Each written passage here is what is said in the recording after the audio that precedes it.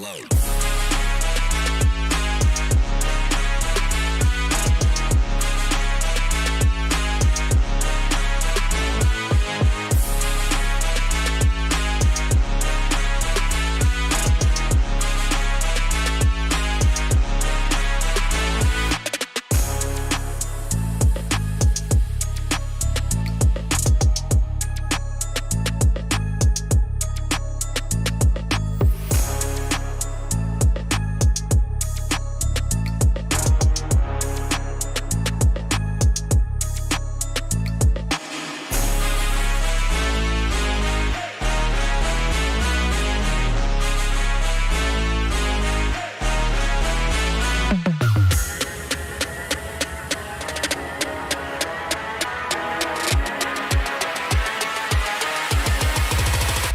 Level low.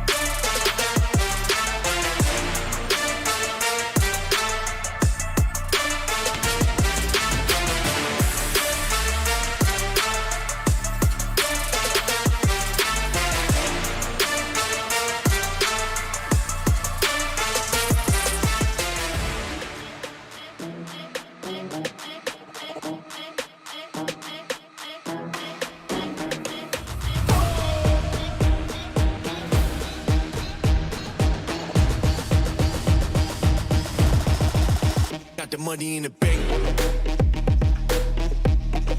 Hit you with the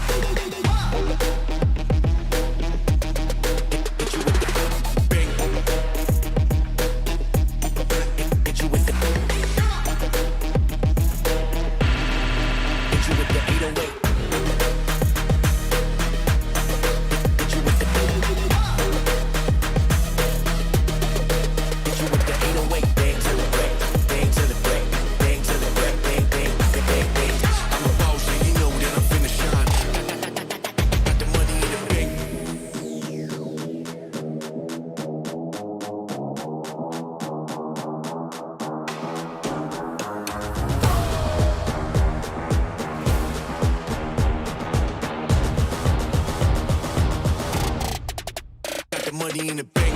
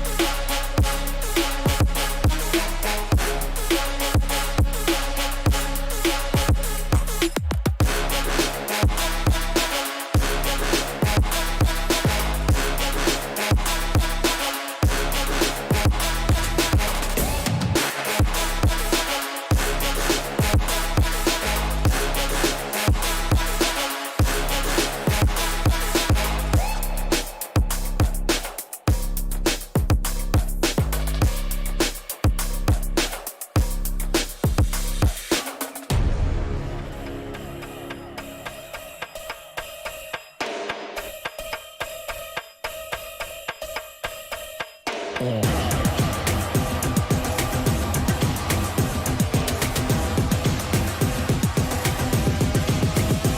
me what you got. Back down, up, back down, back up.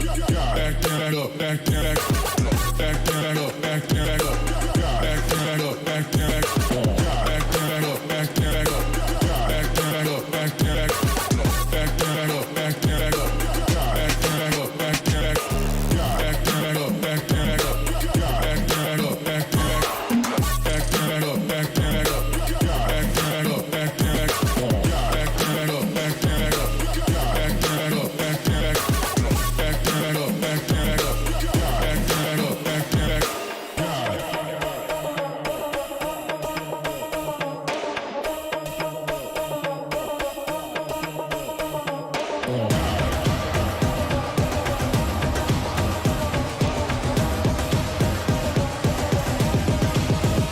Show me what you got.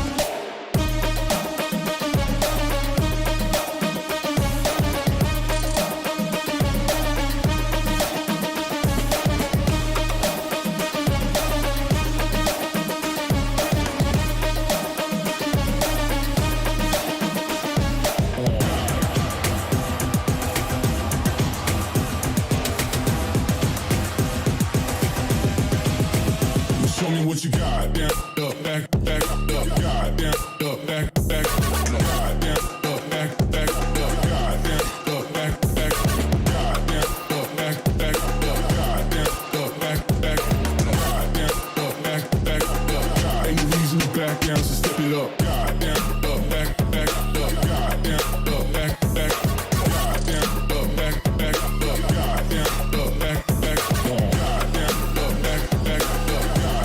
up, back, back, God, down, up, back, back, up, God.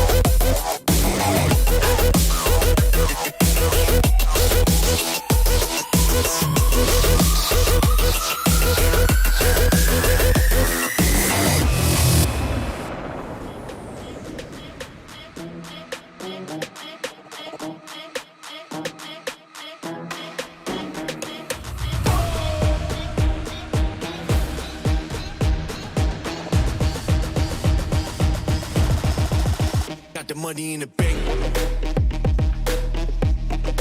Hit you with the.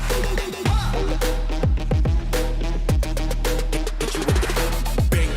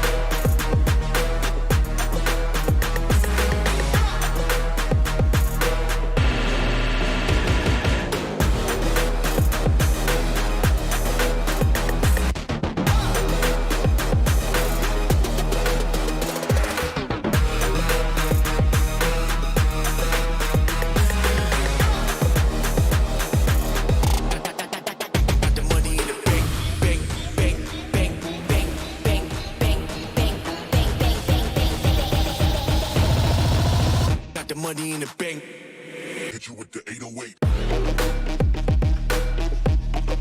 Hit you with the bang.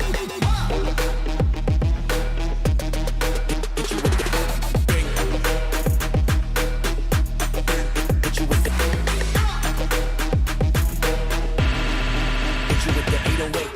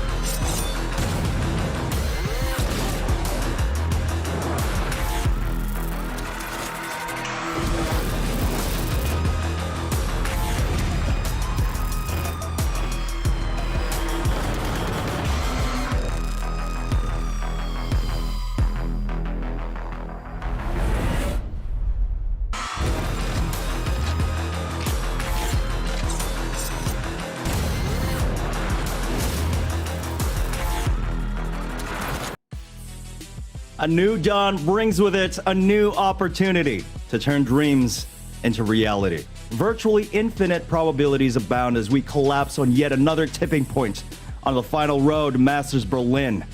Radiance favors the brave for those who defy and go way beyond the limits. For the teams that are bound to revel in the glory of victory, immortality is within arm's reach, my friends. Vimbinal coming at you live, real wild. My co-panelist, Azurai, and Black and Blue. How are you doing, boys? I am doing fantastic. We are just 2 days away from figuring out which of these 8 teams can be our representatives for that road to Berlin. Well, actually, I started to correct you. We're going to find out at the end of the day who will be one of those representatives at the very least. Tomorrow, we're going to find out the other. And so it's going to be between Bren and PaperX. But to answer your first question, Vim, I'm doing really good. And as some of our production would say, good day. Absolutely. I mean, today is going to be an exciting day. History is going to be the making. And honestly, I just can't wait to get into the thick of things. But before that, all this wouldn't be possible without our amazing sponsors, of course. Our tournament platform partner. Join global competitions, create and customize your own tournaments, and unleash the inner master within you. For more information, check out esportsfightclub.com. That's not all. Other people are also making this possible. Don't forget that winning starts at home. Globe at home on the Fibros Powerhouse Bundle. Speeds of up to 100 Mbps. Yours a plan 2899. Very important to have a reliable connection so you can clutch that win and summon your strength with the Predator Helios 500, the future of gaming.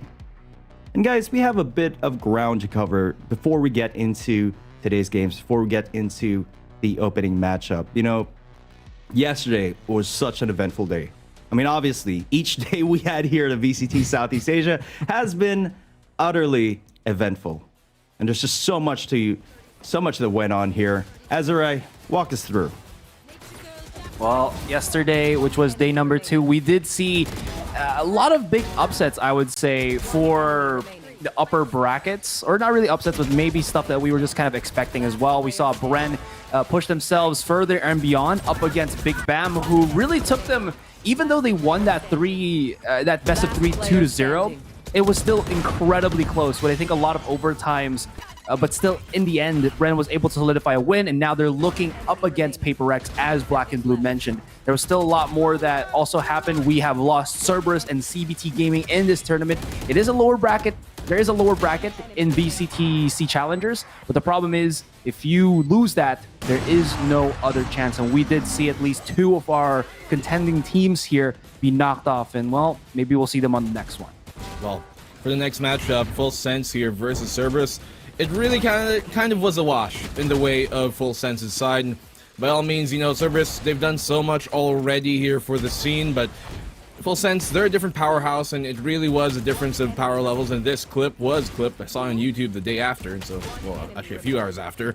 Lots of people going hyped about that one, but you just see how big of a difference they kind of came to in terms of power levels. And for the final match of the day, well, that Alter Ego versus CBT roster, man, it really was kind of like, I mean, when you saw that opener from CBT, somehow it felt like CBT were going to make it happen. But, you know, Alter Ego, they just locked in. They were able to make the comeback happen there on map number 1. And when it came to map number 2, CBT putting up a good sign, but it was really close as well. Going down 14-12 in overtime, where CBT were able to take the last few rounds of the overtime. And going on to Ascent, rather Haven at the final end of things, well, it just seemed like Alter Ego turned it up a notch, and CBT seemingly kind of lost some steam in it. And for Alter Ego, we saw the interview afterwards. They're really calm, and they know that even when they're in maybe a deficit situation, they can make those comebacks happen. That's the story of map number 1 of the series. And coming to map number 3, well, like a well-oiled diesel engine, they just got hotter and hotter every time. Right now, boys, we're at playoffs day 3. Can't believe it. You know, time really flies. But Azure, where do we stand at this point in the tournament? Well, as I did mention, we are already looking at the big question. Who will be the first team to qualify here in Southeast Asia to the hashtag Road to Berlin? Looking at the tippy top, the upper finals happening later on the day. Bren versus Paper Rex. A little bit of recap to how that happened again.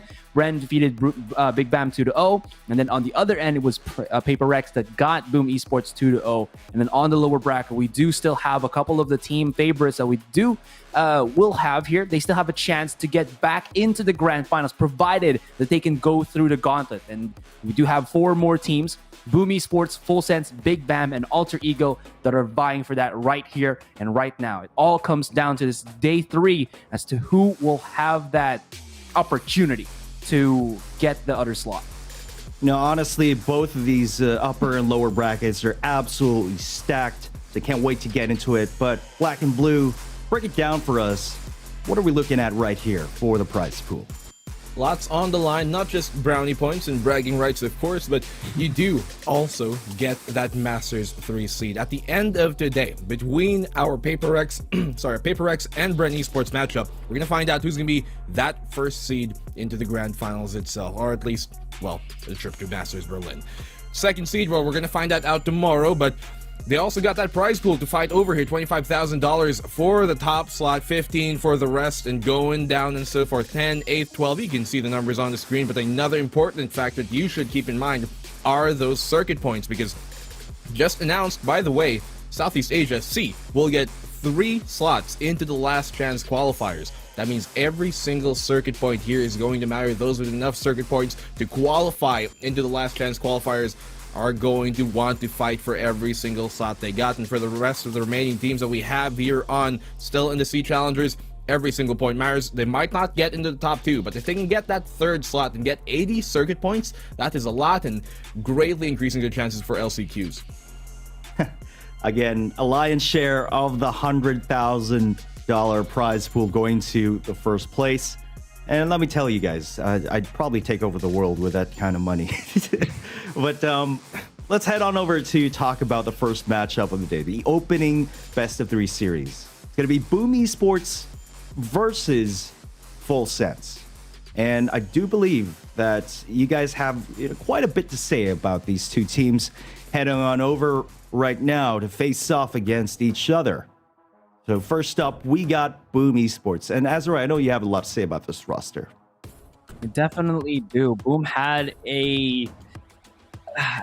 I'd say they have a very difficult time with the match that they had previously, which was Paper Rex. There wasn't really anything that I think they were able to do that much up against the PRX roster. I think Paper Rex, in the rounds that they lost, were just, it seems like they were just running away with it. BAAM Esports, on the other hand, I still think they're one of the best teams that we have right now from Indonesia, and they still have, again, a lot to prove, especially with the addition to their roster. Well, for BAAM, it might not have been necessarily a clean run, and to be honest, Full Sense, not as clean as we were expecting, but they've been in this position before. PTC, John Olsen, Lammy Snacks, Superbus, and Shalalala. Superbus there being the newest addition, the latest rather, to this roster, and that's the same thing for BAAM as well. They only got one new addition to that, Flip Jitter in for Aduran King, but enough of those guys, because the Tigers of Thailand, as I like to tout them, are a force to be reckoned with. They were the last grand finalists during Stage 2. As we're looking at them head-to-head here, I think the point that we were kind of trying to make, looking at John Olsen Flip Jitter, is that you might see them, okay, on that raise on the sky here in John Olsen, but they do flex out quite a bit. And for a lot of teams here in Southeast Asia, John Olsen PTC, for Full Sense, Divide and Forsaken for Paper X, and seeing other things going on like Wits as well for Bren Esports. Lots of these initiator and duelists kind of match things up and switch things up, and it's been a very interesting flex we've been seeing from these teams. Definitely. I mean, both of them playmakers in their own right, but they're going to be making plays on today's battlefield, which is going to be Ascent, Haven, and then Bind. An interesting map pool. What do you guys think of this one in particular? I don't think too much about Ascent overall. I think this is just a fair map between these two teams, but Haven and Bind could definitely go with the favor of Full Sense, because we did see how well PTC was able to kind of carry the rest here. John Olsen, as Black and Blue mentioned, is a great flex player. He can play duelist, or I think in this case he's actually been specializing flashers, which we did see have a lot of impact yesterday when Alter Ego as well as CBT went head to head. So this could be something that Full Sense is good in. And generally speaking, I think Thai teams are just really strong in Haven. Bind could really be a toss-up. BAAM Esports has had gravitating results in that particular map. So it really is going to be something for BAAM to get that Ascent map, so that they at least have a cushion going into Haven and Bind. I think the win condition here for BAAM Esports, and by all means I think they are also kind of the underdogs in this matchup, is to win that map number 1, Ascent, because to be fair, they are a better win percentage team on Ascent itself compared to Full Sense. They have like almost about 10 points over them, and that is also evident by the fact that they do perform quite well on Ascent for the most part. Haven is going to be a struggle, so by all means I think it's kind of a lock-in for Full Sense to win map number 2. If Full Sense win map number 1, I'm already feeling like it's going to be a 2-0, but you pointed out Bind there, Asarai, and yeah, they have had gravitating performances on Bind itself for the side of BAAM, but, well, the heavy hitters of Full Sense, the last time they went up against them on Bind, especially during the Sea Challengers 2, they went up on them on Bind, and it was a 7-13 score, heavily in the favor of Full Sense. And they're a good Bind team, BAAM, yes, but as you said, they might be gravitating in this sense, but the own pull of Full Sense, the heavy hitters that they got, I think is going to be a bit too much to deal with if it does go to that full 3-map series. Yeah, I'm going to have to agree with you guys there, both of you. Honestly, if we go to a game 3, it might heavily go the favor of Full Sense here. I mean, we saw how incredible they were yesterday. Let's see if we can replicate that success.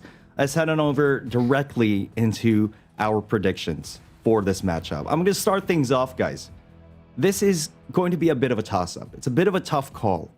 Well, you can take a look at the circuit points for both of these teams. Honestly, Full Sense has a bit of an edge. BAAM really close behind. And, as of right now, obviously.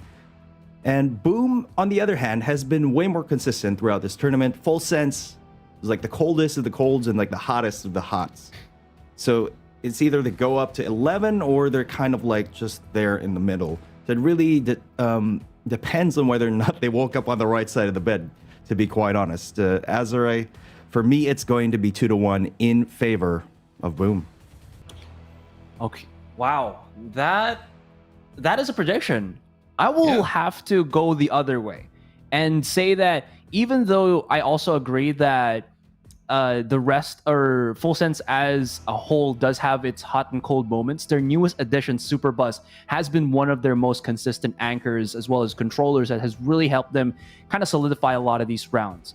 And that might be better in terms of the when rounds are going to be longer, when there's going to be more clutch situations, because I feel like Flipsitter on the other end for Boom has just been that entry man. If he goes down, the whole offensive capabilities of Boom Esports goes down. And that might be happening more times than not when you're up against Full Sense, who always love to win those initial bouts, and again, having Superbus still alive at the edge of the rounds will be a very difficult dynamic to go against. So I'll have to put my vote on Full Sense, but I'll give it 2-1.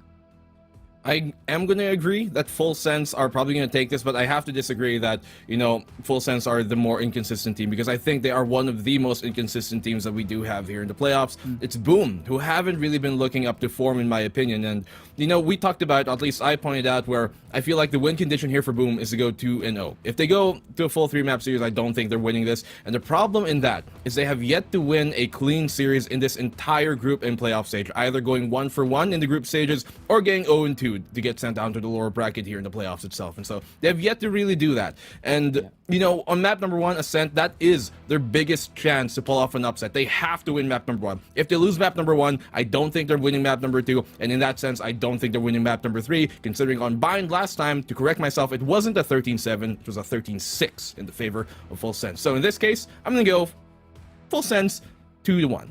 I do think Boom have a chance. All right. Very bold statements, boys. Honestly, very respectable opinions. But you know what? It's about damn time to find out. In just a few moments, we'll be with our casters to answer the question whether or not Boom Esports will open up the sky today, or will Full Sense themselves to take the dub in the lower bracket. Round 2, match number 1. I can see you chuckling there, Asarai. Yeah. The opening, as we move on, the opening best of 3 series is coming up next.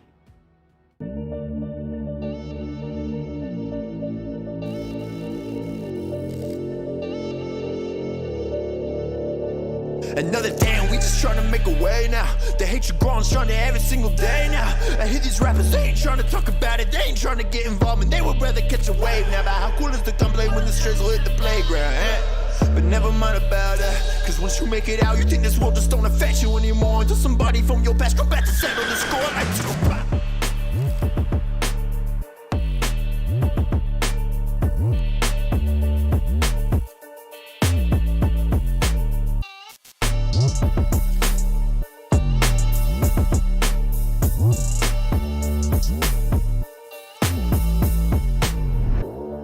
For the clutch here in these moments. NTK's is going to be running around, but he's backing up. And we just watched this on cam. Forsaken in the body. Have fun.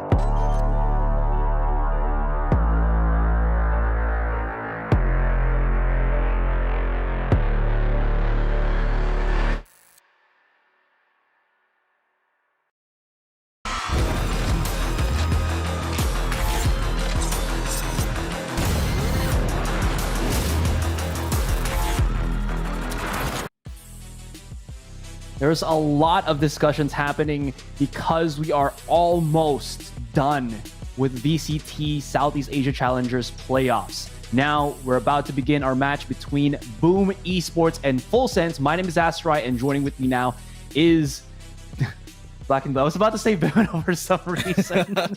Well, I take that as a compliment, if anything. Oh yeah, dude, he's a pretty handsome guy, In many ways. In many ways. Well, I might not be Viminal, but I am gonna bring here some other things to the table, and one of that is a differing opinion. Yes, because I like to contradict and play that devil's advocate. In that case, I don't think necessarily too many people are gonna kind of disagree with our initial predictions of this going in the way, or at least Full Sense being kind of like the overdogs here compared to the underdogs, and it's a weird analogy to Boom. But I do think Boom have a chance, and they have been bested before. Full Sense have been in the same position. The last time they met was, once again, round 2 of the lower bracket during C Challengers 2. And so we're now here in round 2 of C Challengers 3, and they've been in this position before. The only difference is it's a best of 3 SRI, and that, I think, gives a bigger chance to Full Sense to really close it out. If there's anything, Boom had to win that best of 1 last time around, and they weren't able to do it.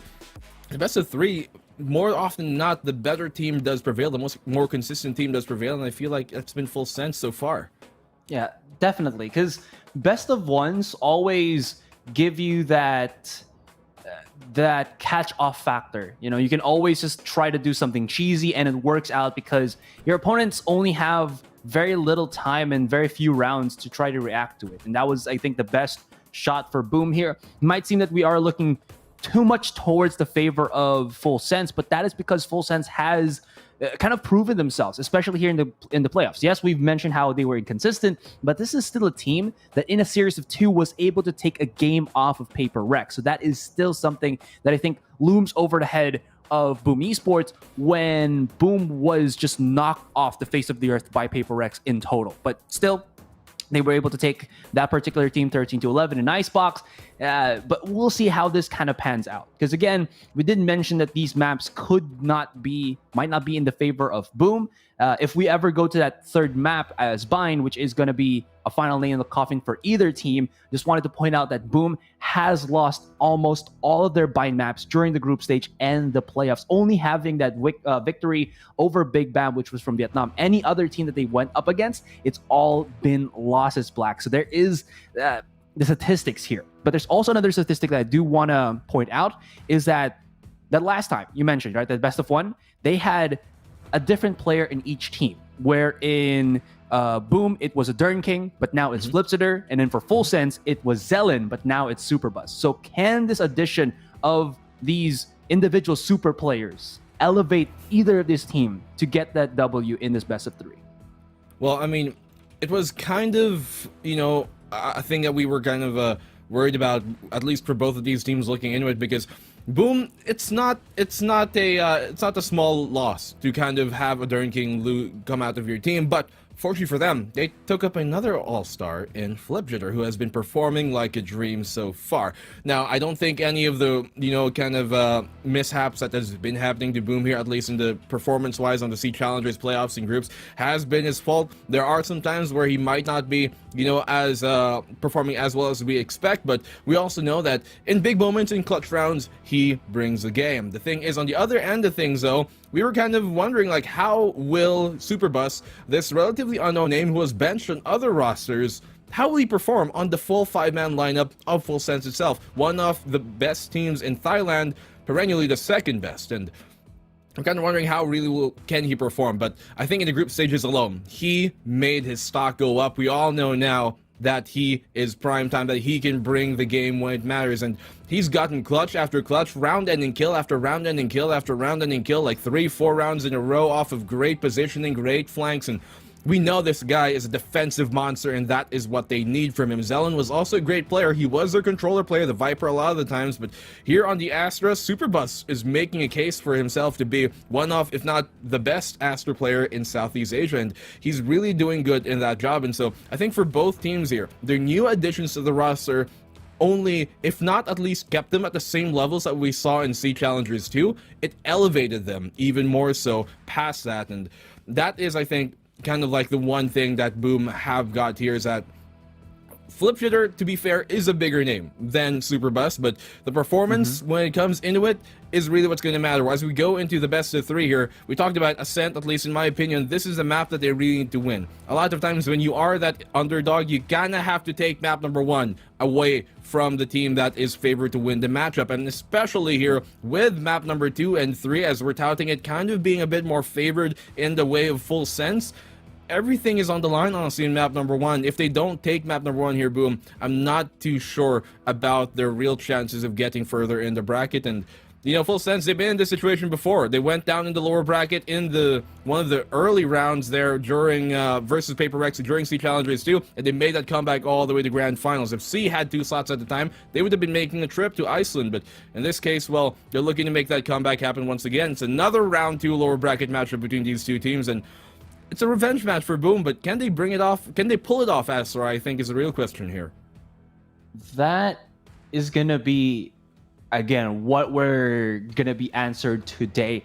I also wanted to point out what you mentioned, a point that you just mentioned a while ago, that it has been Super Bus's Astra that has led to a lot of Full Sense being a lot more versatile with how they play around the maps. And I also do want, and the reason why I wanted to point this out is because Boom has actually had troubles up against really good Astra players, where it just seems like whenever they try to go explosive, because Flipsitter just loves to go for that raise, he always tries to go aggressive onto the sides, which is Satchel and Showstopper if he does have it, or even without, it seems like a well-timed and placed gravity well that shuts him up, and that is where maybe Full Sense can go and just punish him. That's one instance, yes, but that is one instance that Boom still loves to replicate time and time again, that Full Sense might have gotten a whiff of, and having Superbus, who is a well-endowed Astra player, this could be something that that could catch them here moving forward. And we're just about to begin on our first map here, again on Ascent, and we'll see if Full Sense can take us to that 2-0, or will Boom, as you mentioned, Black, take that first game. Because I also do agree with you that in such a serious discrepancy that the odds are stacked in your favor, having the one catch-off game is always the best way to start it if you're the underdog.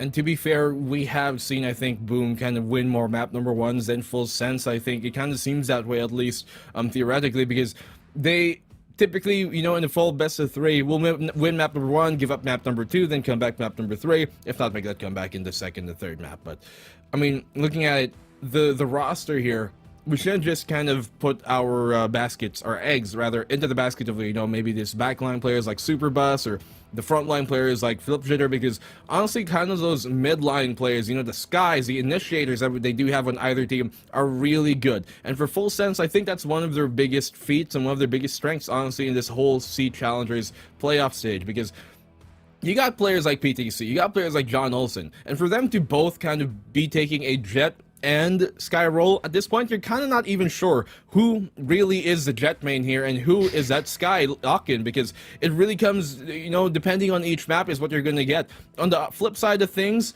very funnily enough, Flip Jitter does play that Sky as well on Split, but we're not going to have Split here, so we're kind of expecting him to lock into that duelist role for the entire best of 3 series. But they do got a Dern King, who is very capable of flexing, and sometimes he's even at the top of that scoreboard without being a duelist himself, and he was kind of that veteran of this Boom roster that we were looking at to be like, okay, Flip Jitter is the newest addition to this, and for a Dern King not to be here, it's going to have to come down to the rest of the roster here, rather, to make up for things. Rather, I was talking about Blaze, sorry.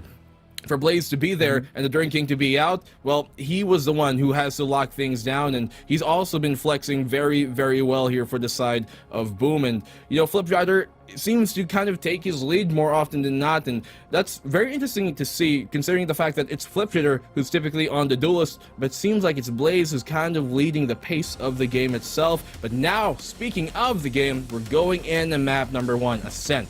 We said, Asarai, this is crucial, we think, for Boom Esports to take.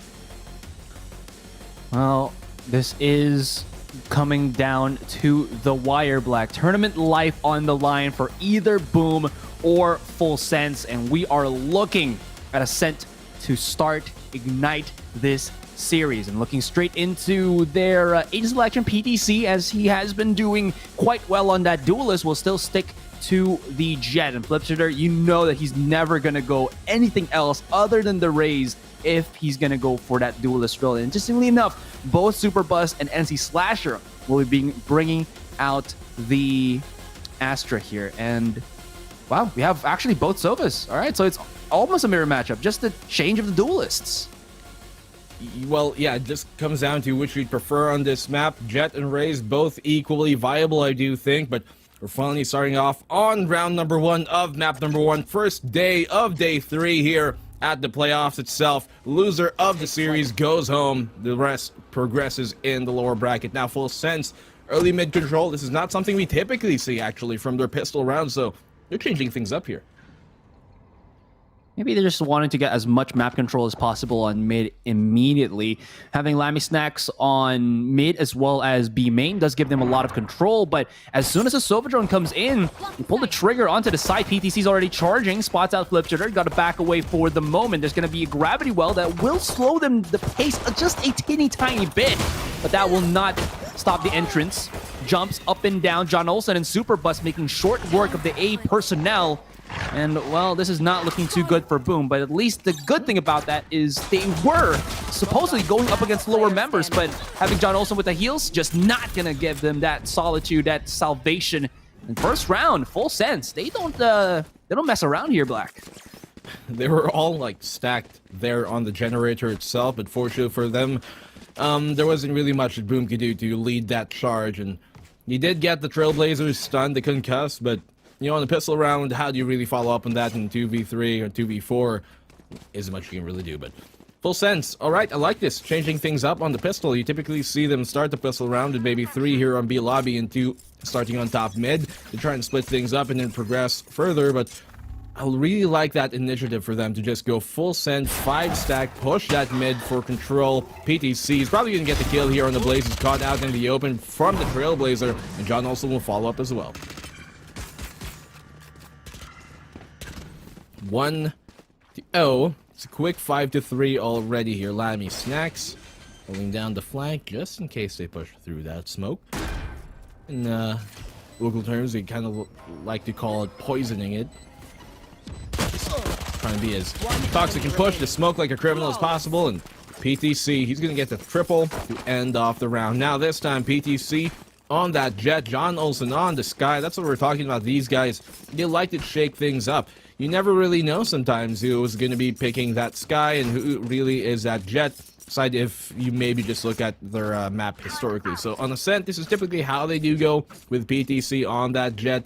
On other maps, it does kind of transfer over and has been more of a story and who is more comfortable on which map, specifically on which agent. And for John Olsen, there's a reason why in the head-to-head a while ago with Flip Shooter, we put him up on that sky because lots of people might have known him early on for the jet, but he's been flexing a lot more, and I think this is one of the biggest pros and strengths of this Full Sense roster, how flexible they are. But Blaze is going to start things here, setting things on fire to open up the round.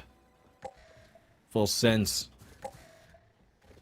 did give up that opening pick, and for Superbus to go down, their only controller left, no more smokes abound. The stars will not really matter at the end of it.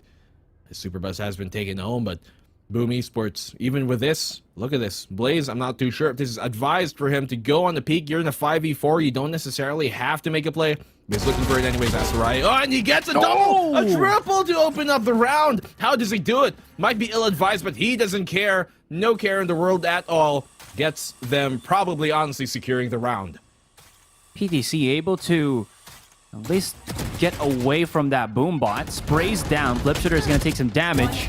And, oh, Asterisk all the way from top mid gets a nice little catch off. Cha-la-la-la left to his own. Going to be able to upgrade a weapon just in case, but Flip Shooter not going to give him any form of satisfaction there. Not even an upgrade. All going to be a downgrade with his life. And as you mentioned, Boom, point on the board. They're looking at least good on their first buy round. And is that right? Am I seeing a buy on an operator, or was just that some weird weapon? Oh yeah, it's just the dragon. It's yeah, the skin. But this is what we were talking about, Asarai, at least the point I made earlier, where yes, Flip Shooter might be the quicker lock-in for the duelist on the side of Boom, but it has, for the most part, at least here in the playoffs and in the group stages as well, been Blaze who's been setting the tempo of what they do. And even when he's on the Sova, he's been very aggressive and honestly catching Full Sense off guard there, giving them a false sense of security, it seems. Never gonna get tired of that one, but they do have guns this time around, so maybe the tail of the tape is gonna continue back in their way once more. Haven't really rotated the spike anywhere near any location just yet. It's I think this is more of a standard play. You put yourself with a Sentinel and a Sova, and it's very easy for you to get that bit of map control safely around your own side of the map specifically. That's why you're seeing them just kind of hovering over for the moment. There's still plenty of time to make some strides in. With 50 seconds, they gotta at least show some forces here. They're trying to bait the rotation from Boom, maybe on the A side. There's a lot of noise being done by John Olsen, while they're still really saving up a lot more utility by Lambing's next Ender Rest. This could be an explosion onto the B, but with the abilities, with the utility of Eeyore still active here, they might have a tough time, but it is going to be looking to be a 5v1 for the moment, so it's all going to be on Eeyore to stave off the pressure. The pull on trigger is going to be Nai. Eeyore. I just wanted to say on that voice. Is it because he's a Winnie the Pooh fan? Maybe perhaps, but he is certainly not slouching in this one. Not asleep, awake by all means. He gets that pick off, but Superbus is going to find one to try and hold things down for full sense. They have enough time to get the plant off, and Chalala and John Olsen will follow up. Nami Sax doing the same thing, eating Flip Jitter alive. He was only able to find one. It's on an asterisk, and that is the only thing you're going to put at the end of this sentence as they sentence him down to hell. 3-1. Full sense comeback with that 4th round. I did put a lot of emphasis on Killjoy utility, but if you think about it, Killjoy's utility is only really fatal when it's stacked up on lane. And obviously a lot of these pro teams, they don't randomly just rush through there. The main play is always having a Jet that will dash in, get control somewhere on the middle part of B main, and then press the switch, close the door down, and then try to just isolate, slow push it onto the site. Anti-slasher, he's going to be happy. He's ecstatic with a pick like that because PTC has been such a nuisance that has been taking lots of control, lots of forward push for full sense here. And him off the board, him not having any form of resurrection in this game, this is going to be up for a Boom here. But again, they're going to be on the weaker buys here, Black. So it's still a toss-up in the air. There has been quite an unfortunate trend for Boom during this entire Sea Challengers Stage 3 where on an eco round, on a light buy where they're going to try and go thrifty, they get like 2 opening picks to start off that eco round, but then they're just not able to close off the eco itself, even with that 2-man advantage. And hopefully in this series, it's not going to bring true again because, oh no, he almost looked into it. Okay, able to dodge it, but Boom, they need every round they can take. They need this map by all means. I think if they don't win an Ascent, they're not winning the series, period. Even if they win Haven, you know, I just don't think it's really going to work out for them in the long run. And 30 seconds left. At the end of things, they have to get on going. That's what you talked about, the utility from the Killjoy. Speaking of, Chalala answering back, and he gets a double to open up the site. This is what we're talking about. The curse, is it coming true?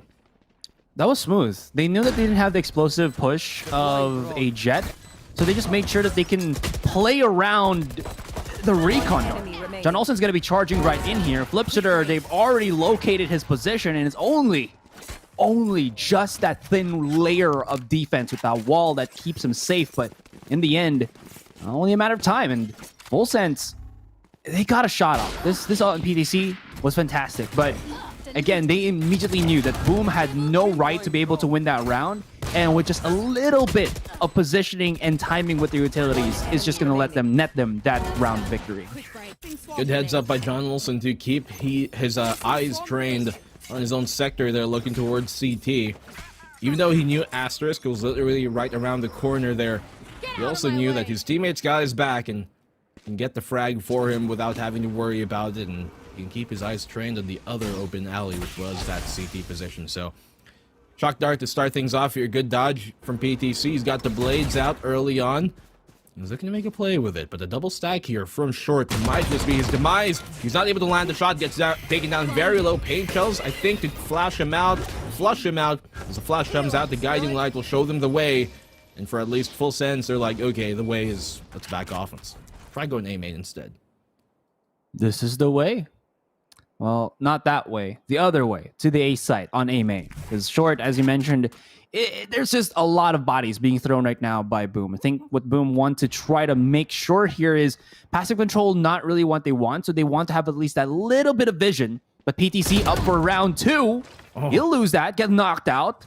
And again, PTC just not having any luck whatsoever in these past 2 rounds. Still, it's not the end of it, because there's the rest of Full Sense that are making some strides on the A main side. They will be able to lock down Lammy Snacks, who was at top mid, and he will be knocked off the board.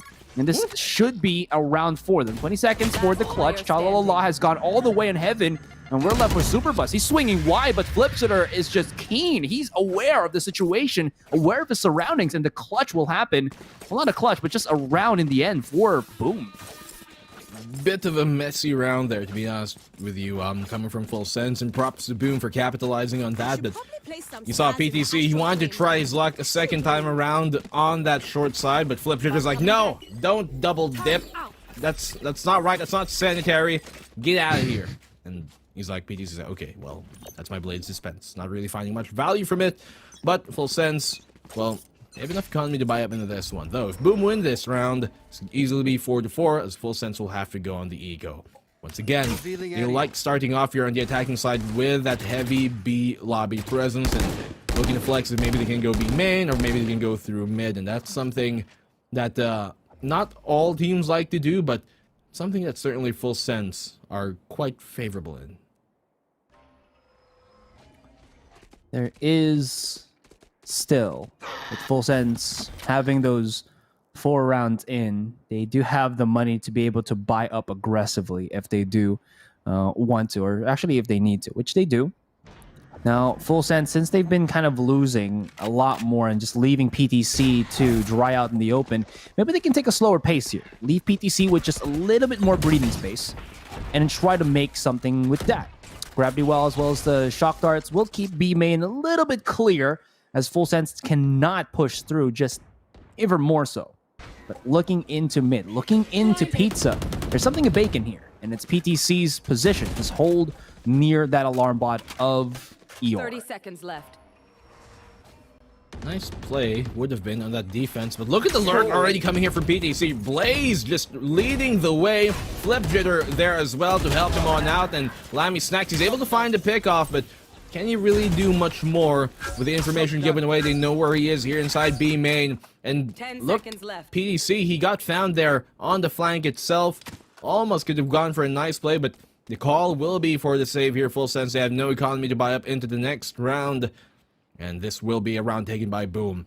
Initially, a bit premature on popping that utility there on B main. It was the Trailblazer by John Olsen that kind of set off the alarm bells and got started to get Boom going, but Boom, they landed their shots, and as I talked about it, you know, Blaze and Flip Jitter, these are the 2 towers of the Boom Esports castle, and they've been having really strong foundations to start off this map. They have been just not missing a beat whenever the need arises for them to go in clutch or go in ham. Well, they serve it well and hot for us. I'm wondering how Full Sense are going to try to go about this, because they've been always just, for the past, 3 rounds that Boom have won, they've gone for this 1-3-1 style of play that seems to get them map control, but because of how Boom have interacted with their utilities and how they've, as you mentioned, have Blaze just anchoring well on the B side alongside Eeyore, it has really put a damper on things for Full Sense here. And maybe just going back to the default style, which is to have somebody just flash in, or dash in, the Mad Chat dash onto a site will just help them, because PTC, with the rounds that he's won for Full Sense, have actually just been those particular plays. But maybe just at the start, that could be what they need to do, because lockdown or sites being locked by Boom is pretty much secured if they don't really just break through with speed. They can use that mobility in their favor, able to buy up that 1 rifle. You're in Shalala, but John Olsen's got the Sheriff. PTC, no more blades on him. All he's got is a Spectre to work with, and they do have ultimates to apply here. As you said, the lockdown is going to be very important to divide as well as that Hunter's Fury, but can they really get the most value out of it? Asterisk, Bulldog in hand, trying to land some shots, but good heads up by Full Sense to kind of hold back for a second. NC Slasher finding one, but not able to get more. PTC with the Spectre. That's the mobility we were talking about. The Blaze finding a double, finding a triple kill once again. How does he do it time and time over?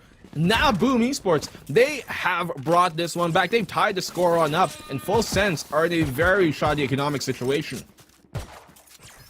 They were in that shoddy economic situation last round, if I'm not mistaken, because that was about a broken buy for them. They should be able to recuperate their losses and have some loss bonus coming into this next round. But definitely agree on that one, Black. How does Blaze convert those plays? But maybe it is just Full Sense having themselves the weaker weapons or whatnot. Flipsitter, even though he did miss, he whiffed that showstopper, as you can see, but I think it hit the bottom portion of the wall and not really onto generator. That's what maybe have saved the rest of the Full Sense members. That was still a great pickup from Blaze, and that shows to us. And that, as you mentioned, shows the lethality of these two heavy hitters from the Boom roster. Now, Full Sense, they're kind of left scratching their heads here, quickly calling for a tactical timeout. They don't want to give any advantage for Boom here, because Boom, they thrive on that momentum. They thrive on being able to keep Flipsitter happy in terms of like, guys, I'm popping off. Do I keep doing this? The answer to that is a big fat yes. And if they can make that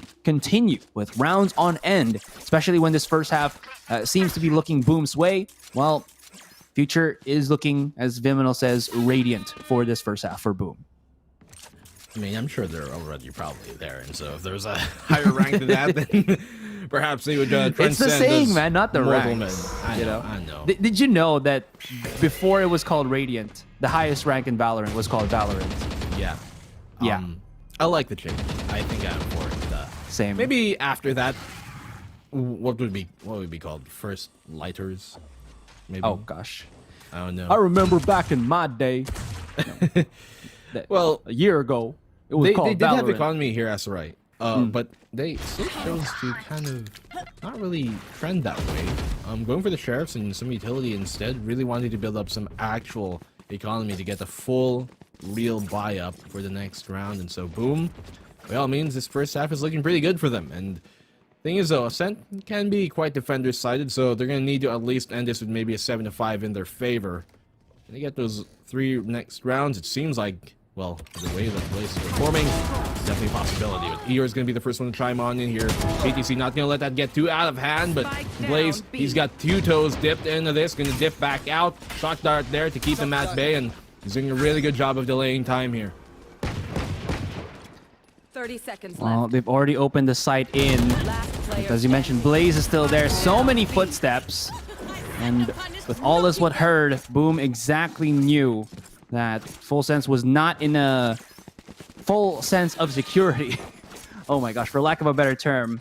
And they just went in ham, got the trades in transition, and that's going to be a day for Boom Hero. They're around above Full Sense, but you did mention, Black. I thought that there's going to be enough money for Full Sense to get up, but it seems like they wanted to go for shield, full shield weapon plus full utility. Makes a lot of sense since they want to try to enforce something now, but they've given a lot of rounds for Boom that they're stacked up in terms of the creds as well. Yeah, they really wanted the full shields. They could have afforded half shields and some weapons last time around, but they want every single bit of utility on the board as well.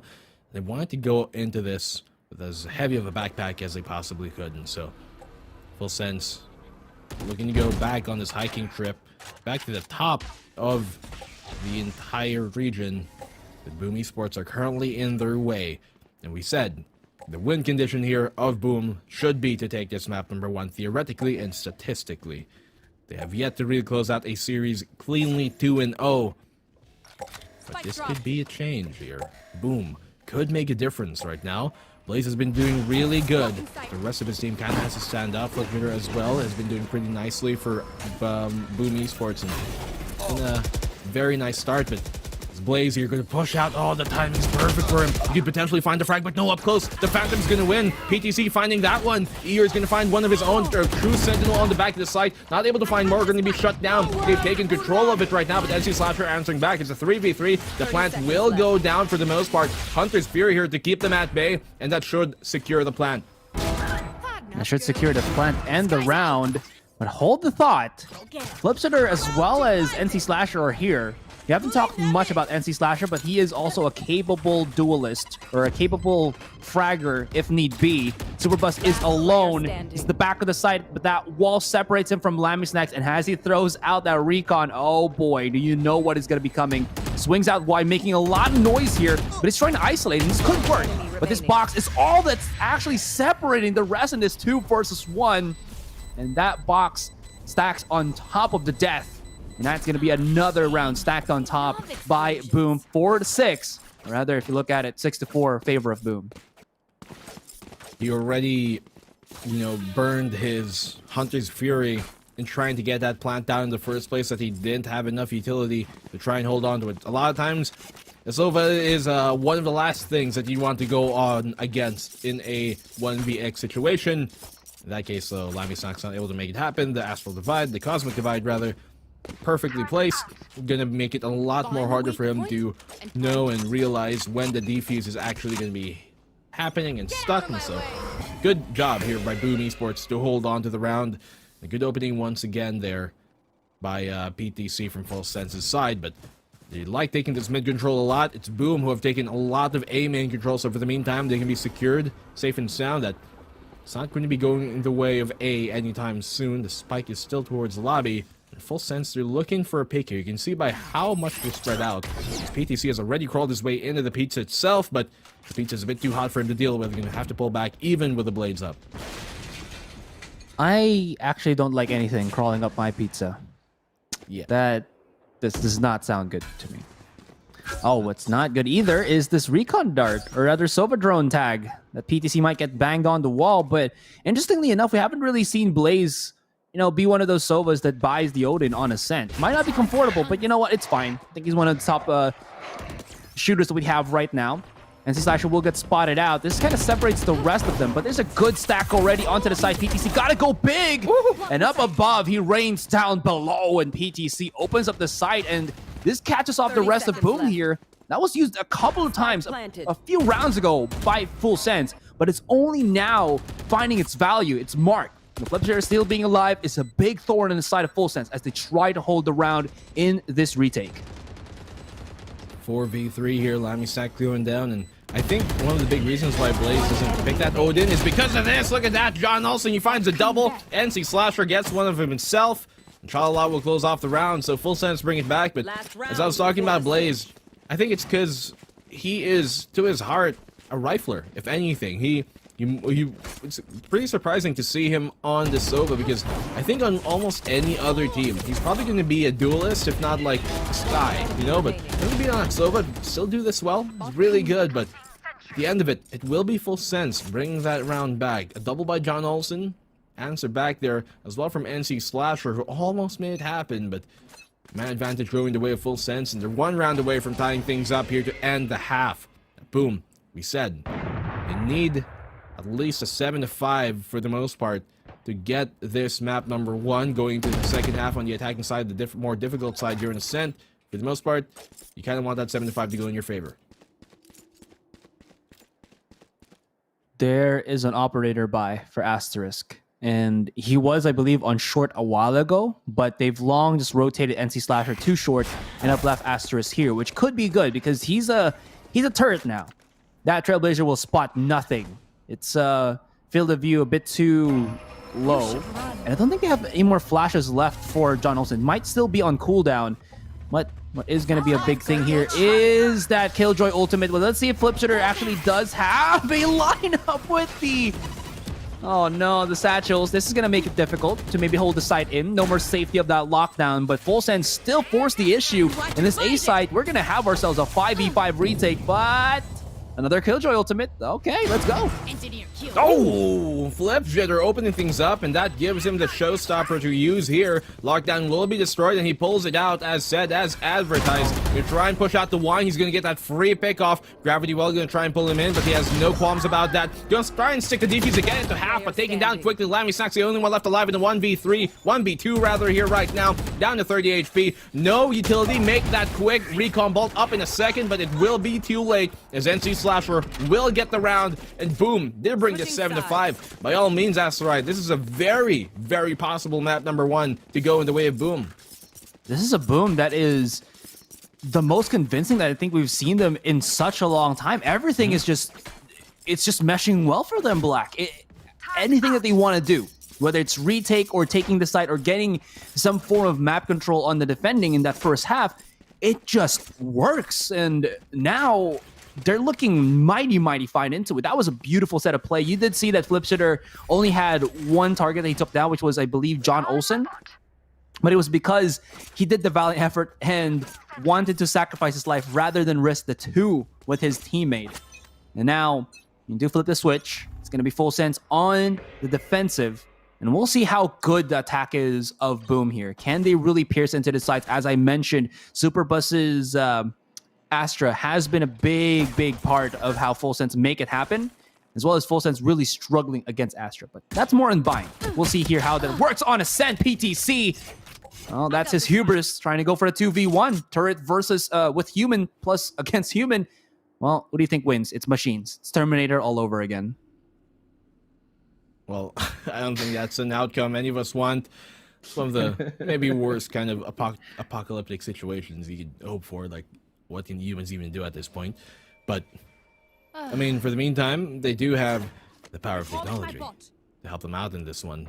BAAM Esports have the man advantage at least, but well, since they've got some things to work with. They got a bunch of flashes, they still got some stars to apply here, and they've got a lot of reconnaissance on Lammy Snacks, who goes down first. That's a big pick here for Flipgyre to find. He's been doing so well here in map number 1 at the very least, and the Xanoswarm's going to keep Chala at bay for the meantime. Plant should be able to go down safely. Seems like they're going to try and plant it here for triple. Actually, really quite out in the open. That turret is going to catch anybody off guard who tries to go for the defuse at the last second. So, still a 5v3 here, heavily in the favor of Boom. Where? They're scanning. They're looking, but they might not think that nobody's on B main anymore, but they put Blaze so far out that he's not going to get spotted, and he's going to be able to creep his way back in. It's a turnaround. It's a double dip, as you were mentioning, but Boom, they're the ones that make a double dip such a possible thing. Superbus, he only has 3 bullets, had to go for the reload, was just jumping wildly in front of the 3 members of Boom that was just staring up on his business. And well, he's not going to be able to shove them off, and that is going to be the 5-8. Boom, take a decisive pistol victory with PTC, the first victim again in that turret duel. What caught me there was how Superbus was quite proficient at dodging those right clicks in his face by NC Slasher. You just saw him like kind of air strafe to the right a bit, to the left, weaving in and out, and unfortunately, even though he completed his reload, second too late before he got his shot off. So Boom now looking to take this lead to a 9-5, a 4-round lead over Full Sense, the team that got into the grand finals last time around during Sea Challengers 2, the second best team in Thailand, who is touted as the best region we got in Southeast Asia. This is a really good start here for the Boom Esports squad, as you said. That's right. It's the best form we've seen from them all playoffs long, all Sea Challengers long, to be quite honest with you. They qualified 3rd in the Indonesian qualifiers. We were kind of expecting them to go first, but then in the group stages, a bit of a shaky start. In the playoffs, though, they're starting to wake up, and I talked about yesterday how playoff Boom is a totally different beast, and while that kind of was a bit more, seemed to be shy yesterday, now here when everything is on the line, when all stakes are on board, Boom Esports are waking up, and what a dream this would be for them. They're able to make the comeback happen back into the grand final. Well, can this wolf in a dire situation turn into the dire wolf? Woo. But now there's going to be a nice little take on the A site. They have every chance to make this happen, and Blaze, he's not going to let his buddy. You know, he's going to be a total bro and just keep to the bro code. I got you. I will take down all of this rest. I will be your wingman. I will be the wind beneath your wings. I will make it possible for you to plant down that spike and take us to another round in 5-9 for Boom. That was a really itchy round, if anything. They're coming in from Boom by Full Sense, because you saw like they took like 3 different spike plant attempts, because like, okay, I'm gonna plant here. Oh no, they're flooding me. I'm gonna run away. But Blaze, I got you. And then I'm gonna plant here. But no, they're coming at me. Please help me. But Blaze is like, no, I got you again. And so he's gonna go for a 3rd time. I'll plant somewhere else. They do eventually get the round. 5-9, guns bound for Full Sense. They were able to make a 3rd round come around during the first half, but then they do it once again here. The lead cannot get too out of hand. If they lose this map, this round, I think that's going to be the map. But Superbus aggressing on that, but PTC, they line up for him. 1-2, not able to find the number 3. Eeyore trying to aggress in the smoke itself, but that's going to go down, taking down a low HP already, so that is the 3rd finally confirmed here for PTC. But as Blaze is down to 2 HP, what can you do? Not much. How do you? All the jumping kangaroos. it's a it's a situation here in Ascent. Everybody's just jumping up and down. PTC, the reason why he whiffed those shots and was forced to go for a dash, a tailwind to get out, rather than just claiming a 3K out of nowhere or quickly enough, was the recall reset or the spray reset for the Vandal feels a little bit longer than the Phantoms. Sometimes you just don't feel it, but in that tight situation, thankfully, he does have that exit out with the dash ability. In any case, there's a strike back by Full Sense here, and they really want to get to the 6-9 scoreline for some reason. I don't know why, Black, but it's something nice, I think, but Full Sense, they still have a lot more to go. And they're going to be going up against Boom, who will be denying that, since now they do have Blaze with an ultimate, and they still do have that buying power this gun round. Here. The buy here for Full Sense, not exactly the most optimal. They do have, for the most part, full armor, but they don't have every single piece of utility nor weaponry that they might have otherwise wanted. Superbass, even though he's one of the players that did get a pick off in that previous round, he's not able to afford the Spectre. So, I mean, the Phantom or Vandals are a real rifle, not in his hands, but he's been pretty thrifty with the hand that he has been dealt with quite often, more often than not. Asterisk, taking the brunt of that damage. Unfortunately, as a Sky, you can't heal yourself back up, and his location has been revealed by the bolt of the L drone. This should be a kind of early warning to Full Sense that Boom about to split the B site, and with that given away, they know that the push is about to come in now. The rotation to be pulled in. Can they hold on to the site? That's a question, but Flip Jitter opens things up with a Bulldog of all things. Oh, that Bulldog is going to be a bite worse than its bark. Lammy Snacks, though, comes up big on lane. Oh, he comes up big in every single angle here on B site. Yes, they do plan to spike down, but it's all been diminished in the 4K from Lammy Snacks. Insanity. And they get themselves another round. 3 people to remain as well. They're a bit battered, but the weapons is what is needed to go into the next. But that was a great hold. The timing, as well as the awareness as how he's about to just get out of that push coming in from Boom, basically circumventing that that aggression and flipping its tail or flipping its own switch on the attackers. One enemy remaining. You know, in the shooty world, there's a thing called cover and concealment. And in that case, the Radianite boxes, they kind of give you a false sense of cover because in more often than not, they're more like concealment. They're not really going to stop a bullet going through it, especially one with medium penetration like a Vandal or Phantom might. And so it can be working against your way to try and stay on those positions. But Eeyore is going to find the pick off here. Another great martial shot by him. He's been so proficient with that time and time again. Anti-Slasher was earlier on as well. John also will find the frag of Flip Jitter, and Blaze is going to go thrifty here and get Sha-la-la. So, Boom Esports, this has happened for them time and time again, as I said, in the groups and the playoffs. They get to opening picks in an eco, but can they convert it into the round? More often than not, it doesn't go their way. But this might be a change as finally Asterisk lands a shot. John Olsen gets a third, though. It's a 2v2 here, SLI. This is one of the most expensive rounds. John Olsen is down to 2 bullets, but is that enough? Because he's just getting pushed. He's getting cuffed out of his positioning, and that Nano Swarm not going to help his case. Oh, the unfortunate demise of John Olsen. Superbuzz's position has been already spotted. And what's also interesting is everybody from Boom just has their ultimates for some unfathomable reason. Superbuzz is charging right in, but there is, as you can see, a crossfire. He wanted to charge through, but Asterisk was there once again to help out his teammate, his comrade, and boom, they've gotten to double digits. Boom Esports. Well, they are named Boom, and because of that, well, the only boom I'm hearing is a crack of the starter gun telling them the race is about to begin. And boom, they're looking ahead of that. 10-7, 3-round deficit between them and Full Sense, and if they win this round, this might just be over. They might pull away from this one and end map them rolling in their favor. PTC, he's got the blades. Recon will not connect on him, but they know where he is. He doesn't care, though. PTC, too easy for him to find that on the Flip Jitter. A single tap is all he needed, and that is what he gets. Gained back in return. Knife refunded, and now he's looking to make an even bigger storm.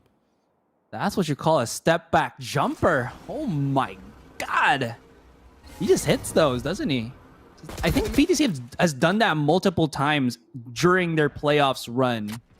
Whether it's just like one round or maybe 3 rounds in one game, he still has those moments, right? PTC is one of the players that can just like thrive underneath the pressure. Full Sense here, though, they're still trying to play around this. Since we are on the opposite end of that round, they're at the disadvantage. Boom's strategy now is just to close the distance, use the 3 as a freight train onto A short, but John Olsen's here, and he has this off angle once again. Nobody's peeking, but he's not hitting. Left. Never mind that, just 1-1, but they will be left to the 2-4 clutch. Such an awkward angle to hold. There isn't really any way to back off safely when you hold that kind of one-way committed angle, but John Olsen, rather PTC, could not land the shots there. The blades not connecting for him. It's down to a 2v2, and Boom, they're looking to make it happen here. The plant cannot go down just yet, but that's Hunter's Fury barely missing NC Slash, and Chalala off of the information from the recon bolt finds Asterisk in hell, sending him from whence he came. But it's a 1v2. NC Slasher, can he make the clutch happen? He's been a big-time player here for Boom time and time again, but Full Sense have been looking on point in this round. I think he might just actually use this here. Will they even expect him to be hiding inside, well, actually at the border of his own Cosmic Divide, which does expire? Still playing the time and biting it nicely, though. They're exploiting nothing. He drops down. NC Slasher with the 2K. He played Find the Pebble inside the cups. He dropped down 3 smokes and his Cosmic Divide, and everybody was thinking he's gotta be somewhere in A main. And as they look on Hell, oh, that is all he wrote. Let's just look at that one more time. This is not it. This is it. Oh, the spray control. Oh, the humanity. Oh, the disparity. Full Sense. They're just not getting anything. Oh, no, they're Full Sense. I think that was a misplay from them. It was a 2v1. They had, utility to check for information in Hell itself, but really applying it in that way. The turret being placed up there in Heaven kind of bit them in the back. I think they were trying to use it for perhaps if they peek, or rather if NC Slasher peeks from a main, if they're trying to go for a defuse, it gives them that information quick and immediately. But I think there could have been a better play there, although NC Slasher, great job from him to line things up, playing in the one position they probably wouldn't have expected, to maybe be behind that Cosmic Wall divide for them. Well, the addition to this round brings them 7-11. Very convenient for Boom Esports, for Full Sense to be on that eco situation. And honestly, they're looking to run away with this Asarai. I think just 2 more rounds to closing this one off. And Full Sense, they're relegated to just playing with the weaker pistols once again. You can get some damage with Sheriffs. You can have that impact, but the way the Full Sense are going about this is just not as spicy as we kind of expect it to be. A little bit of replays, just to kind of see what has been the fantastic stuff that both teams have been showcasing to us. But gotta say as well, there is some sort of kryptonite for PTC, and that Remaining. how do I say this? And that Marshall that has always been hitting his head in crucial rounds for Full Sense. He just keeps going down, and the thrifties for Boom just ensues right after. How thrifty can Full Sense be in the situation when, they lose this round, they're going to match point in the favor of Boom. We said time and time again they have to win this map number 1. Now, honestly, this seemingly on the matchup phase would have been a lot closer in our minds and in our hearts if we had been seeing that Boom have been performing like this all tournament long, but this is a standout performance by them so far. This is the Boom we know. This is the Boom we know coming to Stage 2 as to be one of the favorites to really kind of make a mark, and that's why when Bren Esports beat them in that C Challengers 2 stage, it was a big thing because we knew that Boom, they're a big-time name, a big organization with lots of, all-star players from the Indonesian side, and for them, this is a performance that has been kind of them coming back to life, coming back to the form that we know Boom to be. And if this is the kind of way that they're going to start here in map number 1, and Full Sense are going to be caught sleeping here versus Boom, then by all means, Boom might just get the revenge. Revenge is a dish best served cold. There's ice in the veins of Boom right now. Okay, we're off of the technical timeout already. Full Sense, as I mentioned, are on the weaker buy, and Blaze is just about to spot Super Bus. Pull the trigger on the ultimate? Nope. They're just gonna go spray him down, because that's all the team really needs.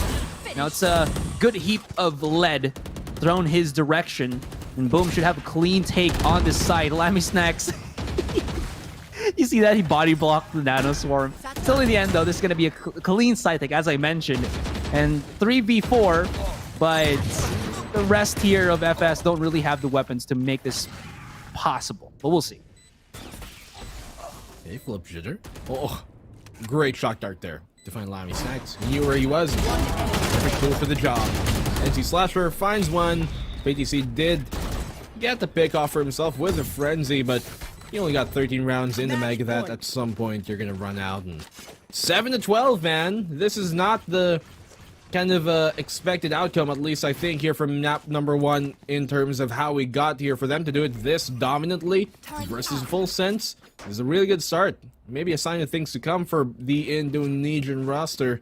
But then again, it is only map number 1, and we did say that this is a win condition for Boom, and by all means, if they win this map number 1, they have a real chance of getting their vengeance and making it true. Bomb buddy out. Clip Shitter wasting no time just to open up the site. Super Buzz converts to 1, gets traded immediately, but Shalalala doesn't even have to be on the site itself because he's got technology. We have technology.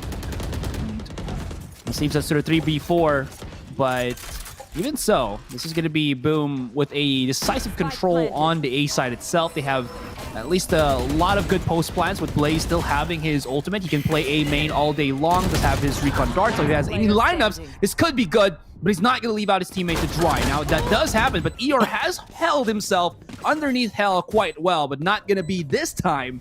In Full Sense, they survived just a tad bit longer, but they need 4 more rounds to push this into overtime and stop the 1 game going into the hands of Boom.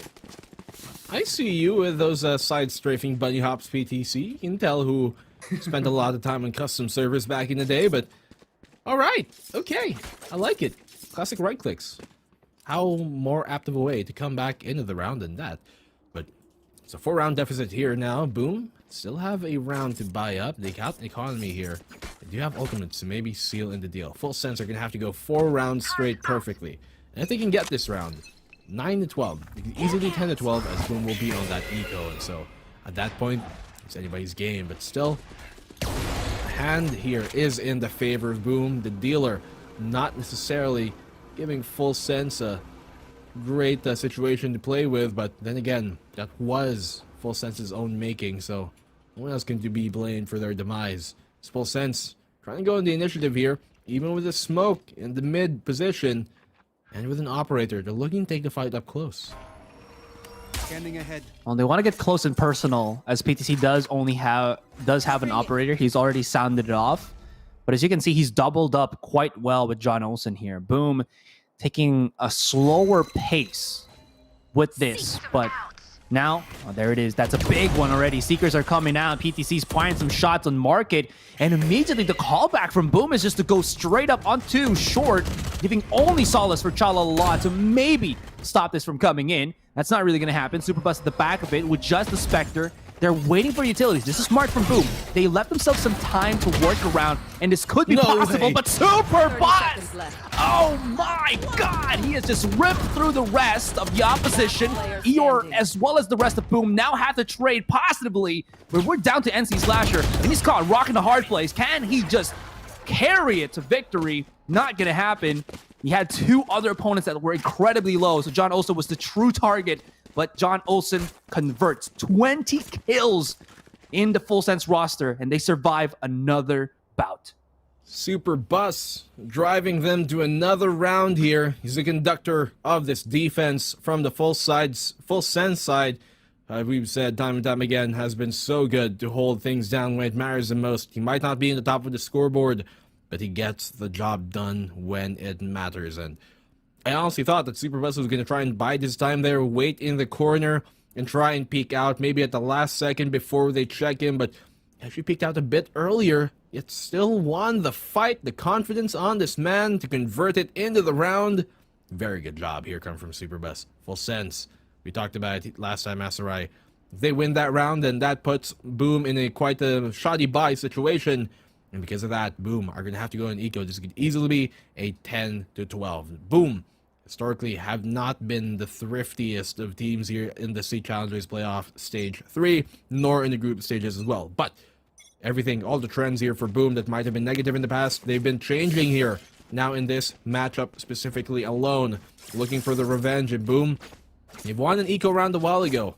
Can they do it to seal in the deal and take map number 1? Yours on Marshall again. Well, you feel like it when you're hitting your shots. Why not, right? You only really need to get that 1 kill, at least in this specific game, this specific map. That 1v1 that he has up against PTC is humongous. In any case, though, they're not going to be seeing each other as the round immediately begins. No. Wait, the positioning from PTC, he's going to be looking straight up from mid, and Eeyore, he's positioned himself top mid. I thought it was going to be a bypass since PTC was somewhere around short, but after this technical timeout, this is going to be huge. Sniper versus sniper, operator versus Marshall. Yeah, we might have an early sniper battle here. We can find a real snipe at the end of it. Well, we have to find out. The Marshall at least gonna allow Eeyore here to get more follow-up shots a lot quicker in, but the thing is, he's gonna need to land ahead. All that PTC needs is any portion of his body, as long as he doesn't hit the foot. So, PTC holding on the top mid angle. Turret out there to check, but quickly burned down by his teammate Chalala. Good heads up by him to shoot that out there. He's gonna get the opening pick here in the NC Slasher. Now you kind of see that Eeyore's like, well, I kind of wish I peeked that now then. He might have wanted to, but there was 2 people just honing in on his position. Flipsitter has been spotted on B main. But there is still a quick enough aggression. Although, never mind, he actually satchels out of position. Superbuzz takes down Blaze, and this spread type of play from Boom, well, it's not really finding him much mark. Now Eeyore caught again. Not going to be able to connect the shot much further. John's down to 5, but I think the damage has been dealt already. Nobody can really pierce into a site from the side of Boom, all the way on Full Sense's location. But hold you to that word, as Flipshitter is holding us to our breaths here. It's pushing forward. Spotted already. Can't really push more than just that. And this turret is making it easy for Chalalala to just head Chalalala. 30 seconds Now left. Asterisk is the last one. There's PTC. But a body shot, as you mentioned, gotta be the headshot when it's up against the Marshall versus off. Good round here from Full Sense, and they converted that one into them potentially playing for the final round of regulation. Here. If they win this round, then Boom, they might have enough for a mixed buy. Well, it's not like they have a really choice for the last round anyways, but this could easily be an overtime situation, Asarai. Full Sense. They get this round, I believe, fully. We're going in overtime. Just the way that the air seems right now, and I know that Full Sense, they got some magic of their own, but so do Boom. Boom. Map number 1, the win condition we've talked about here to take the series away from Full Sense. Going to be crucial for them to take Ascent. They do spot out there some utility being dropped by the Killjoy. And the shock darts, perfectly placed, will destroyed for the most part, but he's got a lineup of his own. This should destroy the lockdown, and it does. It's the first one. Actually, no, it was on the other side of the box, the second one. It wasn't the full damage of the shock dart. It has to be somewhere with direct contact to the bow or the arrow itself. If it's only just the AoE, it's not going to be enough. Still, FS were able to exit out from the site itself. There's going to be the activation into the ultimate already by Blaze just to set everything, well, ablaze. Flipsitter is going to get caught into the corner. There's going to be a flash in, but John also just not respecting the Flipsitter, will not respect his position. PTC comes in with the right click. Shalalala separated with his own ultimate plus that wall, but it's only a thin layer that stops him. keeps him in a 4v1. But as he peeks out, that's going to be all she wrote. That's going to be all we take. And well, ladies and gentlemen, we're going to be ending this game number 1, 13-10 in favor of Boom. What a map from Boom. What a performance from them. The best outings that we've seen from Boom Esports here so far in this entire stage 3 of C Challengers, man. For them to have, you know, a lot wonkier starts on the group stages. They did win a map against X10, but it was kind of wonky for them, to be quite honest with you, kind of muddy. But yet now, coming alive when it matters the most. If this was a best of 1, like the last time around that these two teams faced each other off in the C Challengers 2, then Boom would be moving on further in the bracket, and Full Sense would have been sent home. But this is a best of 3. That is a caveat here. They're gonna have to win another map, and in that case, we did say if it did go to a full best of 3, then it should favor Full Sense. We were kind of expecting Full Sense to lose map number 1, which we said also would be the win condition for Boom. But can they close it out on Haven, which has been one of the best maps for Full Sense? That remains to be seen, but they've got the foot in the door. They're going to need 2 to close it behind them. But the way that Full Sense lost that was... it felt like it was a bit underperformance from them. That was not the PTC that we saw flourish the other day. That was not the Super Bus that was anchoring sites that we saw yesterday. And Boom here, as you mentioned, they really stepped up to the plate. Such clean games from them. They were scanning everything, their reads, their pushes, all really pristine. Anyways, we're gonna go for that quick break, guys. When we come back, game number 2, to see if Boom can end this 2-0 and can Full Sense keep their tournament life alive. Don't go anywhere. We'll be right back.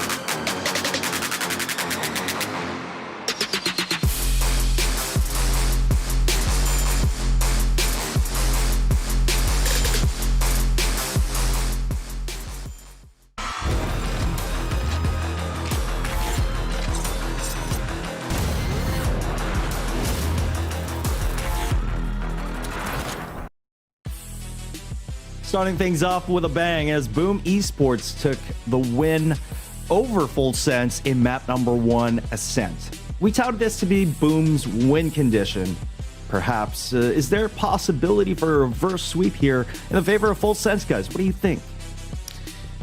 There definitely is. The big caveat to that, though, is Boom's just playing out of their damn minds right now. It was slightly close, but you can really see that their rounds are incredibly clean compared to Full Sense. In contrast, that has seemed to have very shaky rounds. And the reason how they were able to get some wins in their own pockets was, I feel like, just individual players just, again, popping off compared to Boom that has been just, again, doing this as a team. It's so simple, but the fundamentals are sometimes the things that give you that W. I mean, it seems like, and this is not to put down rather the good performance that Boom has done all match long. I mean, this is the best performance they had this entire series, this entire playoffs, this entire C Challengers 2 stage.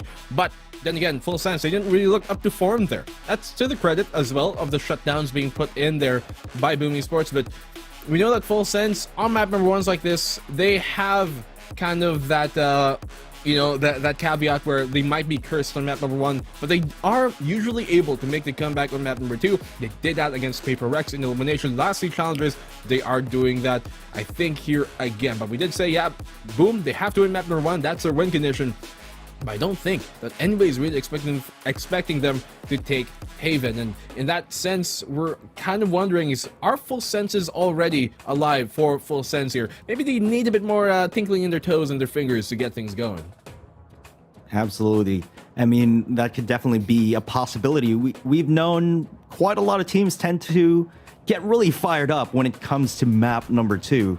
In fact, that even happened to Boom in their previous matchup. So this is definitely a possibility of a reverse sweep. But again, this is basically the win condition for Boom. To take map number 1, that puts him in a way better position, arguably, right, black, and blue. But yeah, final thoughts coming into this second match, guys. Well, victory is near the horizon of Boom here. They just need to be able to get there just a little bit faster. I think Full Sense still has that second win in them, but Boom is coming off of a high. And if they can rally and come in strong at the first pistol here in Haven, they might be able to take this 2-0 still.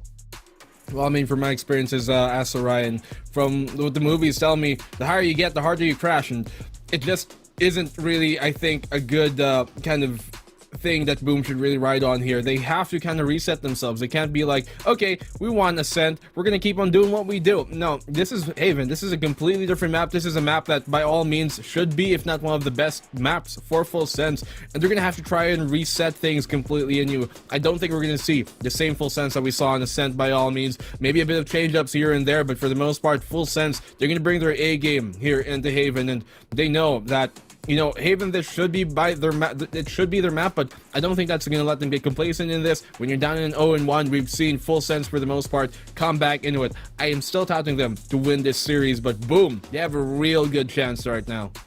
Yeah, they have a real shot at this. Obviously, both of these teams, very well decorated teams from their respective regions. Taking a look at the stats alone, they have numerous games played on Haven itself. Just about even across the board, specifically for Boom, a 61% win rate. Staggeringly impressive win rate for a map like Haven. 54% win rate on attack and 55% on defense. This is going to be pretty much a balanced map for them. But I do agree with you that when it goes down to the wire, Full Sense, they turn into their true form. And I expect them to be way more cohesive as a whole unit coming into this next map, Azrai. Yeah, it seems again that Thai teams really just do love Haven as a map. I think most of the Thai games that we've seen really do get incredibly close in either Haven or Split. And definitely, I still go by my predictions here that it should be a Full Sense game, and I gave it 2-1. But again, you cannot deny that Boom have been closing in. And if they can, again, I know that's a different map and whatnot, but if they can carry over that feeling, that momentum, and if we can see NC Slasher and Flipshooter just make it again, as clean as they did in Ascent, Boom have nothing to fear. And they could just go about this and breeze past the competition. Because again, people might think that this match doesn't amount to anything. This is still a lower bracket that can lead you a spot to Berlin. It's a gauntlet, but it's a gauntlet that leads somewhere. All right, there we go. I mean, I don't even know what really more to add to that as far as I think we're about to move into the map vetoes. I mean, the agent select itself, but looking at things here, full sense, they are in the lower part of that gauntlet. Let's see if they can close things out. As we take a look at the agent selection here, I'd just like to put in my final thoughts. Haven is definitely a three-sided map that arguably is the map that requires the most fundamental mechanics. Of course, both of these teams are very well versed in that. Casters, I'll leave it in your very capable hands. Oh, yes, my hands are very capable. Thank you. Wink, wink. That's why, I play Valorant. Yeah. I mean, yeah, but no. Let's talk about the game here. Boom on the attacking side, starting things off. Asteroid, they got that Astra double initiator as to be expected, and the Killjoy. Kind of the same thing for Full Sense. We don't really have much in that stead in terms of the differences in composition, and we're going straight into the game. Actually, a mirror match is what we're getting here between both of these teams, and immediately the push coming from Boom to try and take that Charlie site. Oh, Law's gonna have a lot to deal with here. Gets a dink, but not able to confirm the kill. Well, that song from Kelly, here comes the Boom on the C side, charging right in, but Lammy Snacks holds true, anchoring. He's gonna try to go for a reload, maybe an ace, but PDT is gonna be a spoil sport. But you know what? It's a true testament to how strong Lammy Snacks can really be when he puts himself in a position where he can just rally in those shots. And a 4K at the start of the pistol is a huge undertaking for Full Sense. Yeah, that's really gonna help breathe some confidence under his wings.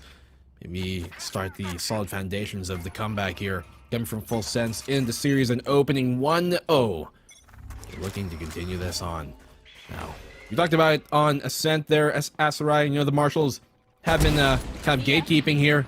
The body shot is all he needs to find flip hitter. PTC with a Spectre gets a 3, and Childlock closes things off on mid. So, very good opening start from Full Sense. Clean and swift from them. And this is exactly what they need to get back into this game. And they need to do it here on the defense too. We definitely need to. Quick round, and Full Sense not messing around anymore here, Black. They're just going for the reckless abandon pushes, catching Boom before Boom can even react to it. Oh, that's interesting. Using an alarm bot rather than a turret to hold that quarter at angle on C long, but nobody can actually push through, leaving at least a turret for something a little bit more on mid. Oh, that is going to be a shot for John Olsen. That recon dart perfectly placed again by yours truly, Lammy Snacks. Flipsitter will be able to go into this duel here, and this recon dart is getting bypassed, but it's getting a lot of information, giving a lot of info as to where the rest of Boom will be. They're popping a couple of shots here on A main, but nobody from Full Sense around the map has really pushed through, since there is that big player, Asterisk, that is holding the fort with his utility to hold the lurks as well. You can see they're prepped to make a play here on A main and on the sewers, and so good heads up by Boom here. Try and wrap around into the B site itself. No defenders on that, but the alarm bot's going to give him away. Gravity well will be popped, but a bit premature, a bit early on that one. Flip bitter on the peak, not able to find the pick, and Super Bus will show him the way out. Flash Ignite, and he finds a second Super Bus. He's so good on the defensive hold here, coming from the side of Full Sense, and they just shot down the push from Boom, taking a third round, and what a round it was. They're looking to string us into a fourth. Oh man, it's like you got yourself into a nice little department store there.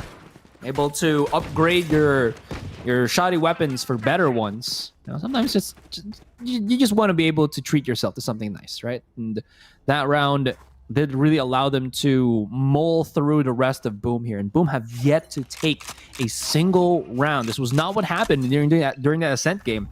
It was looking a little bit 4-0, 3-0, even before Full Sense got a round in. John Olsen just charging here, Reckless Abandon, and I just want to point this out, he's the one now that is playing as the duelist. They've given the other player, which was PTC, on the flasher. So John Olsen looking much, much sharper here, and he's aggressive as can be. And bring the heat, John Olsen. He's been super good at that this time. You see him back on the jet here on Haven, switching things around with PTC. I honestly think this is what works out for them the most. And even with PTC in that sky, you can definitely expect him to frag out. But Miami Snacks, another big player here for the side of Full Sense, trying to aggress here on mid. They're down to a 3v5 off the pickoffs. PTC's going to find the frag on the swing, potentially going to find a second. Eeyore could not land the shots, and last bullet is all he needs to get him in the body. The Super Bus will take him down as well. So, good opening start for Full Sense, 4-0. This is looking a lot cleaner, as not a single player from BAAM Esports is yet to get a second kill. They really have not taken anything at all. And as the rounds are getting raked in by Full Sense, there needs to be a bit of time to figure out, think about what is happening. A tactical timeout has already been called here by BAAM. They're struggling here, Black. They're trying to get little bits of map control, but Full Sense have been pressuring, have been exploiting positions here. Not exploiting in a bad way, but in the advantage of Full Sense. Like, as you can see, John Olsen, as a jet, you probably want to just hold an angle near on long, where the orb is. Not in a main, where there's a close quarter combat, but it seems like Full Sense, they've pulled the trigger on that. They've given John Olsen the reins to the Kingdom, and well, he's wreaking some havoc here in Haven. But can that chaos really be kind of corralled in here by Full Sense? Get them the map. They lose this map, mind you, they're eliminated. This could potentially be a tournament point for them if it does get to that state, but it doesn't seem to be the case, at least to start things off. They're trying to make a play here on mid, but so are BAAM. He's gotten the dink through the boxes, but Flipger is going to punish him. So unfortunate for John Olsen, even with a Vandal, cannot confirm the kill. There is going to be... Oh, okay. Lipsitter is charging right in here, and he gets PTC through the smoke as he just sprays through the Seekers. A rather unfortunate series of events. And this slow play, this contact play now for BAAM has given them much to think about, much to try to take in. And again, these shots through the smoke, they're just not helping Full Sense at all whatsoever. You're down to 9 HP. Spike planted. Can't heal yourself back up as Sky, but you can get the rest up online. The thing is, though, it's far removed from the situation here, Eeyore. Two remaining members on the side of Full Sense are quite low. One of them, Lammy Snacks, taken down. Superbus is the other.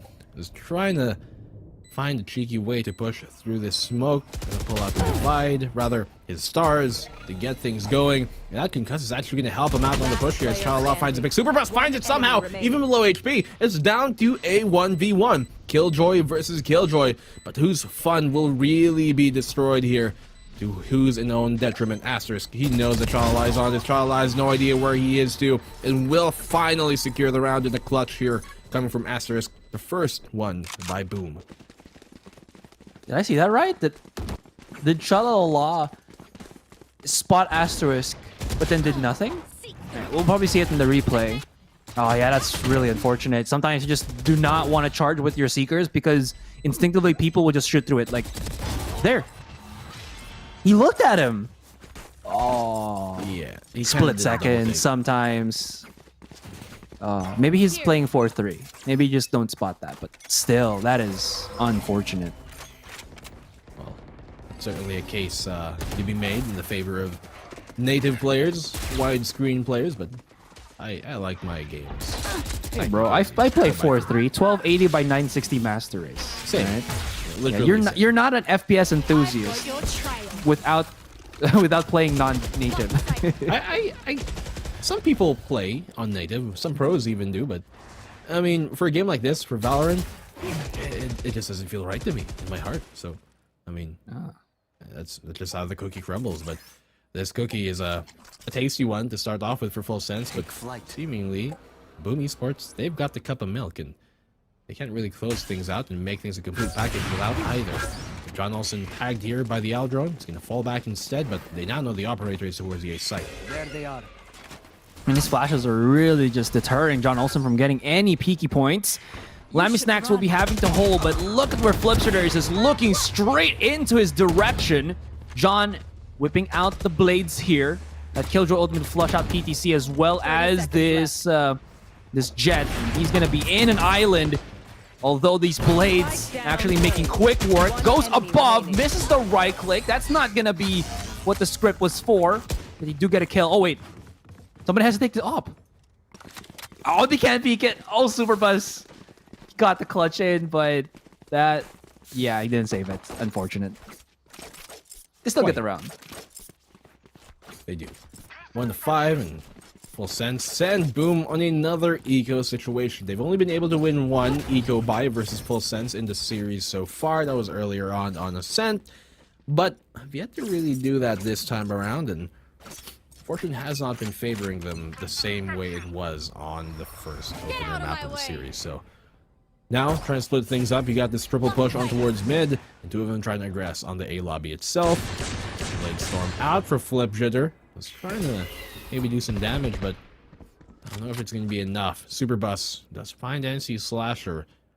Does get that pick off. I mean, Boom, they're not really in a position to capitalize nor trade for that, so he's going to have to try and re-peek it. And Superbus, he's not going to falter. The garage is his home. He's named Superbus. He's parked right in the garage. Perfect parking slot for him. He's reserved that by the admission. 4K for him already. Looking to close this off with an ace.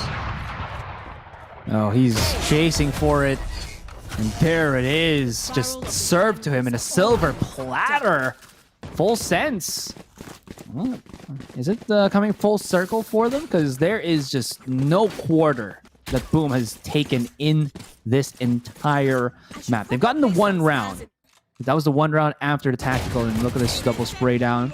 Beautiful. But that third one on Flipster was turned its head on us. That was just the cherry on top, that fifth kill. And PTC saves his op. He's going to be able to look aggressive onto C Long here. He does have Superbus to help him just in case he gets a bit too sticky, a bit too hairy. But Boom, nowhere near to be found on the long side. It's all about mid for them. And they're pulling the trigger quite quickly on Garage.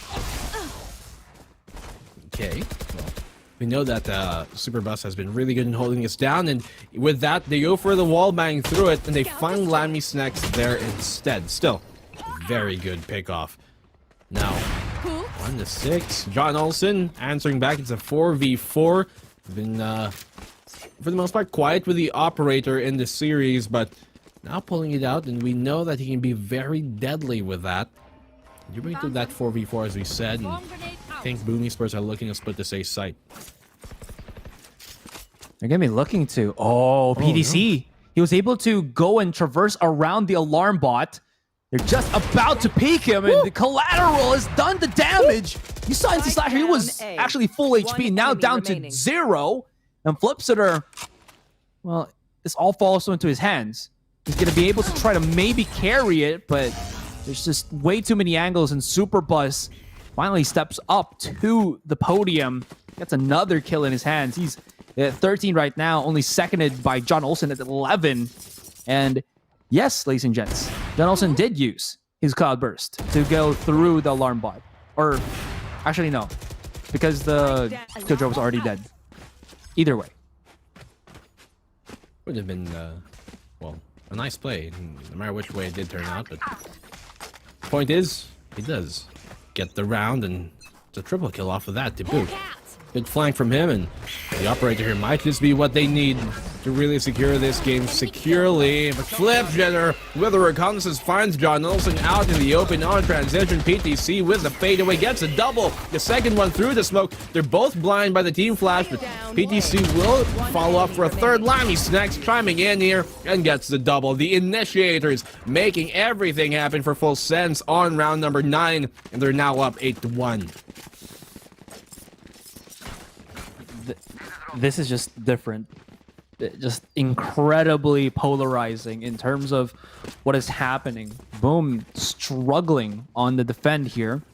They are a team that might excel more on the attacking side, especially here on Haven, that does allow you some default plays that always catches off opponents depending on how clean your execution is, like just a quick charge on C long, stuff like that. But they can't really, what's the word here, Black? They can't really just hope to have those rounds coming into this one, but we'll see. They do pull the trigger immediately on the C side, and Limey Snacks, here's a shock dart lineup, but that was all the way in default. Actually, just hit nothing. Never mind. That's done. Ooh, Asterisk. A bit late in the mag, but he does get the kill still with the spray through. Flip Shitter getting one, and PTC will trade off an Asterisk. Not directly, but still does go in their way. 4 versus 3. 1-8 on the board. This could easily be a 2-8, but still a big lead to deal with as Full Sensor answering back on the C-side hold. PTC gets a third. It's all on the Blaze, who's far removed from the situation. The defuse already at half. He doesn't have much utility to work with here, and he's going to fall back instead. Save the rifle for another round. Maybe look for a better time this time. 1-9, man. What a black and white difference that we got here. A huge contrast. Monochrome, it seems, these two maps have been. I was talking about how Boom could do better on their attacking side, and I thought that their attacking side was on the second half, but it's actually happening right now. Yeah, I was about to say that if they do start on this, it might have been better for them because it gives them a lot of default plays, but it seems like I've been taken aback. The amount of counter that Full Sense has given and the amount of anti-plays, the anti-strats that they do have, the adjustment that they do have to try to deal with how Boom have been taking these sites is really just taking them off the board. John Olsen's going to get spotted here. This Calibers could get pop shot by Flipsitter if he's not careful, but immediately backs away. There's going to be one into the corner. Flipsitter is about to swing into this. And he's waiting for John. But PTC is going to get spotted. Rather unfortunate. And Flipsitter, that's the pick. That's the frag that he really needs to ignite the switch for Boom. PTC is going to try to repeat the same angle. But the trades, Boom, finally finding himself some leeway here. As Flipsitter is going to be the one to spearhead onto the site. Lammy Snacks denies, but he's down to 10. Lammy Snacks. Eating them alive. As he said, he's down to low HP. And it's not a good place for him to be, especially in the Haven, in the heaven of Haven here, where you can easily get wallbang, shock darts can be thrown your way, and just not a good position to be in general. Make that 2v3, and I'm not sure if Full Sense can make this round happen, but they still got a big cushion to work with, so by all means, they're going to try and go for it anyways, and try and see what they can do. If they can hurt the economy, then maybe they'll help. But it is the last round right after this of this half. First one to peak and the second one to die. 2-9, Boom. Okay, they get around. This could be where they start to make their comeback. If they can get the third here and end the half strong, then while their economy, their arsenal, their utility, it won't transfer over to the second half, that positive momentum might just. Going to Astral to do them Astral Guardian things. That is a swing and a half for Boom here. Flipshitter always tends to find these nifty little angles. He caught a lot of noise on A main while his teammates were just trying to go for something different so he could maybe sneak by, and he was given. Not given, but rather he took 2 kills immediately. Now Boom here, they're going to have to immediately pull the trigger as well on the B side. That's going to be a stun on Flipsitter, but not really a punish. Immediately using the dash to get out of harm's way. And this is a straight-up post-plant effort for them. Eeyore will just be holding the... Rather, not Eeyore, but Asterisk will be holding the flank here with his utility as that Killjoy. And this is the perfect time for everybody to come right in here. But John Olsen with the rest as well. That wall could allow them to go for a defuse. Wall will actually help their favor here. The defuse, they can half it. Izichala, oh, it's just not enough for him to actually see at the other end of it. Did not stick it as well. Now they're going to try and push through it. Going to deny the defuse from happening. PTC finding a double to hold the line, but there isn't enough time to really get the defuse off. What the flurry of frags going either way, and at the end of it, as the dust settles, there isn't enough time now, and they will get that third round on the board. Boom Esports playing their cards right. Switching sides. They get that third round of the half, but will it be enough for them to make the comeback happen on the defensive side? That wall just gave no chance for PTC, or not PT, but by John Olsen to kind of get an off angle to maybe hit some shots off. It was a little bit awkwardly placed. Yes, it does block every bullet that's being thrown out, but when people try to push in, there was not really a pocket that any member of Full Sense can kind of hold the cross, play like a little bit of a toll gate, a toll booth, and get that nice little payment. They did not, and boom, they just got all the positive trades. And as you mentioned, there was so much delay tactics. That gravity well, huge, and just suckling away the diffuser and stopping the half. And now, boom, they have a good shot into this, but Full Sense, once again, they're going to be looking to just go immediately onto the C side. That Trailblazer is going to spot so many opponents, but Blaze has sneaked up. They can't sneak past through this turret. And this is where it's a little bit difficult because now the backswing for Full Sense is going to come in. Look to the left because there's going to be one in the name of Blaze. That's going to be the equal trade here, though. But what's going to be the next step for Full Sense? They still have time, but boom, still have a good spread around the map. Maybe a bit of a trigger discipline could have found him a second follow-up frag, but they do go 1 for 1, and that typically would favor the attacking side in this case. So Full Sense is still in a proper position to make this round happen and end the game strong. If they win this pistol round, then it could already be a done deal here for Boom. But if they take this, Boom easily could be a 5-9, and at that point, it's anybody's game. Thing here, the name you have to be worried about inside the Boom is Flip Shitter.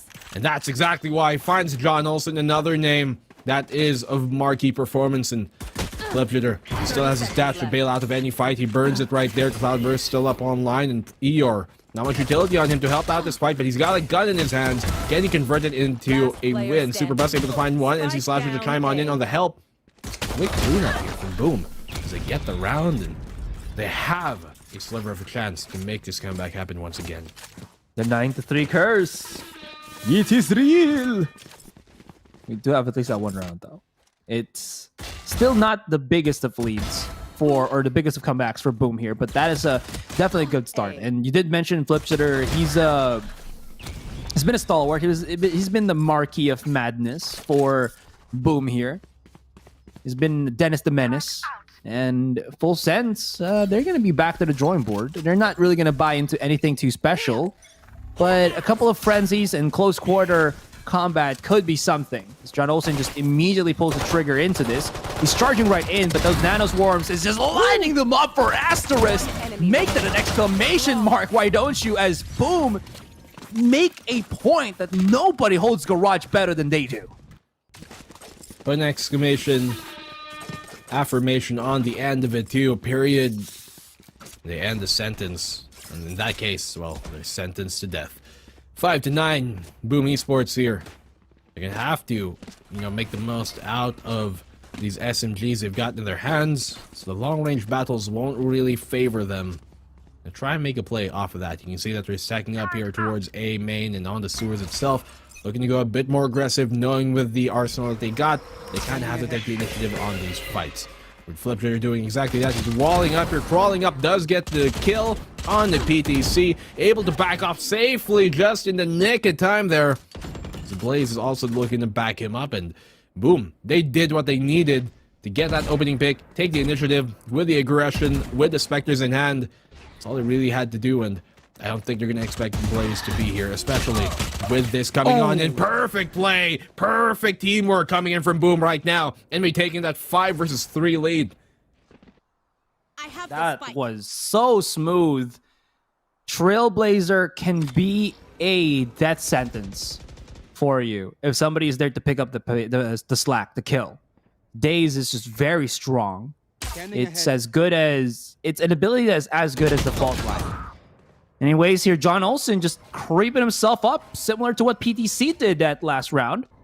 Or not PTC, but the Flip Shitter did that last round. There's going to be a gravity well on top of the side itself. There's going to be one into the corner, the peek out from Flip Shitter, and he is just hitting all the marks.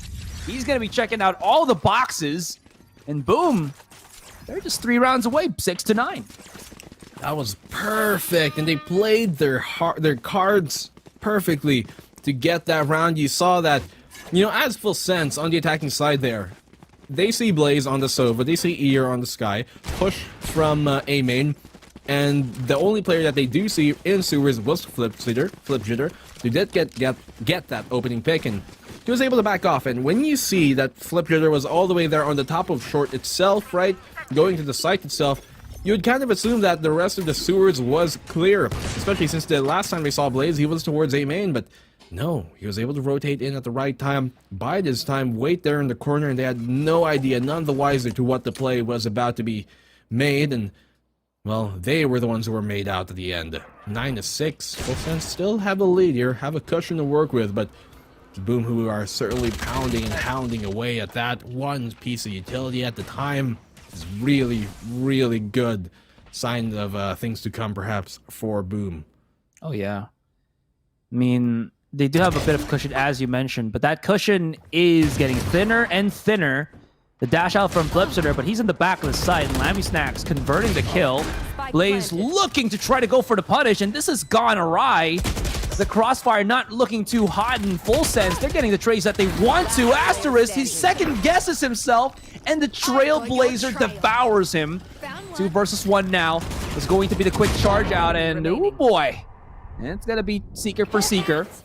Eeyore is just going to be blinded just a tad bit. Nearsighted, to be more specific. Chalalala will be delay tacticking this, but somebody has to tap the spike now. It's a 1v1. Eeyore is trying to go for the half, and oh, he just straight up looks into the face of Chalalala, who goes in but still hits the shot with the Sheriff in a thrifty round buy for Boom. Not Boom.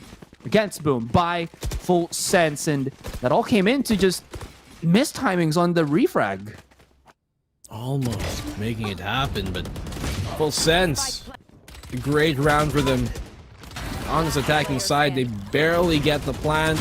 In the end of it, the stick. Eeyore, he had the chance, but at the end it was Chalala who prevails, so Full Sense 2 rounds away from match point, making the comeback happen possibly in the series to bring it into a full 3-map series. That's kind of what we were expecting to go anyways, and it's not wall bangable, at least not with those weapons, so he's gonna be able to fall back and get a frag too. Blaze has been so good on this aggression and reinitiation, and Asterisk is gonna help out on that, put a comma on the fact, and get them 5-3 lead once again. Ooh. Lammy Snacks, though, eating him alive. Well, I don't think anybody wants to get eaten alive. That is just not a... It's not a fun time. Yeah. I mean, I haven't experienced it yet, but I imagine it's not. I would be quite certain. Yeah.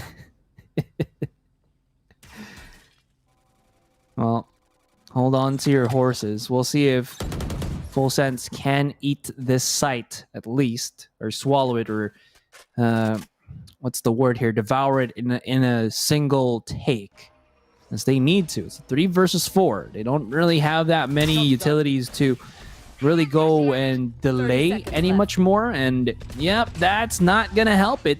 Spike, though, is getting planted down now. They don't really have time to rotate anywhere around without getting punished themselves. And in transition, Super Buzz pays with his life. The difference of this is actually just getting its comeback. The Lammy Snacks only able to really take in that 1 kill, cannot find a second. And boom, they keep themselves a little bit closer to that equalizer. 7-10. They're just few steps more. Full Sense here. They're getting some rounds, but not as many as I think they would want. Yeah, this is it hasn't been smooth sailing for Full Sense here on the attacking side, which is quite interesting. We see a lot of teams actually kind of do just as good on the attacking side, not better sometimes, than their defense here on Haven, and it has been a bit of an opposite tail of the tape. For Boom, though, they're looking to make this real. The comeback is certainly looking possible, ever more so in the past. And so it's only a 3-round deficit they got, an eco round coming in from Full Sense, and they were able to go thrifty quite a few times here already in the series, but can they make it happen this time around when it matters the most? They will not land the right click. That was huge. That was crucial for John Olsen to land. Lammy Snacks able to get the frag here with the Hunter's Fury itself, but not able to find much more. It's a quick 2v4. Jala down to 1 HP, quite literally. He's, well, halfway dead. That's not pseudo HP too. There is no Viper in sight in this Haven map, and yeah, one false move, one breath is all it takes. And every breath you take, every move you make, well, that's gonna be Full Sense trying to survive in this round. Cha as well as Lammy Snacks will be looking to just push into B once again. They can actually just try to go for a plant on the spike, honestly, for just money. I don't think these sheriffs will find any mark, but they do decide to just try to make the best out of a bad situation. 30 seconds is a bit of breathing space in terms of the clock, and they can try to at least equalize. But the problem is, look at how far back BAAM have been playing, and now the spike has been dropped. Should be known that there is going to be one more following right after, and that's going to be Eeyore claiming 2. That's why he has himself a Seekers coming into this next round. Good heads up there by Eeyore to play all the way in the spawn itself, knowing especially that they are in an eco situation. A lot of maybe less disciplined teams or players would kind of play near the entrance of CT into the site itself, or there by the link and try and hold that, but you can take the safer route and can rotate a lot quicker because of it too. So good job by him. Boom. They're only 2 rounds away from this lead, which seemed like a runaway game from Full Sense, and we're going certainly into a map number 3. BAAM Esports, they've answered back, and this is once again the best shape we've seen from them. Not just all Sea Challengers long, but all Stage 3, period, long from them. And this is the right time to do it. This is the most crucial time to strike back. There is still the big prize on the line, being able to go to that road to Berlin. And we have heard from these teams during our interviews that one of the reasons why they actually want to be able to win and get that road to Berlin is just because, well, they want to get out of the country. Sometimes it do be like that, but that is a great motivator, to be honest. Well, let's see if that motivator is going to be something that allows BAAM to go through around this. It's going to be rather difficult as Superbus denies Flipsitter any ability to just go for the flank around C long, and Blaze and the rest will have to come in from Garage. But Superbus is already on the big flank. If they take too long, everybody's just going to be coming in. This Recon Dart not going to spot any quarter, and that's going to be a cleanup. To be more specific, and Seasider does claim 1, but we're still looking at the bottom of the barrel here with Full Sense a tippy top at 8-11. They get the round. Now they're only 1 away from match point, potentially getting us into a full 3-map series to start the day off. Full Sense not going down without a fight, and you know that you can expect nothing less from the Tigers of Thailand. These guys, they're grand finalists last time around during Stage 2. They were able to beat BAAM in that lower bracket in the best of 1 single elimination to continue on in the lower bracket and eventually qualify versus Paper Rex into the grand finals. We're in. They did falter against X10, but if it was like the same way that Stage 3 is now, where they had 2 Sea Challenger slots, if it was like that back then they would have also been making a trip to Reykjavik, to Iceland, representing Sea and Thailand as a whole. So, Full Sense, lots of history between these 2 teams. Lots that they've already proven here to be one of the best teams in Southeast Asia. But as the king, the former king, has been slain, their fellow region mates, well, they have something new to prove here. Chip on the shoulder might just be what they need to make another grand finals appearance, but they're going to have to get through BAAM first. They're only a round away from doing that. 2 rounds. Match point plus that 13th elusive round. BAAM have been getting a lot of good hits here, but, well, when you have 2 people just jumping around you and missing your marks, that is not what Flipsitter needs. I think he just does not want him to get spotted just for the meantime, but this could be difficult. Flashes going along his way. That Cloudburst is only going to last a couple of seconds. He spots 1, not going to be able to hit it, and he's getting pushed back. Blaze, though, has to be on the first contact. Not going to be possible, but Flipsitter and the rest of BAAM have already rotated. This push from Full Sense has been predicted, has been read through. But once again, Flipsitter, can his frenzy come clean? It's a bit dirty. Spike And now planted. Asterisk will try to go for the clutch. Spike has been planted. Now he knows. One on short, one on default. They go for the wide swing. They go for the double. And that is going to be full sense, elevating us to the match point. And one more before we go to game number 3. Not sure why he was trying to check hell there. Considering the fact that he knew that the planter had to be somewhere around default and the other one was on short, maybe he assumed that they were both one in the same and that, you know, Lammy Snacks planted the spike and was able to fall back a bit earlier than he would have expected. So, but it wasn't the case. I think kind of overthinking things there a bit, coming in at the end of it. But it's full sense here right now, who have no qualms about the outcome of that. 12-8. They've taken match point, and we are potentially moving into a map number 3. It seems to be the case for the meantime. Can BAAM make the comeback happen in this round specifically, or are full sense going to make their own comeback happen, tie up the game, the series rather, 1-1, and bring us in a bind we're in? The last time these two teams faced against each other, once again, it was on bind during the C Challengers 2 lower bracket round 2, which we're also in here right now, round 2. But the difference is that was a single Elan best of 1. And it was on bind, and in that case, full sense won that 13-6. But BAAM, they haven't been looking like the same BAAM that we've been seeing these past few months. They've been looking like the BAAM of old, the BAAM early on during around stage 1 that was a name that we've always feared even before Valorant. Once again, everybody take note of the name because BAAM Esports, they could have potentially run away with this map, but they're going to have to start the comeback here and now to maybe win a 2-0. Flipsitter, as he tries to find a bit of map control, charges forward at A main, but that smoke just kind of separates him between, well, him and John Olsen. Here. The rest of Full Sense cut the noise. They just want to keep it a little bit quiet. They haven't really given up any information whatsoever, but they're taking slow bits themselves, which could give them some understanding of where they have to go.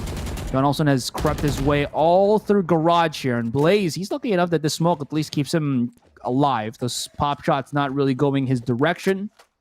Still not the end, though. But this could be something. Oh no, Flipsitter. Somebody has to destroy that right here, right now. Maybe he was spotted, maybe he was not, but his positioning is going to be crucial. He's hearing a lot of footsteps. Although this Trailblazer is going to spot him from right behind, he's not able to convert the kills, and he has to back away. Eeyore, he's been dropped on short here. This is incredibly terrible for BAAM, as the rest of Full Sense coming swinging on short, but that spike has gone all the way to C. Their bait, their fake has been called off. And there's 2 playing here. Chalalala, maybe with his life on that nano, but still, it is going to be a 3v4 in the end. But thankfully, for BAAM here, Full Sense are weakened in terms of HP.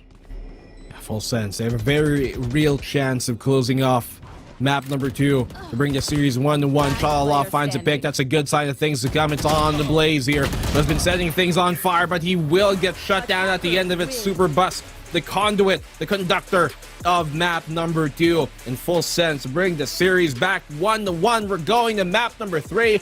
Bind it shall be. Bind, we will see. Oh my goodness. It took them a longer time for Full Sense because they were running away with that already, but slowly but surely they were creeping up. BAAM, on the other hand, they slowed the pace down. They definitely did. They had a couple of good rounds here and there. They had Flipsitter, who was opening up sites during their attacking, but when it came to that defending, Full Sense just had a lot more tricks up their sleeve, and BAAM just did not know how to deal with that. When BAAM tried to get some map control, there's always smokes, there's always anti-lurks, but then rotating around and playing for that post plant just did not work in their favor. Just did not look pretty. Almost making the comeback happen there, BAAM Esports, but it's Full Sense to close out the round. John Olsen, MVP of that one, 2.0 KDA. He was so good on the defensive side, especially shutting down the pushes here of BAAM Esports time and time again, but we also have to commend the rest of the roster. Super Bus at 1.9 KD, you saw there as well, Blaze at a 2.0. The, well, really good performances from, honestly, both of these teams all around, and seeming to look like Boom. We're almost gonna make it real. The comeback at least, but full sense. For them to get that opening 9-3 half was a big deal for them. They just pretty much had every cushion to work with, and no matter if the second half kind of wasn't going their way, they had enough in the bag to really kind of, you know, take things a bit more calmly, take things a bit more chill, and close it out later on in the map itself. And Full Sense just showed to us that they're a team that can always bounce back, whether it was from a diminishing return of a first game. They still have themselves a good performance in that second, and now we're looking at game number 3. Anyways, we're gonna go back, coming back from a break, guys, and when we do, we're gonna see where this series, where this road ends. So don't go anywhere. We'll be back shortly.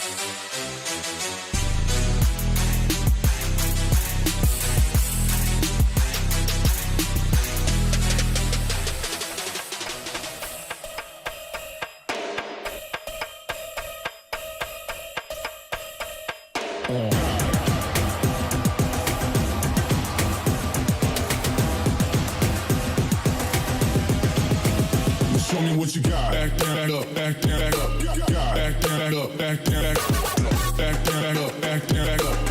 Back down, up, back down, back up. Back down, up, back down, back up. Back down, up, back down, back up. Back down, up, back down, back up.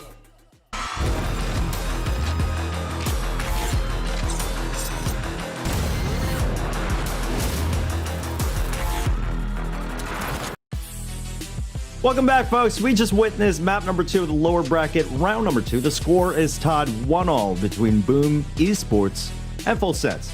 Gentlemen, just as we predicted, this series is definitely going the distance, but for both of our teams, the future is not set in stone. Right at the crossroads here, my friends.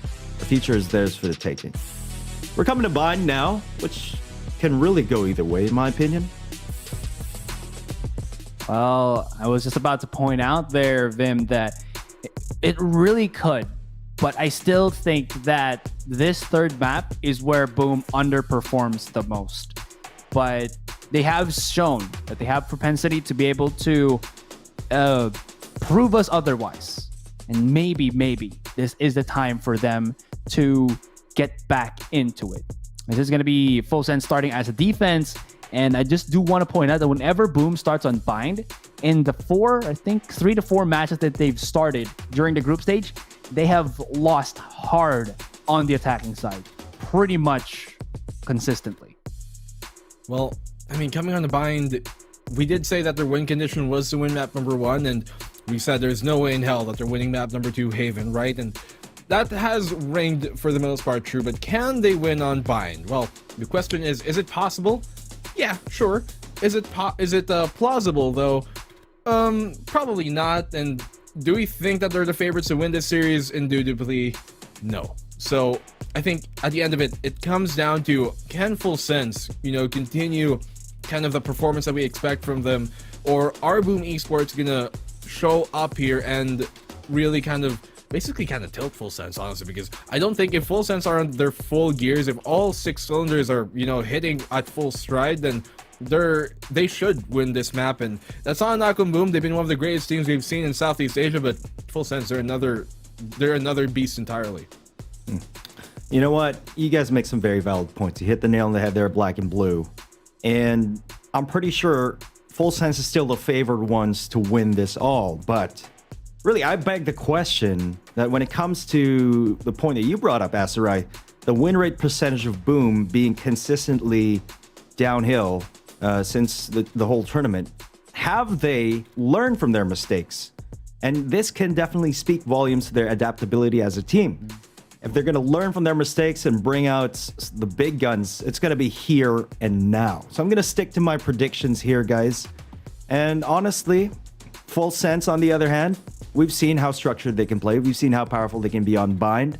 And when they get the momentum, they don't usually drop the ball in the second half, contrary to what a lot of teams experience here today on this very polarizing map in Southeast Asia. Oh, yeah. I mean, there's always that point where people say learn from your mistakes. It's easier said than done, especially if it's a hurdle for you, especially that we do see Boom really struggle. But the more that they're put in that position, the more that they have a lot more experience to also try to figure out what they need to adjust on. But this was against teams that I think haven't really been at the caliber of Full Sense. Yes, people will be criticizing Full Sense with how they played that Ascent map, but you also have to give it that Full Sense was up against a really, really coordinated Boom roster. So maybe we can see that coordinated Boom play come into Bind, and then it's going to be a-okay for them. It's really so many questions that have to be answered right now, because again, tournament life is on the plate, is on the board here. I just want to put it out there that personally, Asarai is not a big fan of Bind, and so I know for him, for a team that he might be kind of thinking to go the distance, and we were expecting that. We were kind of expecting this to go through a 3-map series for Boom. I think they're going to be sharing the same sentiments here of Asarai, where they're in like, I don't want to play this map. Like, they really don't want to play this map against Full Sense, and for them to go up against Full Sense here, where the last time they matched up was 13-6, is gonna really remind me of our random, ranked game nights, Asarai and Vilmanol here, where we queue up into a Bind map and Asarai's immediately like, oh no. That's probably how Boom are feeling right now at the moment. My winner in Bind is not good either. Again, that's me with Icebox, yeah. Don't worry. Yeah, the map itself just makes me feel like there's no real way to play differently around it if you don't have like a Sage to, let's say, give you a wall so that you can just safely plant onto a site. It's so easily punishable. And if Boom, there it is. They actually will have a Sage just for those wall plays. I mean, taking a look at this agent composition, guys, some of them favoring double initiators, some of them favoring double controllers. Really a pretty interesting meta right now in Bind. Lots of creative possibilities. Casters, the floor is lava, and it's yours. And, well, that floor be incredibly hot. No one is safe. I was about to actually go the other way, where we're actually threading on thin ice here.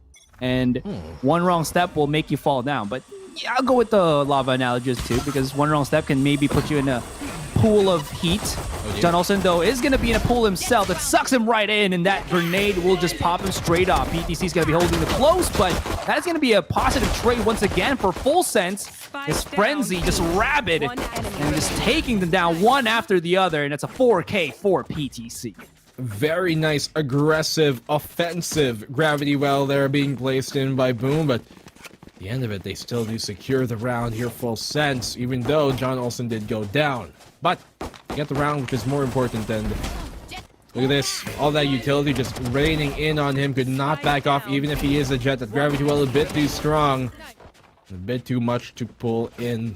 But, you know, full sense, that opening start from PDC, they've been getting these really good 4Ks to start off a map for the most part, like during this entire Siege Challengers run. Even the group stages, they would do this. And it typically is a good sign of things to come. They're usually able to convert that into the map win, so for them, full sense seems to be a really emotional team. When they're feeling it, when they get that confidence under them, it's very hard to stop. But Super Bus, he was quite confident on that peak. Nancy Slasher is repped and ready to punish him for it. Oh wow, it's Predator, or not Predator header, but Eeyore. Just the audacity on this man. Just walk straight up to his face and just keep on holding that right click. Boom here, making a case. They can actually save up some weapons if need be. And well, they've opened up the site here, taking the wall, but they know that somebody is going to be on triple. NC Slasher, just a couple of pop shots from John Olsen, but it seems to the rotation from the attackers all the way onto the B side. PTC's on the close quarter, but he's holding this Marshall close, and doesn't know now where Blaze is gone. He does have an inkling that it's going to be on elbow here. That's why he's trying to go for the wraparound. If he's not in a good spot here, if the timing is wrong, Asters will be able to spot him just in the nick of time. Blaze is about to go around, but John Olsen has heard the call of his teammate. Gonna get the heal. Asterisk in a 2v1 now, and that Cloudburst not helping him out whatsoever. Still, though, he does have a tiny bit of leeway. And there's somebody who has to try and start defusing. There's one right in front of him, but that's going to be John Olsen. Just deny him any form of satisfaction to stop that defuse from happening. And that is going to be a 2-0 for Full Sense, but pretty close on the loss there as well. As boom. What a thrifty from them. Yeah, Full Sense. Good, almost thrifty round, and by all means, they did damage the economy of Full Sense quite a lot, so that's a good round for Boom. Even if they did not get the round itself, they got the plant off, they took down 3 players, almost getting a 4th. So Boom, I think they're still well in this game, and ignore the score because this could easily be a tied game if they win this round especially. So Full Sense, not in the best place economically. You can see the Trial Alliance Super Bus here. If they lose this round, if they die in this round, then they're not going to have much to buy up in the next one. That they do not. And Boom, they're looking mighty fine with these guns. It's basically the thing that always happens in Valorant compared to any other tactical shooter out there because of how the economy goes around. A body tap onto Blaze here. PTC is going to be able to at least top off John Olsen in terms of that HP, back to 100, which is good. And the rest of Boom looking to go the other way, respecting that the sniper and the big hitter from last game was here. Well, they try to go somewhere else. But again, there it is, that gravity well, that star that is always in front of Short, making it very difficult for anybody on the side of Boom to get any form of map control here onto the side itself. Pop shot coming in from PTC, but they all reacted just in time, just in the nick of it. Asterisk on the top of the wall. Superbus about to go for a peek, denies it, wraps around, and Asterisk, where are you looking at? Not what he wanted to happen. 3 versus 4, and Full Sense are cleanly wiping the face of the earth with the Boom squad. Even with the low ground there, John Olsen confirms the kill from the high ground, and Eeyore will get taken down. Full Sense, thrifty from them. They did not have the favorable weapons coming into this, and Boom Esports, if they won that round, then things could have been starting to look a bit more dire for Full Sense, because they wouldn't have had the best economy coming into the next round, coming into round number 4, but Superbus just dismantling here the push coming in from Boom, finding that opening pick to deny the plant and finding the second on the stage, boosted up there on the benches itself. Well, he's like, you want to stay by the bench? Then take a seat, kid. This is our round. Standing ahead.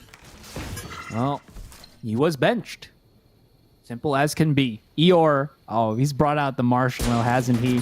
Well, it has been good for him. It's been good to him in Ascent. But this is a whole different map, a whole different dynamic, and John Olsen's nowhere near to be found on A, but He strikes fear in the hearts of Boom on B. And you know what strikes fear in my heart is that Boom here have yet to really get themselves around in. Rather an unforeseen or unfortunate turn of events. Superbus, as well as his teammate, is just going to be holding the ace side, and he has so many stars to make this possible. One has gone out already. The quick little peek, and the headshot will not be missing on Superbus. It's not going to be possible. But Eeyore finds one target, and they quickly get into the side itself. They have plenty of time, but the rotations is coming in. They've been quite thrifty. Boom, and moving on to the 2v3, but the flank from John Olsen is more than enough to secure the round, and Lammy Snacks will confirm it as well. Triple kill from John Olsen himself. 4-0 in full sense. This is another kind of similar situation that we saw in Haven. They started that map off going quite a few rounds straight in a row before Boom Esports had any say in the matter. And once again, if Boom loses, and I don't know, the cushion might be a bit too big to deal with. John Olsen finally a double here on Hookah, just kind of told you the way that the round was going to go. Eeyore always finds those shots. It's not the biggest of impacts, but it still does something. It rattles the economy ever so slightly for full sense. But once again, there is going to be this power struggle in terms of the site itself. Superbus, he was supposed to be a victim, but he was the one who was not the one. Asterisk now trying to at least get this orb charge. Maybe if he can get this plus a kill, he's going to be able to revive his teammate. John Olsen holding a very, very forward angle here on B long. I'm not sure if NC Slasher can actually spot him if he peeks out from mid there. But if Blaze peeks this one out, look at how John Olsen just holds his angle as hard as possible, waits for that stimuli, and he explodes as soon as he spots him. Right on the open. Asterisk, now if he find a kill, this is going to be huge. He's getting some damage. He's leaping in from showers. PTC, he's just creeping. Okay, now the activation on that ultimate from the Viper. 4v3, and PTC finds the pick-off now to bring it down to a 2v3 as NC Slasher answers back. 30 Suddenly, seconds left. Boom Esports, they've been in the situation once in the past, but John Olsen, what a flick from him! Lightning fast and lightningly quick. He shut him down in the hookah, trying to smoke him out of here, but NC Slasher, he's between a rock and a hard place. PTC playing that TP. As soon as it opens, you can expect 10 PTC to be seconds on the other corner of it. There is no time for him to work with. He's going to have to try and fall back, maybe get the pick off here in PTC. That bird's just going to hover in position. It's going to be enough of a distraction to get the kill. 5-0. Full sense, man. They've been really looking good this entire map 2 and 3. Clean on the executes, and 5 straight rounds, and there we go. Before we hit ourselves with the half of the half, and by that I mean 6 rounds in, they immediately call tactical. They don't have. Are they gonna actually buy up here? I think their economy's in tatter, so maybe just a half buy would be the best option. But Boom, they always rally back after a nice little tactical. You know, it's a minute of break, a minute of discussing what is happening. Why are we not getting these sites? Even if we've taken a slower pace, even if we multi-stack, just everything is not working in their favor. And Boom here, they're contained black. I'm not sure how they're going to be able to come back from this. Yeah, it's quite a struggle for them to, get that foundations under their feet when they start to get into these situations, and we haven't really seen them make a huge comeback here recently, at least in the playoff stages itself. But John Olsen, great shot from him. This guy is just, he can bring you the thunder when you need it the most, and so electrifying of a player. Boom Esports in another eco situation. This is not looking well at all. Like, in full sense, get like 2 more rounds here, which by all means is a full possibility. Then they might just be set for the map itself. Oh, that's a hidden nano swarm. That's gonna be very hard to counter. Very true. Eeyore has taken damage already, and this is a 1 versus 1. He has another Marshall in hand, and he's just challenging this this matchup against his opponent. Flipsitter backs away on smartly. Does not want to get any information about what weaponry he does have, but I'm pretty sure full sense know that it's going to be a broken buy. Not sure why Blaze was just running up there. Well, it was an eco, but maybe he could have waited just a hair longer for his teammates to firmly secure hookah itself before aggressing. But ATC, information given away, and the second kill goes to his favor. Shock down out here will flush him out of position. The recon will be so detrimental, and the flash perfectly timed. PTC, a 4K from him on the anti-eco. It's all on the Eeyore, who can potentially get a pick here, especially on PTC himself, is quite low, but they double stack him. The tower here from Lammy Snacks to confirm the kill, and PTC once again getting a quad in the round to bring them up 6-0. We're already halfway through the first half, Asteroid. This is looking like a one-way show. Well, this looks to be something similar to Haven for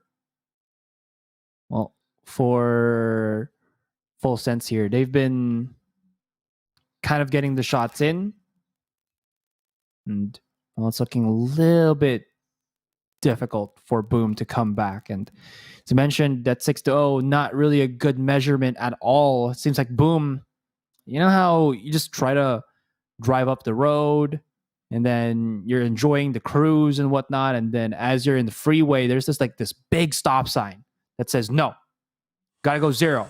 Because we're constructing the road here, you can't push. It seems like Boom, they're in a similar spot, but in Valorant. Flips are getting thwarted a little bit with mobility with that gravity well, but it's looking a little bit of a good take on the A side. So, Full Sense, they're going to have to go this 5v5 with a lot of post-plan power for Boom. This could be the Boom round that they were looking for. They just need that one round, to get some confidence in their way and potentially swing things in their favor coming into it. But now, here comes the take. The smokes will be put on out. The recon bolt going to discover them. Asterisk, they know now where they are, and here comes the push from PTC, who finds that frag, punishing Asterisk on his own push. The A-short position entirely open. The bird's going to come out here, and he's going to find a second. John Olsen chiming up as well. Eeyore's going to find a frag here in Super Bus, and PTC's going to find a third in the ground. And now it's all on the Blaze. Oh, but that Hunter Spear perfectly timed. He gets the kill too. They stack it, and they somehow win it. What an amazing play coming in from it. How did it happen? Denying the plant at the end of it. And suddenly, Blaze lighting it on fire. Boom, get their first round of this map. They used every ultimate that they had at their disposal during that round. There was just not enough time for Full Sense to retake that. They have enough bodies.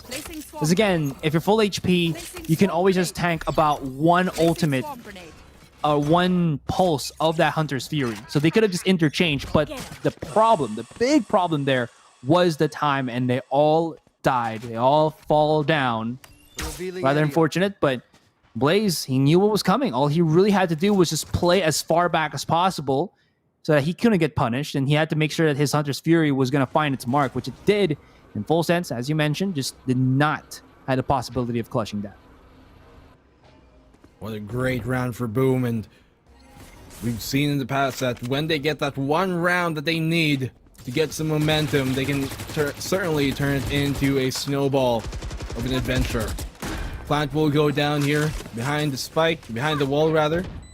Now is an opportunity once again for Boom to get another round. John Olsen trying to go for the swing here. I think Blaze might have an idea. He's going to wide swing. Actually, no. Checking it really close and tightly condensed. And he wins that fight. And the Blade Stone is taken off of the board out of detention here. Here comes a showstopper. Finds a kill, but not anymore. Chala will shoot him out of the air. NC Slasher answering back the retaliation from him. And as the refrag comes in, it's down to 2v4. Make that a 1. Yeah, and done. 2-6. And boom, Esports. That's the second round in a row they've won here, SRI. It has been, and it seems like their A play looking much better.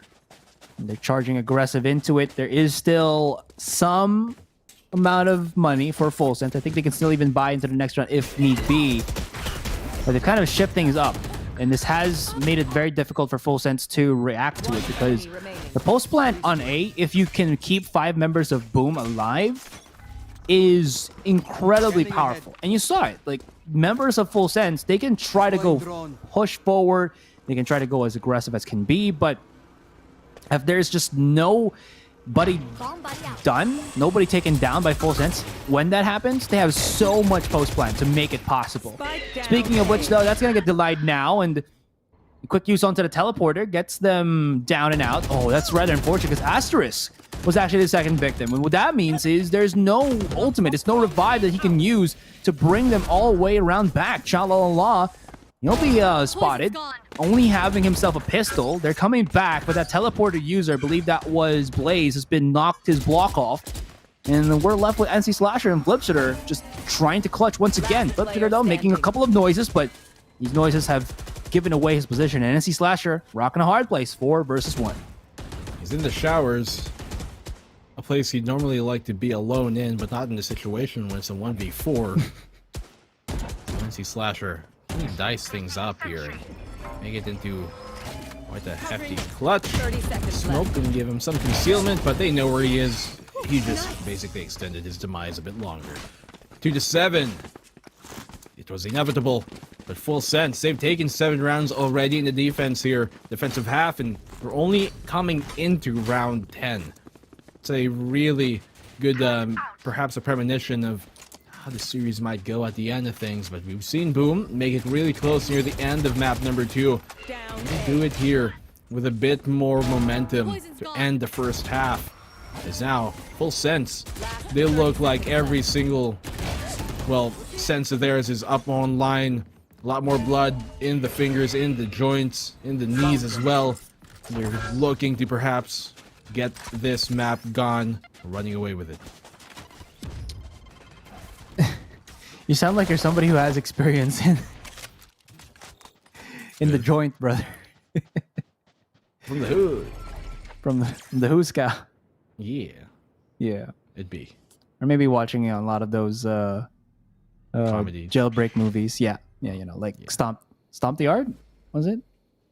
There's a bunch of them. Yeah. Shawshank Redemption, I think, also one of them. Prison Break. Prison Break, true. All right, so we'll see how this happens now. As it seems like, Boom, they're contained. There's the Warden, and they're trying to escape, you know, trying to look for keys, maybe dig a hole out of this penitentiary, but they just cannot, as Super Buzz is just holding the fort. Finally gets mauled off, but Lamisex has dealt some damage on his own hand, activating his ultimate there. A lineup with a shock dart, not really what they were looking for. John Olsen not looking behind him. His Flipshooter spots him off.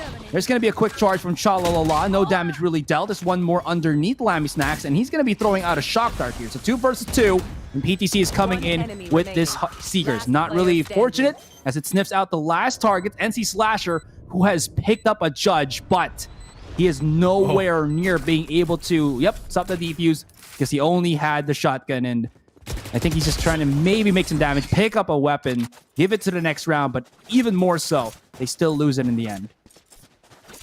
It looked like he was, it's kind of a big conflict within you when you're in that position. You're in U-Hauls, you're in technically a position that you would win a gunfight in, but the thing is, the real gunfight is going to happen outside of the site itself, and if you get baited into perhaps a fake defuse stick, then you might just find yourself in a battle where you don't even have a decent enough tool for the job. Outranging you with a rifle on the other end, it was a big kind of predicament that was placed upon him there. So NC Slasher did the most that he could do, but unfortunately it wasn't enough. 2-8 and Full Sense. They're looking to run away with this SR. We've talked about it time and time again. We've said it here multiple times, but that's seeming to be how this game is going. And Boom, they ended the second half in Haven 3-9, not in their favor. And they were able to make it close near the end of things, but I don't believe that they certainly do not want to be in that situation once more. The A-side take coming in here, the page shells will not connect, but Shalala is going to find the frag off of that, and Flipshooter is going to do the same in return. So 4v4, and Shalala doing some damage, but he's taking more in return than he can dish out. The plant will go down. There's going to be that division as well as the smoke. They are putting everything that they have around this.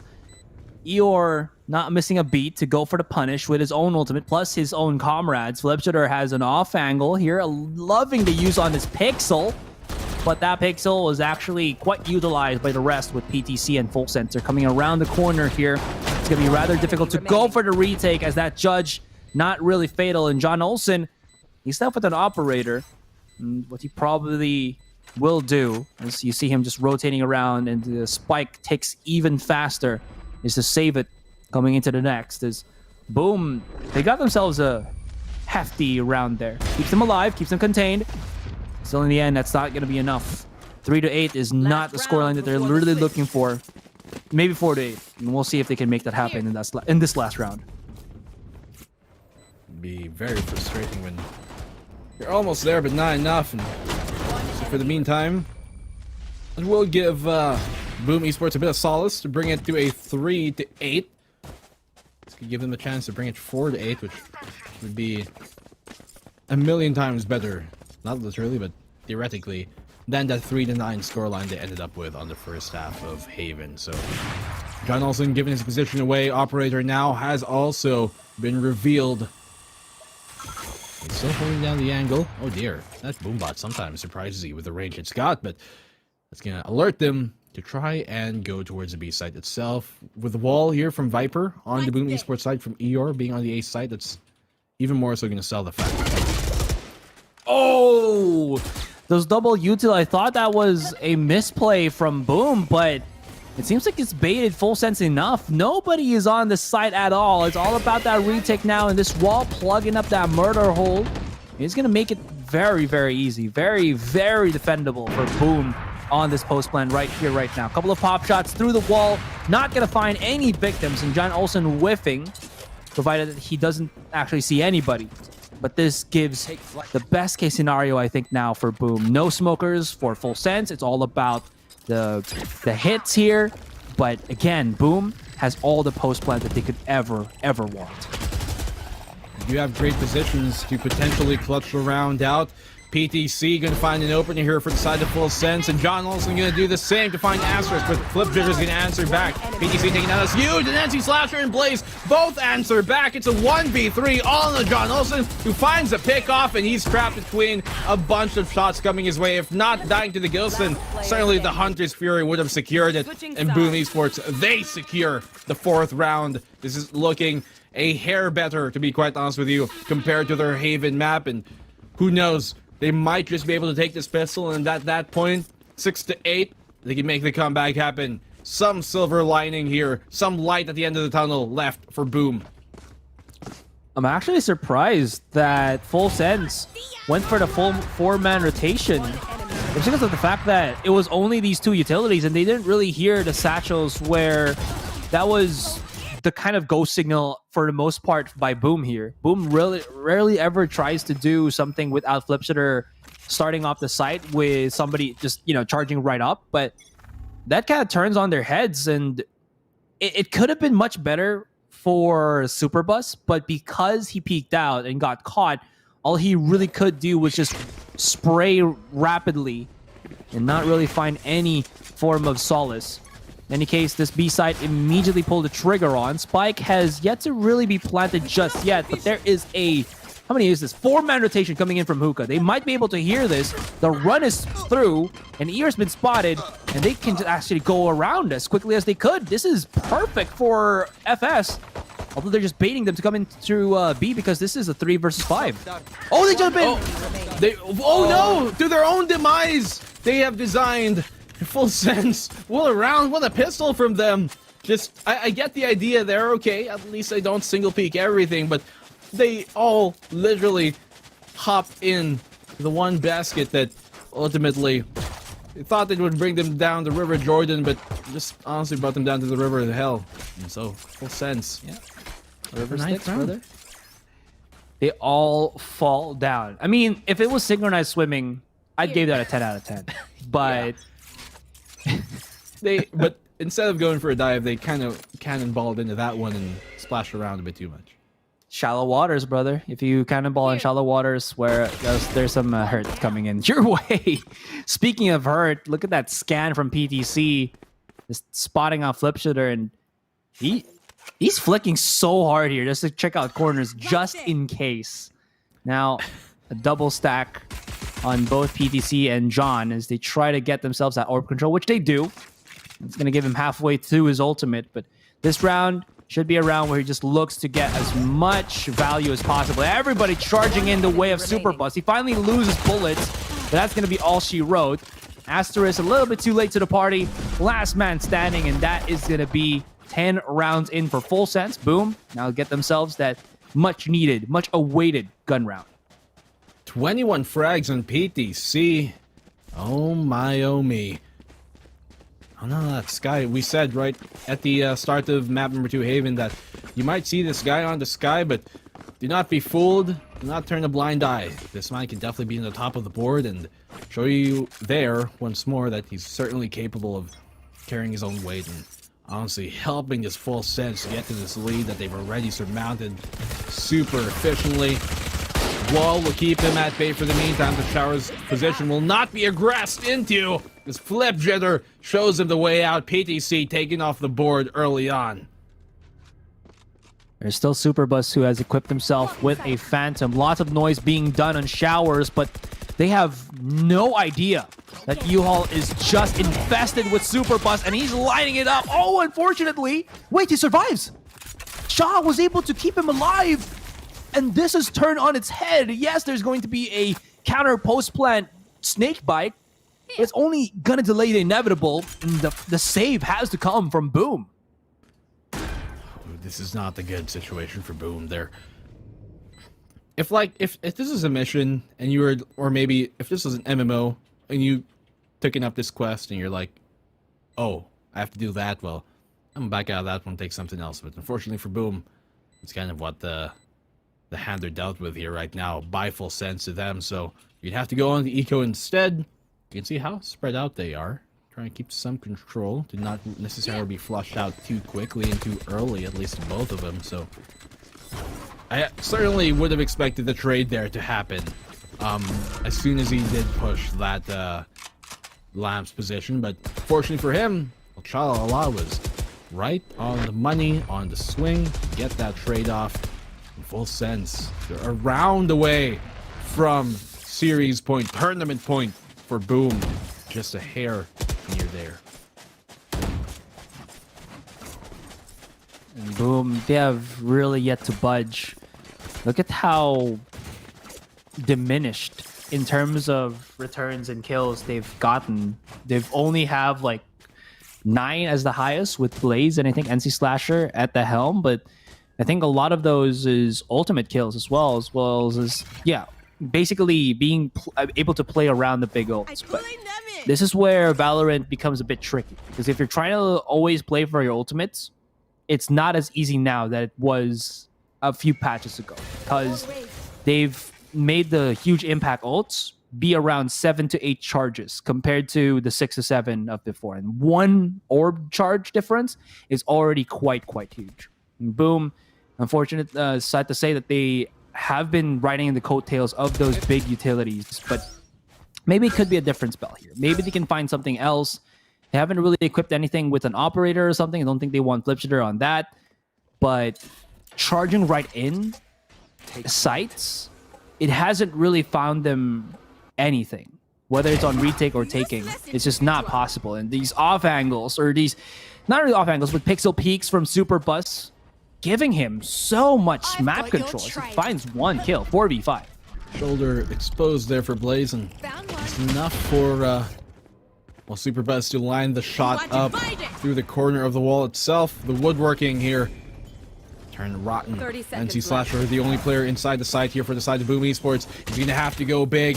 Can he do that? They know he's in the lamps, and once again through the wall, John Olsen finds a double and triple kill, and suddenly Boom Esports at the cusp of their tournament point right now, seized by full sense. BME are looking to maybe be sent home by the Tigers of Thailand. Full sense, 12-4. This is certainly a done deal. How can you come back 8 rounds perfectly from this moment? How can you, when John Olsen can just go march his way on U-Haul and pick up the pieces and just move on forward. 4-12. We're already looking at a game, at a third game that Boom have but all stopped with, I guess, their performance. It's just not looking too hot right now. Speak of the devil, though, Blaze is going to find only the one target, but this opens up the entirety of the B site as everybody else from Boom was all stacked on A. No, never mind. No, Eeyore, he's gone around, but PTC's marking him. Oh, sad days. Oh, terrible days. Wait, hold on for a moment. Asterisk is somewhere here outside of showers, but how are they finding them? They're scanning these angles, and they still know where Boom have put themselves in these off positions. This is just going terribly wrong, Black. Player standing.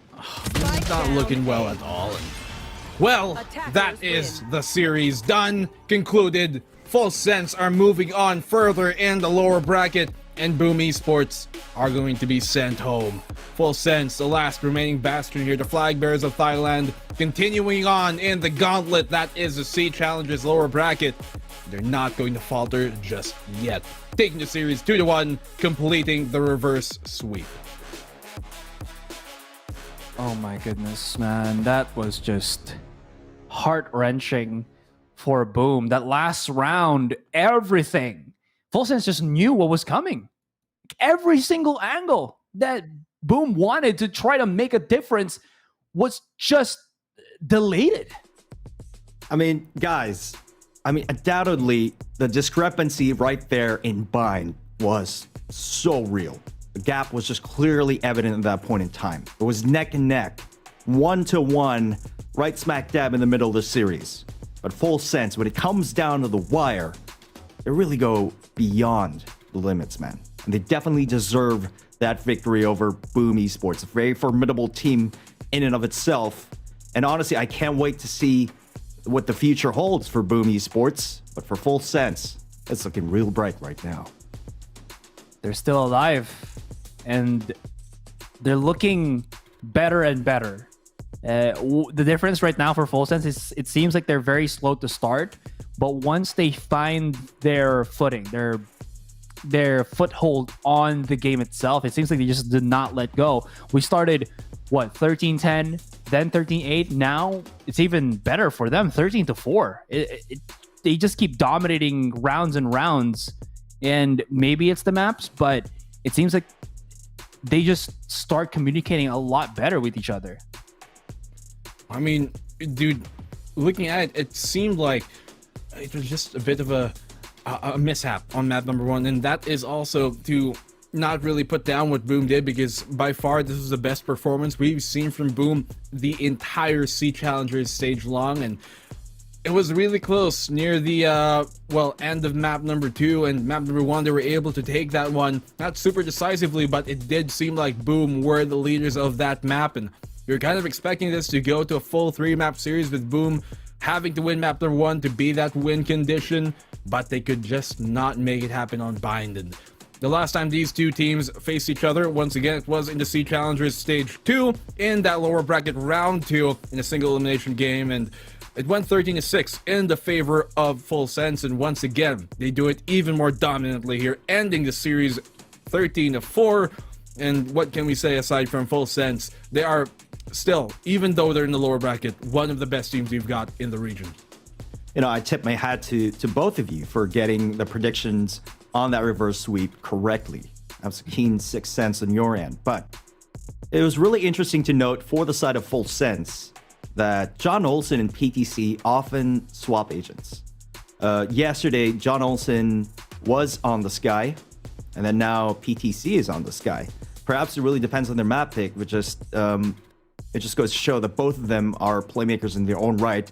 22 frags, match MVP for PTC, reducing a player like Blaze King, a player of his caliber, being reduced to a mere 10 kills in 17 rounds. That is quite a feat. And again, Boom Esports is no slouch of a team, but Full Sense, the final bastion of strength for Thailand, looking real proud here. I mean, when we were looking at things there, Vim, at the end, from maybe a different perspective, looking back at it, it seemed like it wasn't necessarily that big of a lead that Full Sense had throughout most of the series, but it kind of did switch gears once we got into it, and I think me and Asteroid kind of felt that way once it did go into Haven itself. You know, for Full Sense, we were expecting them to start off that map strong, but I don't think either of us could have expected that opening start in the first half, Asteroid there, and they did once again on Bind. Suddenly, just somehow, the Tigers, they woke up, and their roar, it might be loud, but their bite is even meaner. You know what, Azure, it's just that one thing I noted about Full Sense throughout that entire series, they really know how to close games. When they get a huge momentum on their side during the first half, they don't drop the ball in the second half. Sure, on Haven, the 9-3 curse was looking very real. I know we joke often about the 9-3 curse. You know, it's not really... I mean, sometimes it can be a thing. When the sides do swap, it tends to be very polarizing, but Full Sense, when they're in control, they dictate the pace of the game, and they're very confident in securing that win. Oh yeah, and again, I do like to point out as well the difficulties of Boom when they play on the attacking. There were some rounds where Boom looked rather fantastic, but again, it felt like they... how do I say this? It felt like they kind of relied too much on their ultimates to make that happen. And I did point out as well that doing that not really helps out in the entirety of it. Can give them a round or two, but as you can see, they really struggled without it. And whether it's just them not really having much creativity or reads on how Full Sense play around on the defending side when the game started, it really added up in general. And as Black mentioned, 30-4, it's a big indicator that Full Sense controlled Bind as an entirety of a map, whether it's on defending or attacking. Yeah, I mean, when actually it wasn't even just Bind. It seemed like Haven and Bind, that entire second, last two acts of the entire series, they're just fully in that driver's seat. And no matter how well Boom were performing on map number 1 on Ascent, which we kind of expected them to start strong off, it has been a problem for them to really close off this series. And we said it early on the panel before the matches even got started, wherein Boom have yet to win any match up 2-0 cleanly during the group stages and even here in the playoffs. And that was kind of what they had to do, because if it went to a full 3-map series, we didn't think there was really much feasible way for them to beat Full Sense in that way. And so they had to win Bind. I mean, they had to win Haven as well as map number 1. They got map number 1, which was a caveat. We're hoping to see maybe if they can make a comeback here on map number 2 itself, but with a huge cushion, even at an 8-4, which is slightly a hair better than the 9-3 that they ended up on to start the second half on Haven compared to Bind. It was a bit better, but the unfortunate thing is they weren't able to win that pistol. And when you have such a huge lead like that, it can be really hard to come back into just mentally and physically. And honestly, even in the game itself, you don't have much cushions to work with. You don't have that economy in your way. You're going to have to go another eco, which kind of pulls you at match point already at that point. So for a team like Full Sense, that has to feel good after getting sent down in the in the round number 1 of that upper bracket, directly into the lower bracket by Big BAAM. They continue their dominance here over Boom, who have yet to win a series in the official circuit versus Full Sense. And once again, that remains true. Yeah, a lot of people underestimate the value of those first couple of rounds in either half. And momentum can easily snowball. Honestly, we've been pretty spot on with our speculation, but I want to hear it from the players themselves. We have Mr. Lammy Snacks on the line, the man of the hour here, and an incredible performance. Mr. Lammy, hello there. Hello guys. Welcome. Hello guys. Welcome to the winner's podium. Thanks, No, it's fine. It's thanks fine. for the interview, by the way. No problem. Glad to have you here. And honestly, you guys have had dominant performances, and we're all very big fans of your team, obviously. Now that you are the only remaining bastion of strength for Thailand on the road to Berlin, how does this affect you emotionally? Oh, I feel like in the first match, it's like too much pressure on our team, and our team just play like no confidence, just too much pressure, and then we just play kind of bad, and we lost first map. After that, I want to personally thank all the Full Sense team, just stepping up, and then we can come back. We just reset the mentality, and then we come back. Yep. Yeah. I mean, thank you for that answer. That round per round mentality really matters. But I do believe Azure and Black and Blue, you have some questions yourselves. Okay, I just wanted to follow up from that question with Viminal. It seems like, again, you struggled on the first map on Ascent. Did the map selection in this best of 3 affect your performance at all, or were you all confident with your standings with how you play on any map that you play on, and it was just the emotions, as Viminal said, that really affected you, or did the maps had anything to do with it? Yeah, I think it's not about the map. It's about the lower bracket. Yeah, it's only the lower bracket, and we couldn't prepare for the first map. We couldn't play like we thought. Yeah. Okay, thank you. But still, you did incredibly well. We saw game number 2 and game number 3 just fly across you guys. What is that again? 13-8 and then 13-4. That was a comeback, my guy. That was pretty good. Yeah, well, that was definitely a great series that we got there. Very dominating performance from you guys. But my question for you there, Lammy, is, you guys as a team, you've been in this same exact situation before, wherein you guys got sent down during stage 2 in round number 1, to the lower bracket immediately from that round 1, and then you went up against BAAM in round 2, which you did again. Now, you're on the right path to making this comeback happen a second time to get in the grand finals and potentially clutch the path to Berlin. My question is, not many teams, honestly, most teams will not be able to do this just mentally. What is the kind of that rock that you guys hold on to be able to make the comeback happen when you're going to go through the entire lower bracket just to even get the grand final slot? What is that one thing mentally as a team that you guys try and hold on to really make the comebacks happen?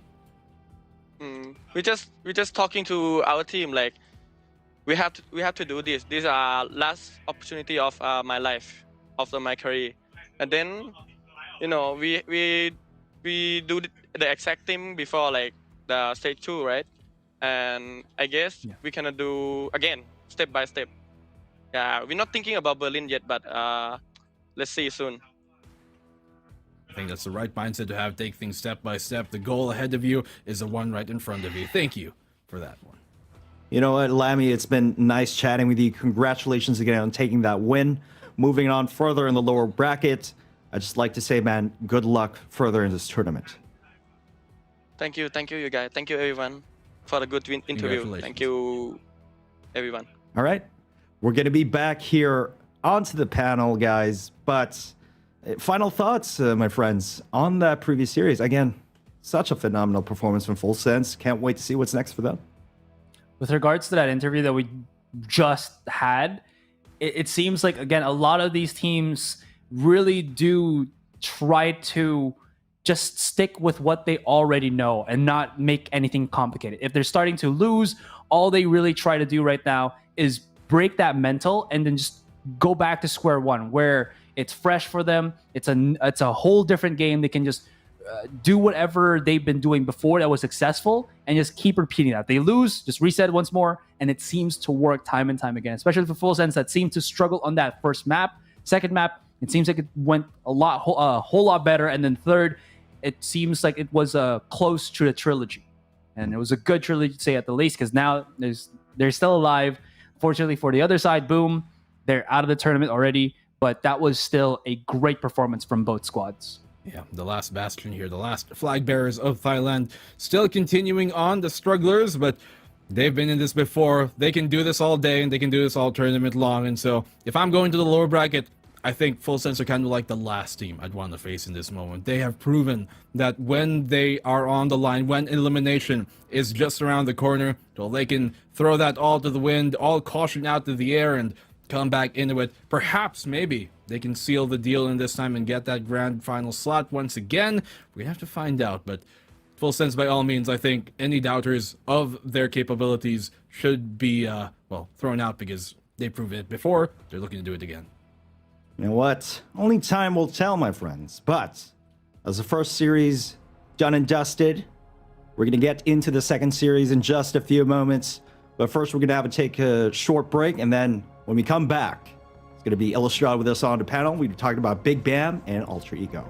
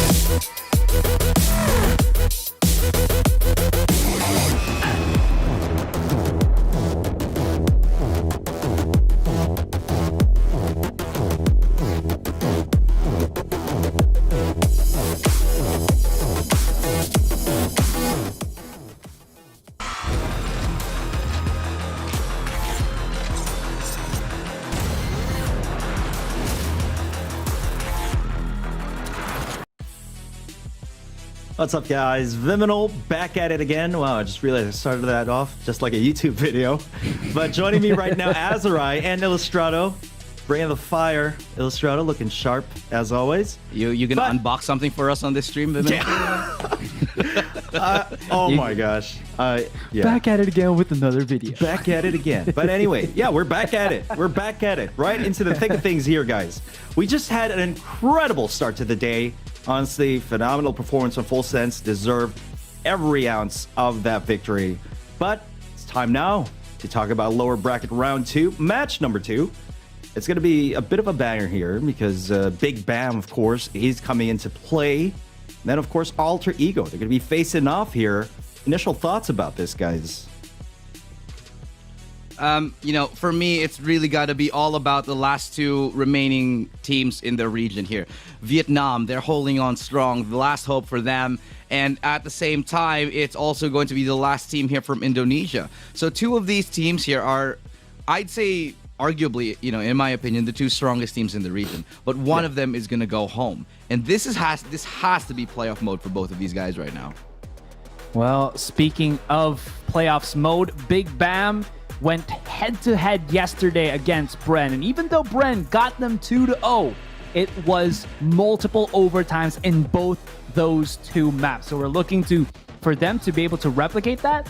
It's going to be looking quite scary, I think, for Alter Ego, because I think Big BAAM is the heavier honcho of the two. And because of Crazy Guy, they're looking mighty, mighty fine. I like that we're actually, before this tournament, we'd say Big BAAM, they've never showed up on an international stage before, not very much. And it's actually the same thing against Alter Ego here. They haven't really been that present in the VCTs. They haven't really had that much exposure in terms of internationals. And now that they're here in the lower bracket, I feel like even though they're here and facing elimination, they've already proved everything that they wanted to. They've gotten so far, they've taken out very, very good teams in one series against some of the best.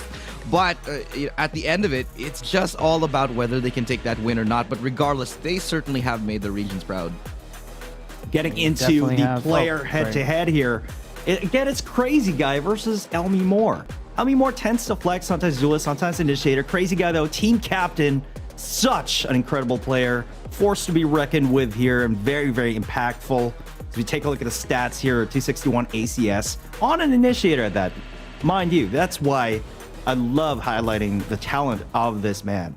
But, going into the map selection, guys, how do you think it's going to go down? Oh, well, we'll see. It's actually just looking or being shown right in front of us here. And, again, it's Big BAAM versus Alter Ego here. This is... This map selection, I think, favors... At least for Ascent, I think this favors Big BAAM. Split could be Alter Ego, and then it's a toss-up for Breeze. Yeah, at this point, I really think it's very difficult to give a very accurate statement. Like I said before, these guys have not had a lot of international play, and it's really going to be about how they adjust to this here. This is really one of the first times, aside from the group stages, that they can actually show their chops on these maps. Now, both of these teams here, Alter Ego, they found a lot of success on Ascent, but at the end of the day, always losing out when it came to the the overtimes. There's 2 times that they actually found some success on it and then ended up throwing away the victory.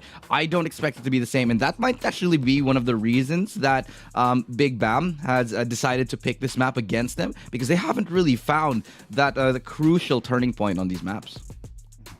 Absolutely agree with you there, Illustrato. But I think it's time to go into our predictions here. And I'm pretty sure you guys have a lot to say about this, but I'm going to start things off. Honestly, with how Big BAAM has been such a dominant force here, despite that fact, I'm going to give the benefit of the doubt to Alter Ego. I think they're really going to bring the guns out here right now. It's going to be 2-1 for me in favor of Alter Ego. Very strong, very decorated team in and of itself. So now is their time to shine, as is yours. You guys just break it down for us right now. Well, my predictions actually counter your predictions, because I'm looking at Big BAAM to win this particular series. I feel like I am on the Vietnamese hype train ever since we started on group stage day 1. Yes, I'm Filipino, so I'm not biased only towards the Filipino team. But what I mean by this is I really felt that there was some evolution that came in here. There was so much stuff that Vietnam has a lot to offer, and I think it was up to Big BAAM, as well as I feel like Cerberus as well, to really show that to us. And now Big BAAM is the last bastion of hope for Vietnam, and Crazy Guy has been one of those players that has really set the pace for this team. They're really creative, intuitive, and reactive to how they play around matches. So I feel like with these tools, they can make it possible, they can make it happen, and still keep their tournament dream, their tournament life alive. So I'm looking at a 2-1 in favor of Big BAAM. I think it's going to be a Big BAAM game as well. They seem to have a lot of success here, invariably so. And with that, Alter Ego, I think they're starting to crumble a little bit under pressure. With a lot of the teams that they faced, especially ever since they went up against Big Boom, those cracks in their defense have been starting to seep in here, even on their offense. And I feel like this is something that Big BAAM can exploit with how aggressive they are, with how unrelenting they are with their own playstyle. They just do not give anything. So for me, 2-1 for Big BAAM. You know what? Both very valid points. It can really go down to the wire in this matchup. Big BAAM has proven to everybody that you cannot underestimate the Vietnam region by any stretch of the imagination. Both of these teams, the final flag bearers of their respective regions here. This is definitely going to be a banger of a matchup right here. Again, it's going to be Big BAAM versus Alter Ego in a best-of-3 series. Coming up next.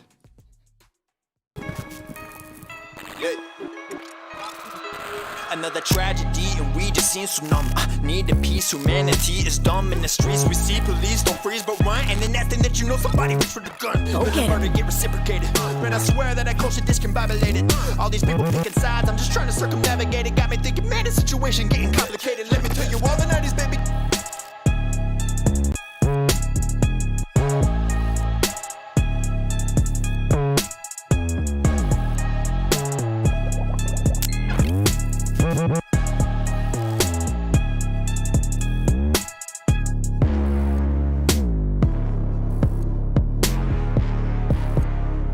Crazy Guy. He's gonna sniff out one here. Borkum anti. Parker, and there it is. Getting ever so closely to Flash, looking for the ace.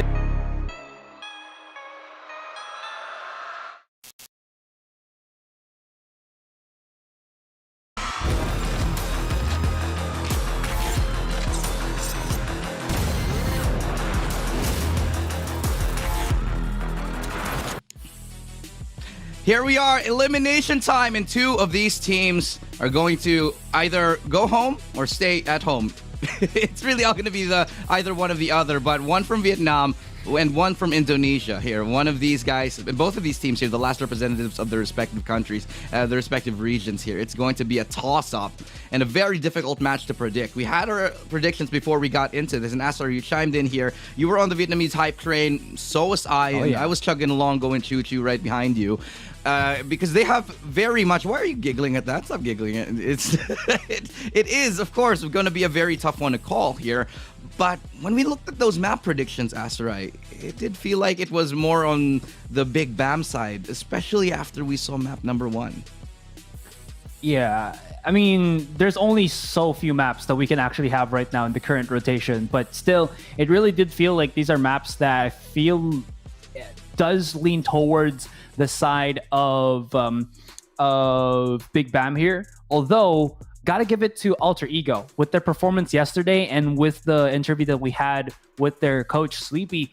He did mention that maps really aren't an issue for them because they have such a big agent pool that any of their player can have such a wide selection of agent selection as well. So this allows them for a lot more flexibility. But the problem with that is it has to really catch off Big BAM, because even though there is a lot of creativity towards the Alter Ego side, Big BAM really do have their own form of creativity with the few agent selects that they have shown to us here. Their fundamentals really do show, and that's why even though they're at the lower bracket, they're still a team that really needs to be feared because, again, can't reiterate this enough, they were able to go head-to-head with Bren. That is still a team that has yet to lose in this tournament.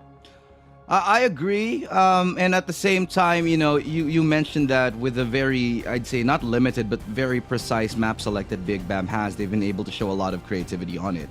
And I agree. It's like when you attain a certain level of mastery with certain compositions, one that you become more and more familiar with, there becomes this sort of evolution in your playstyle. There becomes this sort of way that you can, find these nooks and crannies and exploit them in the defensive side.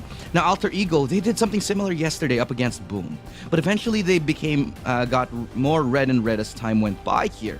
In the Ascent map up against BAAM, there were a lot of rounds where Alter Ego would go ahead and push all the way towards mid, finding creative pushes, but then just unable to truly retain that success. And in a similar vein here for the side of Big BAM, both of these teams really brought out this slow and methodical playstyle that kind of try to slowly, surgically expose arrows on the other side.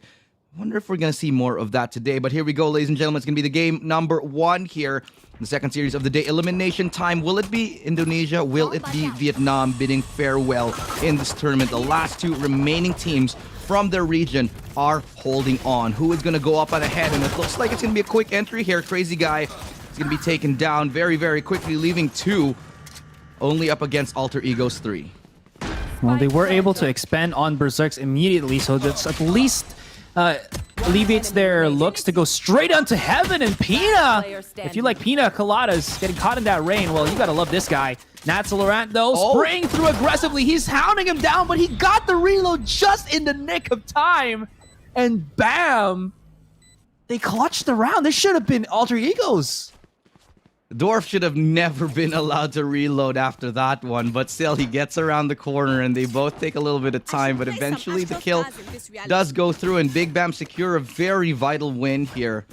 And I feel are able to put their foot, get a good foot forward here in this first match, getting a 1-0, and immediately we go for the technical timeout. It is the curse, however, of non-land games that we see quite a fair bit of these, Asarai. Oh yeah, it happens. It is what it is from time to time, and we're separated by water, all right, between some of these countries. So a lot of water, actually. Yeah, I actually can't how do I say this, fathom how big that is, because I always look at a map and that doesn't seem like a lot, but when you're zoomed in, right, and you're right on a beach and looking in the other direction is, let's say, Hong Kong or Taiwan. That is a huge stretch. Anyways, quick little replay here of what just happened. These one little peek outs from heaven really costed them. Maybe just a little bit of weight between Alter Ego. They didn't have to try to do that star power 1v1, maybe get a catch off, but because it was a 3v2, but they will still pay with their lives in the end. Their opponents just on the upgraded pistols, and they did mention about some mid plays, and here's Big BAM with a bit of their own. Yeah, Big BAM going straight through market. Dwarf is going to get an entry onto Nats Laurent. Very lethal with the frenzy in hand, and NTK's right there with a follow-up. This should be more or less the round. They should be able to keep things relatively clean. Berserks will, however, get the drop onto 1. But if Dorf can recover that that Stinger, no, sorry, the Spectre that they actually have dropped, might still be a pretty decent anti-eco here, as Dorf will get closer with a Frenzy. He actually is able to line one up. Berserk's unable to finish it off, and that should be the Spectre recovered, like I said. So, because Dorf only had a Frenzy, he actually manages to pick it up for his buddy over there, and they're not really gonna... They're gonna have a pretty solid buy in terms of their bonus round. Yeah, if you can save about 3 weapons, that's good. 4, great. I guess the only caveat for Big BAM is because they were kind of rushing in an awkward position, coming in from mid through market through B site. They had to go through a bit of pellets, a bit of bullets, and that at least forced them to buy up once again into the shields. But all in all, it's still a pretty solid round for them in the end. There's going to be Berserks now with the Vandal, but he can only Vandalize 1. It's a 3-for-3 trade, but the big problem here is that that is a double weapon upgrade. And look at Big BAM able to pick up those weapons. Still Alter Ego ripping through the rest of them. Can't really get through this now, can they, on the A side? Yeah, it's difficult, especially with those smokes about to expire here. Crazy Guy still has to work his way towards Gen to be able to close that door and potentially get that spike down. The door goes down immediately. They're going to try and go for this spike plant. Sentry will give information, but look at this. The wall bang's doing so much. A collective amount of 14 HP onto Big BAM right here, and they get the spike down, and they get 2 kills. All in all, a very successful bonus round here for BAM.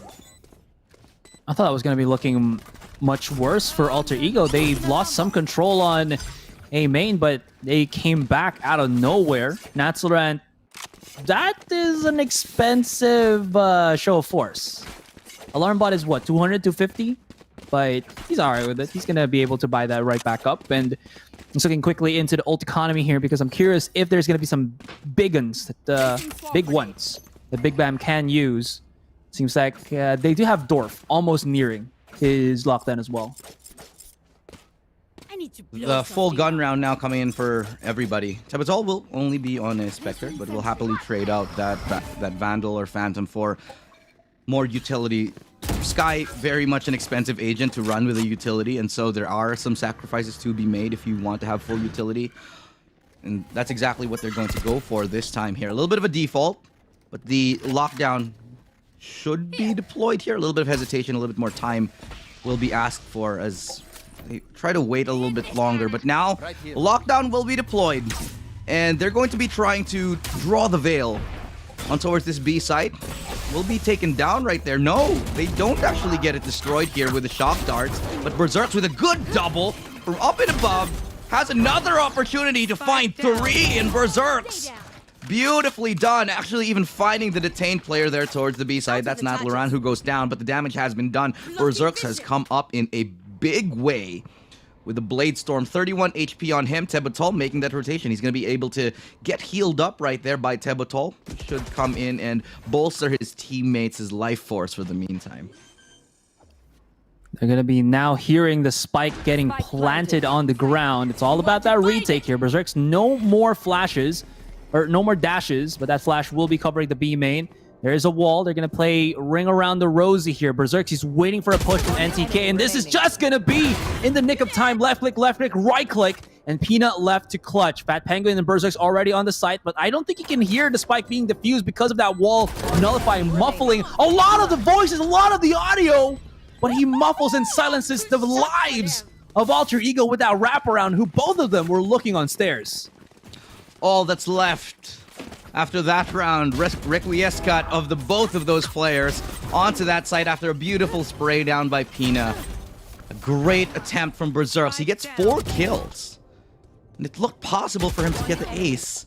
4 kills with the Blade Storm, definitely worth the investment. But somehow BAM, they're able to pick up that very, very clean round here in the end. And all that's left of the economy in AE, it is pretty much ruined, torn to shreds as they're basically, they only have scraps of what they need to get into this round. But Alter Ego, they're fairly decent here at the eco buys. I'm going to name specifically Elmi Moore and Nats Laurent, who are so good using the Sheriff and the Marshal. So this time it's going to be enough for them. As again, they're going to get more and more kills after somehow Berserks finds a kill with a classic, and it's a 1v4 in this eco round here. Pina, he's going to find himself in a load of hurt here. He's able to sneak his way onto site.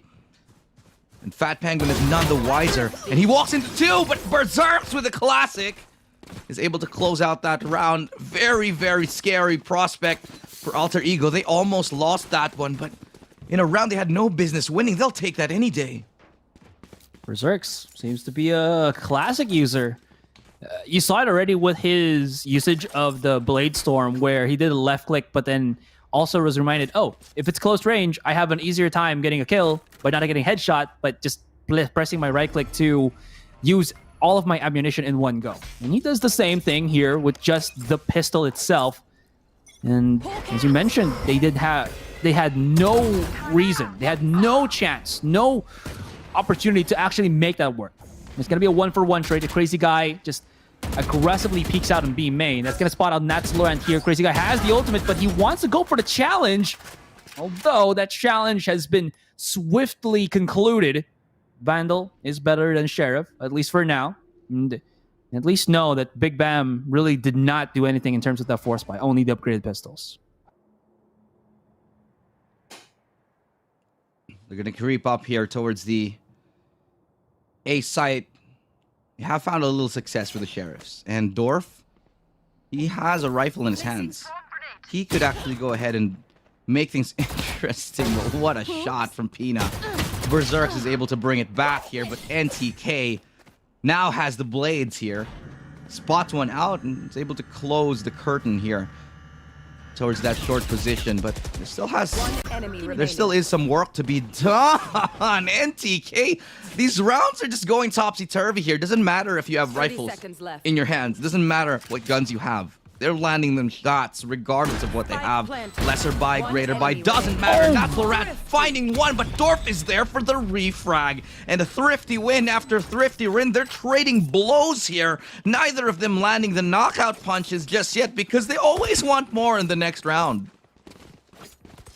Doing the best that you can with what you have. 2 rounds, 2 different teams, and 1 same outcome. That was nuts. Look at that. That was a good kill from Berserks. Nice little kill onto Crazy Guy, but the big ones, yep, this is it. The Sheriff shutdowns. Berserks, he was just trying to wiggle his way there with a shot, but it's not going to happen. In the end, Crazy Guy now putting out his Sova drone on mid. That's going to be a play that allows Big BAAM for a lot more mid control. And the rotation, as you can see from Alter Ego, as they hear this, they back away first and look straight on market, but closing the door just to make sure that nobody pops in from there. Now, we've seen in a gun round, this doesn't really work for attackers. I really like that, you know, this map, it's a full-on brawl between the both of these two teams here.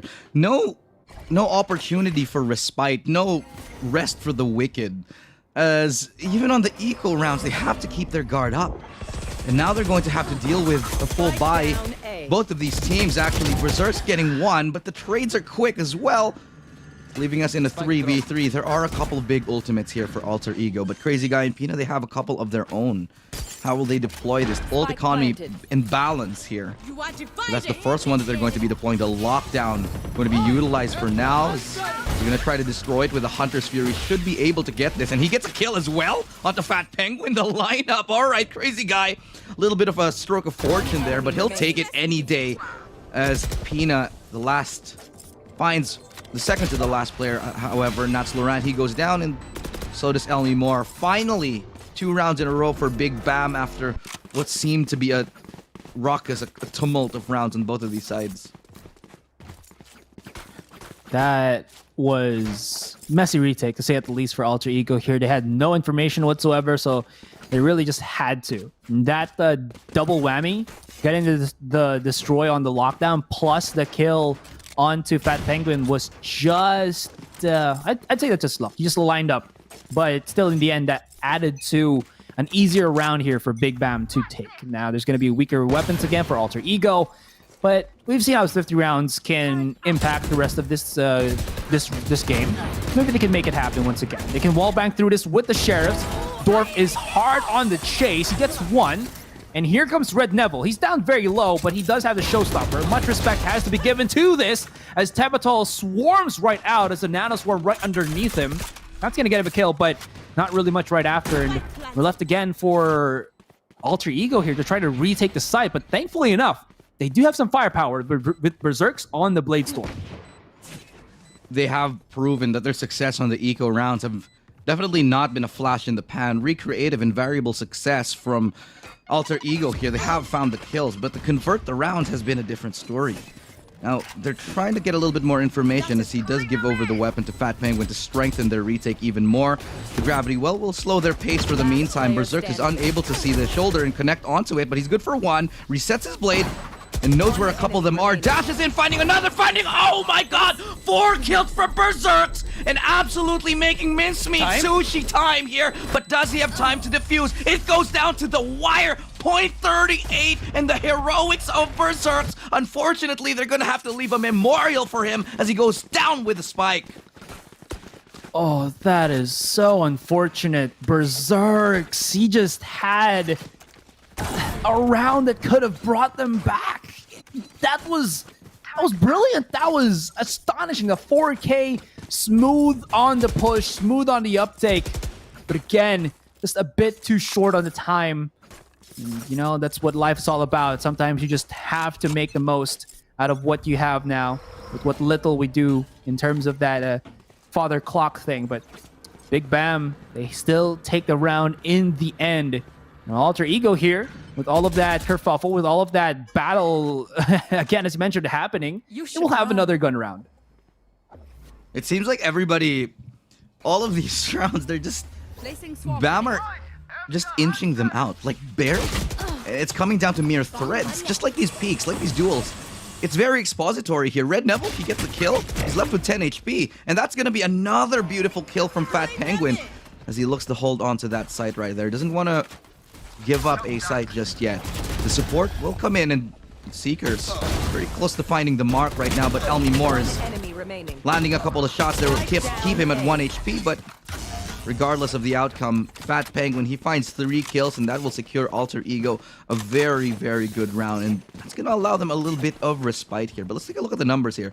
Pina and Berserks, look at that. 13 and 16 on them both. The persons next to them, Crazy Guy and Fat Penguin, 6 and 7 respectively. There are 2 players, 2 titans on this team in what is essentially a fight to the death, and these 2 are leading them. Man, the blows, as you mentioned, being traded, it's severe, but as we do still have ourselves a round leader, I think is the best way to go about it, is Big BAAM with 3 above, but that could easily be remedied by Alter Ego, who's seeming to be brilliant, especially as I mentioned with Berserks. Now, Dwarf, he's so close to just peeking out 1 here already, but there is a close quarter, crossfire, with Tebatol and Natsloran. Crazy Guy going to be pushing forward, but he only has 57 HP. Gotta be careful, but he is risking his life for this. Oh. He will pay for it, unfortunately. Yeah, Elmi Moore tried to creep up. Crazy Guy tried to creep up just to get a little bit of control here, but he ends up paying the price. A little too expensive for him this time. A little too rich for his blood, as they do have, look at this, Berserks. He's gotten all the way up here, and he's going to hear the rotation coming in.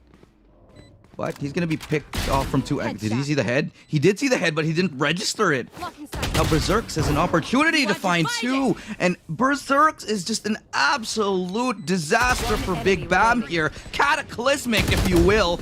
Because Pina, he's going to be left on the site alone. And that's going to be an easy defuse here.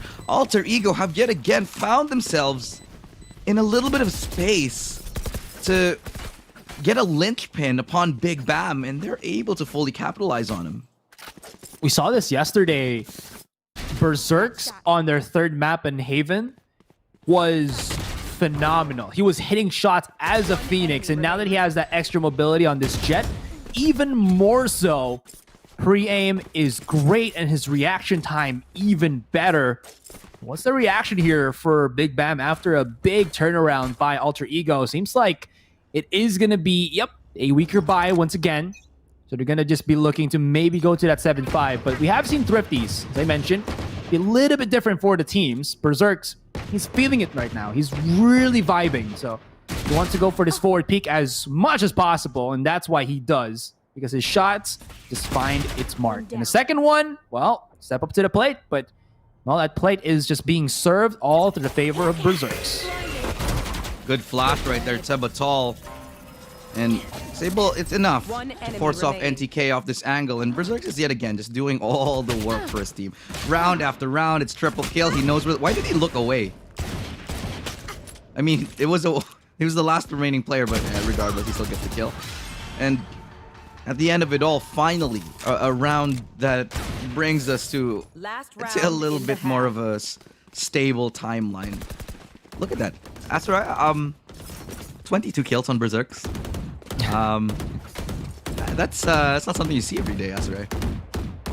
Definitely not. And as you mentioned, the second top fragger for Alter Ego is around 7. So Berserks, he's been hitting it.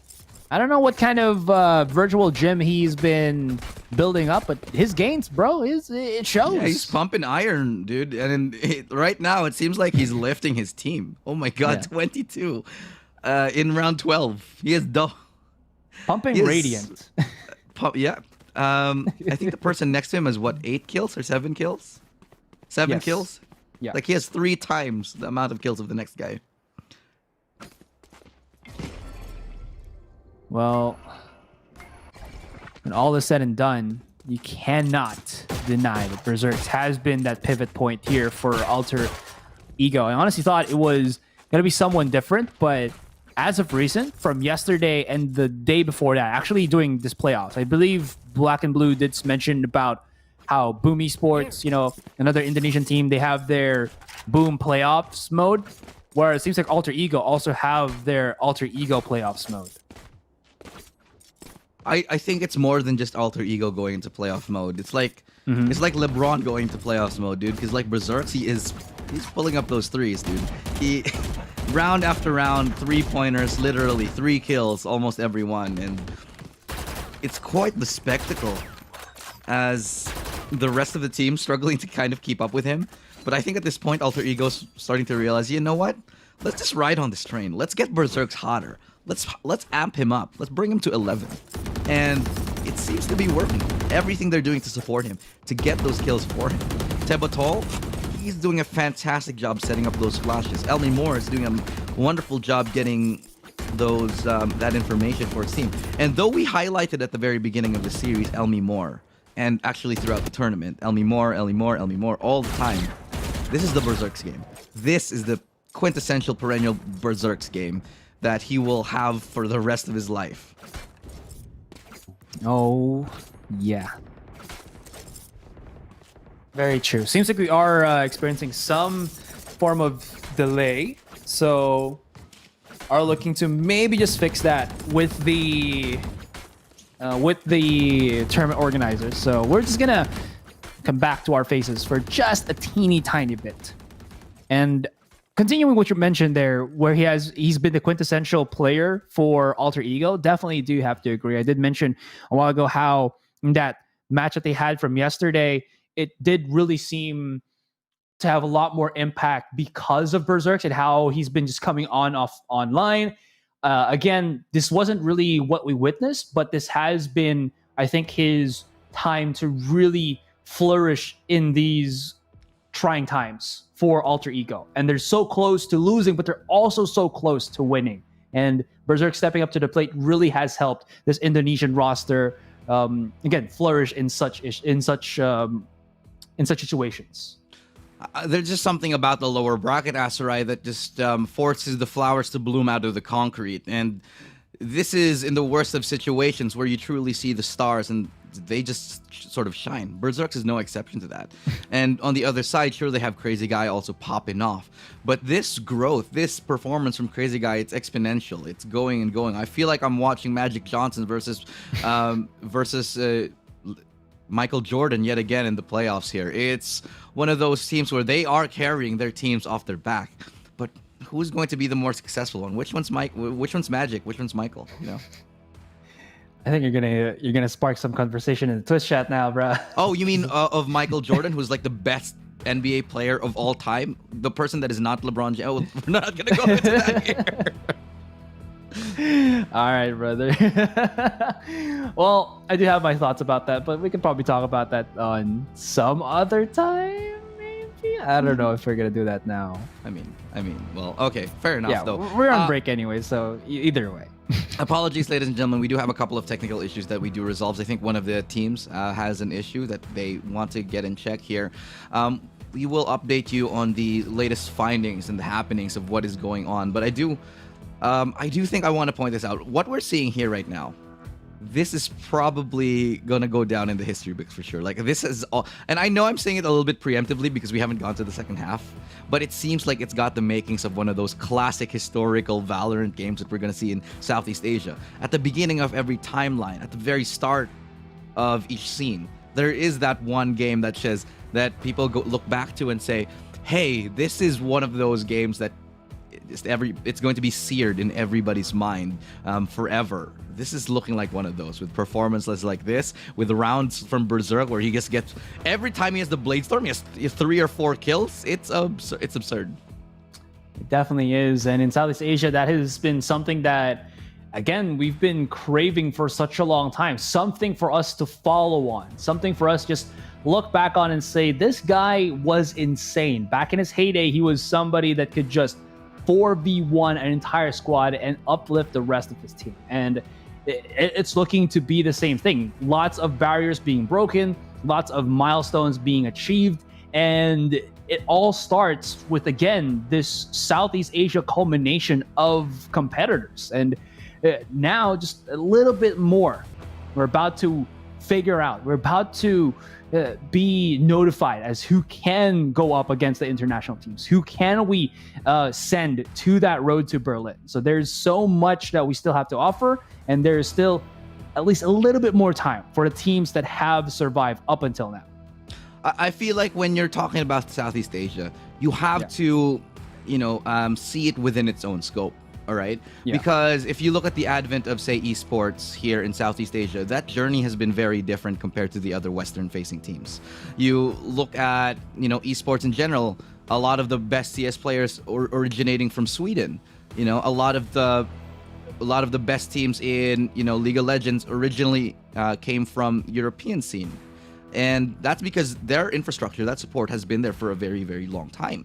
Now, for Southeast Asia, that's only coming to light fairly recently. So it's going to take a little bit of time before they're able to put up those those numbers and be on the level, I'd say.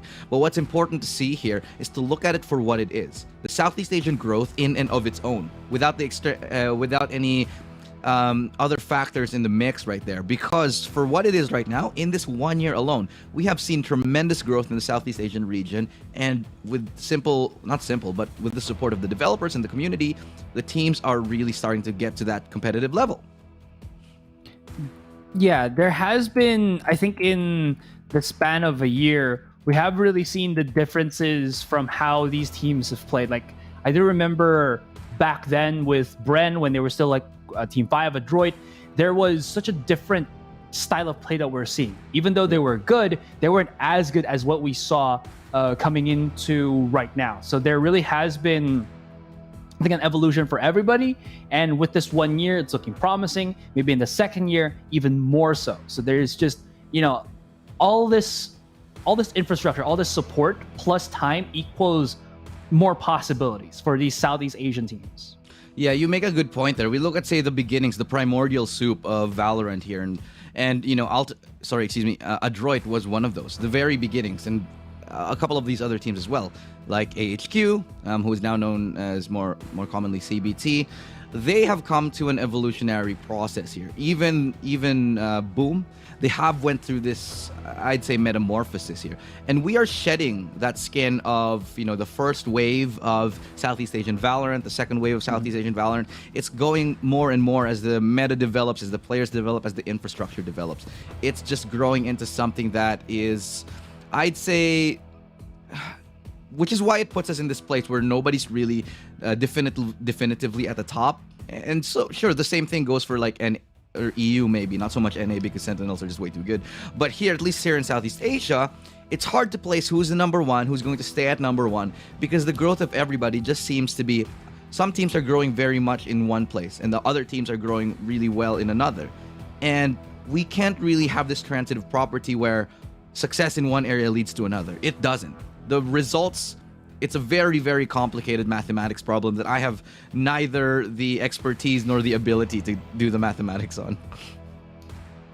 As long as I think we have ourselves players that are still willing to, or not really willing, but want to get into the scene itself, I think it's perfectly fine. We're probably not going to see who's the strongest team just yet, because there are so many new stars that are still being picked up by other teams as well, and there's just starting to get better. Like, I think one of the biggest things right now that might be a hindrance for some up-and-coming teams is that in Valorant, I think more so than other esports as well, since it's still fairly new, is that there's a lot of roster changes. Maybe we can see an odd team or two that sticks with their roster, tries to make it better, as we saw with GXR, as we saw at least with this iteration of Bren with Wits. But other teams do like to mix and match, as we saw, just to kind of make better what they thought was needed to be fixed. And this has kind of created a dynamic where I think some teams really just get like a full all-star roster and that's it. But because we also still do have newer players that want to show off what they have, they just need to have a little bit more time to get better and get that competitive experience. Because again, rank experience is leagues different from competitive experience, just because of how the communication, how the execution is just so varying, I'd say.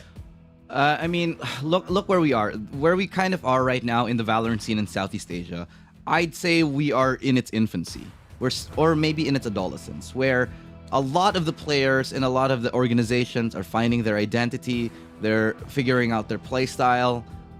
Even the multiple regions which have developed a distinct play style are still changing that fact constantly. Historically, we used to look at Southeast Asian teams and go, oh, they're super good at being hyper aggressive, but that's all they're good for. They know how to play really aggressive, but they don't win the rounds in the end because they don't have the discipline. This is the direct opposite of what we've been seeing in the past couple of days, when teams like Alter Ego and BAAM Esports and even Big BAAM have been showing us that they're very capable of keeping tight defensive and tight offensive formations and just playing that slow chess style, which exposes the defense. So we are in that adolescent stage. We are in the stage where people are finding their identity, and this just leads to a lot of confusion as to who is on the top, because there's a lot that's being figured out, not just on the front end with the teams, but also with the back end of everybody who is involved with the esports scene. The organizations themselves, they're going through a little bit of a transition as well, figuring out what the ideal setup for their teams would be, whether it's a 6-man roster, whether it's a 5-man straight up lineup, or and how they're going to deal with the boot camp setup that has been becoming more and more prevalent and more common in Southeast Asia.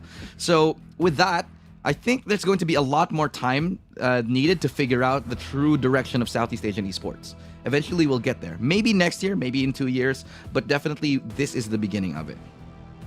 Yeah, and again, the future is looking pretty bright anyways. I have been excited to always just jump in on this particular competitive scene that we do have, just because it feels like there is a lot of, how do you mention? You're talking about the support, the boot camps, and everything, but I think aside from that, it's a second chance for those who were not really given much opportunities in Southeast Asia. For example, we have players coming in from competitive hero shooters, competitive tactical shooters, a lot of mixes, and Valorant has been kind of catering through all of their wants and needs. And at the core of that, it's just their kind of dream to also get recognized. Like, remember Patifon from X10, before they had that legendary match with Fnatic. Before it's set X10 on the map in the Western Hemisphere of the world, it seems like there was only Patifan being known for his let's say Overwatch career, right? But now he's on a different team, he's on a different game, and he still flourishes. And this is one of the reasons why I think Valorant is also such a really good game to get into, just because, again, it gives that opportunity for players who really had nothing left to do in Southeast Asia, and then it just gave them that remark. And I think that's also a case that has happened in any other region that we have right now for Valorant. Yeah, you make a good point there, because Valorant, it does fit into a lot of skill sets. You brought in the point that tactical shooters and hero shooters did come into play, and that is definitely true. Not just that, even MOBA games, there's some skill sets that do transition. Jesse Vash, even though he never had the best of Chronospheres, he somehow now gets those lineups. And at the very beginning of his career, he was like, I don't want to learn lineups, and now that's pretty much what he's known for. So there is this element of being able to take a skill set that came from a different game and being able to apply it into this one, and sort of utilizing that as your advantage in it. And that just leaves this with a lot of room for interpretation, because a lot of the players, they're old, man, old in terms of esports age. A lot of casters like me, we're pretty old, dude. And somehow we still manage to find that little nook which we find ourselves in, a little niche that we can develop and utilize the skill set that we picked up over the previous years, over in previous titles and other games, that just helped us actualize ourselves in Valorant. And that's what makes it such a strong game here. You see a melting pot of people coming in from different titles, coming in from different games that have been making a legacy here. Dax, for one, coming in from Overwatch as well, like everybody else, and us coming from obviously CS. And we are all that means, all of that, what that does mean is that we are finding our identity within the realm, within the thesis, if you will, of Valorant. And it looks like we're getting towards a unified identity sometime in the future, but I still think it's getting there. Yeah. Anyways, I'm pretty sure the Twitch chat is already saying casters start the game. We have no control whatsoever with that, because we are experiencing a little bit of technical issues, guys. So we'll be going on for a break. When we come back, we'll be resuming that match shortly here again between Alter Ego and Big BAAM. So don't go anywhere. We'll be back.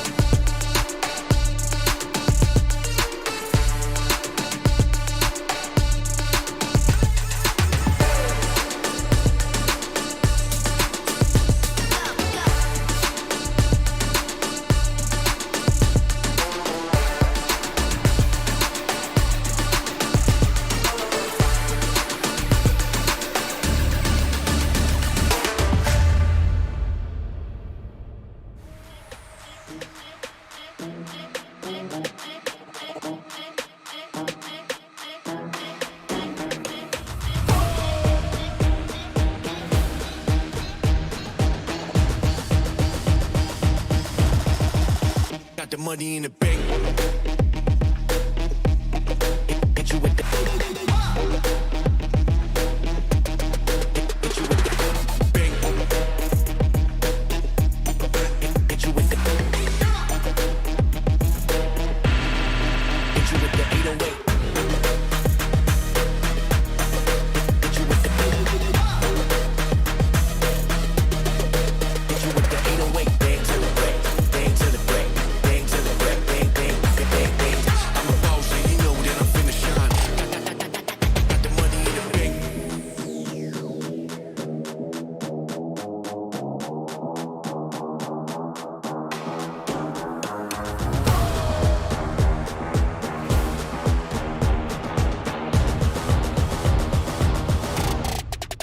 Got the money in the bank.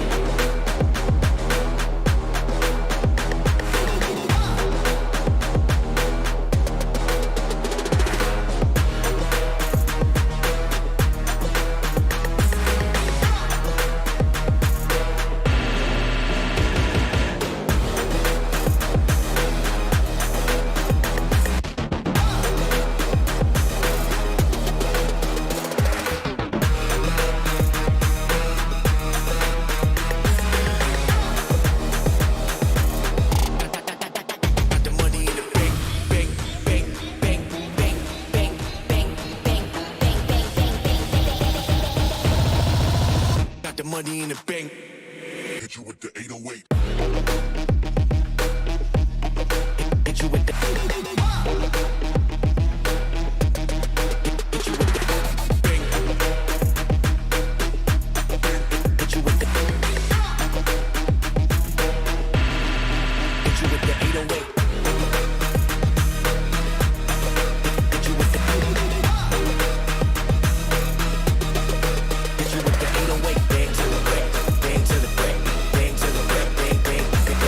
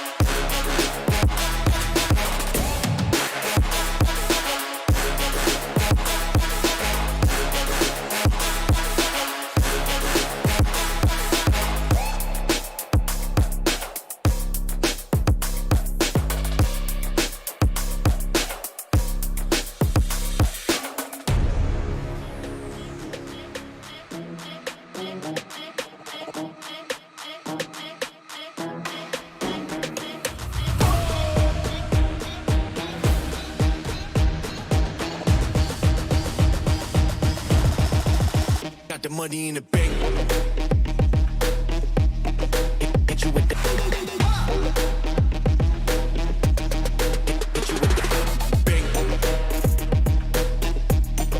Hit you with the 808.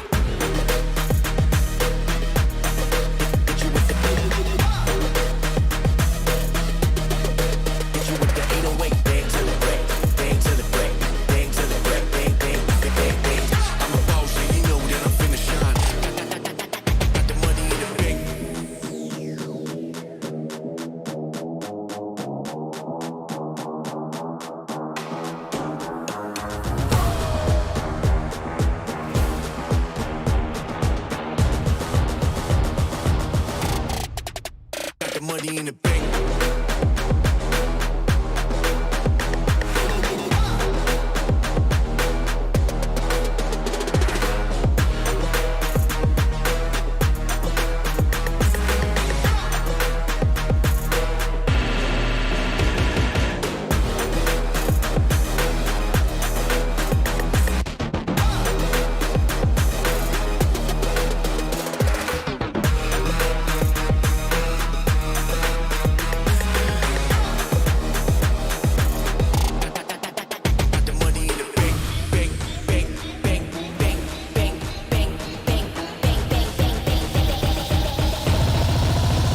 Money in the bank. Hit you with the 808.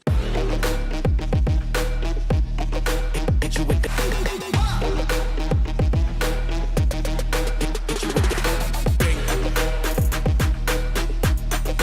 Hit you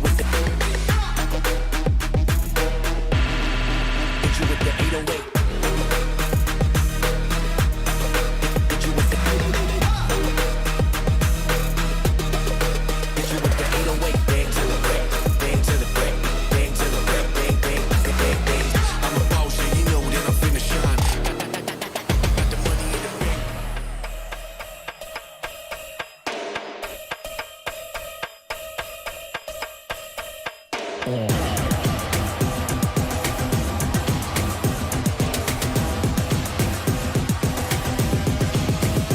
Show me what you got. Back down, up, back down, back up.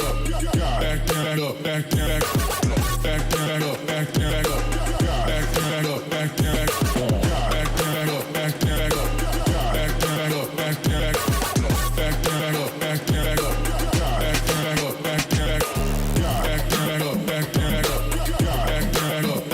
back down, back up. Back down, up, back down, back up. Back down, up, back down, back up. Back down, up, back down, back up. Back down, up, back down, back up. Back down, up, back down, back up. Show me what you got.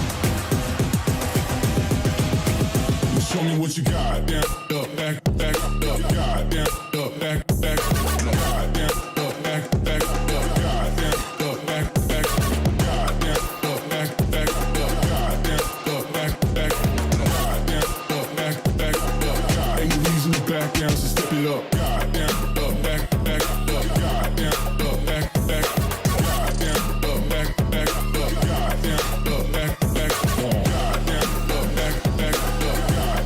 up, back, back, God, down, up, back, back, up, God.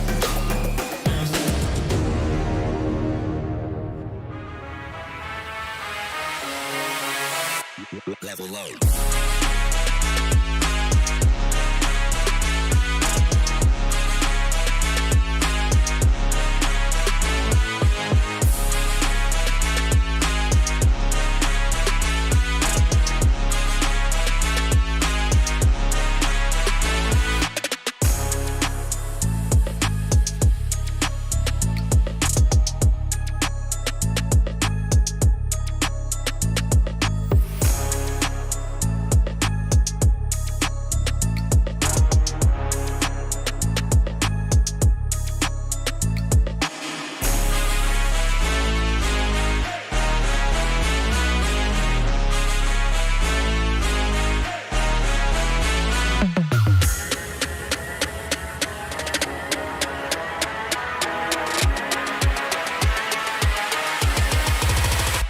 Level low.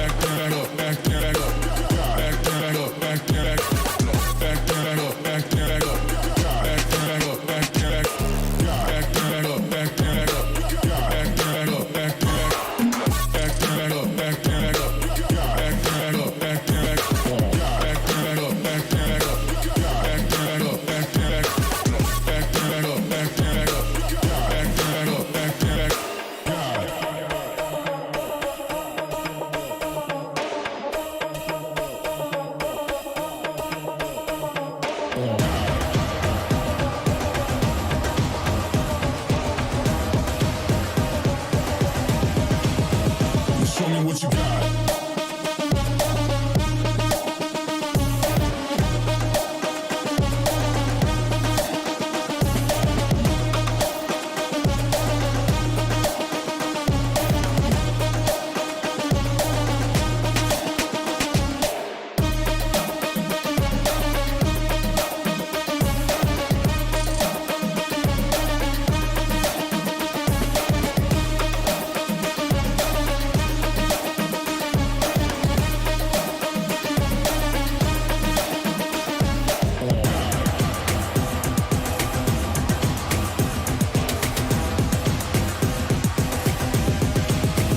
Show me what you got. Down, up, back, up, God, down, up, back, God, down, up, back, up, God, down, up, back, God, down, up, back, up, God, down, up, back, God, down, up, back, God. Ain't no reason to back down, so step it up. God, down, up, back, up, God, down, up, back, God, down, up, back, up, God, down, up, back, God, down, up, back,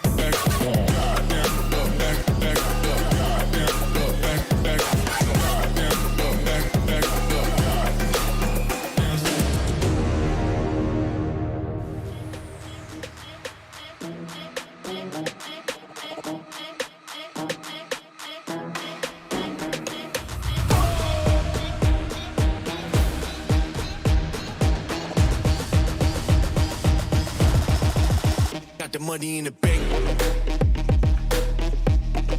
Hit you with the. Hit you with the bank. Hit you with the. Hit you with the 808. Hit you with the. Hit you with the 808. Bang to the break. Bang to the break. Bang to the break. Bang, bang, bang, bang, bang. I'm a boss, and you know that I'm finna shine. Got the money in the bank.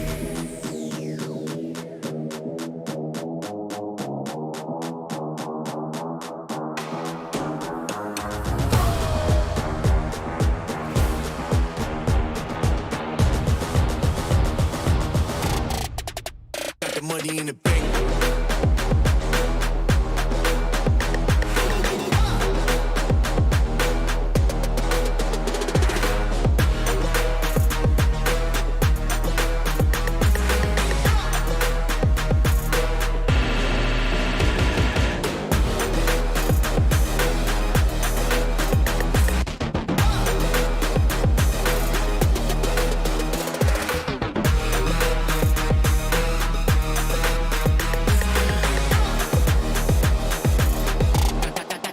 Got the money in the bank.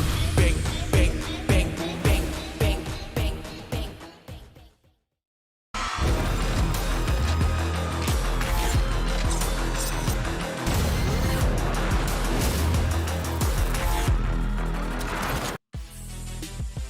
Welcome back. Here we are at the VCT Challengers SEA Playoffs. Now, a little bit of a technical issue, but we do have to make it go on. The show must go on, after all, is what they say. My name is Illustrato. Joining with me is going to be Dax and Black and Blue. We're moving on to the next game here today. It's going to be the upper bracket finals. One of the matches that we have all been waiting for. It's Bren versus Paper Rex. This is a matchup that goes all the way back. And Dax, let's talk a little bit about the history of these two teams. Yeah, Bren, Paper Rex, they've been meeting each other in the SEA for quite a while already, and especially the last SEA Challengers. Paper Rex barely beating out Bren Esports 2-1 there, taking that victory and going all the way to 3rd place. But here we have it, the Bren Esports roster, and they have been incredible so far, but sometimes blessings can be curses as well. Yes, Bren Esports has had a perfect run so far from the group stage to the playoffs, albeit at the cost. Guys, multiple overtime situations still showing that Bren Esports does still need to work on concluding some of those matches. Luckily for them though, and thanks to their efforts, it's no longer dropping those maps against the opposition, but there is always a chance for the other side to come on back. And especially the next roster we're going to be talking on about, Paper Rex. This team is just so stellar at finding weaknesses and isolating and going at them. For sure, Bren Esports, they're unbound, unbroken, and unbeaten yet here in the playoffs, but well, they haven't faced a team like Paper Rex just yet. And the last time that these two guys faced each other in the upper brackets of SEA Challengers 2 last stage, well, it was Paper Rex that did send them into that lower bracket, and we are going to have here right now the matchup of this entire tournament of the SEA Challengers. You got this Paper Rex guys who, by all means, they're the favorites to come out of the grand finals in the best of 5 to go directly as a top seed into Berlin. I don't think they're going to disappoint. I think one of the biggest matchups here, not just in terms of the teams, but the players here. We got to look at these two. Dubstep versus Forsaken, two of the best jets that we've had all around. Now, they have their strengths and weaknesses, Dax, but for me, Dubstep, very much one of the most consistent operators. Hits his shot all the time. But Forsaken, on the other hand, he brings a different play style and seems to be like the hard entry, hard carry for his team. Yeah, just the impact a little bit different, but at the same time as impactful for both teams. Dubstep there, the rally call for Bren when they are on the down and outs. Forsaken in the meantime, strong jet showing, can also flex on out to different flash agents and allow Devi to do his job on that duelist instead. But here we go, guys. It's gonna be the map pool for our best of 3. Winner here is gonna go to Berlin. Loser gonna have a chance in the lower bracket finals. But we are gonna get Icebox, Breeze, and Ascent at black and blue. Any thoughts here? Because you got Icebox, the territory of Paper Rex, as map number 1. That is true. Now, Icebox has historically been a great map for Paper Rex, but we know that during stage 2 of the Challengers, it was Icebox that Bren Esports were able, and the entire Philippine teams were able to really make a mark internationally. It has been the home turf of the Philippines so far, those icy cold wars. When we did look at, map number 1, the last time they faced off each other, Bren Esports 13-4'd Paper Rex on Icebox itself, but we have yet to see a match from these two teams going into Breeze. And what do you think about that one, Dax, as we were talking about things here?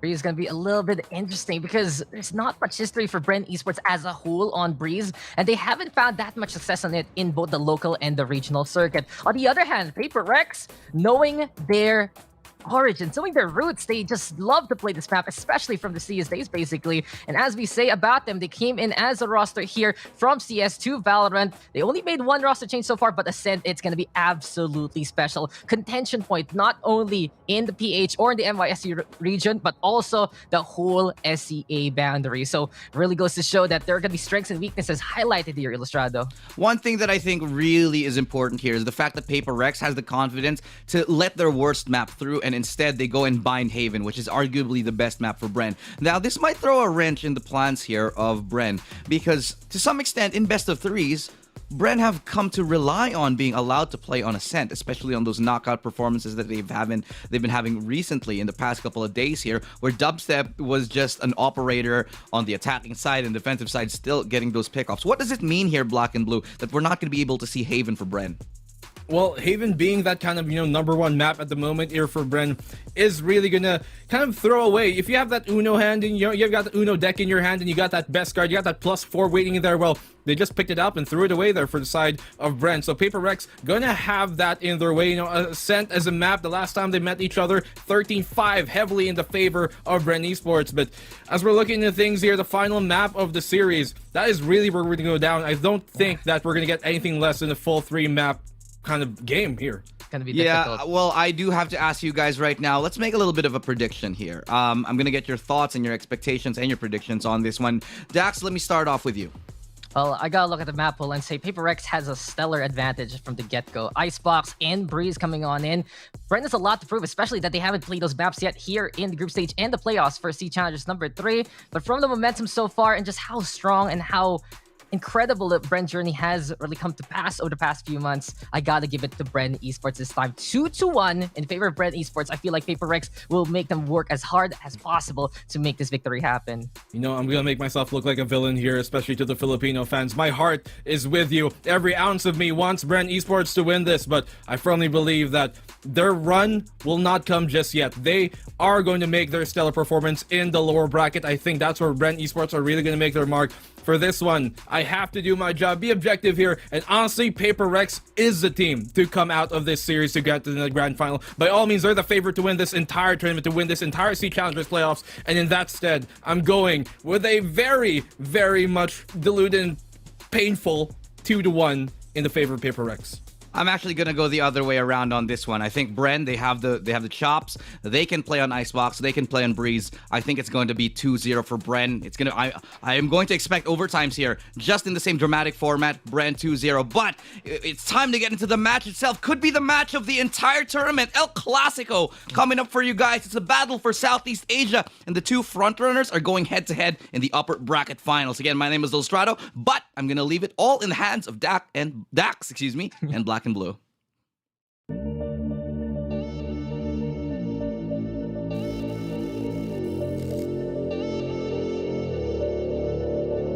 Another day and we just trying to make a way now. The hatred grows trying to every single day now. I hear these rappers, they ain't trying to talk about it. They ain't trying to get involved and they would rather catch a wave now. But how cool is the gunplay when the strays will hit the playground, eh? But never mind about that, cause once you make it out, you think this world just don't affect you anymore. Until somebody from your past come back to settle the score like this go pop.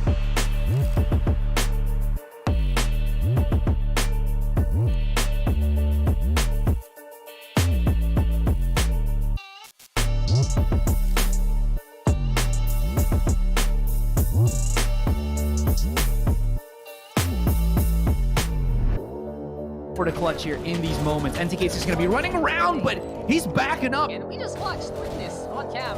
Forsaken and Divine have fun.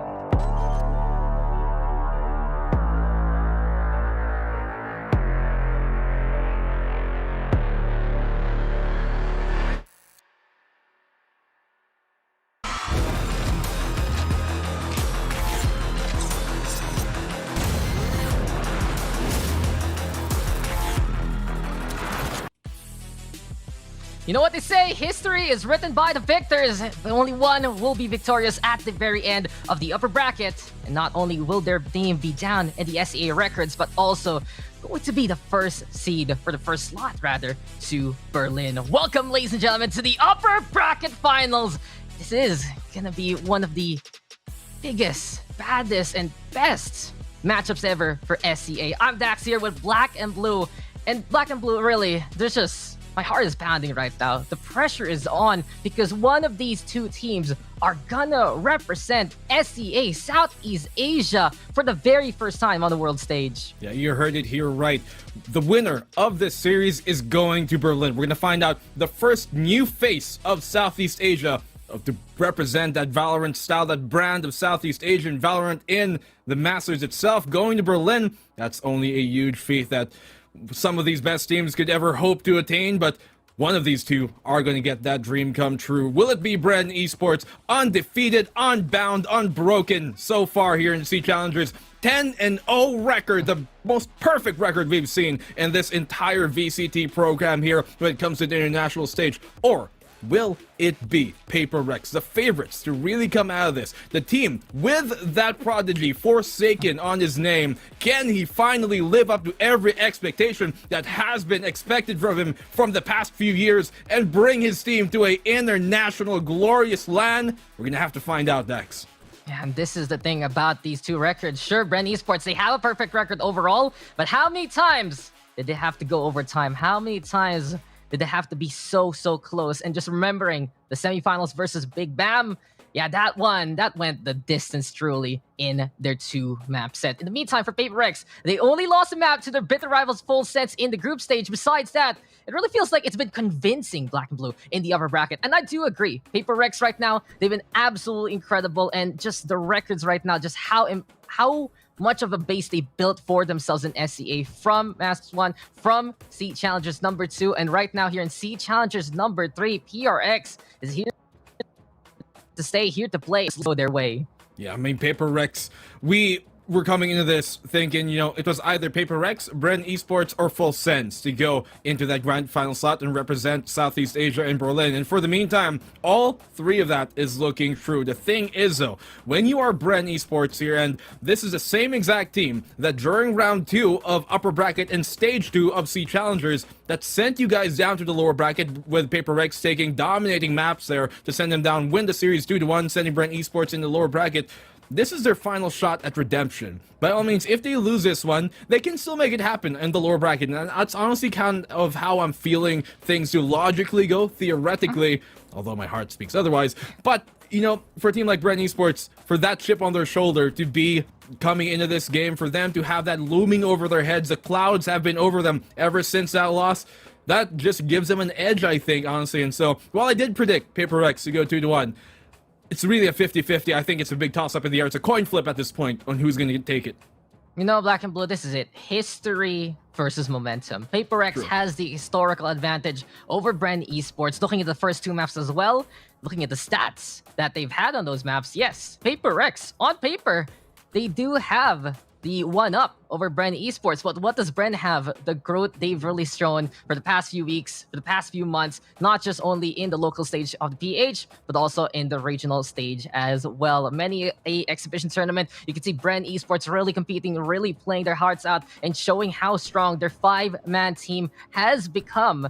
For Bren Esports, the hopes of the PH crowd right behind them, the legions of black and yellow cheering them on time after time, but never count up Paper Rex because they've been indomitable for a good reason. They've been the kings of SGMY and one of the top teams of SEA for good reason. And this Imperium, it's been so dominant all the way here to the upper bracket finals, and really such a worthy matchup to decide who will go to Berlin first. The storyline for both of these teams in my heart is names. Making names for themselves. Bren Esports, they have a lot of tenure and a lot of respect and many different titles, but they've yet to do it here in Valorant in Southeast Asia. They might have other world championships otherwise, but not in Valorant, not just yet. So that's the name they're trying to make for themselves. For Paper Rex, well, they were one of the best teams coming into this, and they, by all means, I think they are. But then again, coming into it, Forsaken, everybody was kind of asking him, is this the same Forsaken as we're thinking? Is this Xcure's little brother? Well, I'm telling you, he's more than just that. This guy has been leading his team first and foremost, full charge on head, full steam, nothing blocking his way into an international tournament like this. And by all means, he is looking to perfect that, glorious run to bring them into the national finals, international stage, the biggest stage that we've had so far here in Valorant, to go into Berlin, for him to be that leader at such a young age, a prodigy. Ever since he splashed on the first-person shooter scene, all eyes were on him because of, the tenure that his brother has had, but he's living past that. Any shadow of a doubt that has been cast on this man, he has thrown it on away at such a young age. And for Bren Esports, it's a different story. They are veterans of the first-person shooter scene, but they have not made it happen yet here in Valorant. This will be the biggest stage they have been on so far. And can they live up to the hype? Really, it's the heroes versus the villains here. The titans that have proven themselves in the past, pretty historically, from Paper Rex versus Bren Esports, the new challengers, the new usurpers who have a fresh face on their hands. Well, the thing is, Black and Blue, heroes, villains, it's all a matter of perspective. And for one side, they might be the heroes of the story. The other, they might be the invaders that you just want to fend off in the first place. And looking back at Forsaken, all hail Forsaken and his blade. His word is law, and executions from him are absolutely crisp. He has shown not only how versatile he can be on the agent pool, but also how strong he can whip out that jet and destroy any other team in the field of SEA battle. But here we go into our first map. What better way rather to start things off here, ladies and gentlemen, with Icebox. Paper Rex's domain, the Frozen Crowns on the defense versus the hot hands of the black and yellow on the attacking side. And looking at these compositions, we got the Sages into play, we got some Jets as well, and all in all, it's a battle of skill, it's a battle of brains, a battle of brawn, because we have a mirror matchup here between Bren Esports and Paper Rex. Mind you, the last time that these two teams faced off against each other, it was Paper Rex who did win the series, yes.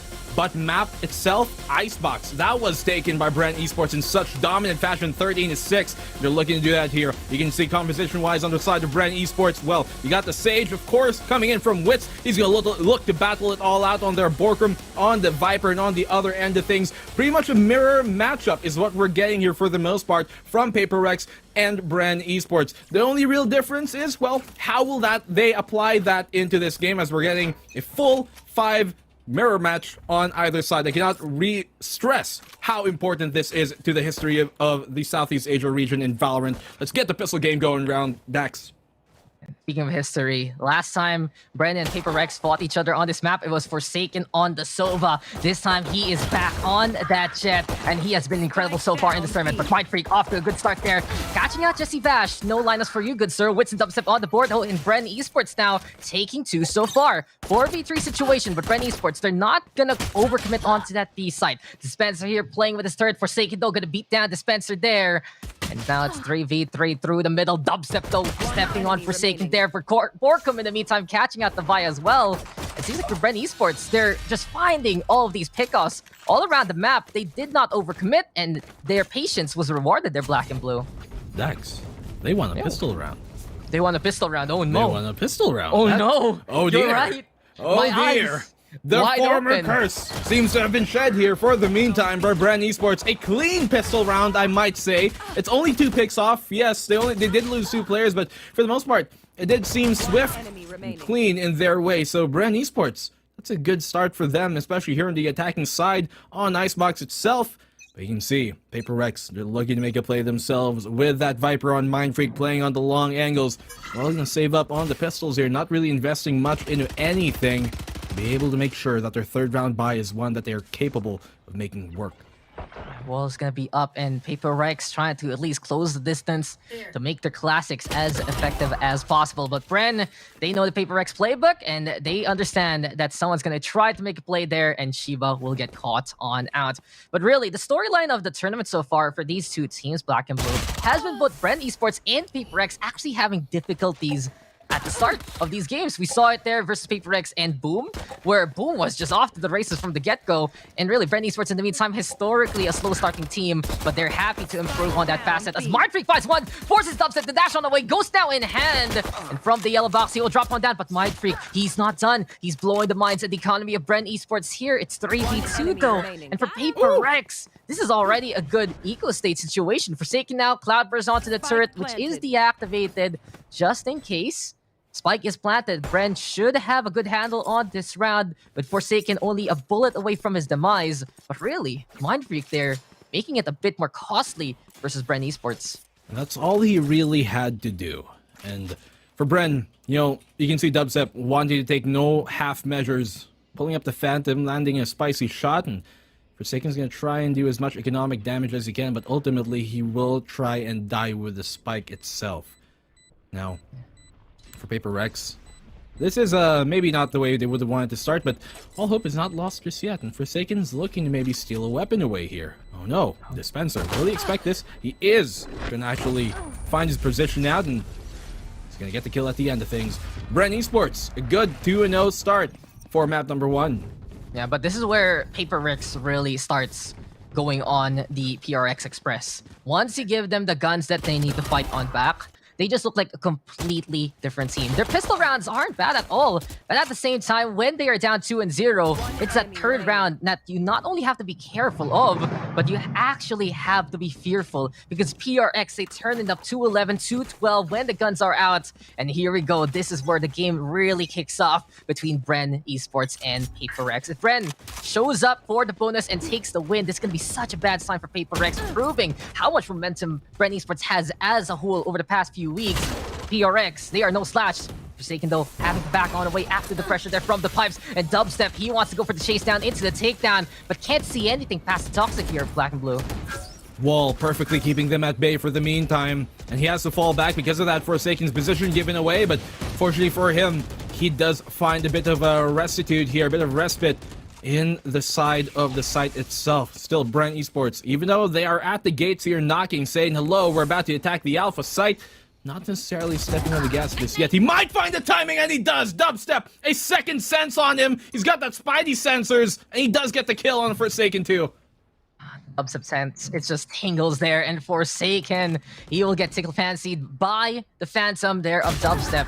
For Bren Esports, they lost a few lives a while ago, but they kept the Phantom in hand. Dubstep making wonders happen with this rifle. Drop on down, trying to go for the chase down. PPGL, so in the meantime, still ready to contest, but Benkai caught out there by Wits. Borkom on the board as well, and Bren Esports, this is one of the hottest starts we've ever seen from them. PPGL has to back on away. Keep an eye out on Mindfreak. He blew the minds of people a while ago. He's gonna do it again with 2 beautiful exit frags. And for PRX, one player you can rely on in a pinch has to be this guy. Mindfreak not only getting some pickoffs with a classic a while ago, but also some takedowns with a rifle now, which leads here, Black and Blue, to that Viper's Pit. And really, on a map like this, an early Viper's Pit can do wonders for your defense. The Viper's Pit is gonna have to be quite crucial for the side of PaperX. They have been mitigating Mindfreak to be playing that B-side solo Viper, which is quite common nowadays too, especially. But because of that, he hasn't really brought much value, at least into this gun round. Gonna have to save it at the very least and try and make the most out of round number 4. But Bren Esports, man, typically these guys start off a bit slower, but coming into this match, well, when Dubstep is hitting crispy shots like that, and he's feeling it on the match that they're kind of expecting to happen a bit later, well, he's already hot. It seems like he's done his warm-ups already pre-game. And when we look at the Bren Esports history, right, when the Bren Esports gets a big streak of 5 or more rounds, that's when it looks dicey for the opposition. But PRX, all they need is 1. When PaperX gets around, steals it away from you, especially in a thrifty fashion, then things do turn for the worse for the opposing team. And Benkai, he's trying to go for the shot, but Dubstep, since he couldn't get the proper parkour onto the green box early on, avoiding the shot there. Forsaken, though, finds Dispenser instead, and PRX with first blood. Lethality truly is the name of the game of this SGMY roster, and really goes to show no matter what guns they have, they can just slay you, they can just kill you, and they can just find you and dice you up with those blades that Forsaken has right now. Forsaken, this man lives up to every single inch of his name, gets the pick off on the Borkum and brings it now to a 5v3 in the favor of Paper Rex. Even on an eco situation, you can never count out the Tyrannosaurus Rex of Paper Rex right now, because it is going to be another shot followed up here by Benkai, who has been so accurate on that Marshall, laying things down. You don't have a hall pass, try and peek me, but Wits is gonna answer back. A great retaliation to that, and the res will come up online to bring it to 4-3. Oh, Shiba. Still Shiba, a double pick off. He's answered back, and the Marshall's just laying down everything here. Paper Rex, they've stolen the round away in thrifty fashion. Marshall men right there from PaperX, and this is what we said. It doesn't matter if you have the better guns, because PaperX can just shoot you down from long range. And PRX, I feel like Black and Blue, they're asking us a question here, and that question is, what's a gun advantage? What does that even mean? Because even with just the Marshals playing long range, playing that game, Shiba there with beautiful pickoffs, and really with PRX looking off to a beautiful start after that thrifty round, this might be the beginning of the reckoning of Bren Esports, but we'll see now if Brent can bite back. Dubstep here with the Blade Storm. Since they won 3 rounds in a row, they can't go for the rifles yet again, but with just a single round victory, PaperX is back in the game. Dynasties shall be forged here. The beginnings of one at the very least at the end of this series. Whoever wins this is going to Berlin. Bren Esports on the path to doing that with an opening 3-round lead, but now it's cut down to 2 by Paper Rex. Mindfreak on the jump peak here. We did point out that early on he already had that Viper's Pit, which can be crucial and is going to have to be for the side Paper Rex. But Dispenser shutting down the push from Forsaken. Quickly taken off of the board, and that's a huge pick to find. Mindfreak could not find the follow-up as Dubstep is 2 steps ahead here of the competition, finding a double opener, and suddenly the B-side is right for the taking, but Shiba is going to answer back. Dubstep, a triple kill, shutting him down. He knows where everything is, and the 4K, a quad kill to answer back as they get the 4th round on the board. The Dubstep show is a true experience, but man, that Poison Cloud there hurting Forsaken and allowing Dispenser to get that takedown. My oh my, Bren Esports taking opportunities on one angle and doing it to the other as well. And this is what we were talking about from the first round. Bren, they're not going to be overcommitting just because they see those open sight lines. But look at this, Forsaken having to take a few more steps forward. And you said it yourself, dubstep, 1, 2 steps ahead. Make that 3, and it's a full watch for the 4, all the way to the end of B sites. And it's 4-1 right now in favor of Bren Esports. Momentum can shift heavily in favor of one team and the other because of the skill involved by these two rosters. But PRX right now, they have to be wary of those utility placements so far. The utility here is going to have to be crucial for Paper X. We've been saying that over and over, but that's the truth of it. They don't have the weapons in their way, and so they're going to have to be quite thrifty. Just barely enough space to plant, but those shock darts are going to keep him at bay for the meantime. The plant will go down from Wits. Dubstep on the updraft, not able to land the shot, but he's going to fall back instead. Benkai on the back of the side, which Witch is going to confirm, and suddenly, this is looking like another round for Brandex. Bren Esports looking to seize territory and looking to take advantage of this Icebox map. But on the flip side, Mindfreak now going for that final plan. It's gonna be the Viper Spit into play. It's all about the smog here. The poison will cover up the site. But Borkum right now with that takedown. And Jesse Bash, there's the guarantee. 1 kill off the Shiva. It's all up to Mindfreak right now. But Bren Esports, all they need to do is spam down the angle. And those bullets will eventually hit the players of Paper X. It's 5-1 right now. And it does seem like the frozen crowns of Paper X melting at the seams unless they can just shut down the hot hands of Bren Esports here. Well, you better not turn this test paper over early, because Paper X, you can never count it down in these type of situations. We've seen great comebacks happen from this team time and time again, and even when the meteors are starting to rain down on them, they outlive and outlast every single kind of endeavor that comes thrown their way. So being down 4 rounds, that's nothing new to them. Let's see if Paper X can answer back here. Forsaken trying to make a play, and that he almost does. Dubstep barely able to get out of there, and Devi will confirm the kill. Yeah, the device show they're finding one at the very least, and Paper X is not done with this game whatsoever. 4 rounds is nothing here. 2 PRX said to themselves they are not going to be extinct anytime soon. No disaster will slay them. No way Bren Esports is going to run away with this without PRX putting up a fight. And Forsaken right now, he has been the one to watch out for. And there you go, the holy prayers of Forsaken will hit the shots onto 2 so far. The gospel of Forsaken here, yet again, saying and praying. But here we have it. Wits right now has the back on the way. PRX making their voices and verses be heard here, Black and Blue. It's 5v2, and Forsaken is not done. Up top! It's a servant from above, and all hail Forsaken as PRX gets that flawlessly. Forsaken laying down the law. This is what we were talking about. You cannot let this man go idly into the night, because he's gonna come back without you even noticing it. Forsaken, a quad kill of his own. Dubstep, you got your quad. Now it's time for Forsaken to get his. This man, this prodigy of the scene of first-person shooters in general, he's living up to every single expectation that he has, and he knows the weight of the world is on his shoulders. He knows that he gets the brunt of this blame if PRX disappoint, and he also will get a lot of the praise if they don't. So Paper X not faltering just yet. Atlas shrugged, but Forsaken did not even flinch. Beautiful movement there to go to the high ground of Bren Esports right now. It's still up by 3, but yet again, when PRX just gives in the performance that we expect from them, then it doesn't matter what the scoreline is, Black and Blue. Sure, it'll matter later on when one of these two teams makes it to the 12 marker, but for now, it's just all about looking at these rounds in a per-round basis. Guns are out, yes, and PRX, they did win that last one. Yet again, Bren Esports, they can quickly shift those tides in their favor. PRX, though, they're able to build an ultimate back behind this. Shiva has the Hunter's Fury. Benkai does have the lockdown. It might be time here for PRX to get even more voices heard from their roster.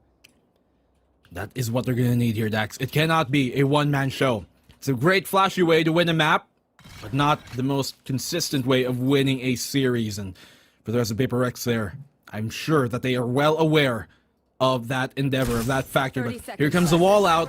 This is the common wall that you see from Vipers. There is another extension of that where it will cut back all the way into the back of Snowman, but not cover it up to try and regain control of that Snowman in the push initially. But For the meantime, the plant cannot go down just yet. Paper Rex doing a great job of delaying time here, making things a lot more tasty for their defense. But Dubstep will opening things up on the pick. The Spencer's gonna find one, but Dubstep a double kill. Shiba somehow finds one of his own. Bankai will get that kill. The plant does not have enough time to get planted down, and they will secure the round just based off of utility and plant denial alone, playing the defense to a T.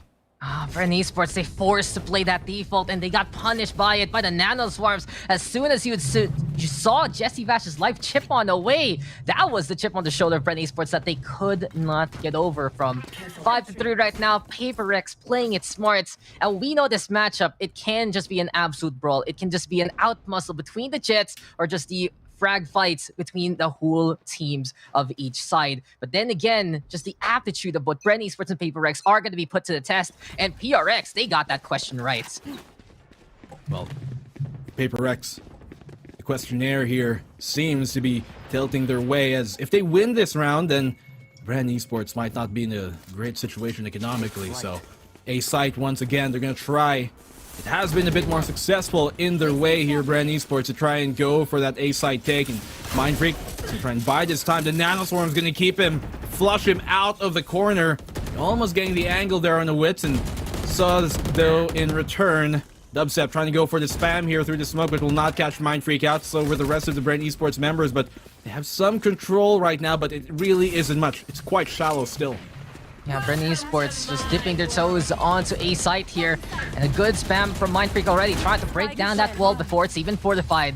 Spike now planted, Divide from above, and it's time for the double lockdowns. Venn diagram here, but the only one caught in the crossfire is going to be Borkum. Divide, they'll look for a second one there. Forsaken in the meantime with the backstab with the operator, but Dubstep with the punish in response. Now then, Bren's lockdown doesn't get any detains, none whatsoever. 3v4 instead. High ground still here for the side of PRX. And Divide, he's looking to build one more wall on up to try and get that defuse on down. And PRX, the clean up house. It's all up to Dubstep right now. And can Dubby go for the clutch? It's all up to him here versus Mind Freak. No takedowns whatsoever, as PRX will get in the way yet again. And just how decisive that defense was from Paper Rex. They were already contesting early on as the barrier orb was being set on up, the position there from the buy. And in the end, the Sage playing very well for the objective. And while the rest of the roster of Paper Rex cleans up that A site.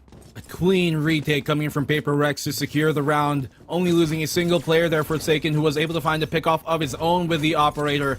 And for him to apply that pressure from the back line of things, from A main all the way there, from B main actually with the operator, it kind of split Bren Esports' hold up, and you can see that they were still quite wary and quite split up because of that push from him. And when it came to actually defending the plant that was coming in from Paper Rex, they were trying to retake it, well, it seemed like Paper Rex were a lot more decisive in that one. Forsaken here, gonna miss his opening shot on a Dubstep. Dubstep now aware that Forsaken is there. He can still back off. He does have that dash to try and pull away, but he's gonna try and reaggress, even though he knows the Owl Drone is there. Quite ill-advised, and Borkum will punish him for it. Jesse Vash getting the trade-off, though, on the Bankai. It's a far V3. What an intriguing position there from Bankai. He gets one kill, but does fall in the field of battle. But Shiva, though, giving Jesse Vash a taste of his own medicine with the shock darts. And PRX holding the line now to make it 3v2. But Black and Blue, this scoreline, it was 1. It was 2 for PRX a while ago. And now PRX is one single round away from tying things up. No way this game is going to be a wash for one side at all. It does feel like right now, it's just a hotly contested match, even matchup here between Bren Esports and Paper Rex, seeing that the throne to SCA is absolutely there for the taking. Boiler, though, heating up, just keeping warm. Wits and Dispenser here. And as they go for the mid push, Wits now going to get the takedown onto Divide. Can they go for more, though? Benkai here up top the ramp. And an easy lineup to get the takedown. A 3K there from Benkai. And PRX now equalize this game. The Sentinels, the backline here of Paper Rex, are doing so much work. Divai, Bankai, Shiba, all these guys are just making it such a huge problem for Bren Esports to kind of gain control of any site, honestly. And when they do have that small sliver of space that they can kind of work around with Bren Esports, well, Paper Rex are going to just pummel that space with utility. Shark darts thrown their way, nano swarms as well, pre-placed, and it's been such a great defensive half at least initially from Paper Rex here. Coming back in the later stages of it. Forsaken cannot land a shot, and with that, Dubstep will punish him every single time. Gun here. This is gonna be another one here for the Dubstep highlight reel. The blades are out. We've seen this before, and maybe deja vu. Headshot. Perhaps here for Bren Esports, and there you go, surgical strike. Gonna be a knife in the eye there of Mind Freak. First takedown, picks up the operator. Shiba, he's been stellar here with the darts, and he's looking to give in a shocking ovation if Bren Esports decides to go for the push. Reconnaissance first is the name of the game. Jesse Bash now volleying his own fire to the other side. But for Bren Esports, they're trying to psych out the opposition, give Dubstep a chance to go for a pickoff, and he catches out Shiba there. 3 already here for Dubstep so far. Divide in the middle of this map by the orange box. And as Benkai decides to make a play for himself here by the tube, Bren will go for the smart play and go over to that A site instead here, black and blue. Lightning quick from Bren Esports, and you saw there that the one-way smoke of Mindfreak kind of worked against him, crawling into his own demise, deciding his own fate. Now the plant will go down to that A site. Bren Esports looking to take the lead once more here in this round after Paper X have tied things up. And when you know that Dubstep has a Blade Storm, you know you're in for a treat, especially with the spicy shots he's been landing all game. Taunting him. Baiting him out of it, and Devi will catch him off guard, actually. Dubstep looking to make a play, but it's Devi who's going to keep him in check for the meantime. Though, the last 2 remaining Sentinels here for Paper Rex, the Killjoy, Devi, Benkai, well, can they really bring this one on out? It seems like it's only Benkai who's even going to try that endeavor, which is going to shut him down. It should be a round for Bren to bring it 6-5. Bro, a round of applause though for Devi. Another smart play from this stage. We saw him be so objective based a while ago, but this time he challenged Dubstep there, taunted him to go for the dash on in with the Blade Storm instead, and punishing at least the Jet there in that scenario. Picks up the operator back here for PRX, and as we go into the first round of this first half, well, we are almost tied up. 6-5 the scoreline. Bren Esports keeps the lead, but black and blue, you said lightning strikes. Is that code for a thunderstorm in your area as well? Because I wonder what's gonna go out first, the power of one of these two teams, or maybe the power from us? Or yours. I could hear it once. Oh, the crackling in it.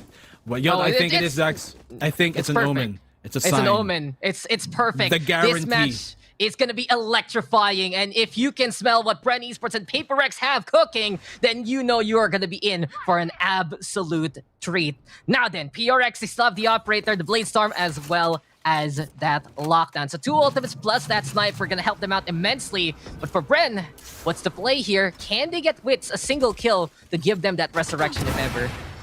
Oh, but it's Forsaken to land the opener on Dispenser. Trying to lurk there towards the mid position, but Forsaken's going to catch him out every single time. So fearless on those mid pushes, and Devi once again challenging the tube here. Borkum taken on down. This is looking like we're going in a 6-6 to the second half, Dax, but the res will come up from Wits. They're able to secure that ultimate orb. The Forsaken trying to go high up will not land it, but Devi and Benkai both shutting him down. It's all on the Dubstep and Jesse Bash. The last hope for the round. Dubstep able to find one, a double kill goes his way, and Dubstep getting the triple. He's now halfway through his own Blade Storm. Will it make it happen right now? It's on the Shiba and Devi for Paper Rex, but Dubstep, indubitably, he still gets away somehow. 30 HP on Dubstep. There's a sliver of hope here for Bren. Pull down, game strong from Dubstep. How many times did you just correct this aim? And now as Dubstep decides to take that little corner that the NYSG region loves, well, Devi will punish him there and tie up the scoreline. But the hopes and prayers, they're always going to come here between Bren Esports as well as Paper Rex. Good resurrection there from Wits to bring Dispenser back to life. But really, Devi and Benkai with the crossfire setup there. But Dubstep, 1, 2, 3. How many times did we see the challenge there from Paper X and Bren Esports with Dubstep winning that skirmish still? But in the end, PRX tie it up. And again, it was a good start there for Bren Esports, but Paper X, they've proven how tenacious they have become here in C Challenges number 3. And we have an equal game as we go into the second half. Dubstep, the tenacious D, and this pick of his is of the destiny, as he has been finding everything here for Bren Esports, but it is still a 6-6. I think it's only Apdax that we're starting off the second half of our first map at an even scoreline 6-6, and It's anybody's game right now. Bren on the defense this time. Paper Rex trying to take their talents first and foremost to this A site. Alpha should be the first one under siege. They're trying to go on the plant here on the top of the nest, and oh dear, this is a very hard plan to try and defuse, but Forsaken on point finds Dispenser. They don't need a microphone here, Black and Blue. They just need to get on site and fast. And PRX there with the opening frag versus Dispenser. Big pickoff. No turret now here for Bren Esports, but Jesse Bash on the board. Borkom in the meantime getting one as well for the PH Squadron. And it's 3v3 right now. Ben Kaito still playing on the high ground by the belt here. And we also see Mind Freak lobbing a snake bite to the other side. But Wits now with the defuse. Can Bren Esports get away with this? So little HP now here for the side of Wits. He will have to back on away after the half defuse now. And Jesse Bash lobs that dart. Borkom now with the takedown, and Bren Esports, they timed that perfectly. They understood the limits and the capabilities and capacities of their HP, and they will be rewarded for it and buy it with a 1-round win in the second half. 7-6 the scoreline, and look at Dubstep here, Black and Blue. 20 kills. Man, oh man, he is off to a hot start. This is a great performance from Dubstep, and Wits showing them one crucial error, one crucial piece of the puzzle that Paper Rex have forgotten about. When you go for that plant, especially when you have a stage on board, you secure the plant after by putting the wall over it inside the top of the tube itself, inside the nest itself. And well, Wits was like, well, you're not going to put your wall here. Let me put my barrier up and make things hell for you as I'm going to defuse it in your face. Bren Esports get another pistol round in their way. Bren, seems like they really are shedding those curses that have been plaguing them here in SEA for such a long time. And even though, as Benkai confirms the kill there onto Dispenser, BRX looking like they still have some fight in them in this round. They only have the pistols, but they're getting the kills anyway. 5v3 here. And Bren, they have to be very, very careful right now. Jesse Bash, though, sees the lineup and gets two there for collateral. Make that a third here for Jesse Bash. Mind Freak, though, in the meantime, a classic god himself, making it 2v2. Can Bren keep the guns away here from PRX? Will Benkai get the one-taps with the Sheriff there? So many questions to be answered, but Borkom will at least remove one from the table. And it's all up to Benkai right now. He's been impressive so far here, Black and Blue, especially in this round. Can he get 2 kills here to just seal it for Paper Rex to tie it up yet again? It's a hard ask. It's a hard task. But we'll see if Benkai can do it. Well, nonetheless, Dax, it's a good round for Paper Rex. Expensive here for Bren Esports, and Borkom will confirm that frag with the second kill of the round from him. But 8-6, they've taken this 2-round lead. But Paper Rex, well, they don't have any problem with making the comebacks happen again. A bit more of a team effort here coming from the side of Paper Rex, just looking at the scoreboard initially. Well, meanwhile, you know, Bren Esports, they've been doing a great job to help enable Dubstep to find a lot of these frags, but he has been by far the MVP of this match so far. I think Forsaken's got something to say about that. As we're moving into another gun round here, the third round turnarounds have been, for the most part, successful for Paper Rex. Can they do it again? Not only that, the thing is, they make these second rounds costly for Bren. Sure, Bren got the bonus a while ago in the first half, but they said, okay, no third round turnaround for us. Let's go for the fourth round frenzy instead. And speaking of frenzies, it was just the Marshals there making it work on their defense. But now they're on the attacking side. They are going to try to keep these rifles for as long as they can, and they are going to go for the push on A side. Bren, though, respecting the arsenal of PRX, understanding that they're going to be a little bit in a pickle if they decide to go for that firefight early on. But Jesse Bash, he finds Shiba there. 5v4 right now. PRX does put the spike down here, Black and Blue. But Bren, looking for that retake, looking to at least reconvene before going on A site. I like the discipline here by Bren Esports. Even though they found that opening pick, they give it up and they're trying to go for the full 5v5 retake. But Forsaken's going to find that opening pick, and Divine's going to find one of their own. Dubstep will answer back here in the Mind Freak, but it's a quick 3v3. Now suddenly Wits on the push. Will they even know that he's here in the back of the site? Divine landing the shot on the Wits, and still holding on to the line here. Divine's been doing such a good job of keeping things locked down for the side of Paper Rex. There's a 1v1 between Benkai and Dubstep. The nanoswarms will force him off of it, and he knows that the time is ticking. Benkai will secure the round, and Paper Rex answer back. From big Divine energy to Benkai saying bye-bye, Paper Rex make that round of work for them. But my oh my, Bren Esports still making it costly in response. But you can see here, Divine, he held the line true. And really, his secret stuff has to be just how stellar he can be on site when watching out for that spike. But on the flip side, Bren Esports, they got some good intel there from Jesse Bash. That recon dart telling Bren Esports where PRX was stationed on site and helped them out get those pickoffs. But here we go into the next round, and it's going to be a little bit different from what's expected here, Black and Blue. Since Bren Esports has been in a bit of a pickle in some of the rounds so far, and as PRX have gotten pickoffs in response, Bren right now, they are in an eco state, but Wits, never count this guy out. He will go with that shot, get that takedown. And if you know his history, he can be one of the most clutch players here for the side of Bren Esports. Mind Freak, though, knowing that the Sage is nearby, thanks to the efforts there of Shiba. Barrier Orb in the way, Divide now with the Resurrection. And PRX, they want to make this B-take happen, perhaps. They have that man advantage, but the wall here is going to be of great trouble for Paper Rex. But never mind, this Mind Freak going to go insane in the brain, finding a triple and just shutting down the eco strats of Bren Esports. Borkum, it's all on him, but what can you do against the firing squad that is Paper Rex? They've tied the game up once again, Dax. Just complete, utter dominance in that round, although it was an eco from Bren. So right now, for Bren Esports, what is the game plan here? How do they change the defense up? And Paper Rex have seemingly found a way to dismantle it for the meantime. Well, it seems like the answer here for Bren. Let's put the Viper on A. Let's put Borkum on A and see what he can do. Yeah, turning point here. Paper Rex does get it. Not only did they take the lead away from Bren Esports, but they can also build a good economy if they keep enough players alive in this round. Bren Esports, though, this is do or die time. It's going to be very, very dicey for Bren Esports if they lose this round, especially with this operator investment. Hasn't really been the best streak sign so far here from Bren Esports.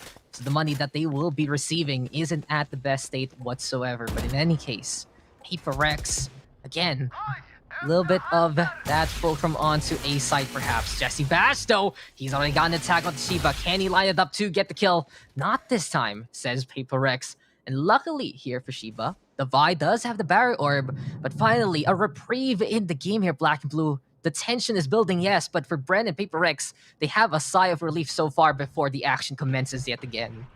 Uncharacteristic for Jesse Bash to not get those picks off with the Hunter's Fury, but Forsaken, okay, realizing that the turret is there inside the kitchen, smoke it off to let him peek a bit deeper than he otherwise might have been able to, but the Spencer is still going to confirm that the lack of information was information in and of itself, and he's fully capable of capitalizing on that. Now the wall will go up here on the B side from the Viper of Mind Freak for Paper Rex, and that will just signal the alarm bells for Bren Esports to rotate now.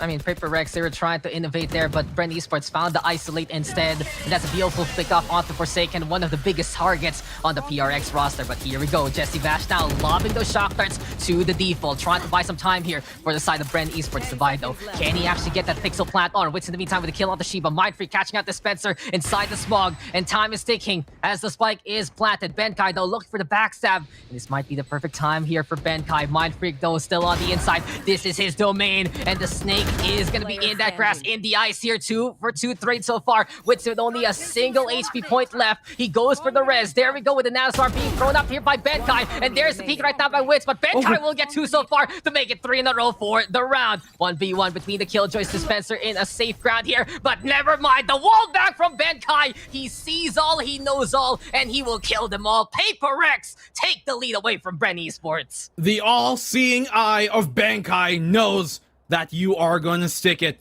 Pros don't fake, he says, and he knows that going up against this Bren Esports pro team, well, these guys cannot fool me. Benkai, wise as ever, gets the clutch off. He played that perfectly with the utility he's got, using both of his nanoswarms to perfection and landing the kills, the shots to make it happen. Great job here by Benkai, and Paper Rex, they've taken the lead, their first lead this entire game. Paper Rex, and with that momentum, it's a single shot fired there, with Forsaken getting that takedown onto Dubstep. A bit of a spray at the very end just to confirm it, but at the same time, a beautiful tap from Forsaken just to get that kill. The Vido saving the life of Forsaken there with that takedown. PRX, they have so many hot hands with the operator. It's not just Forsaken who can play it. You can look at the Vi, you can potentially even look at Shiva and Benkai if ever they need to. But really right now, PRX, this is the momentum building on them. And this is what we're talking about, Black and Blue. Paper Rex, Bren Esports, slow starting teams. From what we've seen here in the upper bracket, Paper Rex, when they get hot, it just looks so dominant compared to Bren Esports, where multiple games have gone into overtime. It's been a lot more secure here for PRX, and in a flawless fashion for this round, it even adds more to that security. Well, this time around, between Paper X and Bren Esports, Dex, well, the last time they met each other, it went 13-4 once again. That was the opening map of the series during C Challengers 2 in the upper bracket round 2. But this time, Bren Esports, well, it's a bit more difficult for them as Paper X. They've made the adjustments necessary and they made it work out. Divide, Bankai, Forsaken, Shiba, Mindfreak, they're all chiming into this fight. And Bren Esports, have they bit off more than they can chew from the Tyrannosaurus monster of a team that is this Paper X side? Bren Esports, they have been the champions here of the Philippines. They have been that team to really carry the flag, the only remaining team in this, but so have Paper X been. So have they been representing that SGMY region throughout this entire tournament. It is a battle for these two countries, for these two teams, for supremacy. And Bren Esports, a tactical timeout, rightly on time, apt as well to try and talk things over, get that reset. The momentum has been swinging away from them, and the pendulum has not been in their favor. So Bren Esports right now, coming back from the attack, looking to finally get a stop here. Because if they don't, Paper Rex, well, it's going to be Bren that might be extinct from map number 1. See now. It's Bren Esports coming back into it. Get out of my way. Sir. Trying to make a play here, Dax. Let's see if it's going to work out, because you can see early aggression coming from Dubstep on A main, but Forsaken flying high and above, and Mindfreak gonna shot bork him down on the peak on tube. PRX, beautiful pick off yet again. And if these entries are working for PRX, this is going to be such dire news here for the side of Bren Esports. They were hot from the get-go, but does feel like now the cold is just chilling them to the bone. They would like to say the cold never bothered me anyway, but this is just not going to be the case here so far, unless they find the pickups for themselves. The defense right now holding the line there. We saw the shock darts from Jesse Bash, but he's gonna get seen. Taken down by Benkai instead. Witsto tried to go for that wall. Dispenser in the meantime with the kill out the Forsaken while the distraction was there. But really, some of these plays that Bren Esports are trying to do here. Paper X getting the read anyway. And it's 4v3 here, black and blue, as PRX putting that spike down on that default B plant. Barely able to get that plant down with enough space. They do have a retake situation on their hands here, Bren Esports. It's a 3v4, and Bren Esports are going to have to try and make something happen. Dubstep, he's got those blades, and Dispenser's got the lockdown, but they've yet to really apply it. Time is of the essence here, and they look the wrong way at the wrong moment. Divide finds the pickoff. Wit's able to find one on the Shiba, but he's going to have to find even more. The whiff coming here, and Dubstep will capitalize on that. Not pulling out the blades just yet. The lockdown here to come from Benkai will be shut down. Dubstep, well, a shot from him, but off on the angle. Mindfreak's going to land the shot, and Witch is going to destroy the lockdown. He secured the round. Barely enough time, I think, to get the defuse. Will he be able to do it? No, he does not. You saw the aura come in on the spike itself, and they have secured round number 11. Paper Rex getting by with a sliver of a moment. That was the most different round I've seen all game.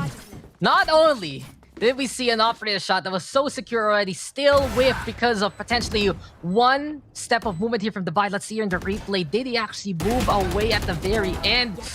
Maybe. And then Dubstep there catching out Benkai, but Mindfreak with the air shot to at least stall it for a little bit more. But Wits had to break that lockdown as soon as he got that kill. But there was just no time whatsoever there for Bren Esports. They thought they got the bailout there, but no, Paper Rex does not give an inch whatsoever. Even in plays that I gotta say objectively have failed, they can still make it work somehow, some way.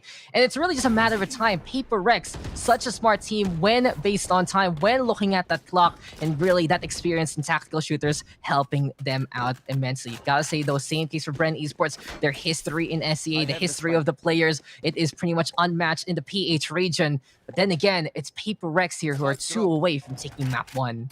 It's Bren who are looking for vengeance, looking to get theirs, as Paper Rex sent them down to the lower bracket last time around on C Challengers Stage 2.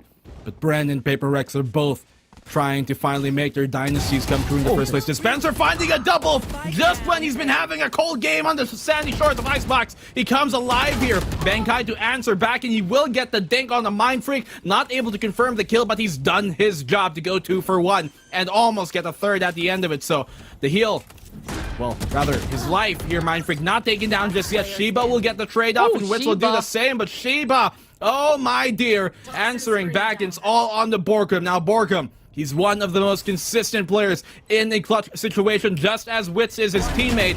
And he will land the shot, but almost able to find Mind Freak at the end. But too quick and too soon on the peak. Paper Rex take match point. Looks like Mind Freak lost his watch there because he just denied Borkum time, and it's now PRX on map point. Can they take map number 1 versus Bren Esports? This has been their domain in SEA for so long, and they have been the kings of Icebox for such a long time already. Gotta say though, yes, there have been some notable losses by PRX on Icebox, but when you looked at them at peak 4, when everything is just working out for them on a map like this, they just look nigh unstoppable. Knowing the nukes and crannies of this map, knowing those small little angles, and knowing how to play against every single possibility of Icebox so far. But Bren Esports, never count them out. This is a tenacious roster. These players have always been at the top of the PH food chain for good reason, and they can show you why they will always fight on back with every single frag that they can get. The Vital with the resurrection onto Benkai as the Aldro now going for the scout. Brendo, they might have to back on the way here because Forsaken is coming, and you do not want to be there when he does declare his presence, as Borkum will catch out Mind Freak instead. Borkum making that bulldog bite very, very harshly. Dubstep, he's got the judge of his own, but seems like Paper Rex, after giving up that opening pick there towards the B site, they're wanting to maybe try and pressure mid as instead. Well, Borkum, he's gonna get spied out. They know he's in the 2, but did they realize how close he actually is to the doorway of it itself? You can see him holding down the angle pretty closely. Forsaken has crawled his way up with the Cloudburst to try and get some space made.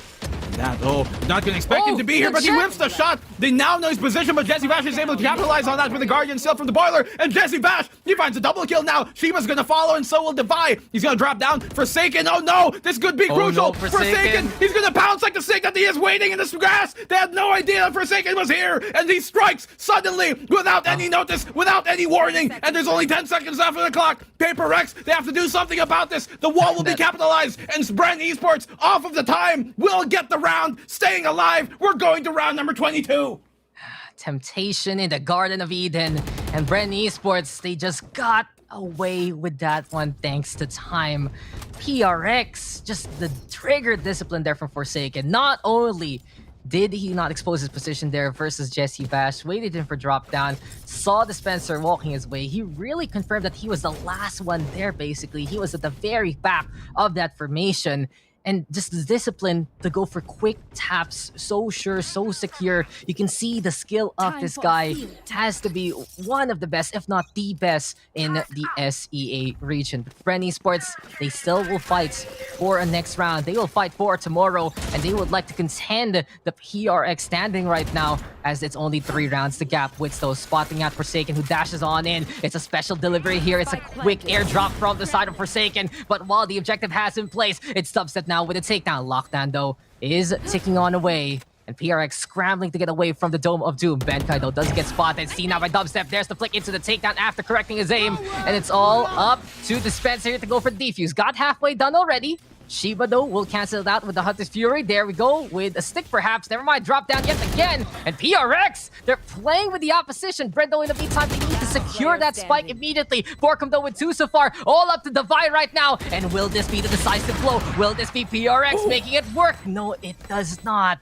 It was dicey. It was pretty close, but Bren Esports, they just knew they had that one in the bag as soon as they saw PRX coming their way. The premonition here, deadly, coming in from Dubstep to be able to find those 2 opening picks, especially on Forsaken, who quickly dashed his way from orange into the top there of the B site itself and get the plant off. Not something you see every day, but Dubstep, he knew what was happening. He knew what they were trying to do, and Those two opening picks, once again, were crucial for Bren to make it happen. Otherwise, I don't know if this would have continued on. I don't know if we would be continuing to round number 23. But so we are. And Paper Rex, they are in the shoddy buy economically here. This could easily be a 12-11 at the end of it. We could be going to the final round of regulation here, Dax. And Bren Esports, they have every tool available to make that happen. They got the res, they got the Hunter's Fury to confirm the plant, deny the plant rather, or go for it in the post plant. So, Bren, looking in a pretty good spot to bring this game in overtime. And that's the thing. Bren and overtime have been the two words most stuck together here in SCA. It used to be Bren gives up a map and then just goes for the two later on. But this time, it's all about getting that OT, especially in a situation where PRX is ahead and in control. Lockdown, though, gonna be the call. PPGL still buying space from themselves with that lockdown. And here we go, Hunter's Fury right now. Does it actually get punished? No, it doesn't! Dispenser and Borkum get the takedowns instead. And Forsaken, he just whiffed there immensely. And Dispenser does not miss on the other side. A single HP, and the dream is still alive here for Bren Esports. But just an uncharacteristic moment there from Forsaken. PRX, it felt like they could have actually made the play there. But Bren Esports, they were the ones more secure with their shots. That was very uncharacteristic, as he said there, coming from Forsaken. Like, he's the last player you'd probably expect in this entire scene to whiff a spray down like that from Jesse Vash, who was on the Hunter's Fury. But Black and blue. Bren. You know what I always say? That's the one. That's the one. You The get one. one. The one. The one. If it's more than one, then it's a problem. They give you that one whiff, but Yeah. everything else has been on point for Forsaken, so I don't think this is going to continue long. And for Filipino fans, you know that after that, when he pulls out the Blade Storm, something is to come. Can they stop the storm that Forsaken's about to bring? That's a question. Dubstep's going to try and bring one of his own. Forsaken able to find a double kill. This is what we're talking about, Dax. He gave you the one. Now here's the 3 kills coming from Forsaken. Now, suddenly, at the cusp of match point, Paper Rex, they're making it happen. They brought this to a 5v2, and that was the one. Here's the 3. Forsaken, he's come alive. The prodigy of SGMY, and now he gets you the 4th. Will he cap off the game with an ace? Yes, he will! Forsaken secures the game. Map number 1 for Paper Rex. This player, no common commodity whatsoever. Paper Rex declare that they will take map number 1, and Icebox yet again stuck in permafrost after this PRX victory. The Frozen Crowns stay on the SGMI roster, and that's what we say, guys. That's the one, because Paper Rex will take the win after the fact. 13-11, close scoreline, no cigar here for Bren Esports. They're gonna need to win 2 in a row if they want to go to Berlin, but Paper Rex is a single step away, a single map away from booking that flight all the way to the EU region. And well, seems like the Kings still indomitable so far. Just Paper Rex, such an apex predator of the SEA scene.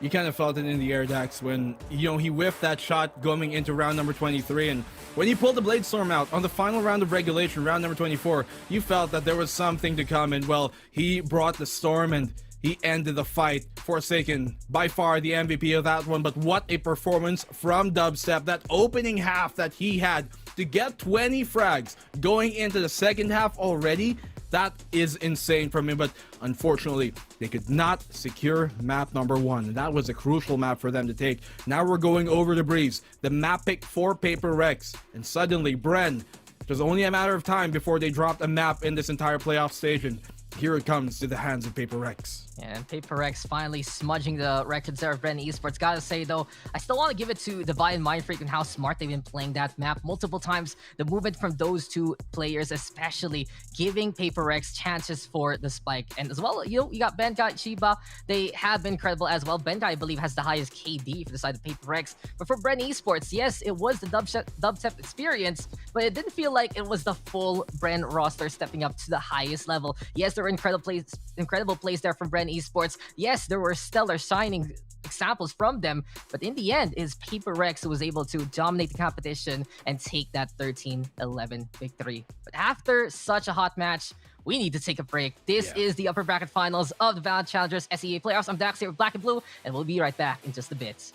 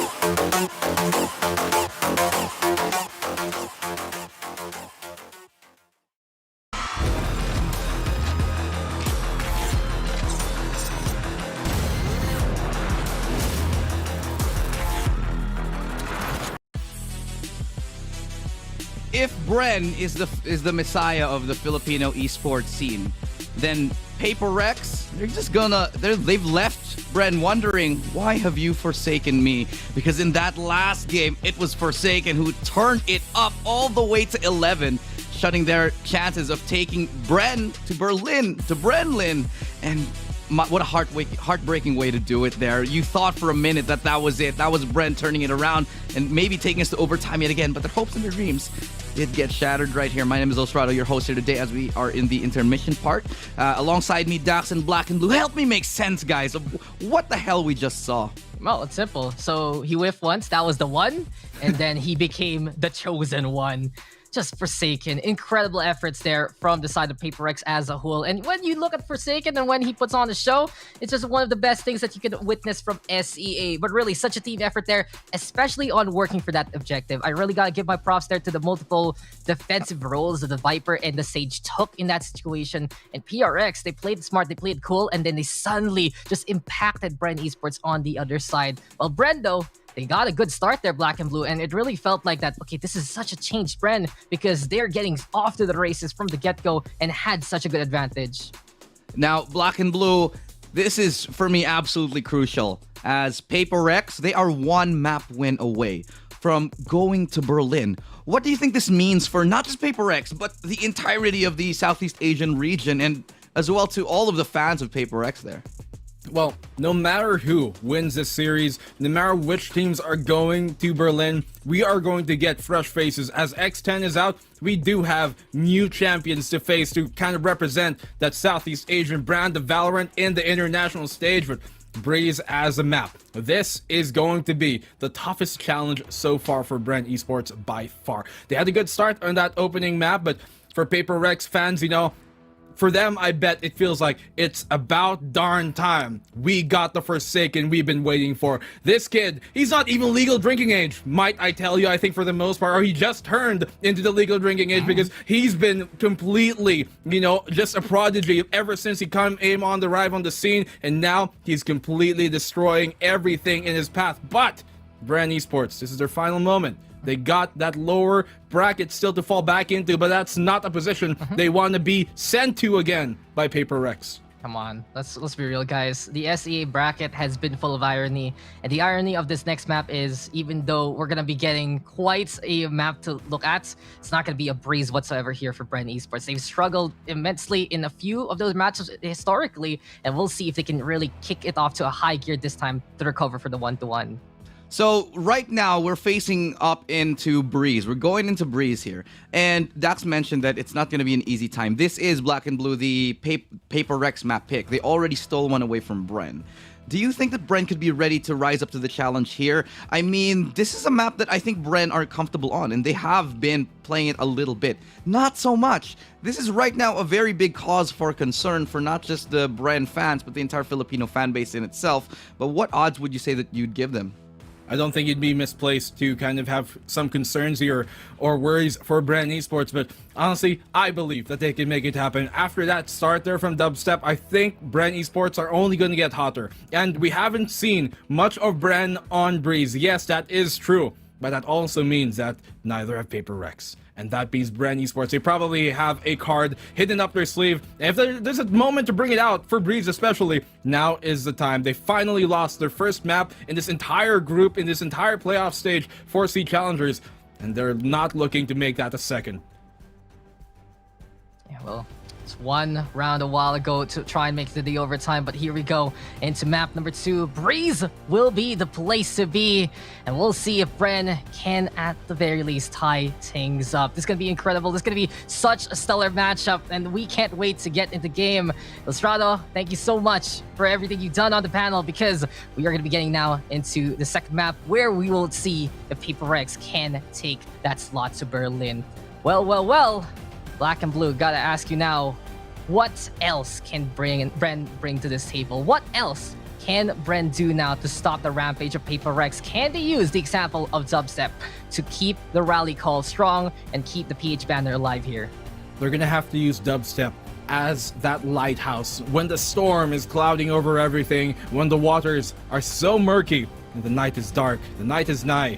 well, Dubstep, he will be that light here for Bren Esports. You're going to have to follow his lead. He is by all means, I think, the best player in the Philippines. The thing is, though, they're going up against probably or potentially the best player in Southeast Asia as a whole here on Forsaken. We've said time and time again, he's a prodigy. Lots expected of him, lots of weight on his shoulders, but he's living up to every single one of that. Composition-wise here, coming in from both of the sides, Viper, of course, and the Sky Quintessential with a Sova as well here on Breeze. For the most part, things are looking pretty spicy. Cypher, Jet, mirror matchup, round number 2. Man, oh man, is it just gonna be the outclass association here between these two teams? They're gonna play the same old thing against each other, and they're gonna look to outmuscle the opposition to say, hey, we can play this better than you at this map, at this time, and we can be the better team regardless of the agent selection. Really feels like a little bit of their back to their roots, gotta say, from previous tactical shooters, as well as a map like this has to be familiar here for Bren Esports, and especially Paper Rex, who have had such a rich history coming in for the CS days. But here we go as we get into Breeze Black and Blue. And thing is, there's been a lot of hype for this game, for this series, for this matchup, for good reason. The winner here is confirmed to go to Berlin. SCA has 2 slots available, and if you make it to the grand finals, you are going to be one of them.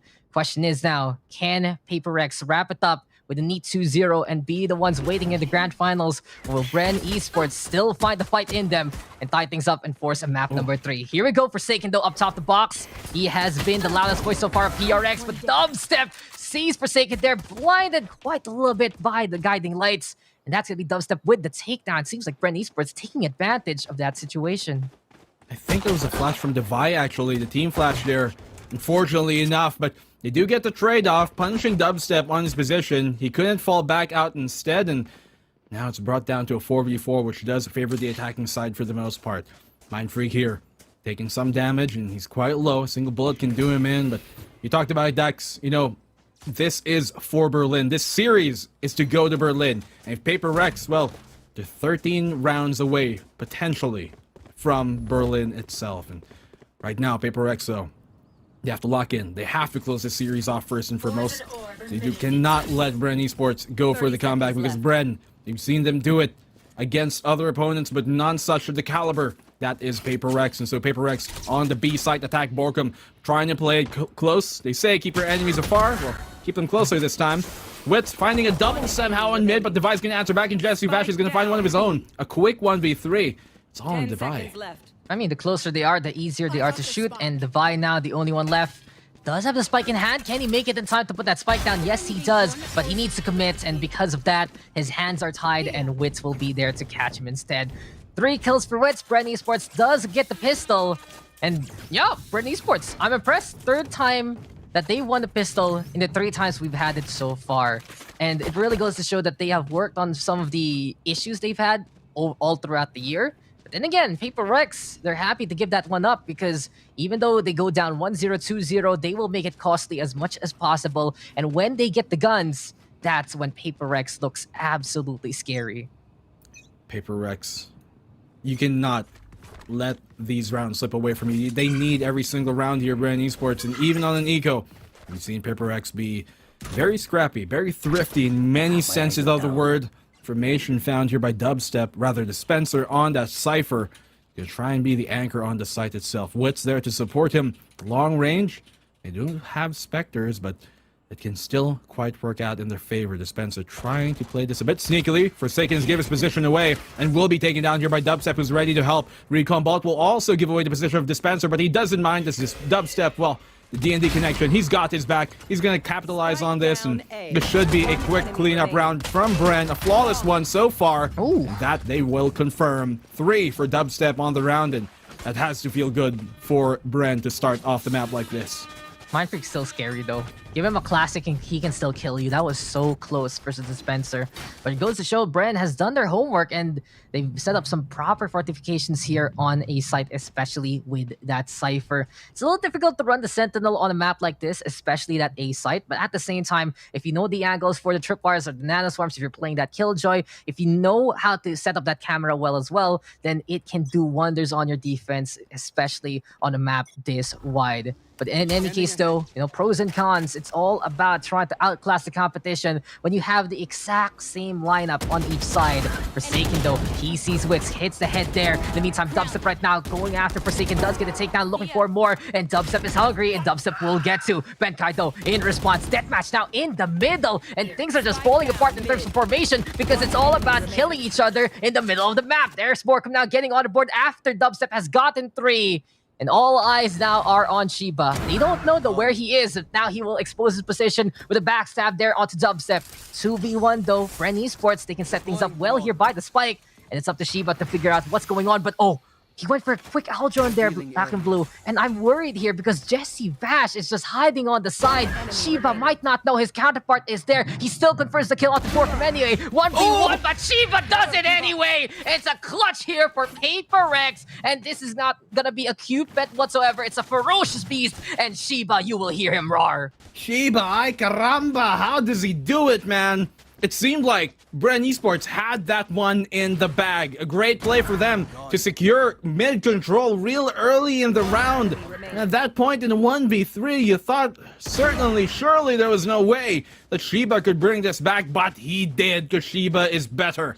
Look, what a performance from Shiba to bring it back. And for Bren, as I said, they cannot get caught sleeping here on Paper Rex, no matter which hand is dealt to Paper Rex, no matter if they're in a bad economic or man disadvantage situation, Paper Rex are going to make the most out of it, and so Shiba does.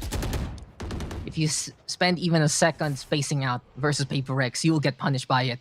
That's just it. Any kind of idle time will not help you whatsoever. And here we go with Dispenser pushing on forward to get the takedown on the Forsaken. Oh, Bren Esports still looking clean here so far on their hold. And it's all up to Divide right now. He does have a rifle in hand. Can he get a few pickoffs just to end the round here? At least give Paper Rex something to be happy about. Oh, Divide though. This is going to be the show here. 2 here from Divide. But Dubstep now with the second chance. And with that second shot, he will get that kill.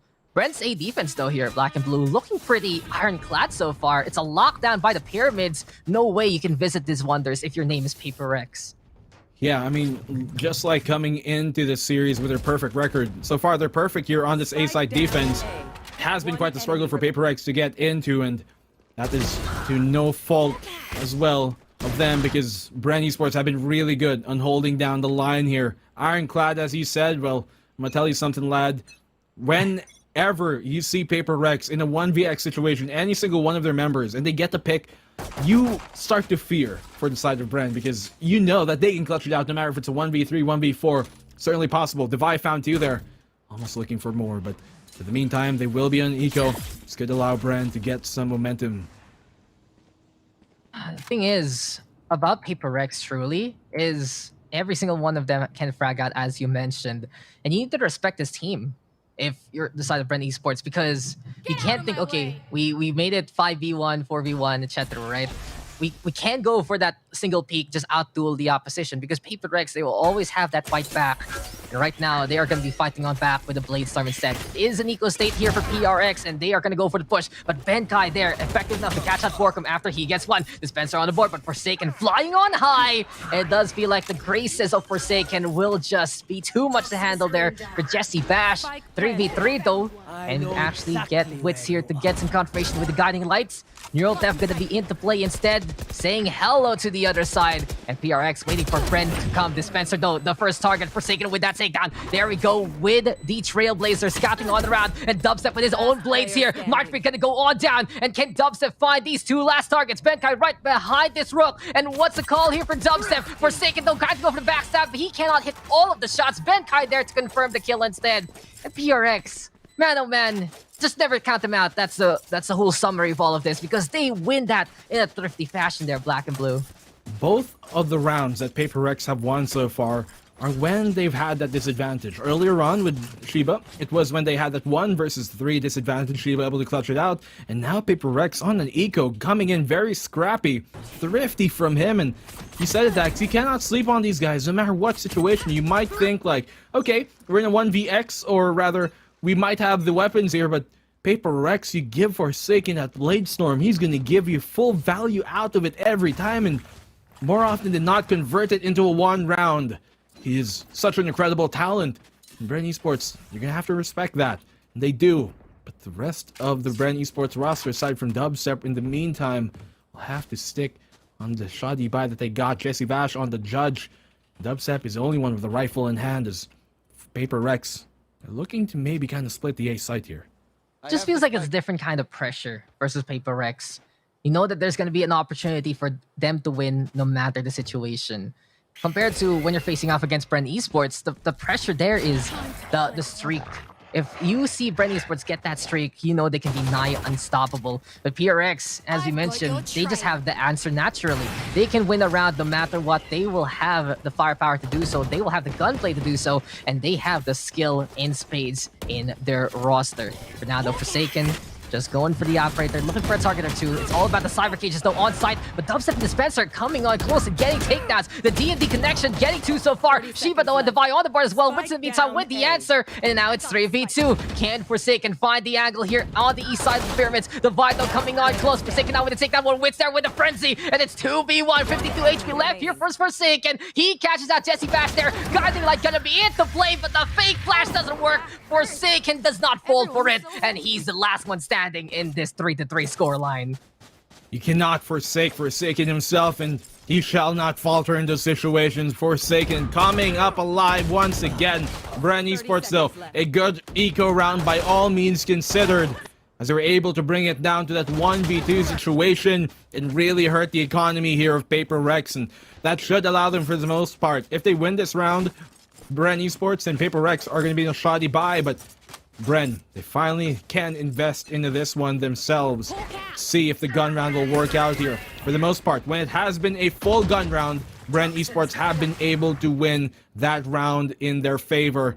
But they're going to have to continue that streak. For the meantime, as Forsaken is going to open things up here with the operator. Shot landing on Dispenser. That's a 5v4 in the favor of Paper Rex.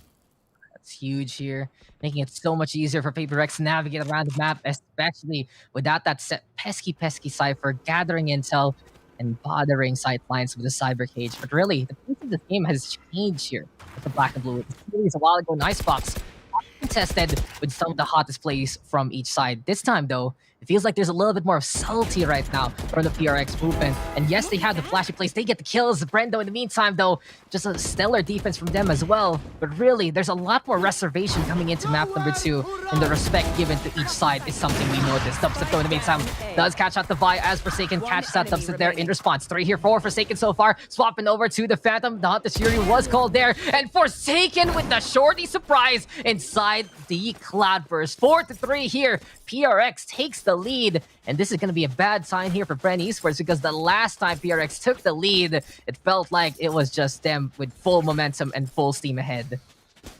Bren Esports, they're just looking outgunned here right now. Paper Rex seeming to be in a class of their own.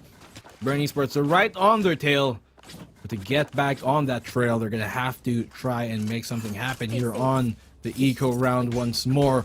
They got really close the last time around, round number 6, to making that eco into a thrifty win. Not able to seal the deal in the end, but oh, Dispenser, you cannot try and hold that angle when you know Forsaken's got an operator on the opposing side. Even though they're on the attack, he can make full work out of that. Not landing the shot on Wits to his fortune, but will allow him some respite to try and fall back. No, black and blue. Oh, Wits though from afar. The taps getting Forsaken there. But I guess the demise there of Dispenser, it's an example of why you don't wear full white. That was pretty obvious, to say the least, in the middle of the appearance. But Mind Freak, beautiful shot onto Jesse Bash. Dubstep now making the martial count. Can Bren eco PRX here? Mind Freak now with the punish on the back line. Preventing the backstab from happening. And Benkai has no fear. Pushes forward against Dubstep. It's all up to Wits right now. He has been a master of the Sheriff. And can he go for the taps here? And now sees the white half of Benkai, but he will not tip on over. It's Wits falling on down instead, as Benkai from above will secure the kill. And it's 5-3 here. Paper Rex now 2 ahead. But again, on the scoreboard, look who's on top here, black and blue. It's Dubstep and Forsaken. The Battle of the Jets continue on in this game. 5-3.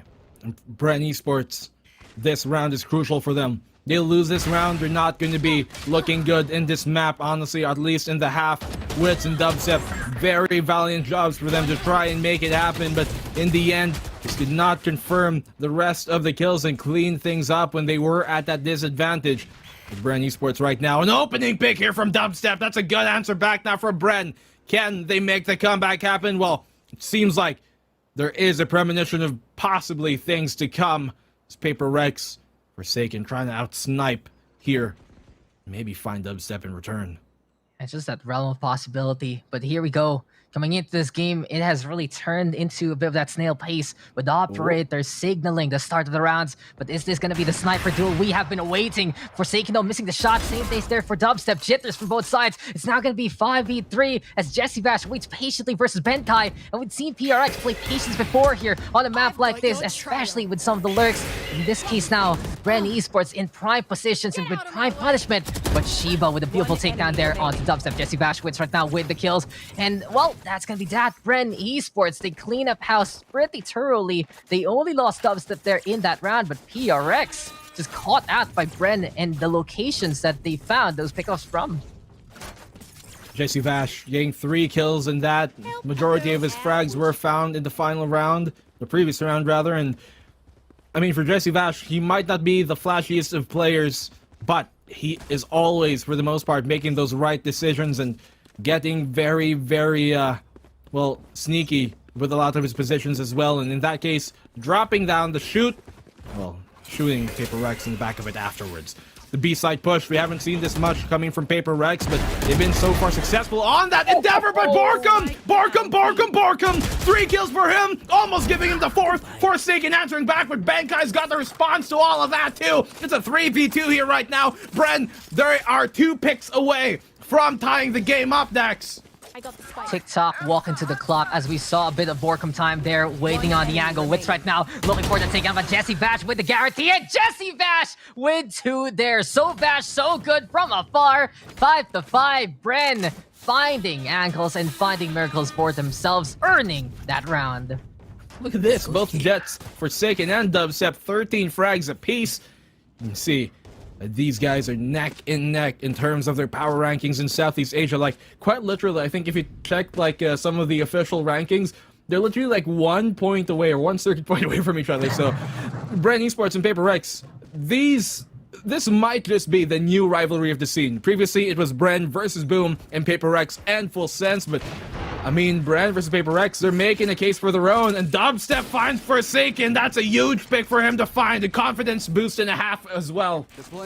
Isn't that the case though, Black and Blue? When your rivals fall, find someone else to compete with, and what better dance partner for Bren Esports? Well, for Paper Rex on the other side, looking for the tango. But Dubstep right now, he's going for his own symphony here with the operator. On the flip side though, it's already PRX down to 3 members. Jesse Bash with a shot dart yet again. Scope on in. It's Mindfreak actually does get a takedown in response with that rifle. But Wits looking to be oh so sneaky. Will Paper Rex be able to find out any kind of backstab opportunity there from Bren Esports? Dubstep though, still happy to hold these lanes, these hallways, and the metal will be ringing with the shots from the operator. It's time to hear the echoes of the past here in the present as Davai as well as Mindfreak are looking to go for the push on forward. Dubstep though looking to hold the line, has to back on the way, updrafts, but can't get out of dodge and can't get out of the way of Mindfreak. Now then, Wits though waiting at the exit, backs inside the cave, has the guiding light, and okay, it's time now to just shoot on out, and it seems like Borkum was ready for these imposters. 2 there for Borkum, yet again setting up his station, and now it will be Paper Rex among the dead in that round. Dax, this is a historical matchup that we have here in the region, the likes of which we haven't seen much, but now Paper Rex and Bren Esports, this is looking like another all-time classic to be written down in the history books, save the VODs, for one of the best matches we've had in the region, and it's certainly living up to every expectation from that. Every single fan, every viewer, even us casters and players are at the edge of our seats, and Paper Rex, they're looking to tie the game up at the half once again, just as we saw on map number 1, but Borkum, he's gonna catch Forsaken looking the wrong way, changing up the positions right now, and Forsaken was none the wiser, brings it to a 5v4. Turn around as those bright eyes will not be able to see Borkum just waiting at the wings. And now we get the Viper Spit into play. It's getting the way of these sights. For Esports though, ready to spam it down, maybe find a stray headshot or 2 onto Paper Rex who are just stationed on the other side. Benkai is trying to find information. Big pick off though by Bren Esports. Removing Forsaken from the equation removes a lot of entry potential here from the side of PRX. And with Borkum right now holding on to the left side, it's up to him to make that angle work again. Time ticking though. Seems like here for Bren Esports, they're navigating and searching around the map, and really, it's been nice to see some players go into the middle, at least find an angle, be willing to play the aggression so far. Witsto now saying hello to the Aldrone, but it looks like it's a journey here. Mr. Black and Blue, an exodus to A side. Will we see PRX make it there in the first place? How will Bren stop them here with the positioning? Well, that's going to be the first sign. Dubstep now with a takedown onto Shiba. And it's 3v5 as, the Blade Storm gets the surgical strikes onto 2 more. 3 here for Dubstep. Borkum with that final kill. And Bren, precise, accurate, and absolutely decisive. 7-5 as Bren Esports has a 2-round lead coming into the second half. Flawless round coming from Bren Esports, and it all kicked off and ended by Borkum there, opening things up and shutting it down. Dubstep getting his to a triple kill mid-round, and these two players, they have faced off against each other even before Valorant in the past. They've known about the capabilities of one another, and when it came into the Valorant scene, they knew that they would be better as teammates. They knew that if they all linked up, the mind power, the strengths, the firepower of Dubstep, Wits, Jesse, Vash, Dispenser, and Borkum will outclass every team of the Philippines, and they're looking to do that internationally. But Paper Rex, this is a different beast in every sense of the word that they've ever been up against, and they're looking to make this a difficult endeavor. But now the push from Paper Rex, currently trying to hold on to the ace site here, as Bren are successfully taking that mid control and trying and just push their way into the site, but Dubstep will be taken down. Mind Freak finding a pick off on his own, but it's a 2v2 either way, Dax, and now we're into 3v3. Oh, Shiba though, backstab is going to be a go. Jesse Bash going to get dinked there, and now Shiba will get that takedown. 3v2 situation here as Bren Esports will try to, at the very least, sniff out where Paper Rex is stationed, and Wits will get that first target. Second one perhaps here for Borkum so far. Shiba though from in behind, he's been clutched before. Can he do it again? Ghost in hand versus light armor on the other side, but Borkum, all he needs is a body shot there to get that takedown, and Bren Esports winning the pistol again. Maybe that's the reason the Black and Blue. This is a 100% win rate for Bren Esports in the pistol, and that doesn't happen. That's not usual. That's a rarity truly here, and maybe this is like a bad sign perhaps for Bren Esports that they'll win the pistol but lose the game. But no, that's just all. That's just all conjunction here, my friend, because it really is an accomplishment for Bren Esports to consistently win pistol. I am in disbelief, honestly, that Bren has learned to get rid of one of their biggest weaknesses in the game and get off to a good start. And here we go again, second half, same case. It's Paper Rex though, who's always lethal no matter the guns on the other side. Dubstep now having back on the way. Dispenser, his buddy, his pal, gonna be there for backup, but they cannot confirm any single kill whatsoever for PRX. They get them all quite low though, and Devi doesn't have a heal here for Benkai, so both of the backline players from Paper Rex taken down very low. Still though, as you said, even in these situations, Paper Rex can be very scrappy. It might just catch him off guard, but it's going to be Dubstep opening things up here onto Benkai, trying to take the fight up close. Understandable, he has low HP, he had a pistol, what else can you do? So for, well, Bren Esports, you can see Wits has crawled his way all the way here to the spawn, so you confirm the kill, and that should give them the A-side control, but Bren is still on the rotate, and Paper Rex are trying to aggress here on mid, but this should be a quick cleanup. Honestly, with how long the engagements are on Breeze, it can be very difficult to win with just classics, and you can see the full, well, tail of that. Yeah, tails all the time.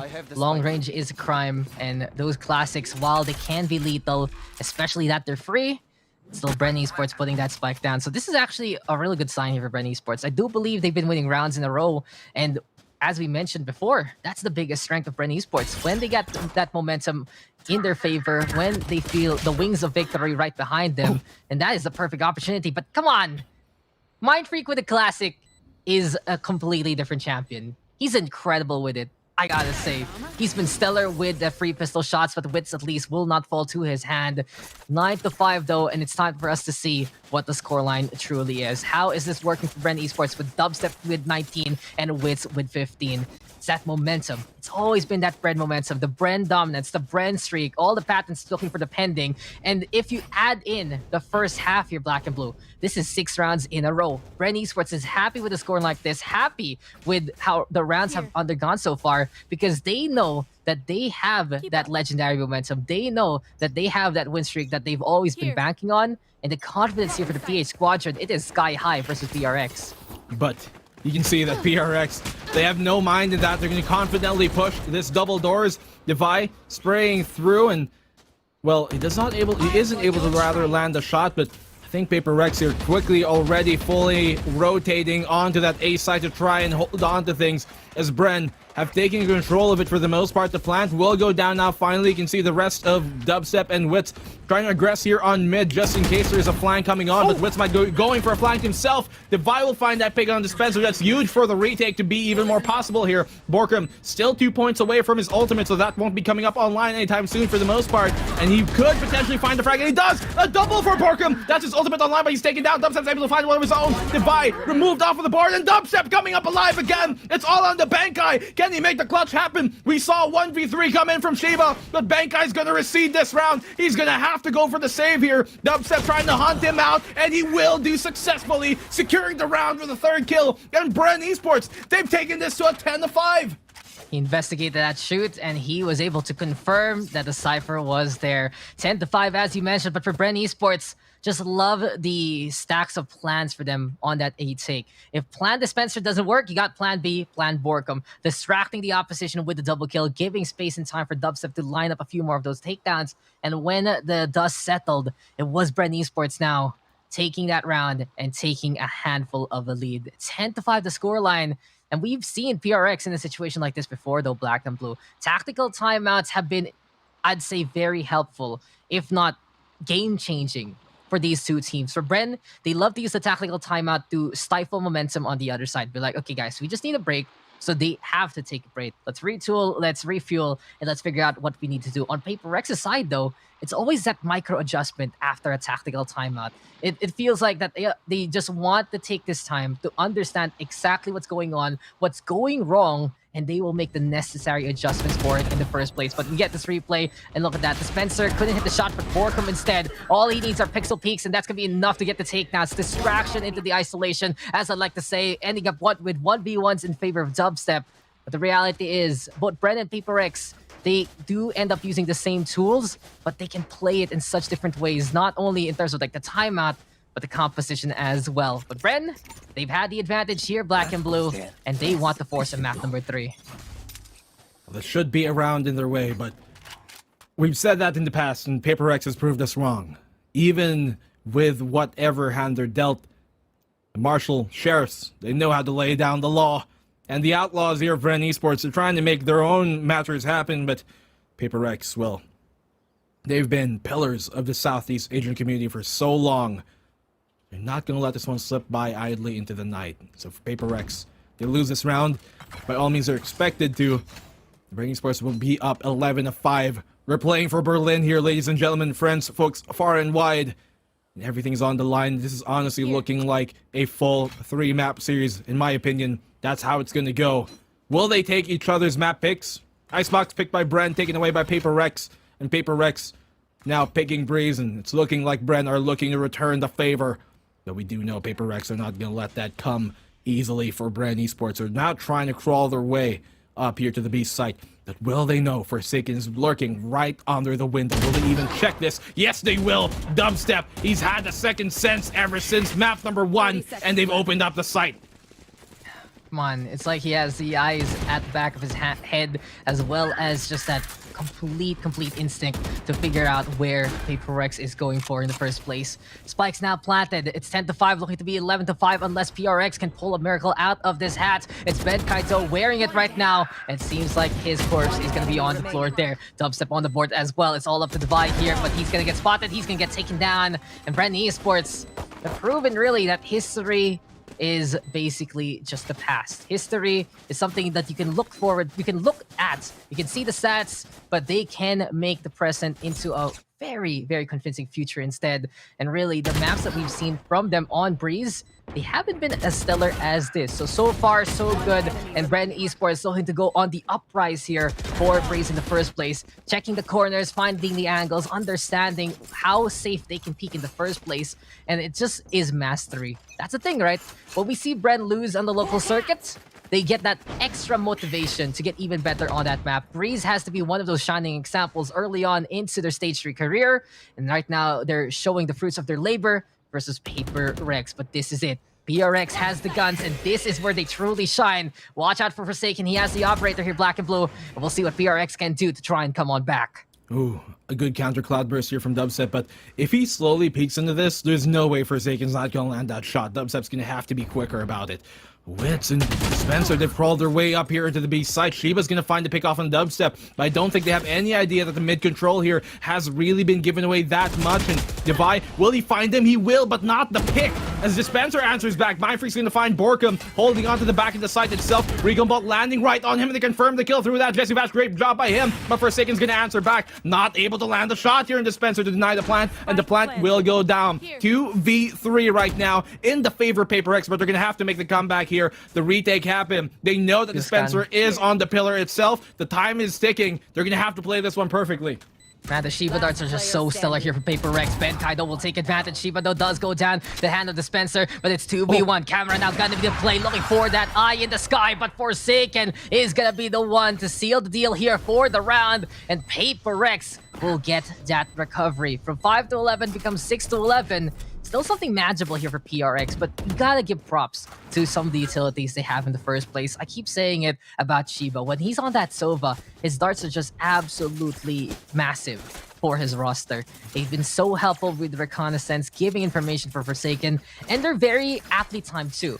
When he goes for the dart, more often than not, Paper X will take that as a signal to go in and go ham. And that's one of the biggest reasons why Paper X is such a powerhouse. The fact that they can turn utility into an execution. They can use that ability to find a pickoff, and at least in that round, it worked out for them. The push here from Bren Esports Dax has been for the most part successful when they try and split the A site itself, but Forsaken this time has got an operator in hand, will not land the shot. Recon Vault will reveal his position, but Bankai will capitalize on the information here, trying to find the pick off on his own, and they're tagging them through it with the Hunter Spirit Divide with the pop flash and capitalizing on Wits. Suddenly Paper Rex, they're dismantling the push here from Bren Esports. A flawless one so far. Divide with a triple kill. It's all on Dispenser once again, this time in a 1v5. What can he do? Not anything at all. Shiba closing out the round, and Paper X force Bren here into another round they're gonna have to play out. This could be the final round for Bren's buy-up economy.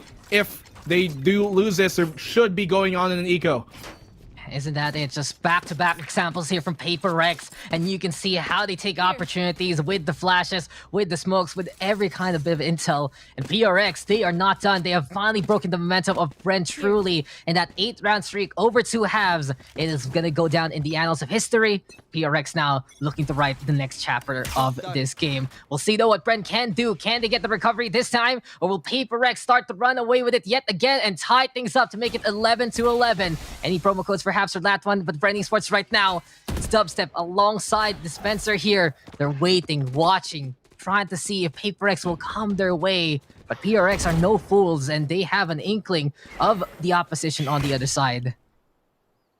One more round till match point 2 to bring us into that final map of the series. Bren Esports, they're going to try and play their hand perfectly here. Dash up by this Dubstep.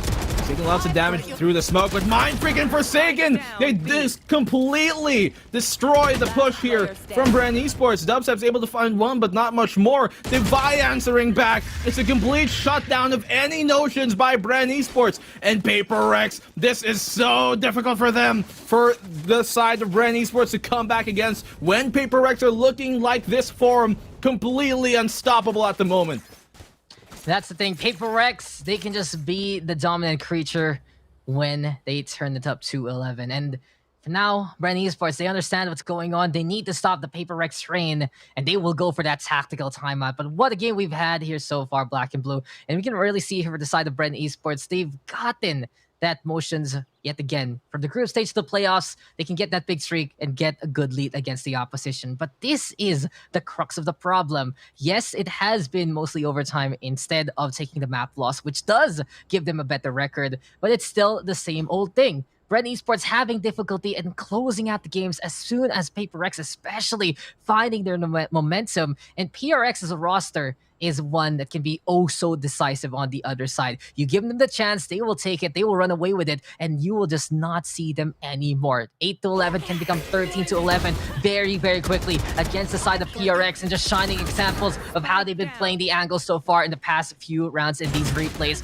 Bren Esports, they need to solve the problem in front of them. This has been the true play. The pistol, yes, it's been fun to notice. Yes, it's been something that people can laugh at because Bren can recover from it. But these are the situations where Bren struggles in. Can they get 2 more rounds to force out map number 3? Or will it fall to the wayside, and will they fall to the lower bracket, to the hand of PaperX? Let's find out that as Forsaken now with the operator. Might see wits here if he goes to the right-hand side, and there you go! Perfect center of master from Forsaken. Gets that takedown, and PRX still rampaging in this round. Forsaken, even with that pickoff, even when they have the man advantage, he wants to continue to re-aggress, and Dispenser's gonna find the frag here in the Divide. Forsaken eventually taken down by Borkum. Now 4v3 in the favor of Bren. They got those blades, they got the Viper's bit up online as well. Shocktart will push Benkai back from the door switch itself. They're trying to catch him off guard, and Dispenser, he will. A second kill by him, Dubstep chiming in on the fight, and it's now all on the Mind Freak,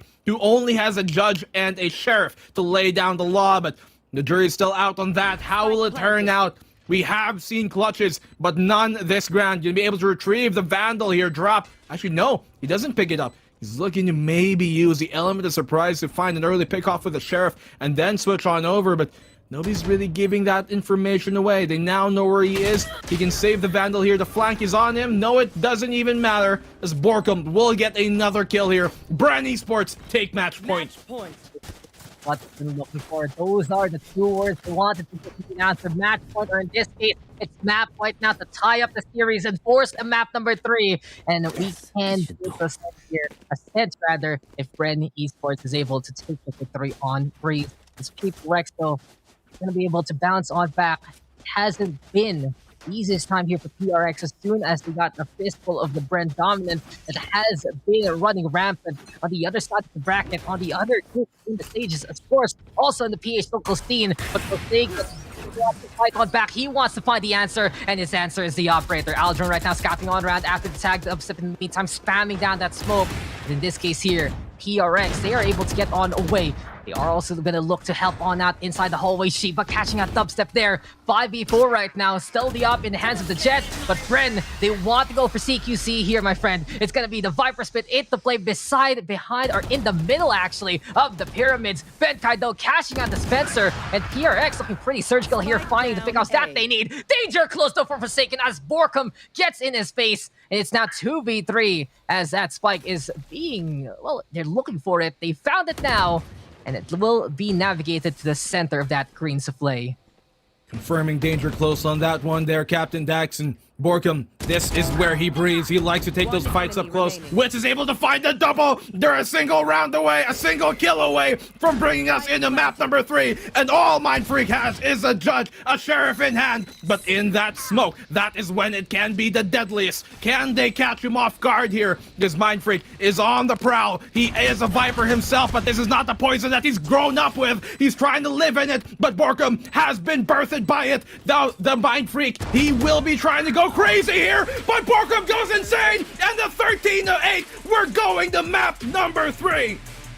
The road to Berlin continues on with that Bren win. We are tied up 1-1, and Ascent will tell us who will take that ticket to Masters number 3. Bren Esports recover and get back in control, get back with the footing that they wanted in the first place, and get back with a win streak along the way. PaperX, ferocious, yes, but this time they have been declawed, and you can see here in the stats, Dubstep there with 2.0 KDA, 26 kills as well for him. Forsaken only hitting 20 this time, but incredible effort from him nonetheless. But Borkum time, it came in spades here, black and blue. It felt like we didn't get the full experience of Borkum time. Wasn't the hour, it was just minutes and seconds, but they mattered the most, and it was precious time, precious takedowns that allowed Bren Esports to prosper on Breeze. Bren Esports, man, this is looking like the second map turnaround from them, with Bren Esports taking away the own map pick here by PaperX, and PaperX doing that same favor. Bren Esports have successfully returned the favor now, bend their way, and they're like, you know, okay, you want to take Icebox, we'll take Breeze away from you. We're going into Ascent. Now, Dax, the last time these two teams did face each other in Ascent, it was a pretty dominant map here in the favor of PaperX. 13-5, but as we talked about on Icebox as well, that went 13-4 in the favor of Bren. It obviously didn't go that way at the end of things, but we'll really have to find out if history will repeat itself here, or will we have a new dynasty from the Philippines continuing on and going to Berlin. Well, we're gonna have to find out after the break. I'm Black and Blue, with me is Dax. We'll be back in a bit.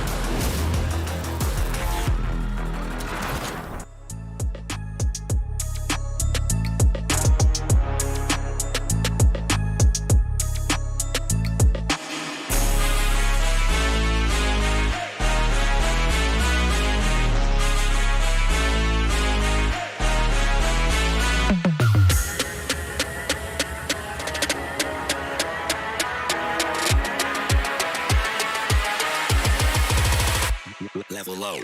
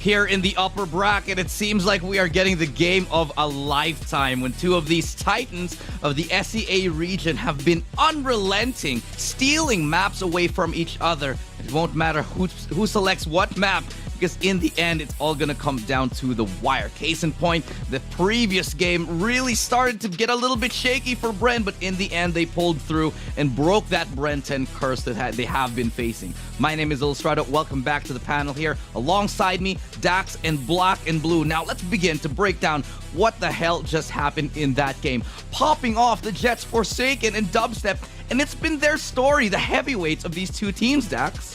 Yeah, and just suddenly went into a pick-off frenzy, gotta say, as the change of pace in the game was noticeable for both sides. Bren, PaperX respecting, understanding how they could win the firefights and use the navigation of the map against each other. But in the end, we saw that Bren streak happen, and then PaperX went for the rally there. Afterwards, Bren, they needed a timeout, they needed a breather, and they said, guys, this has been the problem so far in our playoff run. Can we finish off PaperX right here, right now? And for that map freeze, that they did. Man, things have not been going the way we'd expected to, you know? For PaperX to take the map pick away from Bren Esports and Bren doing the same, returning that favor, it really did come down to a battle of attrition, a battle of who can play the same deck perfectly. And in this case, well, we have yet to really find out the answer. This is a new rivalry in the making. They've met each other before. Will history repeat itself in the stage 3 this time? Or will Bren Esports assert their dominance? Well, Ascent is a map that the last time they met up against each other, it was PaperX that came out of that 13-5. But as we saw, with Bren doing 13-4 the last time that they met during stage 2, that didn't come true this time. I honestly don't believe that's going to happen for Ascent either. I think that this Ascent is going to be a very close game. Let's take a little bit of a look at the statistics here. 56% win rate here for PaperX. That's not very convincing at all. And Dax, do you think that this is going to be enough of a factor for Bren to come in, sweep this final game, end up taking this reverse sweep and going ahead into Berlin? I actually think that it might affect a few things for PaperX because PRX, from their history so far in SCA, they have so many different compositions on Ascent. They can play a double duelist, they can play a single duelist. Sometimes they don't even forgo the duelist completely, and it really feels like for PaperX, it's a bit of a mixed bag because they have so many possible compositions for it. In the meantime, though, for Bren, it's more of a test really in the PH region. Many people say, guys, learn how to play Ascent if you want to beat Bren Esports. It's a map that many in the local scene scrim. So for Bren, they always have to keep honing their edge on Ascent in the first place just to stay at the very top of the PH region. And I said it a while ago, it does feel like that between the first two maps, that's where PaperX has the advantage. And the third one, Bren Esports might come out a little bit ahead of that fact. We've been treated to an amazing series thus far. It's given us all we wanted and more. Truly an El Clasico here in the Southeast Asian region. And, you know, for the future to come, this Bren PaperX matchup is definitely delivering and will deliver for future generations. But now let's real quick question here to you, Black and Blue. This matchup that we're seeing here, especially on Ascent has been giving us a lot of trouble and a lot of upsets and a lot of overtime, I'd say, upset wins here. Case in point, the games with Alter Ego, the ones with Cerberus, and just everybody here on Ascent. Do you think Bren's got the chops to actually make this happen? Yes, every single synonym that you can put out there. Yes, affirmative, confirm, Roger, 10-4. I'm putting it out there. They can make this happen. And honestly, I believe the pride of the Philippines, they might just be 13 rounds away from Berlin. But they've never faced an opponent like this. They've never faced an opponent like PaperX. And the Tyrannosaurus monster that these guys have coming in from the prehistoric ages, there's no better player in the Southeast Asia region than Forsaken. The child prodigy himself is showing his stock. His worth is screaming through the roof. But then again, PaperX, they are a bad team. Bren Esports, they're the crown kings here of the Philippines. And we know, if anything, Philippines are scrappy. We are good in these kind of scrappy situations. And for a team like Bren Esports, well, they have that chip on their shoulder. And we've seen time and time again throughout the group stages and the playoffs, that team with that chip on their shoulder, with the cloud looming over them, has overcome and met the rainbow at the other end of things. So, can Bren do it? Yes, they can. But PaperX are still the favorites to win this series. Thanks, Obama, but let's go into the game itself. We are ready for it. It's the final one in the upper bracket finals, and these two teams have the hopes and the dreams of the nations behind them, just pushing them, egging them forward to go through and represent Southeast Asia in Berlin. So I'm gonna leave it all up to the casters in the game. PaperX versus Bren Esports. Let's go, and we're gonna be getting into Ascent. Thanks there to Estrada. Gotta say though, Black and Blue, keep your heart in your chest. You're gonna need it for this game because it is gonna be heart-pounding action. And here we go again. It just feels apt, doesn't it, Black and Blue? That every single map we've had, it's a mirror matchup. It really is the best versus the best. No holds barred, same agents, And it's just all about who has the better finesse with their composition against the other, which is the exact same on the other side.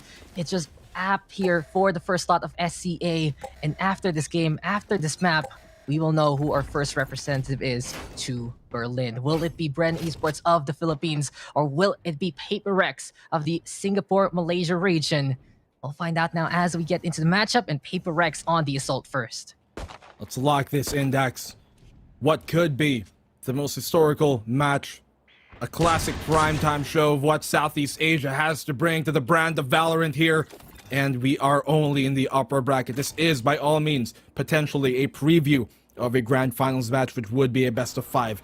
What a tale it would be if we're going to see these two teams battle it out once more in that grand final. But for the meantime, Paper Rex, they want to be the first seed into that slot specifically. They want to go to Berlin, and they want to do it here now, as they are the chosen team by everybody to come out of this playoff stage. But Bren Esports are looking to make that change, to change the narrative here and show that they are the top dogs of Southeast Asia. Paper Rex, they're taking it to the B side to start things off here, Dex. And just winning in the upper bracket will just seal the deal completely for one of these two teams. Cap off incredible runs in the group stage as well as the playoffs themselves. And really, before the series, Paper Rex has only lost once in a map. For Bren Esports, it was spotless. Now they have given one loss each to each other, but the records are still absolutely stellar so far. For now, though, here we go into the round, and Paper Rex have put that spike down. Bren Esports, though, looking for the retake already. Wit's going to be there on the left-hand side. Shiba, though, ready for the classic Shiba dart, as Battle's Guiding Light trying to move on forward, but does get caught in the crossfire. Dubstep, though, in the meantime, dashing on in, past the staircase. Dispenser Forsaken on the board. Dubstep, in the meantime, does get a kill there, but Divide with 2 so far. It's not going to be 3v1, make that all up the Borkum here. Divide there with a triple kill. Gunkai on the board as well. And Paper Rex, they siege B site, and they take it pretty heavy-handedly. Did they line up there for Divide? Did he just get 2 birds with 1 stone at the end of things? It did seem to be the case. Maybe we can get the replay on that, but Paper Rex, an opening round here to get the job done. This is the first pistol round that Bren Esports have lost this entire series. They won 4 of the previous ones, and now giving up the 5th. Paper Rex, if this is a sign of things to come for the Malaysian Singaporean squad, well, then this is a good omen for things. But Wits, his position has been given away. Forsaken knows he's there. They could potentially try and flush him out with some utility, but he will be able to cross back into safety for the meantime, although not unscathed. What a shot from Forsaken. Twice so secure with the shots. Very difficult to hit that kind of movement from the other side. But I gotta say, though, before the action really goes crazy here, and Paper Rex will look to navigate into B main, Dubstep is only in line with the Sheriff. Can he actually get the line up there onto Forsaken? Will we see the Trailblazer first and foremost? There's the concuss, and Forsaken will get that takedown. Guiding Light now the call. Dispenser trying his best to go for the shots after getting flashed. Did tag up Menkai, but it's not going to be enough. PRX already on the rampage. They're onto B site and more. Forsaken looking around for a target or 2. It's 8 HP left here for Wits. But in this small reprieve, as Mind Freak catches out Jesse Vash, this should be Paper Rex cleaning up house and going for the 2-0. Wit's now the only one left. There's the takedown and a flawless victory here for Paper Rex. But as we get into the third round turnaround, and Bren Esports will get the guns out, just the perfect time to commend all of the people cheering these two teams on. You can see the pressure everywhere, social media, chats, and the like. They're cheering on their petition of SCA to make it to Berlin, and everyone's just excited to see a new face to represent SCA. But the question is, will it be Bren Esports of the PH side, or will it be PRX, which honestly feels like it exemplifies and amplifies the meaning of SCA with their mixed roster. 2-0 though, Black and Blue, and let's get back into the game. Odin and Had here for Jesse Bash on the defending side. You know the wall banks will come from the west side of the map, so PRX decides to navigate here to A instead. That's true, Dex. Paper Rex, you know, being that all-inclusive, fully international Southeast Asian team. You've got players here from different regions of Southeast Asia, different corners and cuts of it.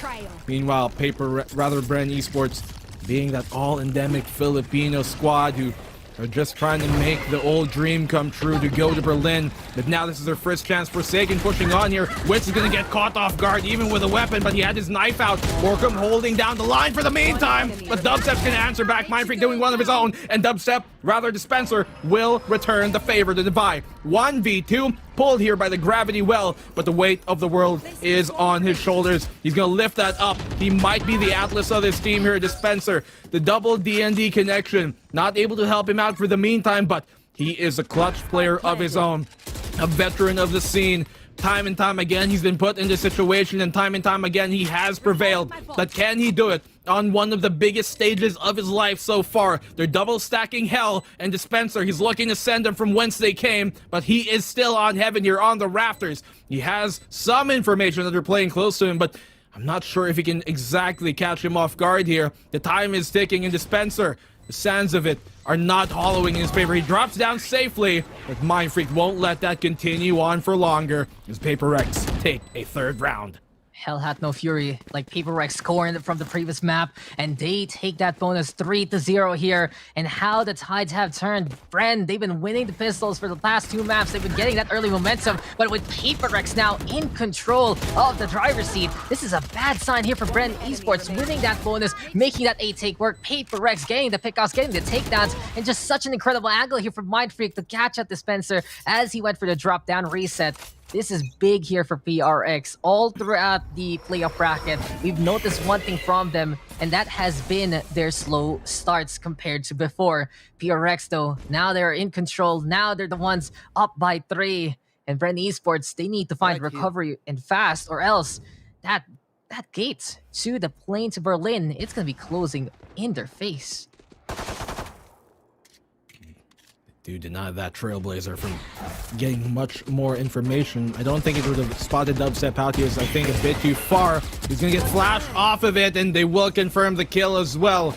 Devi opening things up here all alone, and he has no mind of doing that himself. Forsaken finding one, Devi finding a second, and they both find 2 apiece. The Devi and Forsaken combination on the side of Paper Rex is truly a hex here in the side of Bren Esports, a thorn that they've been stepping on time and time again. These 2 flexes, the 2 top powers of Paper Rex, have just won them another round. And this is a gun round here for Bren Esports. They have to win this, otherwise, well, this could be a runaway performance from Paper Rex. It's just the vibe prophecy by this point, and he's been one of the masters of those, I like to say, flick flashes in a way. He turns on around, gets a pop flash on, gets that takedown after the fact, and knowing that he had that better duration with the Gyne Light compared to the opposition, and that is just his way to secure those kills. And really, the Sky, an agent that can make those plays now without the animations. Just goes to show that PRX able to squeeze every little bit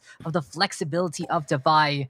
And an interesting call here, in all honesty, because PRX, they've been flexing Forsaken off that jet for a bit now in the past few rounds in the bracket. But this time, he has been all day, every day on that duel. They respect Bren Esports, they know their power, and they want their young gun, they want their prodigy here, their messiah, to be on the board as quickly as possible. There you have it, Forsaken with the first chapter of this Exodus. That's going to be a takedown onto Dispenser, and this is gonna be the book of Forsaken. Looking for a takedown of 2. Jesse Bash having the back on the way, low HP already, and here comes PRX trying to clear things out as soon as possible. Nebula's now in the way. Smokes will dissipate though, and Jesse Bash trying to make that Odin count. It's PRX though, pushing on forward again to the pit of these sites, and this is gonna be a good sign for them. They get the Guiding Light, they get the takedown on Jesse Bash, and it's 5v3 now. Those flashes are so hard to counter when it's Devi on the other end of it, and they secure the round for the most part here. It's all on the Dubstep, but what can you do? It's a 1v5. You have an operator in your hands, maybe get a pick off here and there, but it will be a double swing coming in for them. All 3 peaks, not able to land a single one in that one. Dubstep, and have to try and save his operator. That's all he's got to work with. They're baiting him out here, and they're just toying with him at this point. Devi gonna confirm the round, the kill, a triple for him, and Paper Rex, this is not looking good for Bren. They're back in an eco once more. Still looking to run away with the stacks. Look at this, Borkim, Dubstep, Dispenser. This is not looking too good for the Filipino side.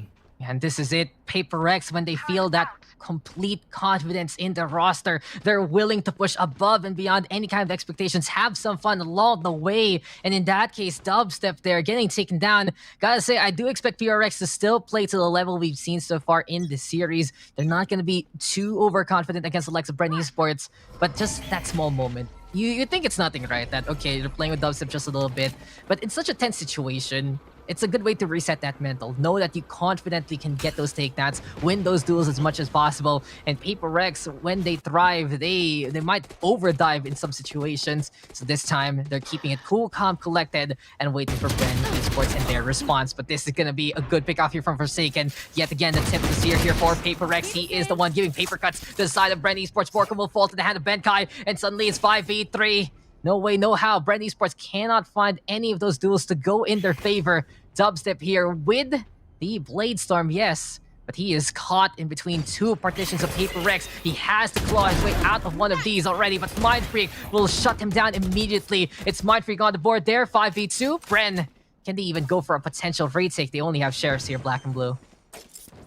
I don't know, at this point, we haven't seen too many thrifty rounds in this map specifically coming from Bren and Forsaken, man, just completely running amok, holding W and getting those kills at the end of it. Forsaken, man, what can you do to stop this when you don't even have the weapons to do so? Completely perfect here coming from the side of Paper Rex, and a tactical timeout properly put here for Bren Esports. They have to find some way to get a stop, and maybe this tactical timeout, which is the mark of good teams, to be able to come back after a timeout, maybe this will be just what they need. Yeah, match just hot there for Forsaken, but this is it. When Paper Rex, they take the L, it does feel like more often than not, that's where they get their motivation from. They say, okay, we dropped the map, guys, but we still have a series to win. And if you look at the history of Paper Rex, many a time, especially against their biggest rival, Full Sense, in their history, it's always been that reverse sweep situation. In this case, though, they did drop map number 2 instead of map number 1, but the case in point still rests. They're still extra motivated right now to get off to a hot start. They feel like they still have that confidence from the first 2 maps in the first place. And in the situation like Breeze, many a time it was just Bren Esports at the right place at the right time. But if PRX can set that tempo here on the attacking side, win the duels as quickly as possible, then there is no time for Bren to reposition. There is no time for Bren to set up their toll gates, and the toll will just be fined onto Bren Esports instead. It will just be heavier and heavier as the bodies pile up, and Paper Rex will soar all the way to Berlin at this rate unless Bren can put a stop to it. 6-0. Bren Esports.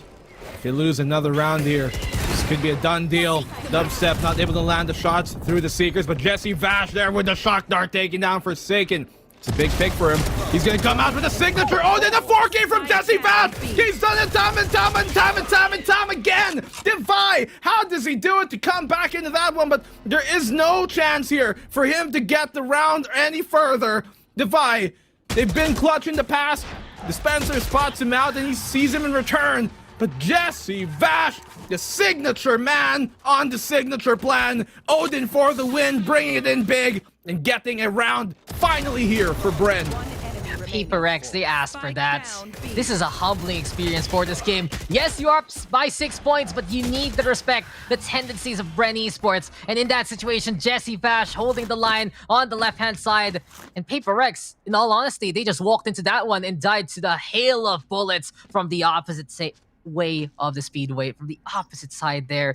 PRX now, they see the opposition get on the board, and this is going to be Bren Esports on their signature composition. It's the Ascent Special Operator Odin going to be in hand here. Dubstep playing into the middle, and we got Jesse Vash still on that B side. PRX, they need to solve this conundrum and fast. It's been a tough puzzle for many players and many teams in SEA, and it's been something Bren Esports has been able to rely on. But this is the second one there. Jesse Vash also reliable yet again. There we have it, the guarantee to get that takedown when the Hunter's Fury. Betkai will go down after the tag, and it's gonna be a 5v4 right now. PRX, they still have money because of the 6-round streak they had a while ago, but this is where Bren Esports really picks it up. They got the clutch from Vash. They're looking for more of those kills, and they will feed off that energy, feed off that momentum, and look to hunt down Paper X. Good opening pick here for Bren. You need to find a bit more, though, to really secure the round, but they got the lockdown cues here. Not the same fortune for Paper X as it was Benkai who was first taken down, and they do take down Borkum, which is a big pick to find here for Mind Freak on that Astra as well. Opposing Astras finding each other, but Forsaken finding the pick off on the Wits, looking to make a play, but Dispenser and Dubstep, he's way too quick on that, finding Forsaken, his own rival. And now they're down to a 2v3. The plant can go down here, but they're going to have to rescind control of the site real quick and back off maybe to main, as the lockdown is still up online. Sheba, Defy, how did they do it? It was a 2v3, but they got complacent with it. They probably thought the plant would be stuck and they can take the 1v2 towards Tree, but well, they were sunken into the ground, and Paper Rex, they take the round. Blink and you'll miss it. Paper Rex takes the round away in just an incredible show of force. Yet again, the flash is one more time from Devi, but that whiff there from Dubstep, hurting them in that round. He needed to secure that kill onto Sheba, and instead Sheba stepping it up, getting 2. And we've seen him struggle getting shots here on the set before. Seems like he's cleaned up his act, especially on this map. And he has been such a stellar addition to the PRX roster. We mentioned it already, history of PRX. They came in as a full unit from CS, but they have recalled Shiva from a previous edition of Paper Rex to the active field, and he is not disappointing whatsoever. Dubstep now does go down. Big deny there from the Sova. Dispenser here by the Cubby as well. But Bren Esports, they're falling apart at the seams from the get-go. PRX with the entry frags that they need. And it does seem like if this keeps up, this is where Paper Rex can truly shine. Can Bren Esports fight on back? Can the voices of the masses be heard there for the side of Bren Esports? Or will Paper Rex cover it and silence Dispenser though? He will not be done, and he wants his voice to be heard. He screams for those 2 kills. It's 4v3, and here we have it. Paper Rex buying themselves space to go to that B site. Get the 4v3 in their favor, but we've seen this in the past where Paper Rex are able to come down even when they have the man disadvantage and win the round. The plant will go down for them for the meantime. Recon Bolt will give them away. Plant will be on triple itself. And now Sheba, oh dear. He's done it again. He's found the pick. That's a second this round for him. He's going to pull out the Aldron for information, and they have to be careful here. Here comes out now the Hunter Spirit from Sheba himself, but he's capitalizing on it. Bankai, oh my, getting another round in Paper Rex. I'm telling you, man, you can never sleep on these guys, no matter in which difficult situation they're in, no matter which deficit you've placed them in, they can come back, and they've done it once more, even with a disadvantage. Black and Blue, they've twisted the meaning, and that was the one. They gave 1 point to Bren so far, but the past 2 after that point, this has been extremely dominant situations and performances here from Paper Rex. So secure with the shots, simultaneous with the takedowns, and multiple times for the past 2 rounds. Blink and you miss it because the round is over. Really goes to show how strong Paper Rex can be. And they've been the imperators of the SCA scene for so long already, for good reason. Never dropping out of that top 5. Always in the realm possibility in the top 3. Can contend top 2, potentially even top 1 on that off X10 day. But now the throne, it is going to be for the taking. The path there is clear, and it has been a red carpet treatment so far for this 3rd map. Can PRX continue on and continue with this momentum to make this an 11-1 scoreline for the half? Or will Bren Esports bite and fight on back? They need it immensely, because from what we've seen here from PRX, it's just been dominance Black and Blue. Yeah, completely a one-sided show for the meantime. Witch is going to answer back. Jesse Vash, though, okay, making it happen, but Bankai not going to let that get too out of hand. Divide, this is what he's so good on. They have yet to really found a good counter to what Divide's been doing. Those pop flashes are deadly. And how do you even counteract that without just having a straight up turn around? Divide, so good on that, so good on the aggression. And this man, no matter what symptoms he might be facing in any kind of situation here, even though he might be in a 2v1, he will come up big, and so does Sheba. And the bigger problem here for Bren is so does the rest of the roster here from Paper Rex, time and time again, making things happen. It's just app here, some BDE from Divide, big Divide energy, time after time, making those pop flashes with those birdies work. And it really just goes to show here for Paper Rex, it's just utter confidence by this point. I don't even want to call it pop flash, I just want to call it a Divide flash here, because he's just been such a master of it compared to the rest of the SCA scene. I think he's one of the best, if not the best, who can make those plays work in the first place. And Divide has been incredible so far. For second though, he just glides like an angel past the shed and Jesse Bash is gonna get a face full of his grace. Mind Freak on the board there. Benkai now catching the kamikaze of Dubstep, and it will be 4v2. Bren Esports, they're on the ropes here, and Paper Rex is in control. Dispenser gonna go on down. It's all up to Borkum here and now.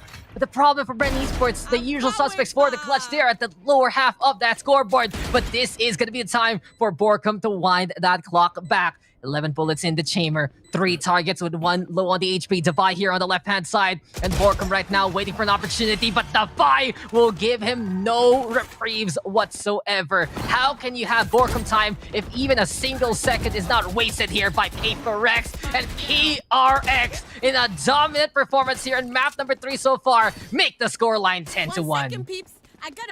Oh my, what window of opportunity there that Bren Esports had. Well, Paper Rex realizing, oh, we left the window open, let's close it out behind us, and they take a 10th round, man. It seems like for Bren Esports to lose that pistol round to start things off, it was a sign of things to come. And by all means, Paper Rex, they are outgunning every situation here right now, completely on another level from almost every team that we have here.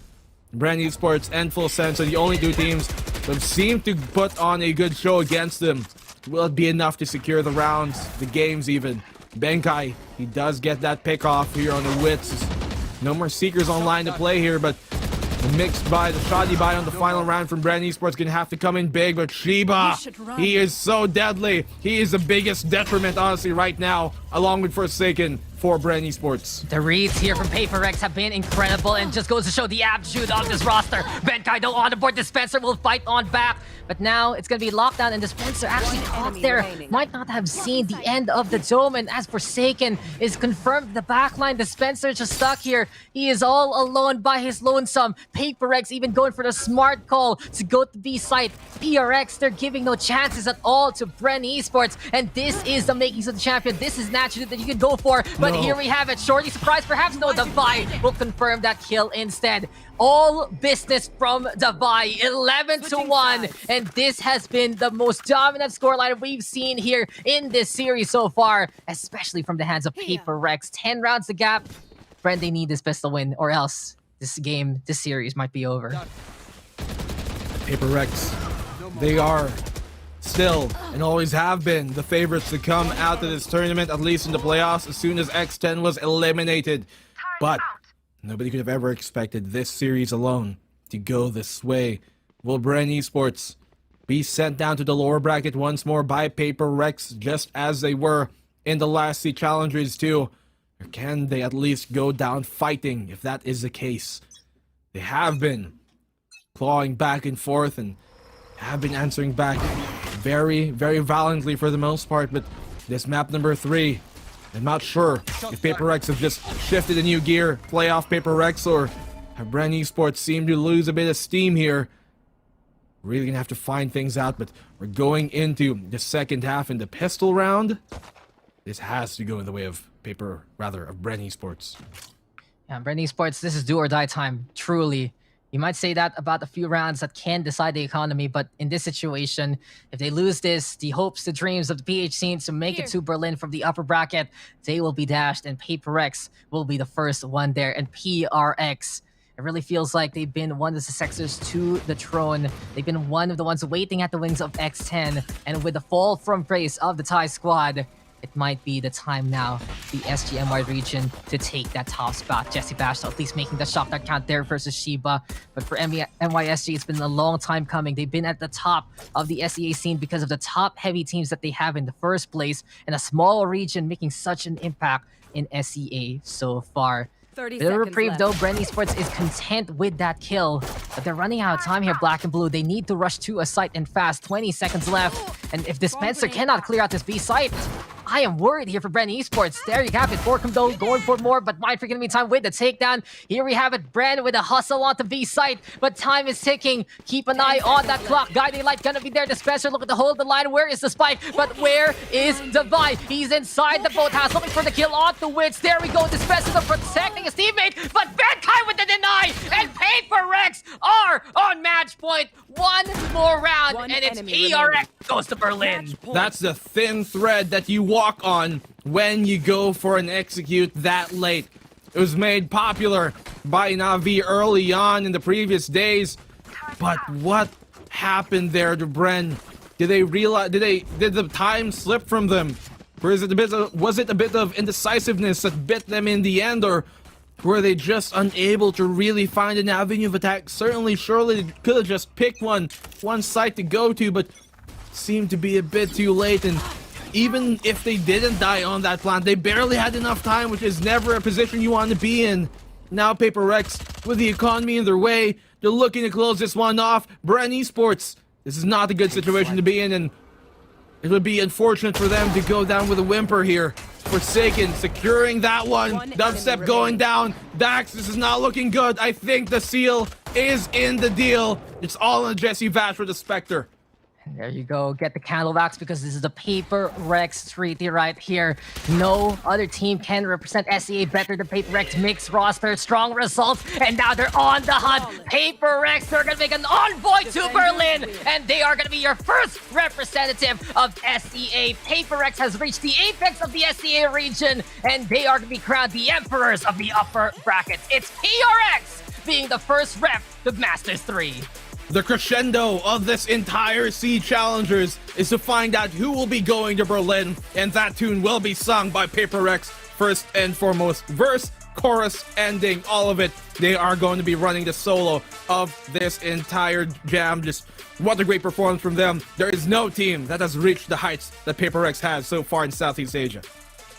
The only exception being X10, and they're not in the picture right now. So it's going to be a very big honor, not just for Paper Rex, but for the entirety of the Singapore-Malaysian region. What a way to come into this. Definitely a sleeper here for quite a while. You know, the region of South of SG Malaysia struggled, you know. They had a really good representative in the form of Team SMG before. You know, there was some success with Uwu, but it's always been Paper Rex. And they have found the definitive answer to whatever they were struggling with now, because they have found the form to take a very convincing win up against Bren.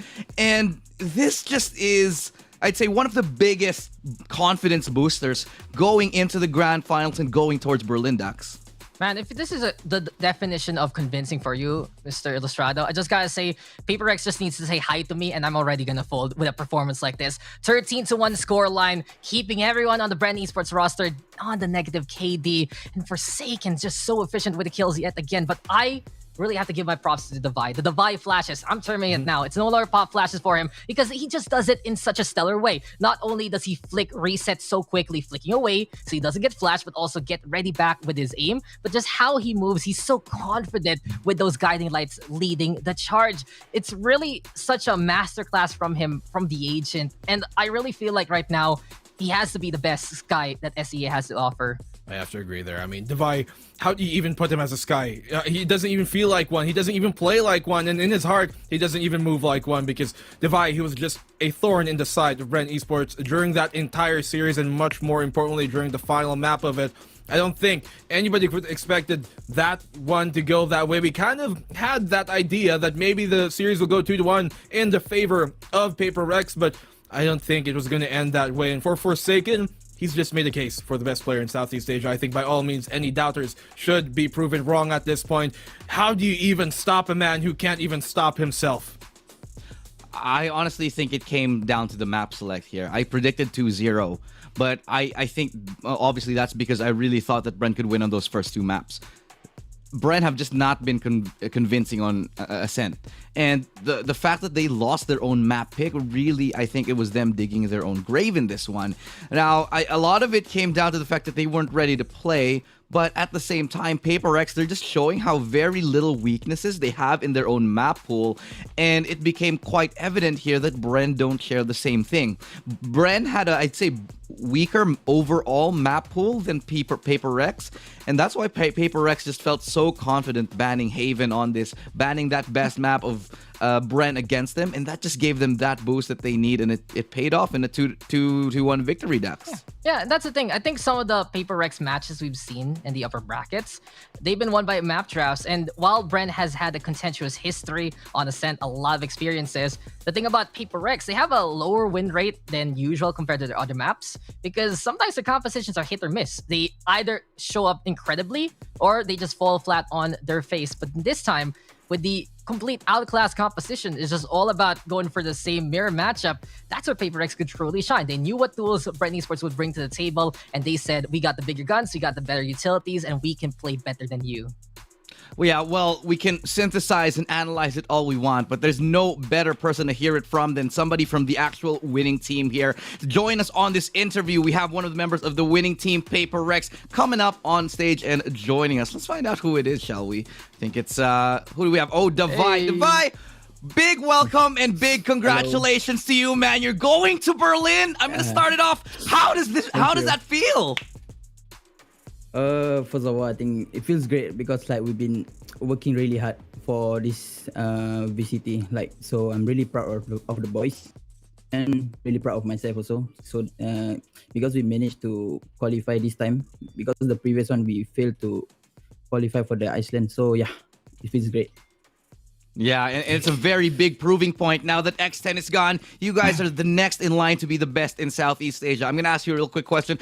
How do you feel, you know, that map pick? A lot of it came down to the map picks and bans, and you decided to ban Haven against Bren, which turned out to be the absolutely right move for that. What was the reasoning behind that there, Devi? I think because the Haven is their comfort pick, and at the same time, Haven is like our least pick map. It's not like we are not good at it. It's like very risky for us to let the Haven open because like sometimes we play well, sometimes we play really bad if we not hitting shots and stuff. Like the rotation is so weird if we play bad because like Haven, like the street is like messed up the rotation. Most likely you're gonna lose the round because like they're already in other side, and then the rotation is so long because the street side and stuff. So yeah, I would say we ban it because that is their map pick and because we are not that good also. So yeah. Well, speaking of the map picks, man, oh man, the recovery though. What was the atmosphere like after you guys lost Braze? Because when you got into Ascent, it was finally you guys taking quick momentum, being so dominant. What was going on behind the scenes for PRX? What were you guys saying to each other to convince yourselves to dominate into the third map? I think the Braze map is just that I think everyone's like, we didn't really mess the plan and stuff. We just play like how we used to play in practice. It's just that we are not hitting shot. We are like panicking and stuff when we shoot, when we're supposed to just take our time and shoot calmly, you know? Like, so I think everyone is just panicking during the second map. Maybe it's the nerf and stuff because like we already like got like one map lead. So maybe we kind of getting started and stuff. So after we lose the Breeze map, we just like talk to each other, guys, let's reset from the Breeze game. I mean, I know it's our map pick and then like we lost, but it's okay. We just need to calm down and then like shoot slowly, you know, like take our time and stuff so that we don't really panicking. So it turns out like it's great lah, I guess. Thank you, Devi. Just a great performance from you, especially from you and Forsaken, the rest of the team. Everybody, bank our props to them. And during Sea Challengers too, it was my prediction that you guys were gonna go into Reykjavik. That was my prediction that it was Paper Rex to come out of it. Well, it wasn't touted, it wasn't the way things went, but this time you guys will actually be representing Southeast Asia in Berlin, and by all means we think that you guys are the Southeast Asian team, having a team with mixed kind of different regions in your, you know, respectively from the team. You have players from different perspectives, from different regions, different corners of Southeast Asia. In that said, when you're going into Berlin, you guys are the representatives for Southeast Asia. What do you think is the one thing that, you know, maybe teams, when they look at Southeast Asia, they're thinking, oh, that's just C, but you guys have something to bring. What do you think is one thing they might be underlooking that you guys are going to bring to the table, the brand of Southeast Asian Valorant that Paper X puts forward? I think like those that from other region might look down on C, but there's nothing that we can say to prove them. But maybe like we're gonna try our best, like play our game, like to make it look like C got potential to make some damage, you know, like towards the in the world scene. So yeah, I guess we can't really prove now, but I guess we're just gonna keep on practicing, and then like just gonna try our best to win maybe like make it through the group stage and stuff. So yeah. Well, thank you again, Davai. We're going to let you go and enjoy your win. Again, congratulations, man. Thank you. Well deserved, Thank you, and guys. good luck in Berlin. You have got the support of the entire SEA behind you, and you carrying these flags Thank you, all thank with you. you. Good luck, and thanks again, Davai. All right. Thanks, guys, for having me. That has been the interview with Davai. Now, the first representative of Southeast Asia has emerged victorious, and they're going to be carrying the flags of all the nations, all the regions in Southeast Asia in a very convincing way and taking down Bren Esports. Now, for the fans of Bren Esports, it's not over and done with just yet. There still is the lower bracket and then the grand final. So there is still a chance for another team here. It might be Bren, it might be BAAM, it might be Alter Ego, but there still might be one more here. Dax, it's going to be very difficult here, and I'll get your opinions when we come back from this break. However, we do have to take a short breather because we're going to be resuming the match that we left unfinished here as we come back into it. But it's going to be me, Illustrato, signing off for now with Dax in Black and Blue. We'll be back in just a second to continue where we left off, so don't you go anywhere.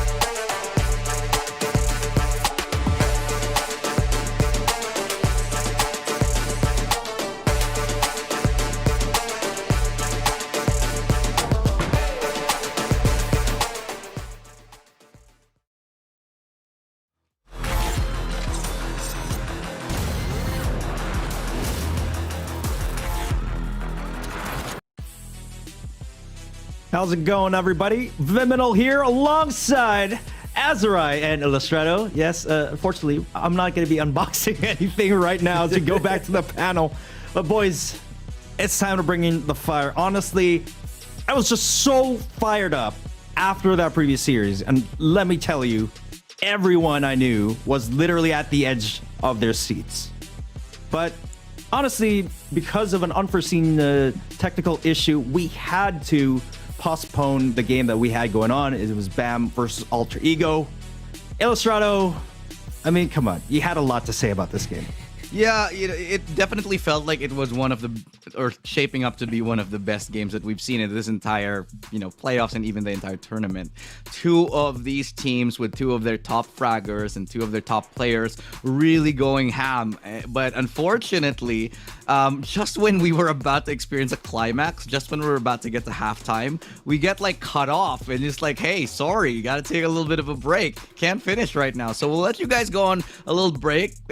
Just go on and do the upper bracket finals and then we'll come back. So that's exactly what we did. Now, this is a little bit of a scary prospect because one thing that's a little bit of a hindrance is the players were feeling hot. A lot of them were hitting ridiculous shots. We were seeing 3-4 kills per Bladestorm that were coming out.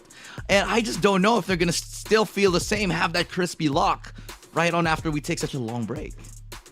Yeah, very true. There has been a bit of a couple of hours since that moments for Berserks, who was just, well, to his namesake, is just going incredibly juggernaut on through all the members of Big BAAM there. This was the Alter Ego that I think was already present yesterday, and they came today to play. But of course, having those technical issues might be a bit of a hindrance, as Illustrato mentioned. But you know what? It is what it is. There will be some times that you just have to mull through it and still keep the momentum even after the dish has kind of simmered a little bit. But do gotta say that there is some awesome support for these teams and everyone in the community chipping in just to help out. That's the only thing that I'm gonna be mentioning here. But just gotta say, Southeast Asia Valorant community is pretty cool. Yeah, you know what? I really do have to agree with you both. It's just the camaraderie in the Southeast Asian community, helping each other out in times of need, is just absolutely tremendous. And it's basically the spirit of what will eventually happen here as the whole region, guys, will unite under one banner as we head into Berlin at the end of the SEA playoffs. But yeah. I mean, Illustrato, you talked about how everyone was just hitting their shots. It was just absolutely nuts how that game was going. As it was reaching the climax again, we had to move on. But I'm really looking forward to this match because, if you guys thought the last series was pretty intense, that was just basically the tip of the iceberg as we continue the rest of the day. Quite frankly, that was awesome. But you guys got to get ready for more. Yeah, you mentioned something there, Viminal, that was I think is pretty much very salient here. How people come together for this one. Right now, what's happening is Alter Ego actually went on over to play at the BOOM, at the BOOM bootcamp, and it's super cool to see this because BOOM and Alter Ego, they don't always get along. It's kind of like, how your siblings and you don't always get along, but at the end of the day, you gotta watch out for each other's back.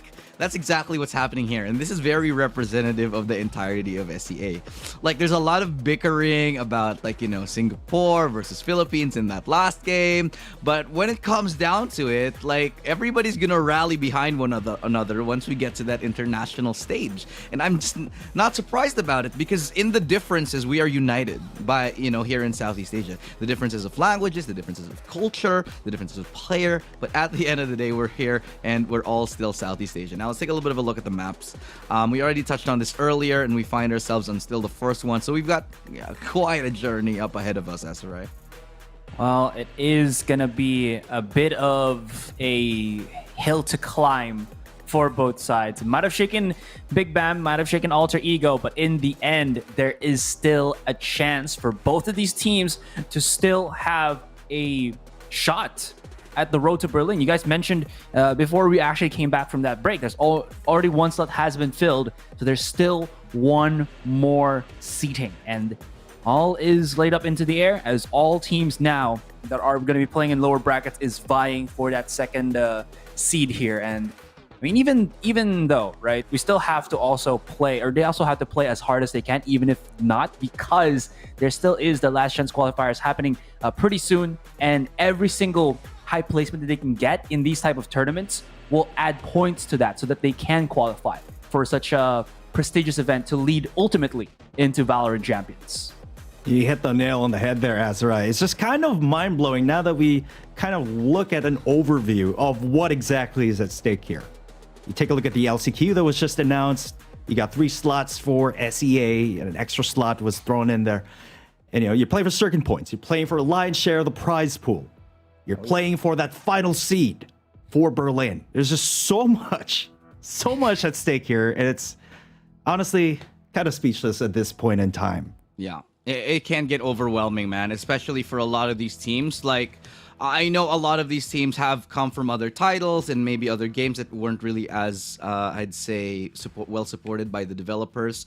This game, this is very different from it. You're seeing a lot of support from the Riot, and it can be a little bit overwhelming when suddenly you've got hundreds of thousands of people tuning into you. You got to perform on the big stage. There's a chance you get to go to Berlin. You got fans clamoring, and sometimes it can be a little bit much. But this is kind of just like the natural progression, the natural evolution. Once you have that good support, this is invariably where things go. And it just follows suit that when you have this progression, a lot of the teams have to learn to accept that there is just this immense pressure, this global pressure from not from the country, from the world on your shoulders. And this is something that is probably one of the most underrated and under-discussed, I think, aspects of being a pro player. That's just so difficult to deal with. It is, because again, when you saw some of the tweets that some of these pros were kind of putting out there in the interwebs, I think one of them was from Bren. I think it was Dubstep. He was mentioning how he was so honored to be one of the teams that had a lot of support from the Filipino community. They were really wanting to get that first seed coming in, but there is always that danger that sometimes you might be putting too much pressure in onto your backs, because you're in that spot. You're the team that is said to be you're the last Filipino team and such. And a lot of these players do feel that pressure as well, but they have to go through that. They have to kind of get used to it, evolve, and move further beyond so that they can rise above and go above Southeast Asia, get into that international scene, and show them what Southeast Asia has got, as Illustrato mentioned previously as well. Yeah, there is I think I mentioned this in the previous broadcast here. We are sort of in the infancy stage. Nowadays, it's growing more and more. Again, Southeast Asia is becoming more interconnected. And one of the strengths that Southeast Asia can draw from is just the vast pool of talent that we have. Now we're starting to see it. A lot of teams looking for those Thai imports to bring into their rosters here. A lot of those teams are bringing in players from other regions. Same thing would happen with Wits when he was moved back there from Made in Thailand. This is the beginning of what I feel like could be a very interconnected Southeast Asian region, where you have a lot of Filipinos maybe playing in Singapore, a lot of Singaporean players maybe playing in Vietnam. This is, at some point in the future of Valorant, we are going to be seeing that. And this is, again, just part of that stepping stone. Paper Rex is one of those good examples of that, where they have a multicultural team. And this is invariably where things are going to lead. It's just a matter of how long before we get there. 100% agree on that sentiment. It's just, again, we see that coming in for Paper Rex right now. We see how successful they've become, sort of amalgamating different talents from different parts of Southeast Asia. And, honestly, I really believe that's going to be the norm. Of course, we're still going to be having a lot of, for example, full Filipino roster teams and stuff. But honestly, in the future, that's sort of like a glimpse in the future, I do believe. And honestly, as the world gets more connected, that's just how it's going to go. And I think it's a very, very exciting time to be a fan of esports in general. You know what? This has been a bit of a childhood dream of mine, honestly. It's hard not to get teary-eyed just, taking a look at the whole grand scheme of things. I'm sure you guys could say the same. Is that right, Azure? It's okay, Vim. I'm here for you. We're all here for you, Viminal. I mean, Oh my God. We have friends. We're the power of friendship, as Asteroid likes to say all the time. We're the tripod, as I'd like to think. Yeah, okay. The tripod. No, but yes. Anyway, so one point I really wanted to bring out here is the success of SEA is dependent on a couple of things, especially when we talk about it in the guise of the international arena. And one of those things is finding the right players to go into the right teams. And those, putting those key players to find success in the international arena is going to be a very big deal. You might have a player like Forsaken teaming up with Dubstep to make a Southeast Asian super team. This applied to other titles. It never really happened that much. But with the support that Riot is getting, and the support that organizations are showing for the players here in Southeast Asia, these kind of moves might be possible to somehow someday maybe put up a Southeast Asian super team. We might see Forsaken, Dubstep, Davai right there on the same roster along with Patifan. Who knows? Who knows indeed. Like an all-star show match, we'll have like our own Southeast That would be Asia. good. Yeah. Southeast No, Asia I juggernaut team. If you think about it, Azra, it's just so many of these superstars and some of them up-and-coming superstars, they're all really young. And a lot of young guns coming into play here. And they're so full of talent. Honestly, I'm so excited for the future of the scene as well. Indeed, here. And, you mentioned something great there, Asteroid, just that we're expecting to see the evolution of it. And it's going to inevitably lead to that path here. But, that point in time where I think we're going to be as a Southeast Asian, region, not just so divided, but all together. This is when we're going to see, I think, a true Southeast Asian playstyle really come into play. Because right now it's divided. And Viminal, you and I talked about this a lot, man. Like, you see the Vietnamese and the Indonesians, they're like playing a little bit more slowly. The Filipino squads, they like to hit hard. Same thing with the Singaporeans. A lot of default style, a lot of reminiscent plays from Korea, if you talk about the Filipino style. But eventually, I feel like we might see a little bit more of a connected playstyle, a little bit more of a Southeast Asian one, but in the future, Yeah. Can I add something? Go ahead. I feel like we can have like a meme already made. You know that Circle of Life song by from Lion King where they lift up Simba? More music, guys. Okay. Exactly, right? And the one that they're lifting is either Patifan, Dubstep, or Forsaken. And then we're just going to be talking about, and it moves us all. But which one is Scar? Try to visualize it. Dang. I don't know. No. I don't know. That's the See, I thing. haven't gone that far into it. Focus on the Okay. Circle of Life and the camaraderie and the All right, guys. ecosystem for Southeast Asia. We looked at the grand scheme of things, and honestly, it's so beautiful to think about it. But let's try and hyper-focus, reel it back in to the matter at hand, because in just a few moments, we're actually going to get back into the game. And again, if you just tuned in, it's going to be Big BAAM versus Alter Ego, Vietnam versus Indonesia. Big BAAM, one of the strongest, perhaps the strongest Vietnam team, the last remaining team for Vietnam, the last remaining team for Indonesia being Alter Ego as well. And I'll start with you, Azrai, before we talk about what Illustrator has to say as well. Your thoughts coming into this match, because I'm pretty sure a lot of people just tune in. Yeah. Again, as I've said previously as well, I'm a big supporter of the Vietnam region. It's because of the reason that they haven't really had much time in the limelight. VCT from them was very, very late. They started in April when everybody was starting at the start of the year itself. So they're playing catch up. They did not do so well during the Road to Masters Reykjavik in Iceland, but now it seems like they do have a lot more in their junk in their trunk to just like show off to the rest of the world. And now Big BAAM, as you mentioned, the last bastion of hope for Vietnam scene, one of their players really has shown to me that he has the propensity to lead this team to victory with the pedigree and experience that he has accumulated over the years. Crazy guy. Again, a player that has played from a CS team called Skyred, a team that has gone to DreamHack Europe and has, gone face to face with players like Kenny S as well as Scream. This man has shown that he can lead his team to victory, and he himself is an IGL that is scary and can carry. And this might be enough to keep the Vietnam dream alive and maybe a hope, a chance, and a dream to that second shot, or that second slot, to be more specific, for the road to Berlin. And again, redemption for Vietnam is here, and it all starts with Big BAAM. I'm just gonna completely ignore your point about being hyper focused because I want to look at this in the global perspective as per usual. So, Vietnam stepping into the limelight here, into the international scene. That's good. That's good for Southeast Asia. The more you foster competition between these regions and these countries is just going to hypercharge the entire Southeast Asia. Because before Vietnam came in, there was a chance that sure we might be seeing a lot of good teams coming out of the woodwork here, but with one more player in that equation, you get even more teams that can pop up. Like you get Big BAAM, you get Cerberus, and as that region gets stronger and stronger, this forces the rest of the cumulative powers of Southeast Asia to have to level up their game and eventually compete and cooperate and just get a little bit of a better glimpse of what it will be like in the future. Now, with that level of competition here, again, this is going to supercharge the entire region and help maybe not just have Southeast Asia develop its own identity, but also become stronger in the international front. You know what, Illustrato?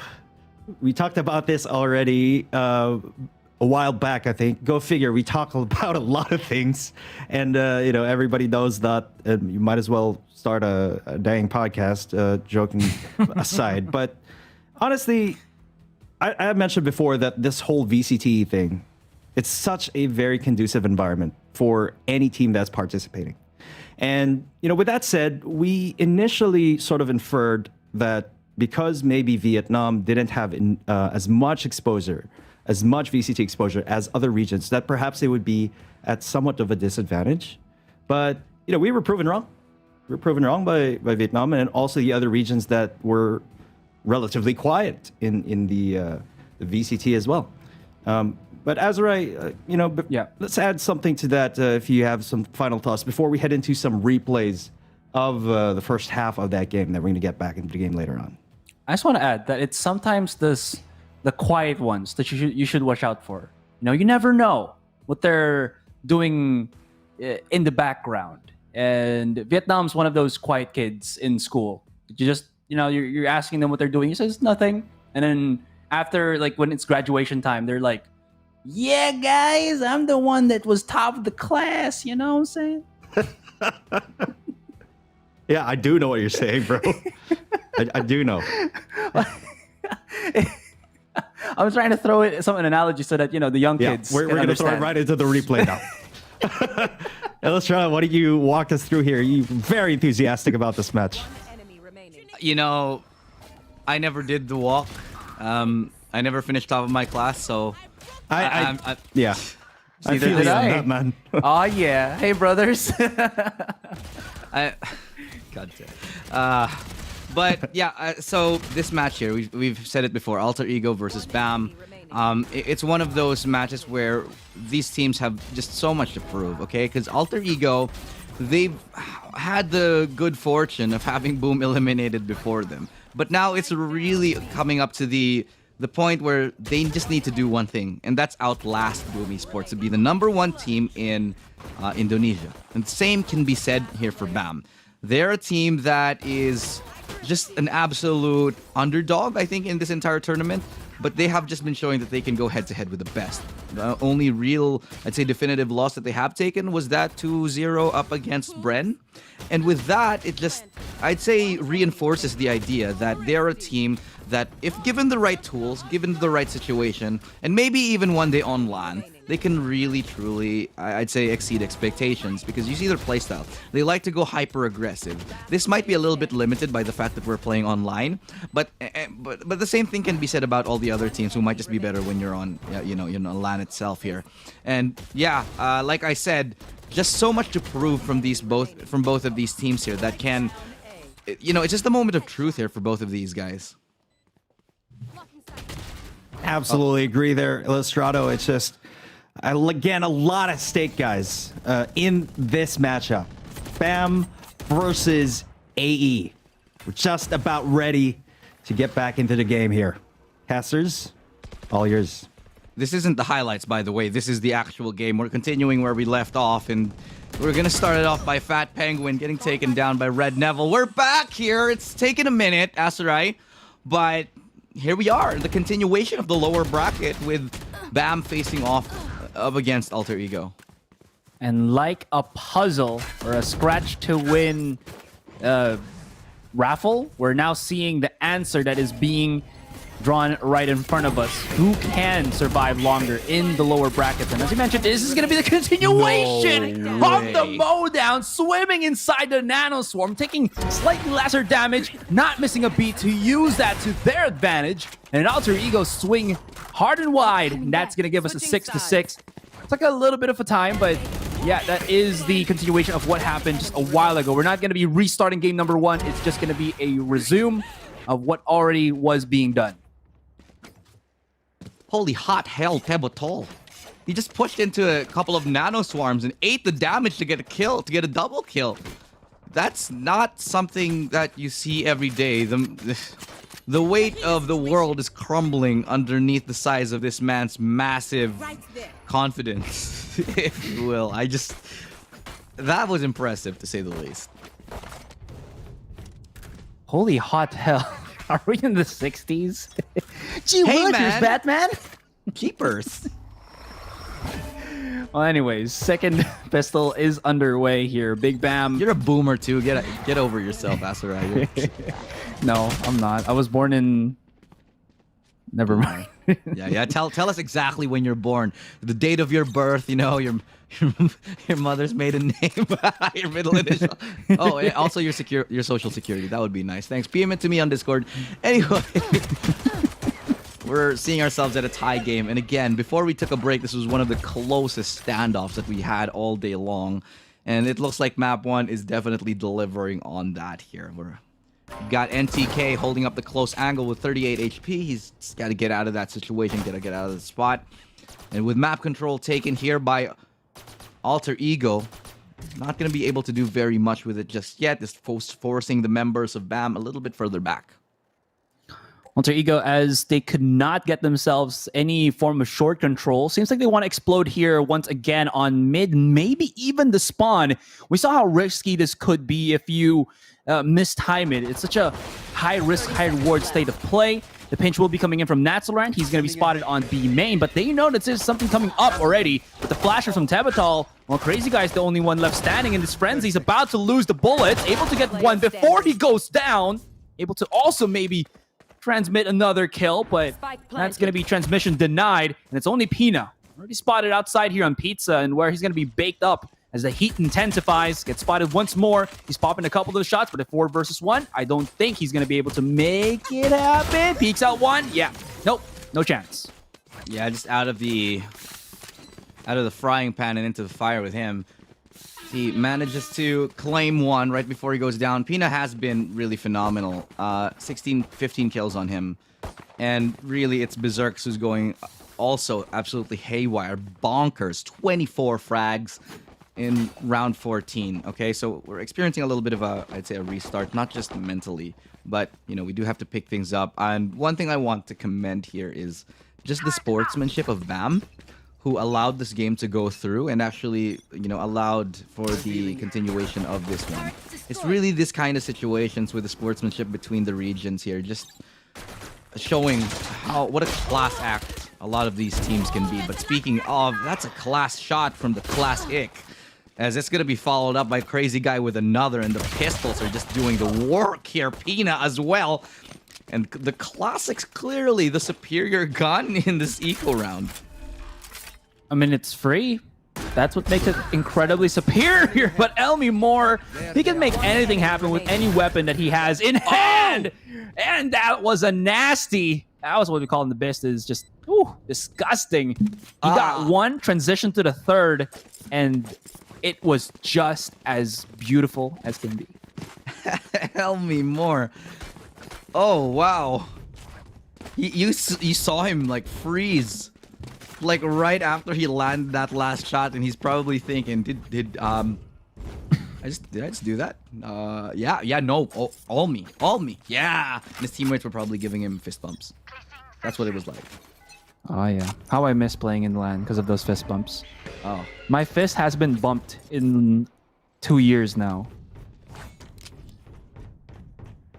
That's how lonely my fist is, man. Yeah. I mean, you have your other fist to bump it with, but It's a little bit That's unsatisfying. sad, dude. Yeah, That's very a little- sad. Yeah, a little bit. Yeah, but still. Because then you're just Yeah. punching yourself. Why are you punching yourself, Ascent? Why are you punching yourself? But Oh. Okay, just a bit of a breather here for Alter Ego. BAAM, on the other hand, not giving them any reprieve whatsoever. The double stack, Elmi Moore on a Guardian. They're gonna wide swing this, and he just fades away. These walls getting broken apart as the high penetration is there. Fat Penguin showing himself now onto a main rather. But as he comes in, there's already one pointed in his general direction. That's Crazy Guy. And BAAM, 7 to 8. They're just one more round away. Pina's got the kills, man. He's got twice the kills of Crazy Guy, the person next to him. Elmi Moore has 24, and the person next to him has 14. That's 10 above. It's really a show of who is the better hard carry right now. And the funny thing is, it's not even the duelists that are doing this. It's Elmi Moore on the Sova, and Pina's got the he's got the Astra. So it just goes to show that not your duelist doesn't always have to be the top fragger, and that's a very common misconception that we see a lot. I mean, sometimes you do play the best player on your team onto that duelist, but it doesn't always have to be the case.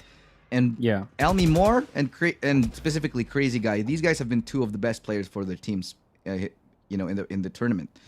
And they're just playing on those controllers, they're playing on those initiators, and it really comes in handy when they're the last players alive in that half, when, you know, they're going for those clutches, they're going for those late round peaks, and they can still clutch out those rounds. That's unfortunate. You saw that NTK wanted to get out of that spot, that sticky situation, but I think because he did try to go and dash in, Red Neville just got caught in crossfire. Dorf, though, he's going to be holding out right outside the lip of market entrance. Crazy Guy's going to be the back here, and he's going to try to use the catch off, but his aim is just lagging behind a little bit. That spray control a bit too slow.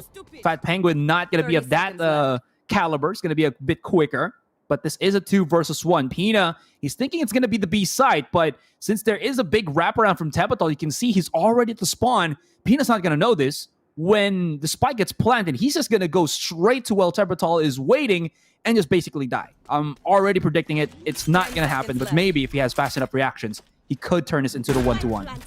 Yeah, and he's already got Tebatal, I'd say, holding that angle right before him. It's going to be the clutch of a lifetime. Will he even check the corner? No chance in hell. And that's Tebatal. He manages to take that victory in his hands here. And Alter Ego, they've found themselves with 2 rounds ahead up against BAAM. Now, as the rounds sort of start to stabilize... Crossfire. Dorf, though, he's going to be... Heard myself there for a second, but... Of market entrance. Okay, you like hearing your own voice, back I here. feel. His aim is just lagging I behind heard a little you. bit. That spray control. Oh, well, do you like hearing my voice? I can hear you. In my head a lot before I go to sleep. It's very concerning, actually. I've talked to my therapist about that. He says we spend too much time together.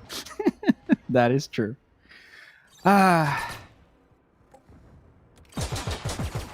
Right, after that awkward silence, 7 to 9, Alter Ego, they're looking rather just let good that marinate for a second, dude. Just let the awkwardness... Oh! That was a crazy transfer. Berserks. I think Berserks is playing the same way that we probably saw Forsaken play. And that is very aggressive infiltrator is the best way to describe it. It might not be he's copying the playstyle. It's more of just his own aggression is having this kind of byproduct, and it works incredibly well. We saw how many times I think he's caught multiple members of Big BAAM before we went on that really long break, before the continuation of this game number 1, and it shows. Look at how many kills he's got. He's just underneath Elmi Moore, but to be fair, Elmi Moore's been hitting some nasties as well. No. It's just because we got into the game, we had to reset the game. But in terms of kill, he has the most. Oh, he has 28. True. 28 kills right now. Elmi Moore over everybody else, actually. So yeah, Berserks is putting up those numbers. And really got to be a little worrisome here if you're Big BAAM, because they've gotten quite a bit of a loss as to how to deal with Berserks right now. Because Berserks is, you know, as you said, he's playing Infiltrator. He gets into these aggressive positions, and he can go and dash away if he needs to. But for the most part, he's winning those duels. And that opens a massive amount of map control for Alter Ego to start playing around with. And so far, Big BAAM haven't really found the response to that here. But they might get one in the form of a triple peak. No! Berserk still gets one. NTK with a big miss. Brought down to 26 HP here as Tebutol will reclaim the rifle. And shot will be fired up, but Dorf is looking very much to hold this one. And the double swing doesn't find anyone for now. Nats Laurent on the flank could prove to be the linchpin in this round as Dorf. He's going to be slowing off, teetering off that aggression just yet because he doesn't want a full commit, waiting for a little bit more backup before he decides. But Nats Laurent, he's got a good position. He even gets the lockdown destroyed here, but crazy guy, he's brought it to a 1v3. Unfortunately, that's all that they're going to get for now is one more time, Alter Ego. They're going to find that success here on their attack. Swinging so hard, and he got the aim punch on him, but he still transitioned the kill through such a messy little bout that they had. Yes, he did have to pay with his life in the end, but Tebutol also made it quite expensive for Big BAAM there. That was supposed to be a 1-for-1 trade, but the 2v1. And then because of that, there was a shift in terms of overall numbers, which allowed Nats Laurent in the end just to go for that nice little extra flank coming in from mid. And this has kind of put Big BAAM in a position where I think they do have the Sentinel to be able to find these lurks, but Dorf just isn't in the position where these invaders, these lurkers come in from. And need I say more? Tebutol finds Red Neville. Those are just some pretty taps right there. And Berserk, he cannot miss. He's gotten that 30. Everything else is just bonus right there. But Pina got a lot of aim left still in him. We got a 1v4, and I don't think that he's going to win this, but certainly he's going to try as... Okay, he's not going to try. He's going to save it, which is probably the better call right now. It does make a little bit of noise. Might have been heard through mid, and in fact, it will be Berserk's yet again. I do want to see his kill score right now. It's probably going to be off the roof. Oh my god, 32 in regulation. Asarai. And we're already at match point. There is no stopping Alter Ego here. They are hungry as can be. And I was kind of wondering, where's the second half? We're actually at the second half already. We've gone past the first half a little bit a while ago. This just goes to show you how, I think, dominant Alter Ego is at a lot of these rounds. Still, though, BAAM, I think they can still make this happen. They have a good chunk of big possession ultimates that they can use. Ooh, NTK, his opponent hovered a little bit there on top mid. He should have just gotten that shot. I'm curious why he didn't. Oh, he hit him. He did. He hit him. Ah.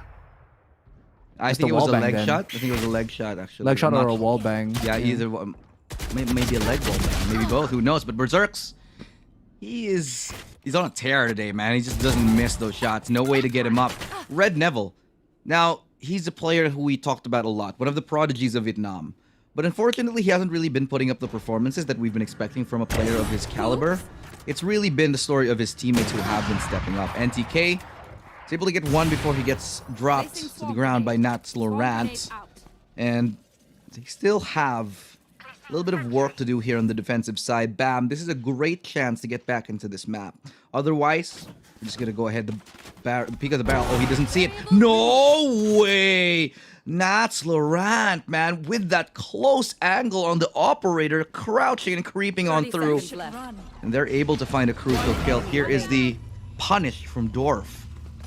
The lockdown will be destroyed. A little bit of miscommunication here for Alter Ego. And Fat Penguin, what's the play here? He gets onto B. He does have the Cosmic Divide. It allows him to get that spike down. But the quick swing from Dorf, too punishing, too quick, and BAAM saved themselves another round, and they will live a little bit longer. Nats Laurent, even though he's not a duelist, plays with the operator.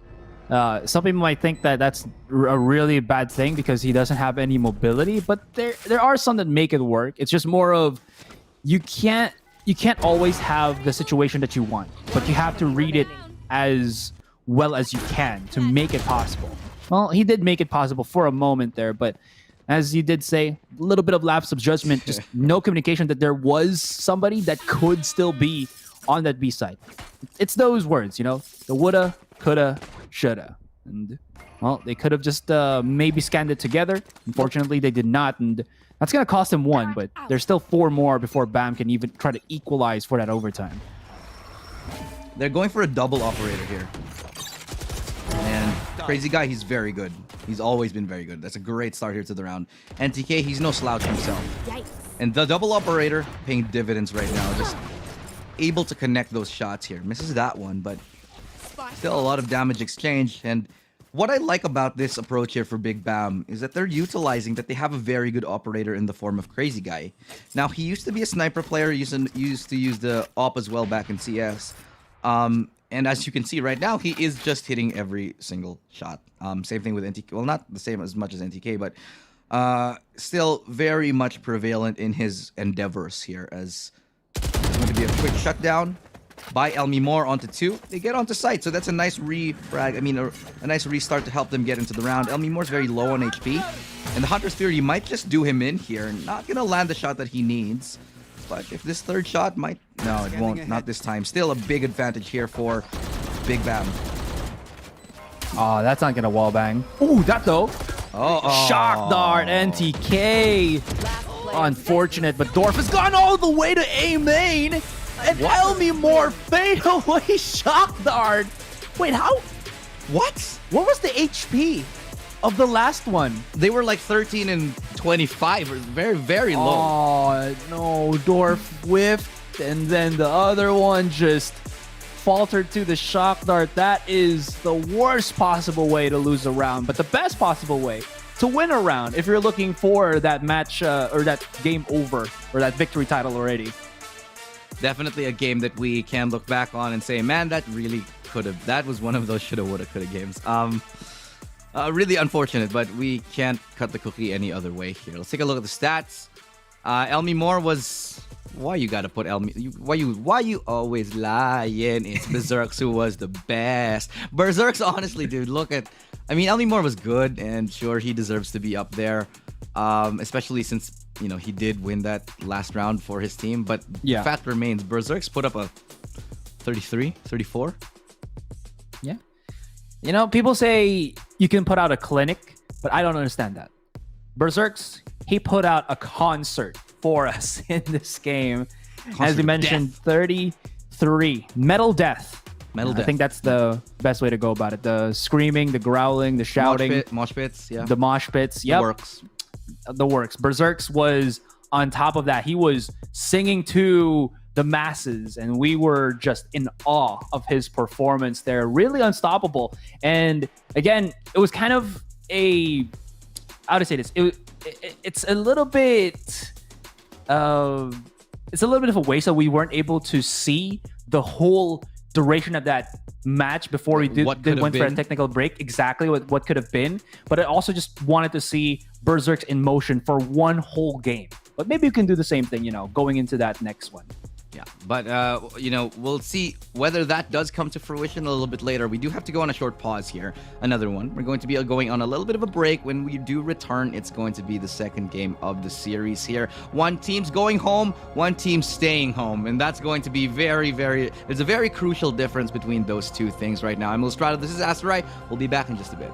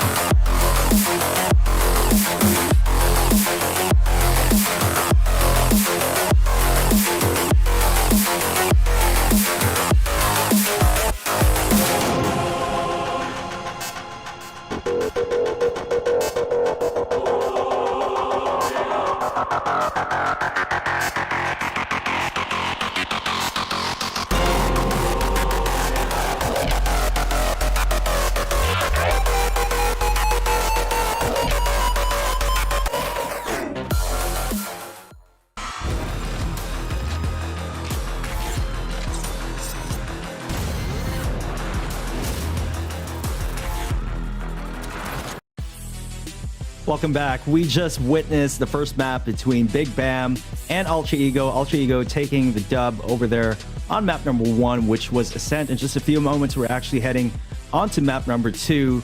The guys, against many expectations, I think Big BAM honestly was the favored winner here for a lot. But I'm sure also many beg to differ here. Big BAM, again, the strongest Vietnam team. Ultra Ego looking pretty hot in that one, though. Yeah, it just seems like there was some form of lag that was present in the Big BAM team. Not like, internet lag or something like that. It's more of like they just seem to not be able to match up to the speed at which Ultra Ego was taking control in the entirety of the Ascent map. You just saw that they were rotating, but then there was already Berserks somewhere in their own spawn, catching them off multiple times. And this just caught Big BAM so many times, so often, that in the end, it resulted in that 13-8, as you can see on your screens. Breeze is where we're going to find ourselves last if we go to it. But before that, we're going to be heading into Split. Now, Alter Ego actually are very, very capable of doing this and taking us to a straight up 2-0. But Big BAM, they've shown their chops. They've shown that they've got what it takes to take a victory here on Split as well. And I'm not going to be surprised at all if we go to game number 3. Actually, I'd be disappointed if we didn't. Just because the performances of both of these guys were really, really something special. Now, Berserks, it's hard to say if he was just feeling it or if he's just that good. I think he's just that good because even after that long break, he was still hitting those ridiculous shots here, ending the game with like a 33 or a 34 final scoreline. And that's definitely something to write home about when you're coming in and doing this on the biggest stage in Southeast Asia. Honestly, the pressure is absolutely immense, and for you to be able to frag out like that, that definitely speaks volumes about his talent, testament to his strength. Berserks was basically top frag throughout that entire game and was a huge factor in that dominant performance by Ultra Ego in map number 1. But as we go to Split, Azurai, also interesting to note that some of these teams, they kind of go against the meta. Typically from the last VCT, we'd always see, something like Sage. Now we see like double controller, double initiator, even in Split. It's a bit of a mix-up, bit of a melting pot of styles here. What are you expecting to see?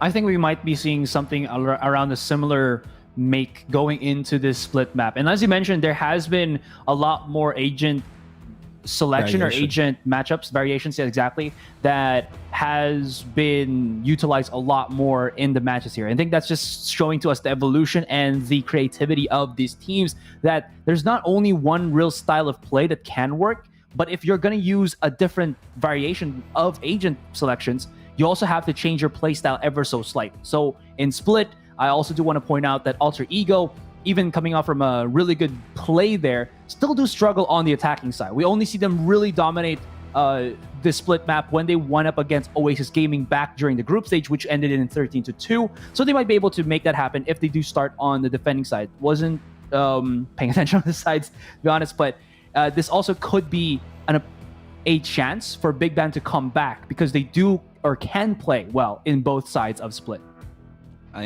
For me, I think it's just a lot of, will there be a reappearance of that breach?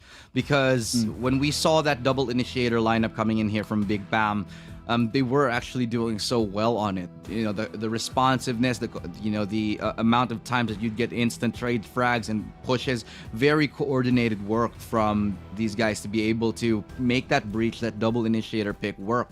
Because it is one of those very conditional lineups. It is a very conditional setup. It's not meta for a reason. And so for them to understand their win conditions, for them to understand what it takes for that clock to tick and actually make, and actually tell us whether they can win that map or not, it's a lot of awareness and a lot of practice that goes into it, and they've certainly done their practice. Just goes to show there are just so many variables coming into play here. You can't simply call out, oh, they're going to win on defense because Split is supposedly a defense-sided map. It's just at the highest level of Valorant, which is what we're about to witness. Literally, there's just so many variables that come into play, and that really changes the norms. It goes against the norms. But as we get into the agent select here, I'm gonna throw it back to you guys. Casters, all yours. Yeah. Oh, okay. So I was the one to go first. It's okay. Yeah, you know what? Sometimes I like to feel pretty and be the one to first, to speak initially. Ladies first, Azurai. Why, thank you. Yeah, you're a pretty girl. Sometimes, when you want to be. What? No, I'm gonna be the one to say what this time. You're gonna get a lot of weird messages later on tonight. I just know it. Well, before we do go for those weird messages, look at that. We are looking at the breach from both sides. Not going to have a dual initiator, which we were kind of expecting, but not really much needed here. In the realm of controllers, this is what's interesting. So Big BAAM have opted to go for Pina once again on the Astra. He has seemed to be a much more proficient Astra, I think, than Fat Penguin. Or Fat Penguin can just play any controller that he really needs for the team. That's why you're seeing him more on the Omen here. But this is where it gets a little bit weird for me. Cypher on attack by Elmi Moore. But he has made this work in the past as well. Elmi Moore is pretty much good on anything, dude. He's just one of those players that can make things happen. Look, both of these teams, and I pointed this out, both of these teams bringing out the breach. It's something that's experiencing a little bit of a resurgence, not something that you see all the time, especially nowadays. But they're going for it, and they're running with it. Like here, Alter Ego. After that flash there towards that heaven, they're actually going to go pinch right onto that site, 30 seconds making left. very tidy work of Dorf here. Now they're going to have a 2v4. Alter Ego with advantage in the pistol round. And a shot, nice tap again from Elmi Moore. Doesn't even have to let his teammate go through. Still a 1v3 with Pina. Low HP. It's Elmi Moore to get the tap to finish off the round. And Alter Ego, they start things off very nicely with I'd say a creative approach towards the pistol round. It wasn't anybody that can really stop them from just coming in straight from A heavens, unless there was really somebody shooting through that general direction. A turret is not enough, and that does not dissuade Alter Ego from making stuff like this possible. BAAM hitting a couple of shots, but as he was kind of scanning the rest of screens there, making a lot of noise. It's very easy for Elmi Moore to just time a shot in and hit ahead. And this is where it gets a little bit scary. Again, split. We're not going to call it defender or attacker side, at least for this particular game. But it does show really the strength of a buy round for you. I think more so than any other map, just because the close quarter SMGs are king. One enemy remaining. It's true. I mean, but the classics, though, they have their moments in the sun. True. Just had one a little bit. And we saw in the previous game that the classics can just be so lethal. Even though it is a free gun or not. It should be the round pretty much, though, as Berserks will once again look to continue his hot streak here in the day. He finished the last game with about 34 kills. It would be pretty nice to see if he can outdo himself yet again here, already starting with 4. You know what's kind of fun as well for Alter Ego? It was really a fun thing that we were able to talk with their coach during the interview, and he was pretty open to answering a lot of our questions here. We talked about how Alter Ego was... Now they're going to have a 2v4. What is that? That's gonna give me nightmares. Give me nightmares. I don't know if good. viewers can hear that. But... I'm gonna continue my point later because there's a quick pull on the trigger on the heaven here. Not really gonna spot nothing. And Elmi Moore, you leave him by himself, and even as a Cypher, he gets those. A little bit of a Mamba out from Natsloran. Does not want to touch the hot potato that is that B garage, but Elmi Moore, it's the ADS burst tap of the Bulldog. Claims him another victim. Red Neville's going to find another, but there's no healer on the side of BAAM here, and they're going to go into 3v2 with Red Neville at 10 HP, and, well, you still have to try to find where the members of AE are, and when you whiff like that, oh, there's just no telling what could happen next. Unfortunate. Another 2v2 that we have on our hands, and it's pretty much a tight one here. Even though there's a little bit of a weapon disparity, the HP on Red Neville is absolutely minuscule. He's got 10 HP, and with his teammate falling just like that, it's going to take a lot of luck and a lot of skill. Fortunately, neither of those really shining through at that round here. Alter Ego is going to take a third and very definitively, take their victory in a bonus round. Now, bonus rounds, when you win them, it's just such a big boost to your economy. Look at what's happened here. Fat Penguin, he's got fat stacks in his pocket right now, 6K on him. as Nats Laurent also has 4,100, and they still have rifles. So they're going to be pretty much laughing their way all the way to the bank. Meanwhile, BAAM picking up at scraps here. Scraps, they will have to munch on for the moment, since Alter Ego, they're playing greedy in terms of those cred stacks that you were mentioning. Just to finish off what I was talking about, again, they did mention how Alter Ego just needed a breather. You know, they were feeling pressured and all, and then they just started playing a different game in total as a whole team, and that shows how much they kind of bonded with each other. You know, they still put a lot of trust with how they play with each other, and it kind of shows with the movement around the map here. There's not really much that is different, but it just seems more cohesive in the end. Red Neville's going to be right in front, able to claim himself a little bit of that Phantom, so he can deal some damage, and he doesn't really have to save this, I think, because they are on that lowest bonus, so he can try to use this as a fighting tool, either to take away more members of Alter Ego on the board, or if Dorf can dip his toes in that kill department, or maybe even clutch it around. But when Elmi Moore hits those, it's going to be a different and difficult task to do. There's a couple of players here for the Alter Ego side that people have really to be wary of. Elmi Moore, Berserks, Fat Penguin on the defense. And Tebatol has been a little bit more quiet lately, even though he's had some highlights. But really, it's been the Elmi Moore Berserk story for this almost entire tournament. Nats Laurent chimes in as well with a lot of great rounds here, but the two of them, truly the standouts for this team. Now on the other side, if there's individual players that you should be looking at for Big BAAM, Crazy Guy, definitely one of the best in his region and has been the old guard and leader of the pack for a very, very long time.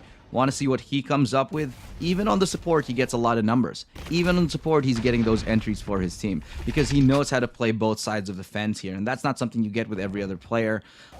Definitely a leader role here in the Vietnamese scene. Ooh, Berserks, though. Down to 13, he's got to be careful here, but the trade's abundant. Elmi Moore, they need to send 2 people just to take him down, but that is more than enough of what they can really try to do. NTK is going to be just rotating back. They know that the operator is still here in heaven, and slow peeking it might be a death sentence for the rest of the Alter Ego squadron, but as Dorf is still intact, he has his whole utility sprinkled around the A site. Going on top of ropes here might be a little bit difficult because of that alarm bot. Berserk's knowing this plays a much more slower pace. He's waiting for the rotation to come in, and Red Neville as well as Dorf is just waiting at the other end of this A main side. What's going to be good about this is that if they can catch these 2 off, this will allow NTK to come in, or not NTK, but Berserk to come in wild from the side as well. Oh, he got away with the Cloudburst once more. Nice showstopper right there, and just sees a very, very small part of his opponent on the other side of that wall, and he's going to get out of there. Nats Laurent, though, with a good play to not only get a kill, but also revive his teammate. And Nats Laurent, he is hitting those shots here. Red Neville left stunned. 10 seconds Rotation left. now coming up from Pina, but he's been big for his team so far. Can he come up huge here? No, it's going to be Berserks who closes out that round, getting Pina and leading us to a 5-0 scoreline. Asurai, we talked about this, how Split is turning into a very much different beast in the Southeast Asian region alone. Split is becoming a lot more attacking sided, and to the point where I can safely say, yeah, I think now here, at least in Southeast Asia, it is an attacking sided map. Not because the teams don't know how to defend with it, but I think in general, Southeast Asia is just such a attacking sided region. I think Southeast Asia is very good with it, and they like to run with it. You know, a year back, I would have full out disagreed with you, because I felt like when I was still we were still just only casting the Philippine region, we were incredibly strong on our defender sides, and whoever starts attacking is bound to be winners on the second half, just because it's so easy to defend in Valorant way back then. But now it has changed a lot. The ecosystem as well as how it plays is just a whole different ball game. Now double flashes have been used. This forces Red Neville to go down below, but well, even then he's not safe. Tabatal's already looking at the angle here. He's gonna get swung hard by Dorf. It's another shot, and then Dorf, he's coming live here. Able to get the ultimate right back out. nobody's going to be able to destroy this, but Fat Penguin, he can actually come in and out of this situation with the ultimate of his. They're going to at least keep this contained. Never mind, he risks his life, and that's going to keep him detained, but this catches the rest of BAAM off guard. And Elu, that was such a fantastic play from Fat Penguin. He waited and baited himself through that ultimate. As you can see in this replay, not that one, not this one, but Dorf was hitting some nasty shots too. This one. Yeah. Oh, yeah. Well done there, Fat Penguin. Well done, Fat Penguin. Just eating the lockdown. You'd be like, yeah, you know what? We've been in lockdown long enough. It's time to fight it and win a round in lockdown, and that's exactly what he does. I don't think that's what you're supposed to be doing in lockdown. No, definitely not. Please stay home, everybody. But opening shot by NTK, and this is a good way to get back into this, because right now, Alter Ego, they are just not finding the timings here. Berserks will find one before he gets traded off, and that's a big miss right there. That should have been a kill for NTK, and I don't know. Asarai, it feels like NTK hasn't been very consistent with his operator shots, and that's leading them to sort of pay a price here. But fortunately, NTK is able to line one up where it's absolutely crucial. Okay. Fortunately, he lands those 3. Still 3 kills for NTK right there, but there have been a couple of sitters that have actually went straight by him. So in the end, if you can convert, you can convert, and that's going to be NTK. He has had his first 3 kills of the game, I think. He was lagging behind a little bit at the start of this, but he's going to be fine. Still, Alter Ego, because they won so many rounds so decisively, you can see that they have that money to buy for days, and this is going to be a bit of a hamper here for BAAM, but always when you have an operator, you can make it work. It's possible. And we'll see how this works. Fault lines used straight on B main and B garage. NTK is going to pop a shot immediately here on Market, but they got to be careful because a stray shot on short, or through the smoke, more specifically, would be something that they don't want to really happen once again now, do they? Red Neville is just waiting for contact before he throws out that boom bot. And somebody's got to break it first.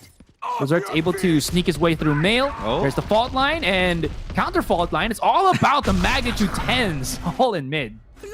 Yeah, everybody pack up your emergency kit because there's a couple of earthquakes hitting, and the epicenter is right down towards mid there. Nobody really goes down off of it, so it's a little bit weird what we just saw. But still, it's Berserks to yet again find the finishing touch with that beautiful Blade Storm kill. Crazy guy. Now it's his turn to find one. Spots the shoulder of Fat Penguin, and it's enough to find one, but just one for now. As the refrag does come in here from Nats Laurent, and they're working their way around the site. Maybe will not expect Crazy Guy up here. Elmi Moore is able to capitalize. Good shot from NTK. He now pulls out the blades himself. Elmi Moore has been a fantastic player. Not fast enough, however, to defeat NTK on this one of the Blade Storm. And Operator just do the trick barely enough here for BAAM, as Big BAAM secure 2 rounds on their defensive side. It's a little bit of a hill to climb, but definitely a hill that they can manage, unless they make a little bit of a Jack and Jill and start rolling down it. You know, it's because they wanted to get that pail of water. I mean, gotta hydrate. Hydro, homies. Hydrate. Get water. Yeah. I say this as I'm drinking Milo. Ha ha ha. Sugar. Yes. Keeps you alive. There's something so satisfying about drinking out of Tetra Paks, man. I know I sound 12, but it's something that's never really left me. You know, Tetra Paks are the best. Have you ever seen a review that has mentioned water to be too wet? Yeah, it's very out there, but there is. Thankfully, there's not really much water in Valorant. Just maybe from the sewers. And not a lot of water in these sewers. Otherwise, this push towards mid would be very much a different story here, as NTK swinging a little bit too wide on that one, but Red Neville, good angle to find one, but he's gonna get checked the moment he gets that first kill. And kills like this actually very much are in favor of the attacking side, because sure, you get a 1-for-1 on the defensive side, but your crossfires start to fall apart. Fortunately, in terms of the duel, Dorf is able to pick up one and bring things a little bit more level. However, the fight is going to be completely on the other side of the map here. It's going to be towards B. You got Dorf working his way up from heaven, and that just might be enough to get a surprise kill up here onto Tebatol. But the timing's just not working out. Tebatol still gets one.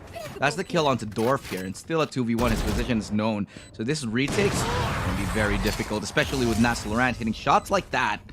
And we find ourselves in a 7-2. Alter Ego very much in a commanding lead on their attacking side. Jokes aside, NTK has been struggling to make an operator work out because, first and foremost, it seems like he wants to be reactive to the push from Alter Ego. But the problem is he just doesn't know where to set his sights from. There's just too much stimuli, and he's kind of overloading with the information from the looks of that. He was looking at B main, waiting for it, but there was already 3 that's right beside him on B heaven, and he just was not able to react in time. And there was no flashes that flushed him out. It was all dry peaks from Alter Ego here. So there is something fundamentally that I think Nats Laurent here is struggling to make happen, or not Nats Laurent, sorry, but NTK. As soon as I say that, though, he does make a good enough play at the start on A main. This at least alleviates some pressure for BAAM. This opens up so much things for him. And Pina, okay, just right out. He wanted to say, hey, what's up, hello? Pretty eyes on that person. And Red Neville, what? You have to make the judge work on that one. Otherwise, you're at a very big loss here. That flash push absolutely punished there. And Nats Laurent going to find himself in a decent position, but Dorf showing that he's got what it takes to get things leveled. Now it's a 2v3. Nats Laurent will have a res available. Can he actually go up and pick up a teammate? The bodies are just a little bit far removed here.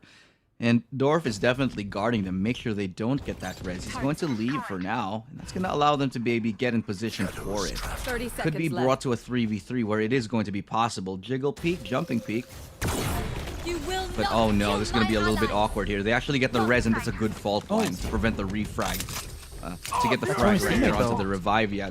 But still, that's a little bit weird of a fault line here. Just to make sure that they have a path onto the site. The trickle discipline from Dorf. And he's got 4 kills. Denied the ace here. But he's still got time. With 5 seconds left, the spike will actually go down. It's Tebatol in a 2v1 versus NTK and Crazy Guy. And the footsteps being heard all around. Good swing out from one, but NTK, with the Spectre picked up in his hands, will eventually swap to the Operator. Gonna be a good and a confident retake here for Big BAAM. That was a poison spot for Dorf. You know how there's this one spot that you want to be able to use to catch off your opponents. It's very risky. It doesn't really have any refrag potential whatsoever, but if it's kept unchecked, or if unchecked, it will manifest you some really game or round saving moments. That really started everything off here. There were some plays from Big BAAM that did seem a little bit overreaching, but it made sense. The problem is, I think it's just bad timing for them. The reaction time from Alter Ego has been on point, and they have been the right place at the right time. They still will be losing that, of course. Don't make it seem that, you know, that was a good play in general for Alter Ego. They're still 7-3. Big BAAM at least got themselves a few rounds on the board, and just have 2 more to try to wrap around here as they look to finish the first half. First half does go pretty much, you know, so far in the favor of Alter Ego, but 7-3 is still a very doable scoreline for BAAM. If they can manage to bring this to 7-5, hell, even 8-4 would be pretty decent at this point. And I'd say in another world, in another meta, maybe in another region, I'd say 8-4 would be a pretty bad score for the defenders. But right now, the attacking side of Split is looking very much like the favored side here. Red Neville is able to hold the fort, get 2 down before he's traded off by Elmi Moore, and that's going to be a very decent round already. I'd say fairly much secured here by Team Big BAAM. They have 4 big ultimates coming into the next one here, and it's going to be a good chance for them to take it. They better use all of them in the next one here, make full use of them, because this 8-4, the 7-5 that Big BAAM are looking for, are just gonna help. Is it gonna help skyrocket their team to really get in to the favored side, to get into the next stages here of the playoffs. Tournament life is up for grabs here.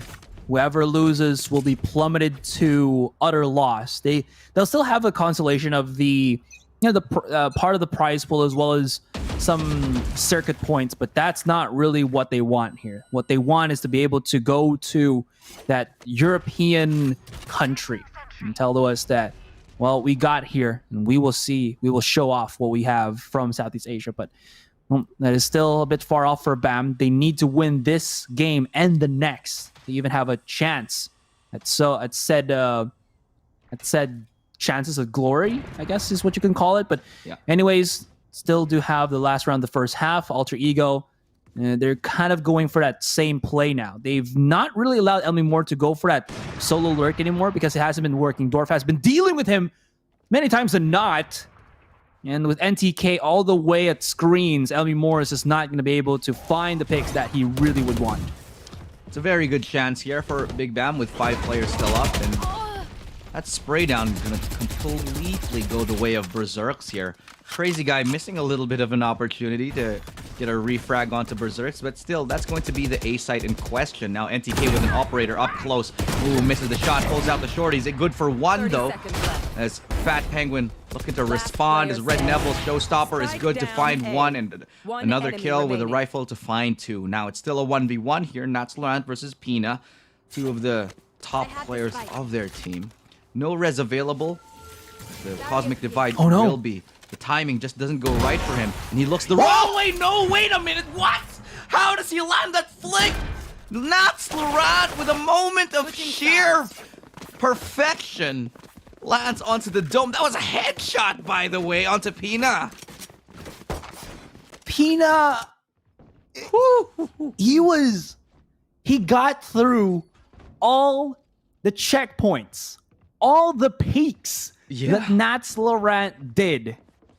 Natslorant, he just wiped the floor, smeared Pina all over the floor with that shot. That was disgusting. Oh, unfortunate. There it is. He was just bypassing him. Look at that. Let's look at that again. Wow. Oh, straight to the head. He just reacted so quickly to that. And thankfully enough for Nats, he wasn't comfortable just planting down the spike straight up. He had plenty of time to excuse me, to just kind of scan, and well, he got a play in the end, and that's gonna give this second half an 8-4 lead in favor of Alter. Oh, Berserks! Oh my goodness! The second kill, the pixel angle, and Natslorant dipping his toes as well. He's not gonna fall behind. Whoa. And what is up with the headshots and the pistols in this round? Rather sickening, rather disgusting, and rather enticing to be a fan of Alter Ego now. Why don't you? Oh, we're talking about this team, Elu, and they are just popping the frick out. Oh my gosh. Dude, like, Berserks was just the topping on that, but Natslorant with those 3 kills, he was the meat in that sandwich of death that they served to Big BAAM in that last round. Oh, just between the 2 of them, just absolutely decimating Big BAAM, and they get themselves a very crucial round here. And it doesn't look like they're letting off. They're not letting off on the aggression here. Berserks could have actually walked around it, but it's not going to be the case. Natslorant missing the timing. And Tebatol's for 1 for that refresh. No! What the hell, Tebatol? What on heaven's name are you doing? 4 kills, looking for the ace, swaps it out, and he manages to find the 5th kill for his team. Tebatol, haven't mentioned his name a lot, but this is the highlight reel on the anti-eco round. Jeez, man. What a time to come and write your name into the history books. 10-4 as Tebatol takes them into an icy, cold-hearted killing spree up against BAAM. Ladies and gentlemen, put your 2 fingers, middle and index, on your arm right now. Press it to your veins and just say sheesh, because that was a built different, constructed alternatively moment by Tebatol. What a fadeaway shot on the two targets. They're just going to rush right into the side here, but extremely blinded. And Fat Penguin, he's going to be happy feet dancing here as he does have Elmi Moore. In the confusion of this smokes, they are the kings of the court. And they will be able to get that round in a 2 versus 5 manner. 2 more rounds, and Alter Ego jettison themselves still in this lower bracket. Wow. You know, I was very concerned about that when you started asking me to do things with my fingers, but I thought you were going to make me do a peace sign because I'm not a hippie, you know what I mean? I'm just kidding. I do the peace sign or finger hearts. Peace sign is a great song, though. It's the one of the best songs, intro songs for My Hero Academia, bro.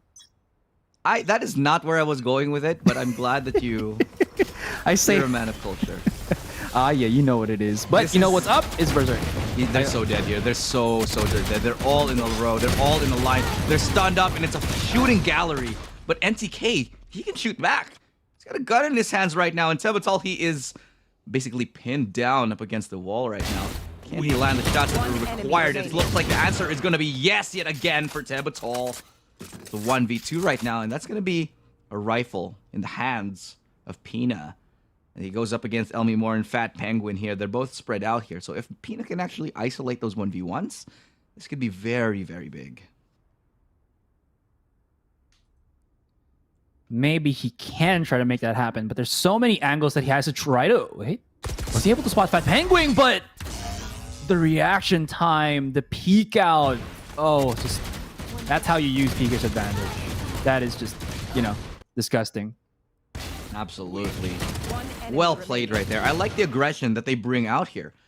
They able to take another victory up in their bonus round, and this is just basically a death sentence here for Big BAAM. They are on the cusp of taking a loss here. Again, the last remaining team from Vietnam and the last remaining team from Indonesia. And it's looking very much like Indonesia are going to go on through. They have one more game ahead of them before they can face off against Bren. The same team that BAAM took a 0-2-2 earlier on. It's going to be a tough one here. It's still the gauntlet for them to run. Full Sense is still in the picture as well. So this is definitely going to be... Oh, no. That was close. Both of them works for wear, but neither of them going down. Cage triggered. No, it was Big BAAM that put Full Sense in the lower bracket. I was expecting they were going to have a rematch or something, but Alter Ego, they're just created from a different material here. Still, in the end, it's going to be maybe a possibility, although Dorf has to go all the way, and that spike is in no man's land. He's going to have to try to pick it up. And yeah, Tebatal is already holding the angle. He's waiting for it. He's popping a couple of flashes. Will go 1v1, but still, Alter Ego sings victory as they will go forward. They're gonna have their lower round 3 match later on up against Full Sense, but the blood is just, the bloodlust is there, and Alter Ego, they're bathing in it. Is it the BOOM Esports bootcamp buff that they're getting right now? Because they're really hot, man. They have been landing some crazy shots. I'm just kidding. They were hot before this. 360 hertz monitors, bro. I don't know. Yeah, I don't know. I'm still on 144, but that's the bare minimum. Just like in life, sometimes the bare minimum is my motto. Anyway, Tebatal definitely not showing us the bare minimum because by God, the number of rounds that he won for his team, absolutely criminal. It's not just him. Elmi Moore, Natslorant, Berserks, they've had individual rounds where they were just popping out of their brains, out of their minds here. On the end of BAAM, can't really say too much. They had a couple of good rounds. Again, NTK on an operator, he can get a shot off. Granted. Yeah. But it seems to me that the longer he has it in his hands, the more that Alter Ego use it against him. Because even if he can get that initial shot off, it doesn't really stop Alter Ego from trying to force the issue up against the operator player. And even though NTK has 13 kills, you have to give him that. He's been racking it up. These are kills that have still not impacted the round well enough that it allowed BAAM to keep it close or even net that victory to push it into a game number 3. Now, ladies and gentlemen, Big BAAM, They have been eliminated here, but to me, they will be champions. They are still, in my heart of hearts, I know that they are very worthy of being called champions. This map could have actually been, defaulted to them. But with the sportsmanship that they showed, that they still wanted to play this game through, is something which really makes me think that they are really a class act here. So big props to them. Unfortunately, they are not going to be able to continue in this tournament. And it is Indonesia who will yet again find themselves with a little bit of a lifeline going forward here. But it is their last chance. It is the last chance for them, the last chance for Bren as well. And they have a little bit of a gauntlet to run. We said this earlier on. But for now, they managed to keep themselves alive. And they're going to be going ahead and bringing their banner into the next round here. So we do have to take a little bit of a break again, but we have one more series for you, ladies and gentlemen. Again, my name is Ulstrado, and Azurai, got to sign off here for the day and continue on with the rest of it. So when we do return, it's the last series of the day. Don't you guys go anywhere.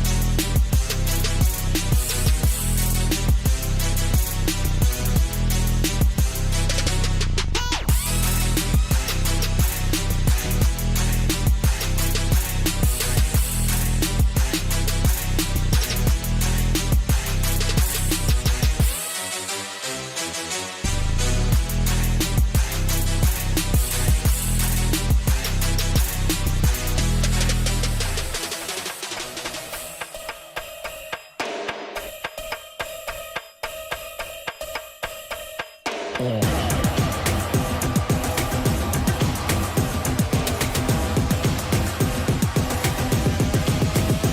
me what you got. Back up, back up, back up, back up, back up, back up, back up, back up, back up, back up.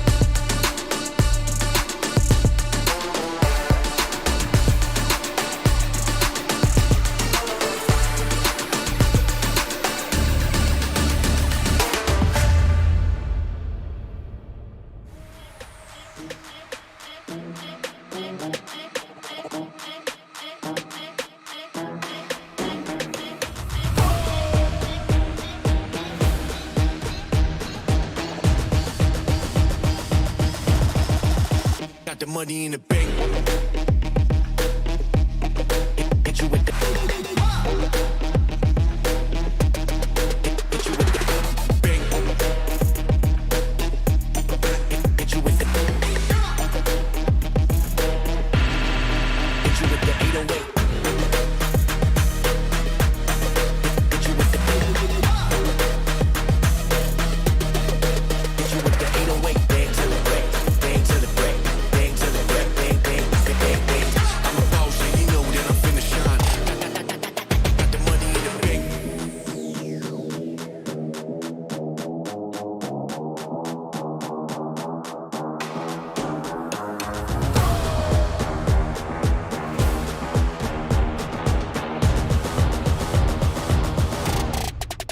Got the money in the bank.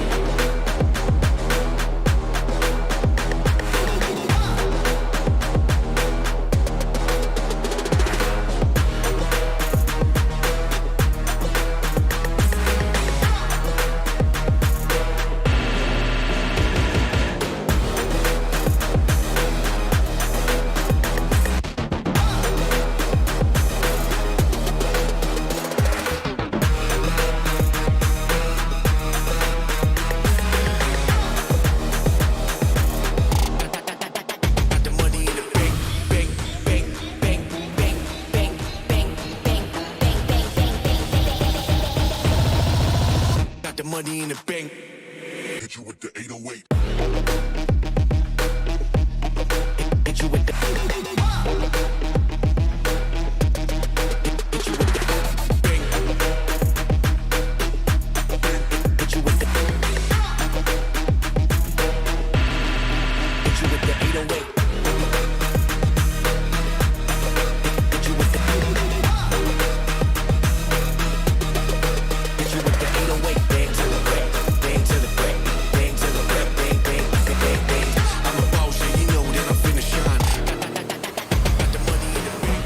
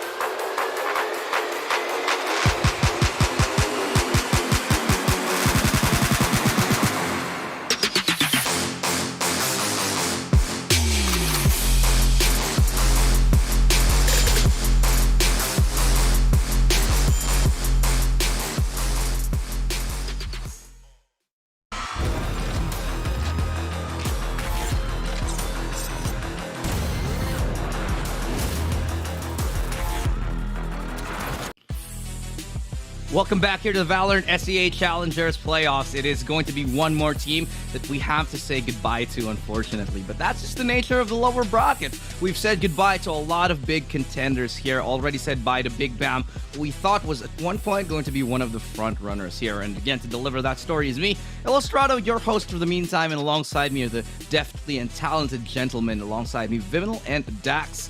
Big smiles on your faces. Any particular reason?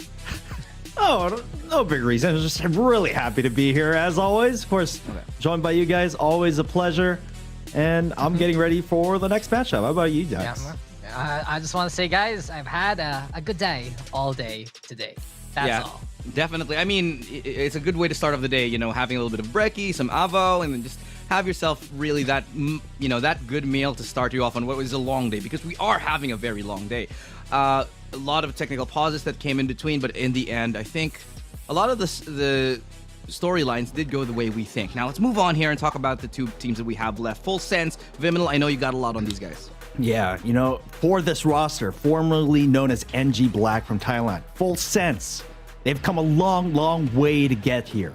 And unfortunately, they ended up on the lower bracket, but they have slain and pretty much yesterday. And now they're going to be facing up against Alter Ego, which is definitely going to be a tall order.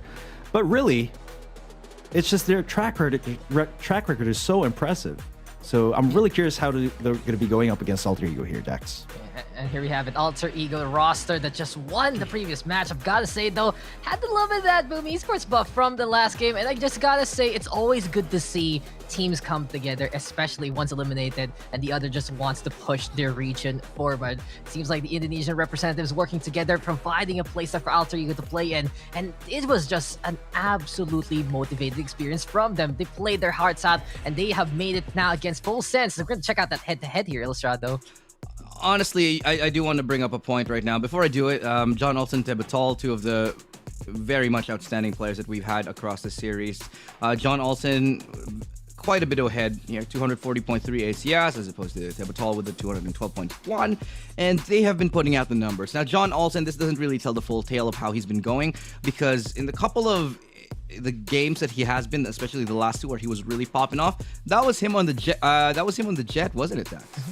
Yeah, it just really feels like that flexibility for Full Sense is still the answer, and that has thrust them into a position where they can go for that lower bracket finals, if ever. Winner of the series, guys, gonna be facing off against Bren Esports, who just fell a while ago to PPGL 2-1. But here we have it, Ascent, Breeze, and Icebox. Looking familiar territories right now for both of these two teams here. Viminal, though, any thoughts about the map pool? Yeah. Judging from the statistics alone, coming in from both Full Sense and Alter Ego, they've had tremendous amounts of experience on Ascent, map number 1. And always, as momentum-based teams go, it's always a lot rides on the first map, of course. It's always going to be a big blow to your mental if you actually lose map number 1. Of course, this is going to be a best-of-3 series, but pretty equal stats across the board for both teams. I think they're going to be very familiar with pretty much all of these 3 maps right here. But again, you touched about it earlier on that it's going to be pretty interesting for John Olsen to swap roles with PTC. We're going to see how that works out for the side of Full Sense. And now that they're in the lower bracket, it's just I would definitely be afraid of Full Sense if I were Alter Egos. Quick predictions, ladies and gentlemen. I was going to say ladies and gentlemen. I don't know why. But again, let's go to your predictions. Vimin, I'll start with you. For me, it's actually going to be 2-1 in favor of Alter Ego. Why did I say that? It's because Alter Ego, judging from their today's performances, they've been absolutely on fire. Berserks, Tebatol, Almi Moore, just been an incredible concerted effort. Full Sense, while they are a strong team, as you mentioned eloquently, Dex, hottest of the hots, coldest of the cold sometimes. Well, the thing about Full Sense, though, on the flip side, I feel like their playbook, there's still so much more in their banks, and I'm going to give it to the Thai squadron instead. The Thai region has been at the tippy top of SEA for quite a while, and this time, I still think that they have it in them to go even further. They're going to look for that matchup against Bren Esports, and I'm going to go Full Sense 2-1 in this one. I'm going to side with you. 2-1 here for me. Full Sense, they've been looking better and better, and not so much on the other side. Alter Ego, they're doing well, but can they go playoff mode against who might be one of the favorites in the region? We'll find out here as we go into the game. Finally, I'm going to leave it all in the hands of the amazing casters. Take it away. Another tragedy, and we just seem so numb. Need a peace, humanity is dumb. In the streets, we see police don't freeze but run. And then that thing that you know, somebody reach for the gun. Let the murder get reciprocated. Man, I swear that culture discombobulated. All these people picking sides, I'm just trying to circumnavigate it. Got me thinking, man, the situation getting complicated. Let me tell you all the 90s, baby.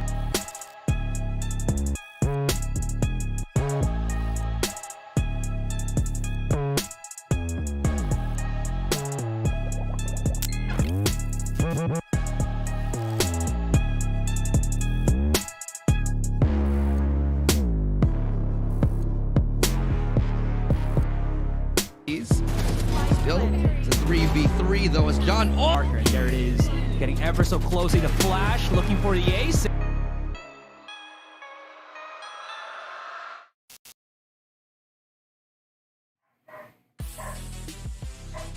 All business here as we are going to be figuring out who will face off against Bren Esports in the lower bracket finals after the conclusion of this match. I'm Dax here with Vimel. And Vim, it really feels like the road to Berlin, it's coming closer and closer. It's also closing down at the same time. For one of these two teams, though, they will have that chance. They have redeemed themselves truly in the lower bracket. But for now, it's going to be Alter Ego versus Full Sense, the lone representatives of their respective regions. Yeah, absolutely. It's just, again, a lot at stake here. Circuit points, Lion's share of the prize pool, and the final seed to Berlin. Of course, they're going to have to face off against Bren tomorrow. But you bet that both of these teams are going to be playing their hearts out today, and I really can't wait to find out what happens. Yeah, it just feels like that there is that intensity in the air, though, for this upcoming matchup. There's not much of the pre-game fluff that we usually do because these guys, they haven't played once today. They played twice. This is the second time we're going to be seeing these two rosters face off, and it was them winning out against the competition they were thrust against a while ago, and now it's time for them to face off against each other. Full Sense there, being down on BAAM Esports, Alter Ego in the meantime, taking care of business versus Big BAAM, and now it's going to be the Battle of Thailand versus Indonesia here for the final round of the lower bracket. So any thoughts here, Bim, as we get the compositions? Looks like Super Bust, though, going to be back on his signature Astra, and it's John Olsen here on the jet for Full Sense. Now, this is initially very, very interesting for the side of Full Sense because John Olsen not going to be playing the Sky anymore. He's back on the jet. He's feeling it right now. But for the side of AE, they have pretty much the same composition going on. This is a mirror match because this is the cookie cutter setup currently in the meta snapshot from this whole VCT tournament. You got the Astra, very, very easy to maximize your kit on the attacking side and the defending side as well. And then, of course, you have the double initiator, which is, you know what that's all about. I'm all about the double initiators, Dex. I mean, we saw the greatness of it multiple times in the brackets, especially in that matchup there between Bren and Paper Rex. Just seeing how Skies can really turn the tail of the battle to their favor. And we'll see right now if Alter Ego and or Full Sense can get the value here with the intel as much as possible. But the most interesting part right now, Vim, has to be the fact that we got a lot of mirror matchup lately, especially what we saw a while ago in the upper bracket finals that we mentioned. Now we're going to see it yet again. And what do you think about that? Is it really just these two teams trying to outclass one another? Yeah, I mean, sometimes you got to go with what the meta currently is. Sometimes if you overthink when it comes to agent compositions and executes, it's going to work against you. You got to stick with what ain't broke that works for most of the teams here. Of course, as Berserks takes down Chalala, you got to innovate in one way or another.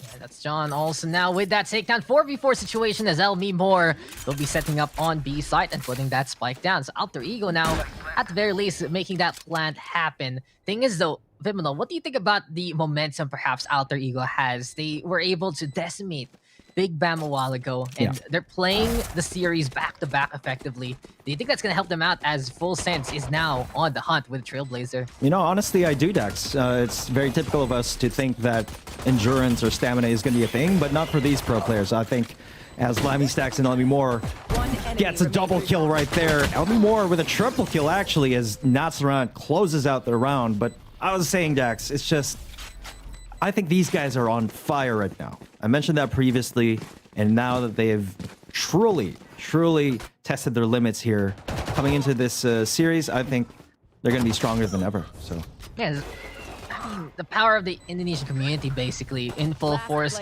The situation for Alter Ego, making them basically play in the BAAM Esports camp this time, and it really goes to show support goes a long way and might have been an extra motivator there for Alter Ego to give in quite an inspired performance. But let's be real, this is all them right now, and if this is the best Alter Ego can bring to the table, then if they can keep up the performance we saw them against Big BAAM from a while ago, they might be able to pull in a effective upset versus a stalwart like Full Sense. Only Tire roster left in the running after especially the elimination of X10 and Sharper in the group stage, and all the hopes of the formerly top team of the SEA scene, I gotta say, top region rather, they all rest on the shoulders here of Full Sense. Alter Ego, though, they clean up house, make it 5v2. LB more patient yet again, and okay, LB more.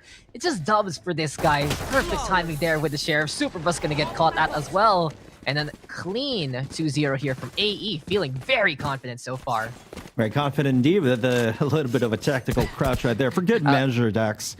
A little lot. Just, a lot just of them, a little actually. bit, you know what I mean? A lot of confidence here. And for good reason. AE has been absolutely popping off today, but FS is definitely no slouch of a team. They got to bring their A game for the side of AE if they want to stand up against Full Sense right here and now. And since this is a mirror matchup, there's also a bit of a polar opposite phenomenon happening in terms of the bracket. Full Sense defeated BAAM 2-1. However, AE lost BAAM 2-1. So that's kind of a thing. PTC taking down Berserks though through the smoke. Beautiful kill. And this is where Full Sense can go for that recovery. They have the guns in hand and they're gonna try at the very least figure out who to spot here. And John Olsen, he gets dinged there onto Fat Penguin. He will go down. And Tebotol finds the answer in response. So Alter Ego, they still can put up a fight here, actually, Bim. There's a Phantom in hand here for Natzelrent. Trying to find a target or two if ever. Lammy Snacks on the other side of the speedway. All in all, for Full Sense, just play responsibly, play respectfully, and they might be able to just wait for the opportunity to get those kills.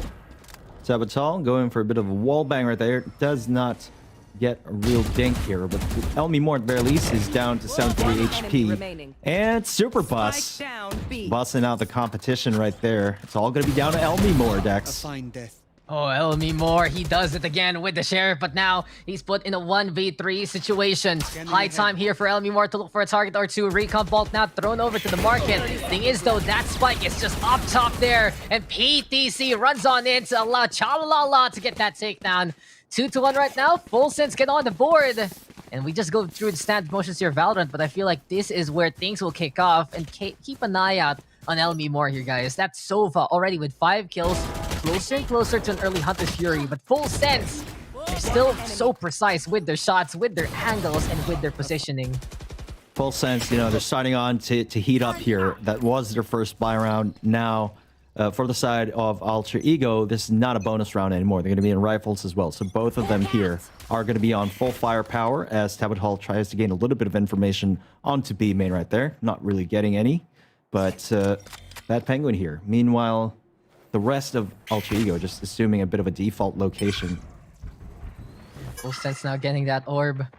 At the very least, giving John Olsen the Blade Storm. They're ready for another firefight here, Viminal, as Alter Ego now keeping an eye out, trying to pay attention and see wherever Full Sense may go. But overall, it's a heavy stack now onto that A side. 3 members there, lots of fortifications as well. And AE playing it patiently. Full Sense, though, in the meantime, getting info that they need. Berserks, he's calm for now.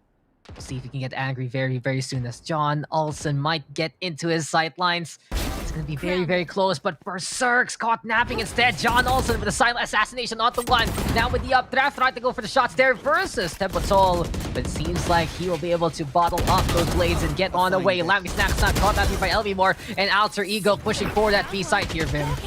Really strong entry onto the site by Tebotol right there. The Seekers are going to be going out, so it's going to buy them a little bit of time here as PTC tries to dish out a little bit of damage, trying to just keep up the pressure as the rest of the team is trying to go on site. But Elmi Moore will be denying PTC of any redemption, at least in this particular scenario. And Elmi Moore has been incredible all throughout the tournament run, honestly, of Alter Ego, and he's continuing on with that performance yet again. It really goes to show for AE that he's someone that they can rely on in a pinch. But for the rest of Full Sense, they will have to go for the save. Alter Ego, very clinical with their approaches. Sure, Berserks got caught out there by the Blades and did get punished.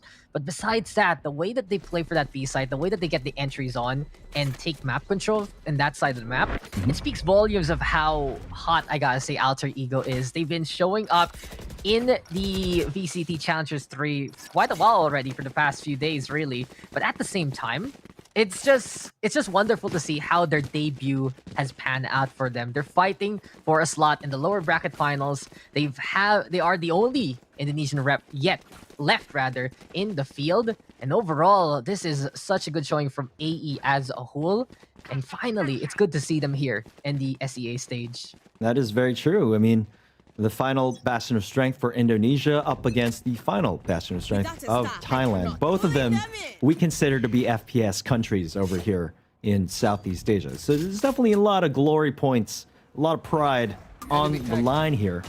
Aside from that, of course, the playing for many other prizes that are in store for our teams here. But now, seems like Full Sense is going to be on an ego state. A little bit of a broken ego state here. And Alter Ego, at the very least, they get that first pick off there from Natsuran. Superbus does go down, and that's one of the small weaknesses Full Sense has. Superbus, incredible player, but if he gets caught out early, there's a lack now of literal control there for the side of Full Sense, and they're falling apart one by one. PTC next on the list. We do have the high ground though for Chalalala, and he's going to be singing a merry song for that takedown. Berserks now, Cloudburst gonna get thrown. Natsuran on the board yet again, but Chalalala with the second kill there. It's 2v3, Vimino. Tebotol putting that spike down, but overall, Elmimore is ready for this push. He has the Hunter Fury, he has a good angle. There's the guiding light now for confirmation, but Elmimore does get blinded. Full Sense though, where's the peak? Oh, Chalalala with another one here. 3 kills so far for the Killjoy.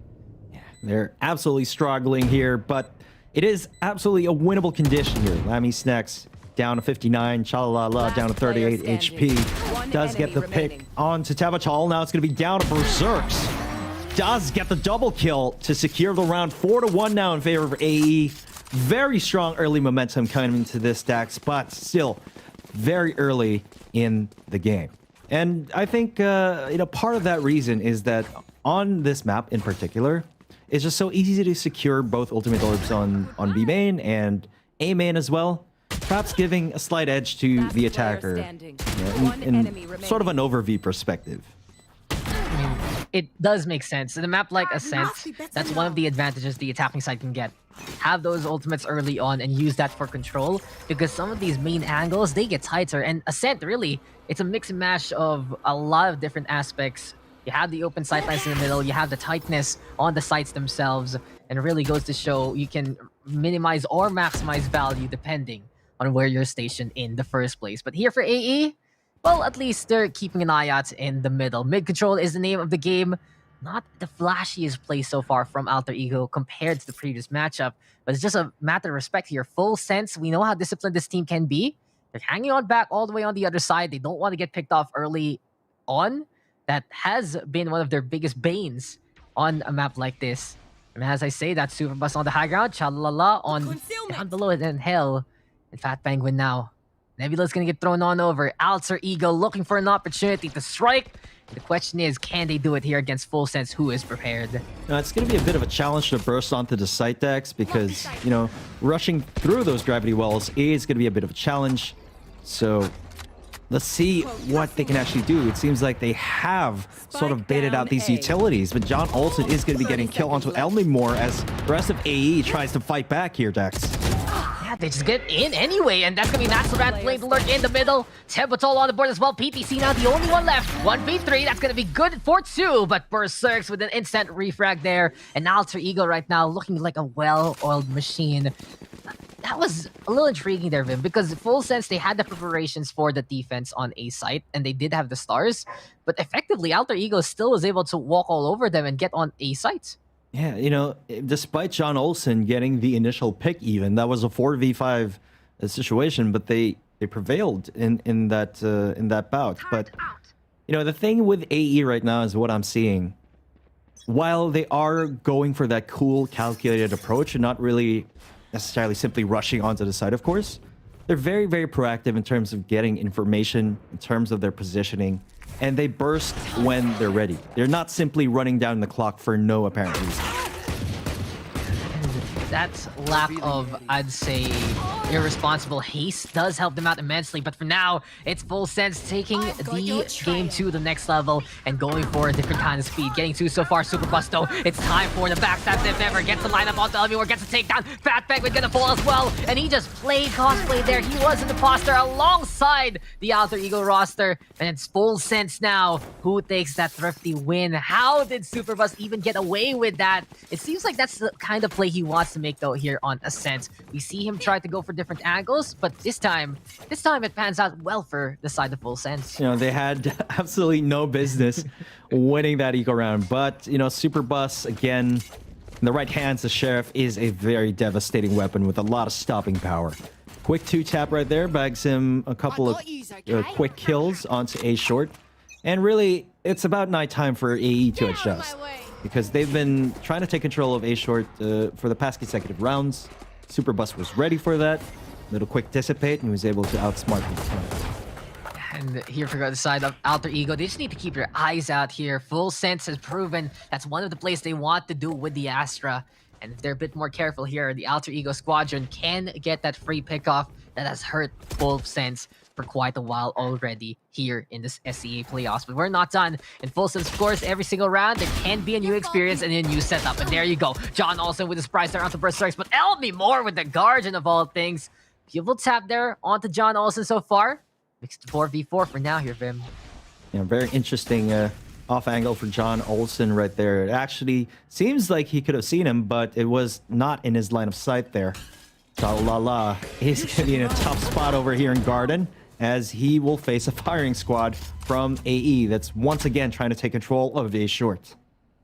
I like how amused you are when you say his name. Yeah, Chalala. Chalala. It's a little bit of a song, and there you have it. The dance versus Fat Penguin. He will get that takedown, but the Guardian still. Second time already for Elmi Moore. Looking for more. Is this going to be the Guardian showing on up when need the most? Natsulant, though, finding the Phantom kill onto Super Bus. And Alter Ego right now looking to go on to that A site. Spike planted as we check out the Sova putting that one down. And AE just prepared for this push. Lammy Snacks, though. Shock Dart has been lob bounces on back to the generator. Keep an eye out on Natsulrant yet again. He's been finding kills out of nowhere here, Viminal. And as we got Elmimore going over to the low ground, he tries to go for the taps with the Guardian to try and get a wall bang or two. But Lammy Snacks now finds the kill onto Natsulrant. Here comes BTC as well from the doorway. And Full Sense trying to go for that dual collapse. But it's going to be two here for the side of Alter Ego to wrap up the round. 3 takedowns though with the Guardian. Elmimore can make the job done with any kind of gun. And with 10 takedowns, he's leading the field here, Viminal. Elmimore definitely built different here as we take a look at this replay. Chalala starts things off really well. He gets traded by Elmimore and the Guardian of all things here. And Full Sense right now. Yeah, it's just really good adjustment coming in from Alter Ego right there. They tried to go for a pick onto the mid lane. Try to keep the pressure up in mid before rotating onto A short. What they're doing here, Dax, is they're avoiding the main bottlenecks on A main entrance and B main entrance. Trying to avoid the stars, trying to avoid the killjoy as well, exploiting that weakness of A short. And that's the thing. It does feel like right now for the side of Full Sense. Oh, John Olsen, though, from the middle. Beautiful pick off there onto Berserks. Sometimes you just need to make an updraft play happen. And there you go already. Full Sense getting that takedown. Super Bus, though, still by the Cubby. And here for the side of Full Sense, it's all just about figuring out how to make this defense work. Alter Ego, though, they've been keeping an eye out with their ultimates. They still have it in the bag. The Chalalala, he'll bag that kill there versus Elmimore, and he's not done. Alongside Super Bus, beautiful ding there on the Fat Penguin. The Sheriff's again counting courtesy of Full Sense. And as Tempotol tries to make the flash play work, it doesn't even pop, and Super Bus with the takedown. It's all left to Natsulrant right now. He's going for the 1v1 versus Lammy Stacks, who has the frenzy as the spike is all the way on the short angle. Natsulrant now able to ankle break Lammy Stacks there, making it 3v1. Full Sense. Damage has been done. Guns have been taken. And Vim here with that quick snipe using the burst of the blades from John Olsen. It's 6-3. Full Sense. When they win, it's quite convincing. And when they win, So far, it's been eco states, eco flips for them, which is very telling about how maybe Alter Ego has been a bit complacent at times. Hasn't that been the case though for the side of Alter Ego? They can look dominant, but at the same time, when they slip on up, that's when Full Sense takes advantage. And for a veteran team in the SAA scene like Full Sense, hasn't that been one of their signature plays from that Thai region? Go for the punishment. They do their homework, they get the initial punishments on, and on the fly, they can do so as well. Full Sense right now, they're feeling the heat, and they're getting the beat down onto 2. PTC, sure shot with the Phantom. This time, though, Elmi Moore answers back. And really, the accuracy of Elmi Moore, gotta say, I love what I see from this guy. He has been incredible so far with his shots, with his lineups. And I'm just really interested why he still has the Hunter's Fury after all this time. Lammy Snacks, though, will deny Elmi Moore there of the lightning strikes. Alter Ego here, though, keeping an eye out. Berserk's gonna be there looking to test Lammy Snacks from B main. And the Aldro now scouting around, but no push here from AE as of yet. You know, the thing with the Full Sense, they've been really maximizing those eco flips, can really turn the momentum of the game here. And it seems like they're poised to win this next round. It's going to be 6-4. We'll soon John Olsen. Quick shot to Tebatal, but gets traded by Berserks on the Sheriff. That's going to be a little bit painful, but 3v1 with the Sheriff, not liking the odds for Berserks right now. 30 seconds left. Yeah, from an elimination match, though, it does feel like there is a lot of calm before the storms. And then when the storm strikes, it's a quick one there. But something to take note has been the effectivity there of the Sheriffs and Lammy Snacks. Caught unaware by Berserks. Will lead to that takedown. 1v2 situation here as the spike's gonna get planted. Can Berserks actually make a play and survive? Chalalala, gonna be on the wrong side of the turret so far. On the flip side, Superbus gonna be there by the market. And Alter Ego, one-man army, playing and waiting patiently. Already in the boathouse. Might wait for Chalalala to come. Alongside Superbus, there's a double peek though, and 2 is better than 1. And 2 will make sure that the other side will become none. 6-3 becomes 6-4, and Full Sense in one of the most quietest fashions, I gotta say, clawing their way back into this game. You know, it's really thanks to Superbus's heroic efforts during those eco rounds. If he wasn't able to get those high impact frags with that Sheriff, Full Sense would not have even close to a 64 scoreline. Alter Ego, they're going to be going to a quick tactical timeout here, try to figure out what's up because, you know, the momentum has shifted. John Olsen's going to be back on the operator still. John Olsen has been a thorn to the side of Alter Ego.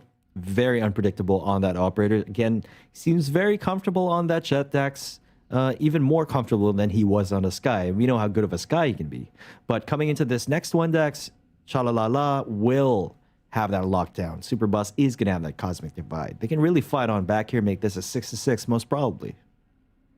The thing is, for Alter Ego, they know that they can actually win the duels from what we've seen. They have that confidence, but at the same time, as Full Sense navigates around the map on the defense, it's been the biggest bane of AE's existence. And that's what this time is all about. Figure out the best angles, figure out how to play things in the first place, how to make these plays work. And as Berserks, he was just able to sneak on in and get that takedown. That's one weakness that Full Sense needs to work on in the first place. Multiple times we've seen AE infiltrate, isolate, get the kill, especially against agents who are caught unaware. It needs to be some wake-up time right now for Full Sense. I do know for the fact that they did play in the morning, so there might be a little bit of fatigue, but that's no excuse in the lower bracket. This is elimination. This is Full Sense looking for the recovery. They've done it so far. We know they can do even better here if things do pan out in their favor. Alter Ego, though, they know themselves that they can do better in these firefights. It's all about the positioning now. Speaking of positioning here, it's the Berserks and the rest of Alter Ego taking heavy control of B main. They have all the information. Tebatal, rather PTC, no longer has any flashes. It might be in for a world of hurt here, Dex. Full Sense now waiting on the other side. Natsulanto with the takedown. Berserks also finds one more. And since AE went for the heavy stacks, they're gonna go for the kills. And finally, we get Elmi Moore unleashing the Hunter's Fury as Berserk shuts down Superbus there, flattening the tires of the Astra. It's now gonna be time for the 3v2 situation. Tebatal, though, giving everyone a drink here with that regrowth. And effectively for Alter Ego, it's all about confirming if there's still anyone to clear on that. That guiding light, though, might be a misnomer, Viminal, because you can see here for Lammy Snacks, he's waiting behind the shed on the other side. By the speedway itself, operators there for John Olsen and AE. They need to make a decision and fast, but now they know that the Sova's there by 30 the seconds hallway, by the speedway itself. And they got spotted out right there. Quick rotate on a courtyard, it seems. John Olsen has something to say about that Spike as he down gets a mid. kill through the smoke onto Berserks. That is huge, equalizing the numbers right here on the board decks.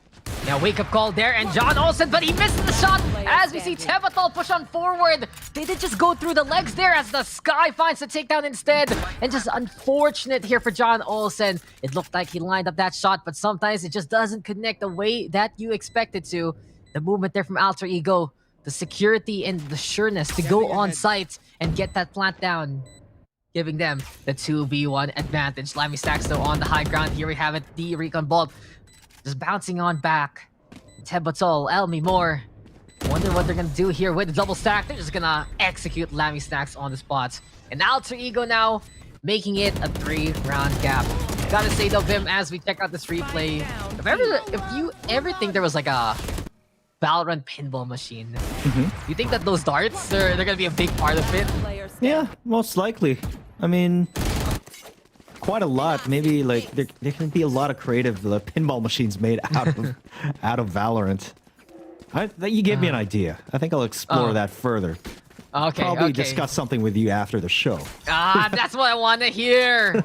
Man, just the Viminal experience.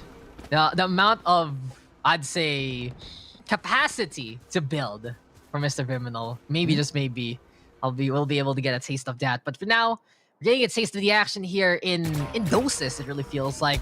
Many a series, you get one phase full of it, and then you have the downtime. But for now, it's just like bit by bit here between these two teams. And really, it's a battle of pickoffs so far, Vim. It's just who can find the angle on the other and who can string that along for an objective take. You know, they're kind of playing the same way. PTC, though, a bit of a desperate move to use those Seekers very, very early, I might add. But even on defense, it's just FS playing the same game as AE. They're trying to get those early picks before they commit or stack onto a single site. So far it's been working very well for AE, playing it slow, but again, playing it proactively slow. So they're gaining a lot of information.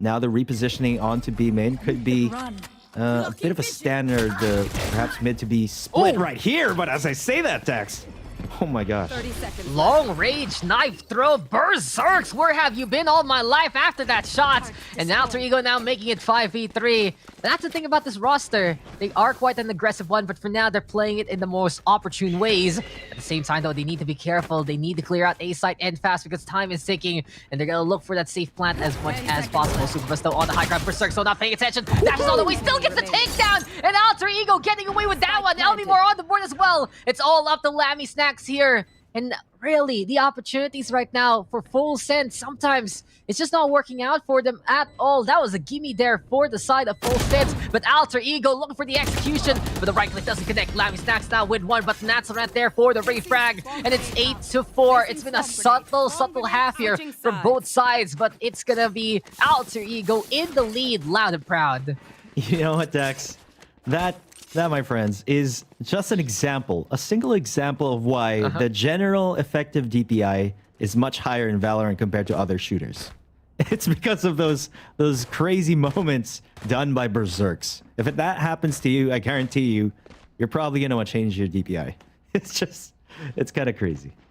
So that's why you keep telling me to stop playing in 8,000 DPI Vim and all. Oh, that's the thing. That's a little bit too much, Dex. A little bit too much, I think. Maybe an extra 0 at the very end there. But we are going to go back to 0. We're going to go back into the game with the second half. And truly, it does feel like that this has been a most calming experience in quite a hectic day. Many different things have happened in VCT playoffs. Day 3 here in SCA.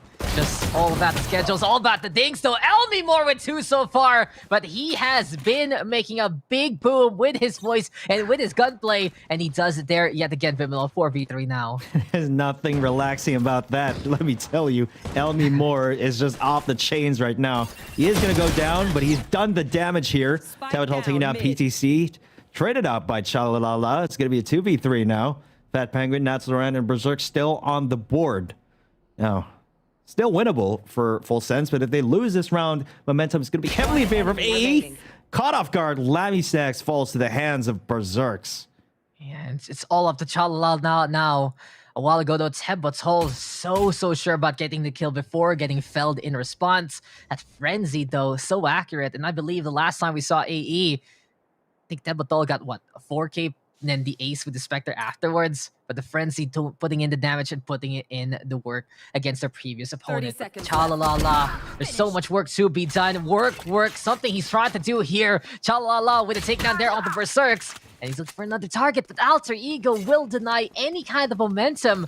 And that's been the storyline of this game so far. We haven't gotten a big string of multi-kills. Most often, it was LB Moore. There are times where Berserks and John Olsen can get some takedowns. But besides that, it's all about removing momentum from the equation here for both of these teams. And in the end, Alter Ego playing a better neutral game compared to Full Sense. I mean, I just gotta say, Dex, like, what Sova in the right mind would actually do that in the mid lane with a Sheriff on round LB Moore? LB Moore. Maybe LB I'm Moore. not the guy in the right mind. Yeah. You know, because apparently he won the round for his team, essentially. I mean, Vim, he's Radiant. He's part of a pro team. Yeah. He's in VCT I should be the one taking notes, obviously. Yeah, and he's just been an incredible performer here for the side of Alter Ego as a whole. And I really feel like his playoff performance so far has been one of the tenets of the AE playstyle, has been one of the tenets of the AE expedition so far in SCA. The Full Sense, these guys, they can still fight as well. But Alter Ego still making that work, doesn't care about the peak from above. The gravity well making dividends happen. And PTC right now with a takedown on the Berserks, 3v4 situation. Full Sense now, will they be able to explode on site? We haven't gotten the biggest booms in terms of the aggression here so far in this game. And Alter Ego looking to put a stop to that even more so. Fat Penguin now with the Nova Pulse. There's the blind as well. But John also Live Stacks gets the takedown. Full Sense right now going for the plant here and now. This is a good sign here for Full Sense. Not only do they have the Spectres, but since BTC is still alive, the regrowth there topping up John Olsen Lavi Stacks. But it doesn't matter if you get your medication, says LME Moore, because it's going to be a love bite here from the Sova. Now then, 2v2 scenario. Lavi Stacks behind the generator. Natsurat in the meantime keeping an eye out, but Lavi Stacks with a wall bag headshot there onto Natsurat. And just the scans there essential. LME Moore versus 2. He still has the Sheriff and the Spectre. We'll see how this is going to pan on out. PTC though gets caught at 4, surprise, and that's a battle of the Sovas behind the generator. Can Lavi Stacks get that kill? Here comes LME Moore, zipping on around, left, right, darts, ring around the Rosie, and a mirror image speaks volumes, but it's LME Moore who will get more. But the time is of the essence, and it looks like there's less time than expected. The defuse cannot be finished there, as Full Sense will buy time for themselves and give them the round. Much needed round for Full Sense. That is going to be huge in terms of momentum here. But Alter Ego, at the very least, they were able to clean up the board in terms of kills, thanks to Elmi Moore. But alas, the spike wasn't defused in time. Still incredible performance coming in from that one. It was just the timing of their utility usage that I think caused their downfall right there. And then, of course, Berserk's had a bit of an awkward position over there in Wine, and he just couldn't really fight at a long enough distance over there in A main. So they're going to be in eco state coming into round 15 here. Full Sense have a real chance to come back here, guys. Yeah, in Full Sense, the thing is, overall, it feels like they aren't as sharp as they usually are right now, but at the same time, you're seeing the glimpses of it, and once they string those along, Alter Ego needs to be ready, because this is where Full Sense can truly shine. There you have it. Now, the tides are turning. A little bit of the tips here for Full Sense right now, stacking together, and they're stringing along the kills that they need. Momentum right now building here for Full Sense, and is this the wake-up call that we've been looking for from the Thai roster? Elmi Moore runs in just to die, and a flawless victory here from Full Sense. Not only was there some aggression on A side, but there was also reservations there by B. The push and pull, the mix and match, and Full Sense yet again proving how many plans they have under their arsenal. This game is getting closer and closer, even in terms of the scoreboard, in terms of the numbers here. But in terms of ultimate economy, the only one that has an ultimate is PTC. At the very least, Elmi Moore, also close to having his Hunter's Fury online, as is John Olsen. But you know, at this point in time, I would be worried for Alter Ego if they do lose this round. Berserk's assuming another position in Wine. Does get spotted out by John Olsen, though. Yeah, the wine angle, it's always cleared out by many of these teams because they know that as soon as they go through without checking it at all, they're gonna get punished for it immensely. And just no vineyards here as we have been uprooted from Venice. Remember, Vim, Ascent is based on Venice. That is true. I learned that the other day. It is actually based on a real world location. A real world location. Yeah. You know, that's why there's a boathouse. That's, I'm surprised I haven't clipped that yet. I will after the whole tournament. I will say this is my favorite moment, bar none, because I will never forget that whole conversation we had. But John Olsen, he does not need to speak. He can let the bullets do the talking, and Tebotol, he just goes down. Full sense right now. 5v3 yet again, but the thing is, Alter Ego, they're kind of walking into this one, aren't they? Full sense is basically playing their defensive status on the attacking side, and more often than not, it's working. They give themselves a numbers advantage, and now they're on A site. 30 seconds left. Closing the door, just as anyone would, slowly executing onto A site here with a 5v3 I mean, you should. situation. You should Criminal, definitely if keep you- the core if- closed. If you don't close the door, what the core closed. the core closed. I That's mean, that is interesting the as Full core, sense. a core part of the A site. If you leave the door open when you're executing Dax. I mean, Okay. Why would you do that, right? Tongue twisters and the like, but the only letters I need here are PTC as Full sense get a flawless victory in that round. But makes sense if you want to keep that door closed, Viminal. the air conditioning, it might run away outside. And actually, the hot enter actually enters in the room, and not the other way around, according to the laws of the physics of our reality. Temperature talk. So interesting. Thank you so much, Viminal. I learned now about how hot air rises and cold air drops. But Yeah. for Alter Ego, well, somehow, some way as casters, we gotta string this along right to the game. For Alter Ego, they need to learn the lesson now this time. They have been strung along by Full Sense and their play so far for the past 3 rounds. Whether AE has the guns or not, it hasn't been working out whatsoever. And as soon as Full Sense took that second round away from Alter Ego, things have fallen apart here for the defense. There's a bit of that eagerness, I gotta say, here from the Indonesian roster right now to look for conflict. And Full Sense, they're fully expecting it, to say the least. They're just so prepared every single time in the angles that they need the first place, by the top mid area, by the A main, by the B site, by the B main rather.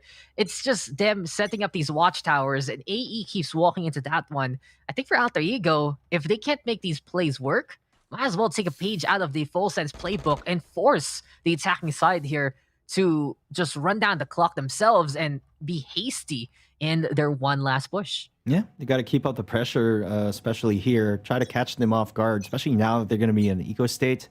Ultra Ego, at the very least, they do have a couple of ultimates online, but it seems like Berserks is going to straight up just duel them, despite being on the Sheriff here. I mean, that could bode well for him, but it doesn't seem like that's the case right now. Superbus just ends his attempt rather quickly there. I'm glad you're such a positive person there, Viminal. Bode well, it did not, unfortunately. Sometimes you're about to say something and the opposite completely happens, but that'll be more there with the takedown. To jungle gameplay though from Chalalala. Goodbye, Give this guy a Vandal. medal. Did you see how quickly he juggled that? I'm more impressed That was by impressive. that.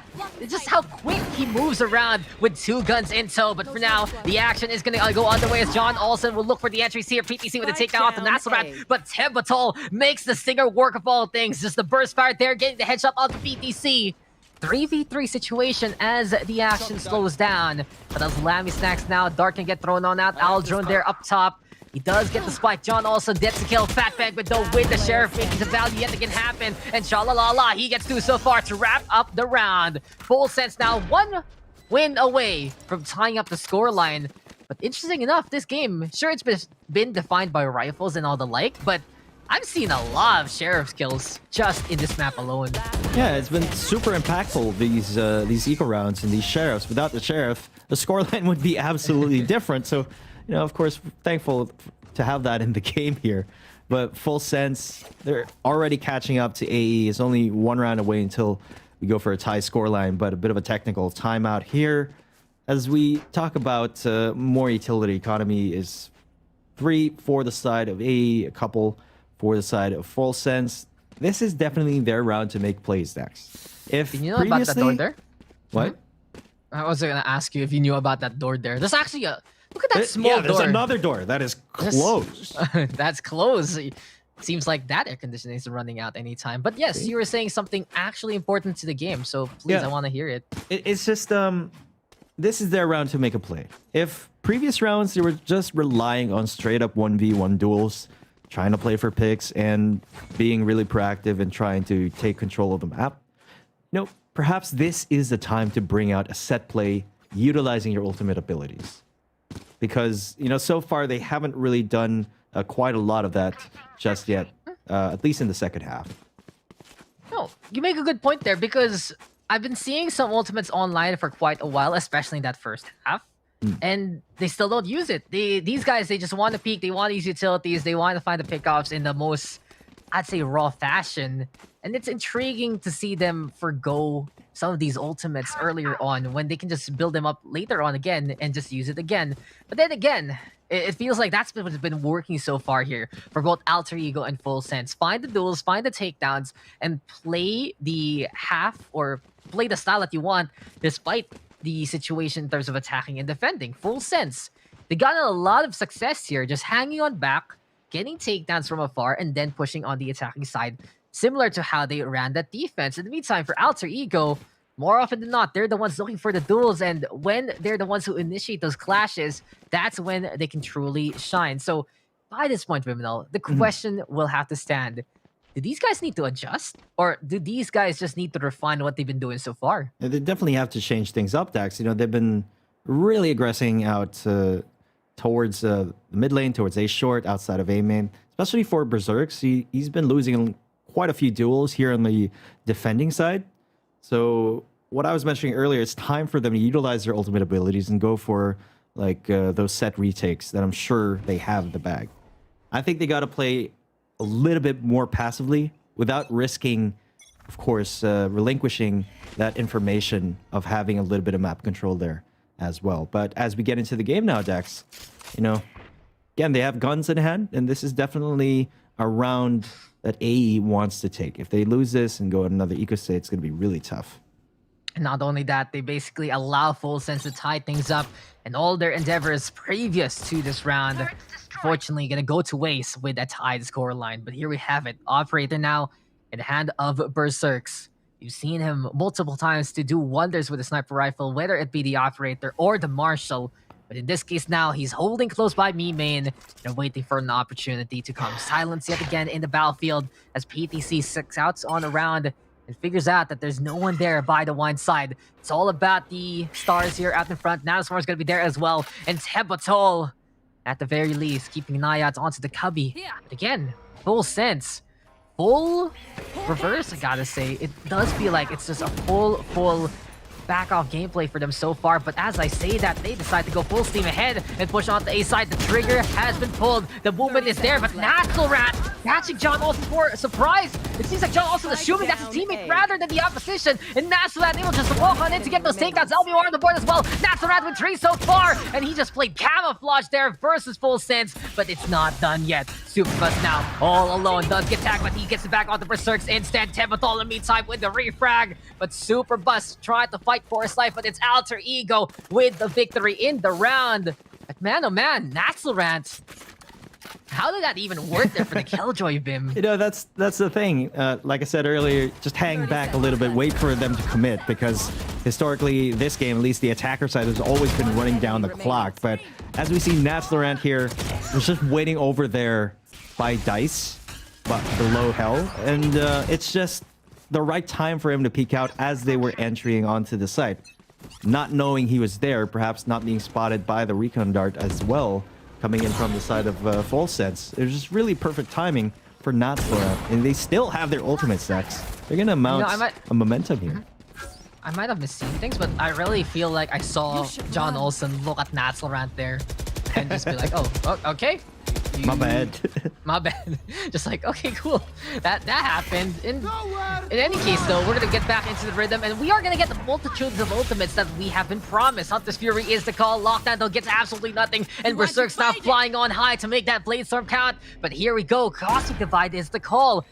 if you want the ultimates, you get a lot of them here from the side of Full Sense. They are unleashing everything they can and more. Berserk though in the meantime with the Blade Storm here. Here comes Fat Penguin with the Cosmic Divide in response. It's a big setup with the walls, but John Olsen, he's a big boy to get to there. PTC on the board as well as Tebatol will catch out John Olsen in terms of the refrag, but it's 4v2 right now. One wall dissipates. Moore sees a target and gets a takedown. Time though ticking. Full Sense already on sides, and Tebatol blinding, flashing Lammy stacks.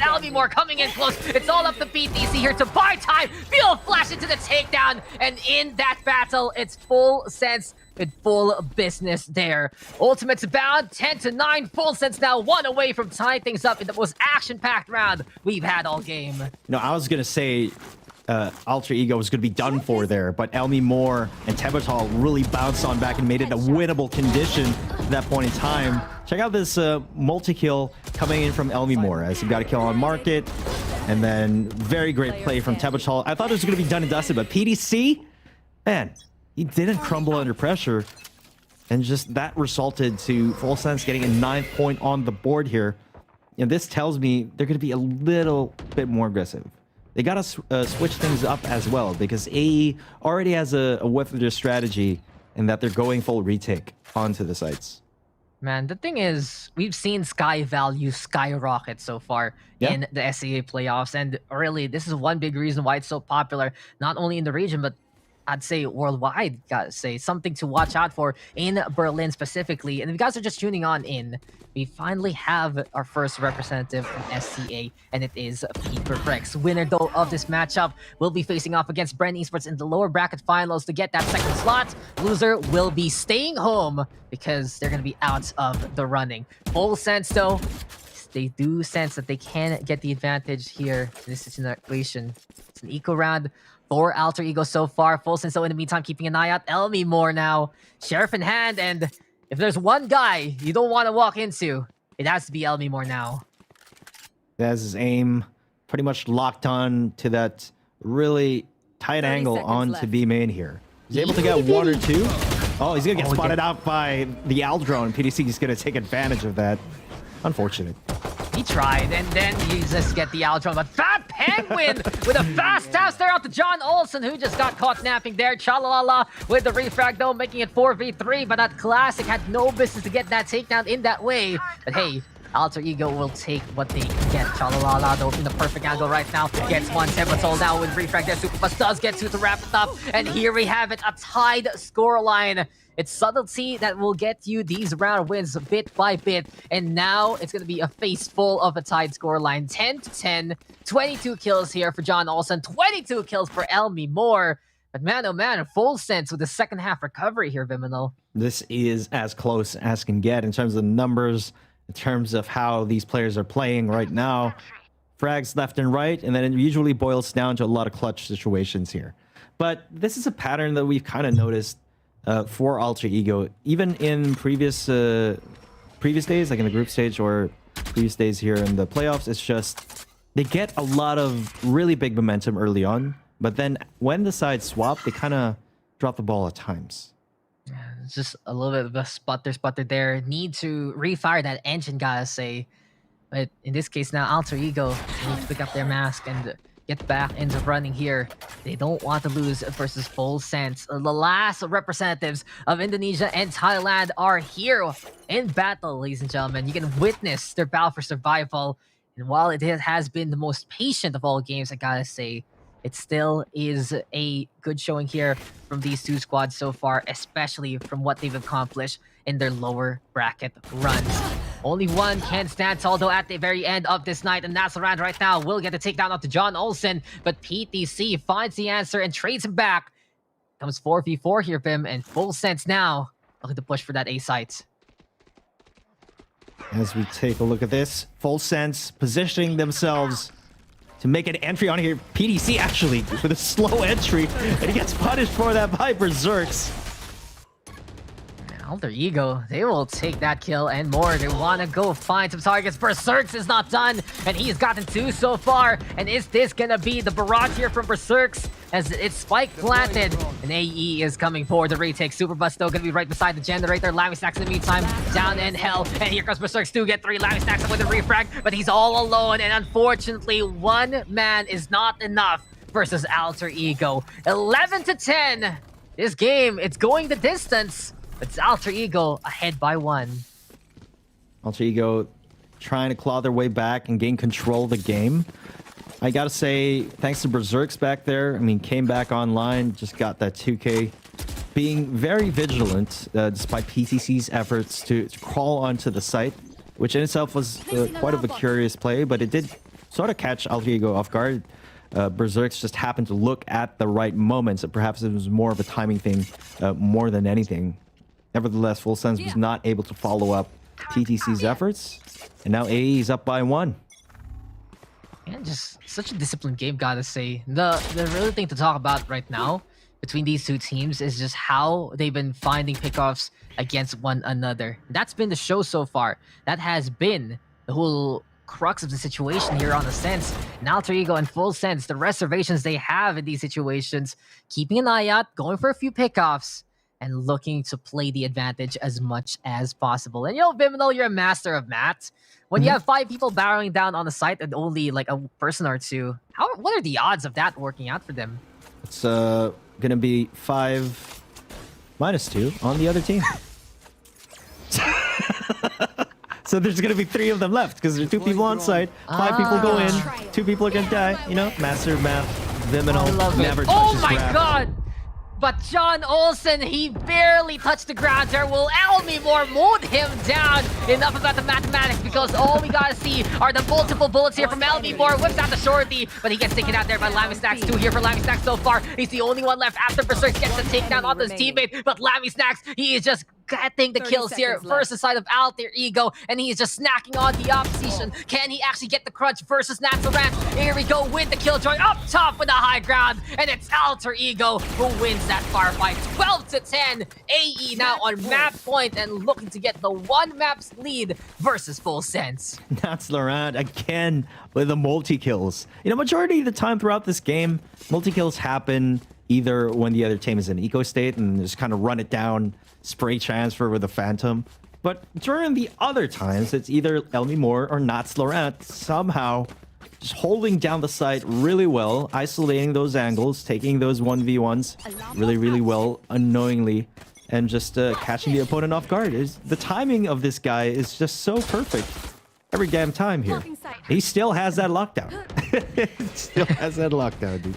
And he's been ready with his feet for a while. He's done the stretches, he's done the tactical crouches multiple times, I gotta say. And maybe, just maybe, that's what makes him fleet-footed on the Killjoy of all things. But Berserk's Bladestorm is out, and if it's gonna be time for the highlight reel play, it might be now. Alter Ego keeping an eye out in the middle with that short hold. Full Sense. They want to get this orb, get that lockdown ready for Chalalala, and play patiently on the rotation. Again, patience is the virtue, and that's going to be the play style of Full Sense in this one. They can't afford to make another mistake because AE's already in match point, obviously. They're going to make a play with Chalalala, and that's probably going to lead them onto the B side here as they do make their way onto B main. Chalalala does deploy the lockdown. Does Elmimore have a lineup to get that? Or... Well, he's going to try to go for the shock darts. Bounces on back!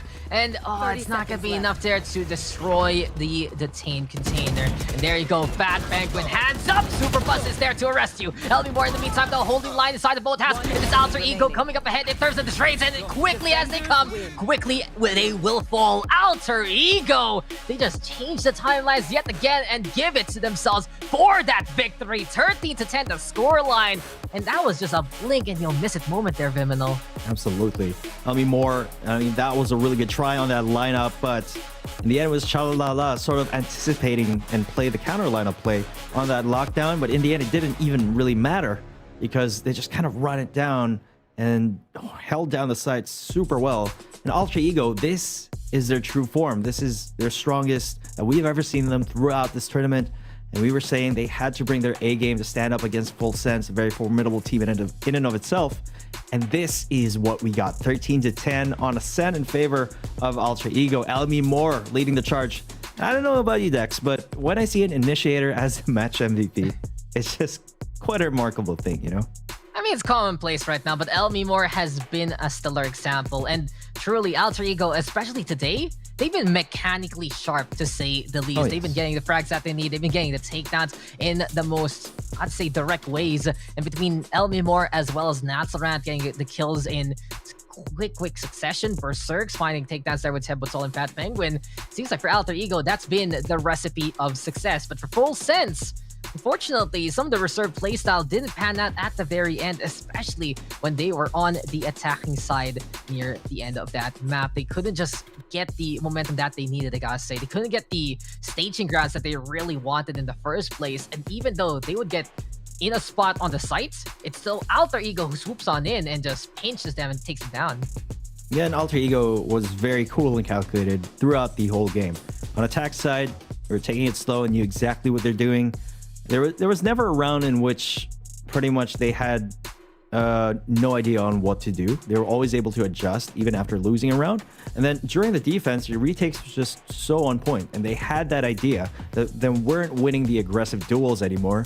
Gotta hang back and then secure the win condition right there. But Dex, we're gonna go on a quick break. Once we come back, Ilushada is gonna be on here, and then of course we're gonna go into map number 2.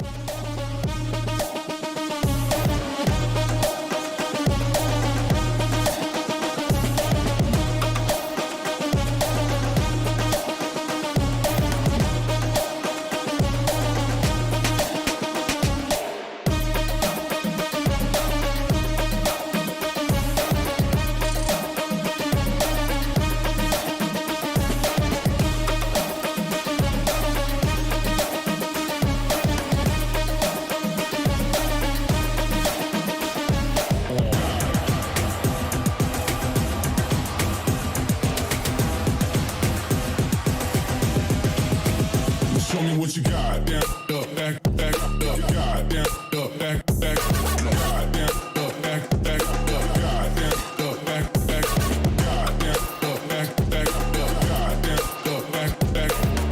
Down, up, back, got. Ain't no reason to back down, so step it up. Got. Down, up, back, up, got. Down, up, back, got. Down, up, back, got. Down, up, back,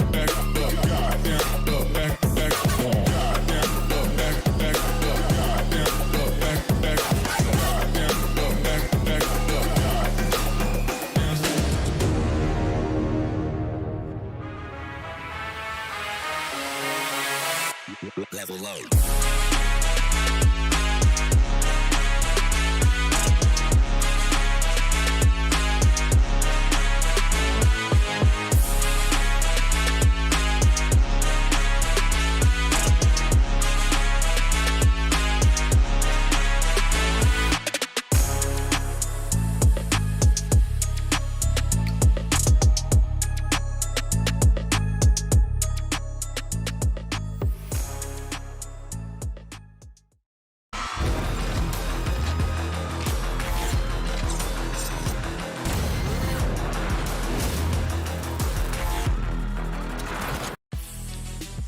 Welcome, Welcome back, guys. You're joining me, Illustrato, and alongside me is Viminal and Dax, and we just witnessed an absolutely amazing victory here. Alter Ego showing up when things matter the most, and things look a little bit shaky there towards the end. We saw what perhaps was the hope of overtime, but was just pulled away from us towards the very end. Viminal and Dax, you were there firsthand with your experience with that game. Tell us a little bit about what went down in that one. Viminal, I'll start with you. Yeah, it's just, again, Full Sense failing to secure early momentum during that first half. Alter Ego, very, very assertive, very proactive throughout the entire game. They were kind of taking it at a slow pace during the attacking half, and that kind of threw Full Sense off guard right there. It really worked well for them in the end. But Dax, what went down during the defensive half? I mean, we just saw Full Sense figure out how to play a defensive offense, basically. Find the pickoffs, punish us against the side of Alter Ego. But in that last round, I just want to look back at it. When Alter Ego took that win, this is a silent assassin somewhere there in the midst of battlefield. Berserk's finding 2 pickoffs, I believe, with the Blade Storm in that last clash. And that's why it quickly ended. They couldn't even get on site properly because of Berserk's getting in the way of that fact. In a sense, well, it was taken there by Alter Ego. We do have potentially 2 more maps to go to here. We got Breeze, and we have upcoming as the last map, Icebox. So the 2 big maps, 2 very, very big maps here at the very end of the day. This is one thing I want to talk about. In Ascent, we saw so many eco round wins, so many thrifty wins, a lot of great kills for the Sheriff, a lot of great kills with just the pistols, in the Classic even proving how good it was. This is probably not going to be the same thing as what we'll see in Breeze and Icebox by the sheer breadth and the nature of these 2 maps. In the bigger maps like this, the eco rounds are harder to win because of the long distance duels that you have, just the nature of the fight are that much longer, which is why it's harder to force buy in these maps, which is why you want to have enough money for the Vandals, the Operators. How is this going to change the face of the game here, Viminal? You know, and that's the thing. Through the laws of in-game physics, that's probably a lot less likely now. Those eco flips, they're going to have to play a lot cleanly during those buy rounds. They got to win out those aim duels, and now they got to utilize a lot more utilities because Breeze is a lot less forgiving when it comes to just trying to out-muscle the opponent, right? And there's very little you can do if you don't synchronize in terms of utility, especially on Breeze. Is that right, Dex? Well, that's the thing about Breeze, open sight lines especially, but I do want to point this fact out, guys. Alter Ego, in their history recently, has actually not played Breeze as of yet, and this is a very interesting map pick here for Full Sense. The one time we've seen them historically play Breeze was against Cerberus in their lower bracket round number 1. So it does feel like here for Full Sense, they're playing a bit of mind games here versus AE. Go on unfamiliar territory, perhaps, for the side of Alter Ego. Use the experience that they've gotten in the lower bracket itself to thrust them into success, and we'll see here if this is going to pan out, because it really feels like there's a whole new dimension when you see a map that you're not too familiar with. Yeah, I think it's very expository of like just the gameplays that and all the weaknesses that you haven't really ironed and kinked out. Because like if you haven't been playing a lot on this one map, just those bad habits that you might have as a team might be sort of to rear its ugly face again, and just maybe the unpreparedness of it because you haven't played it a lot. Now, it can function as a surprise or a pocket pick that a lot of teams might just be able to bring out. We had this earlier on with Paper Rex, who absolutely showed up on Breeze, and that was the pick of Bren Esports. It might be the same thing here, Viminal. Do you think we might be able to see a little bit of a reverse Uno card yet again? It's definitely within the realm of possibility, but with how Alter Ego is really performing, you know, I'm really a firm believer of them thus far. Initially, I did predict that it would be a 2-1 in terms of Alter Ego, and I'm welcome to be proven wrong on that fact, but you know, stats say it's just looking like it's a bit of a toss-up because they haven't played the map. And then, for example, Full Sense, they only played it once. It's just, yeah. That's the thing. Viminal, stats don't say anything. That's the thing. That's the thing. We don't have that basis. We don't have that past knowledge. And it's all about those hidden scrim bucks these guys have in the first place. What will they bring? How can they make the map work? But I feel like the advantage here for Alter Ego is just how mechanically sharp they've been. looking at how they played that Ascent game, finding the kickoffs, going for the duels in the first place, if they can use that in terms of the rifles, in terms of the operator perhaps, and just find those long-range fights, that's going to help them out immensely versus Full Sense. But the thing is, on the Full Sense side though, they have all those cards they can play, and they might be able to bring something out that Alter Ego does not expect whatsoever. But expect the unexpected, my friends, because this is going to be a big mystery here, Mr. Ilustrado. There is something, I'm going to bring it straight back to you, Dax, on this one, because I know this is something that we have discussed here. And, you know, Full Sense, they started looking a little bit more like the Full Sense that we came to know and love in their previous maps.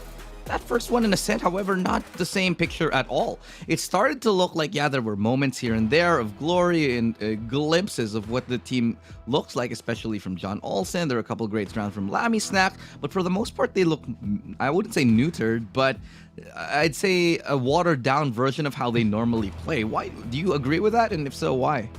I mean, you can think about it psychologically, right? There might be a little bit of that just out of the game experience right now, having that first match at the very start of the day, and then finally now here at the very end, they weren't just able to get back to their bearings. But at the same time, we talked about this about Full Sense. They're a psychological team who has so many cards on the table, who can play it clutch. And you mentioned it, we just didn't see that as of yet. So it wasn't the Full Sense experience that we saw from the previous lower bracket runs.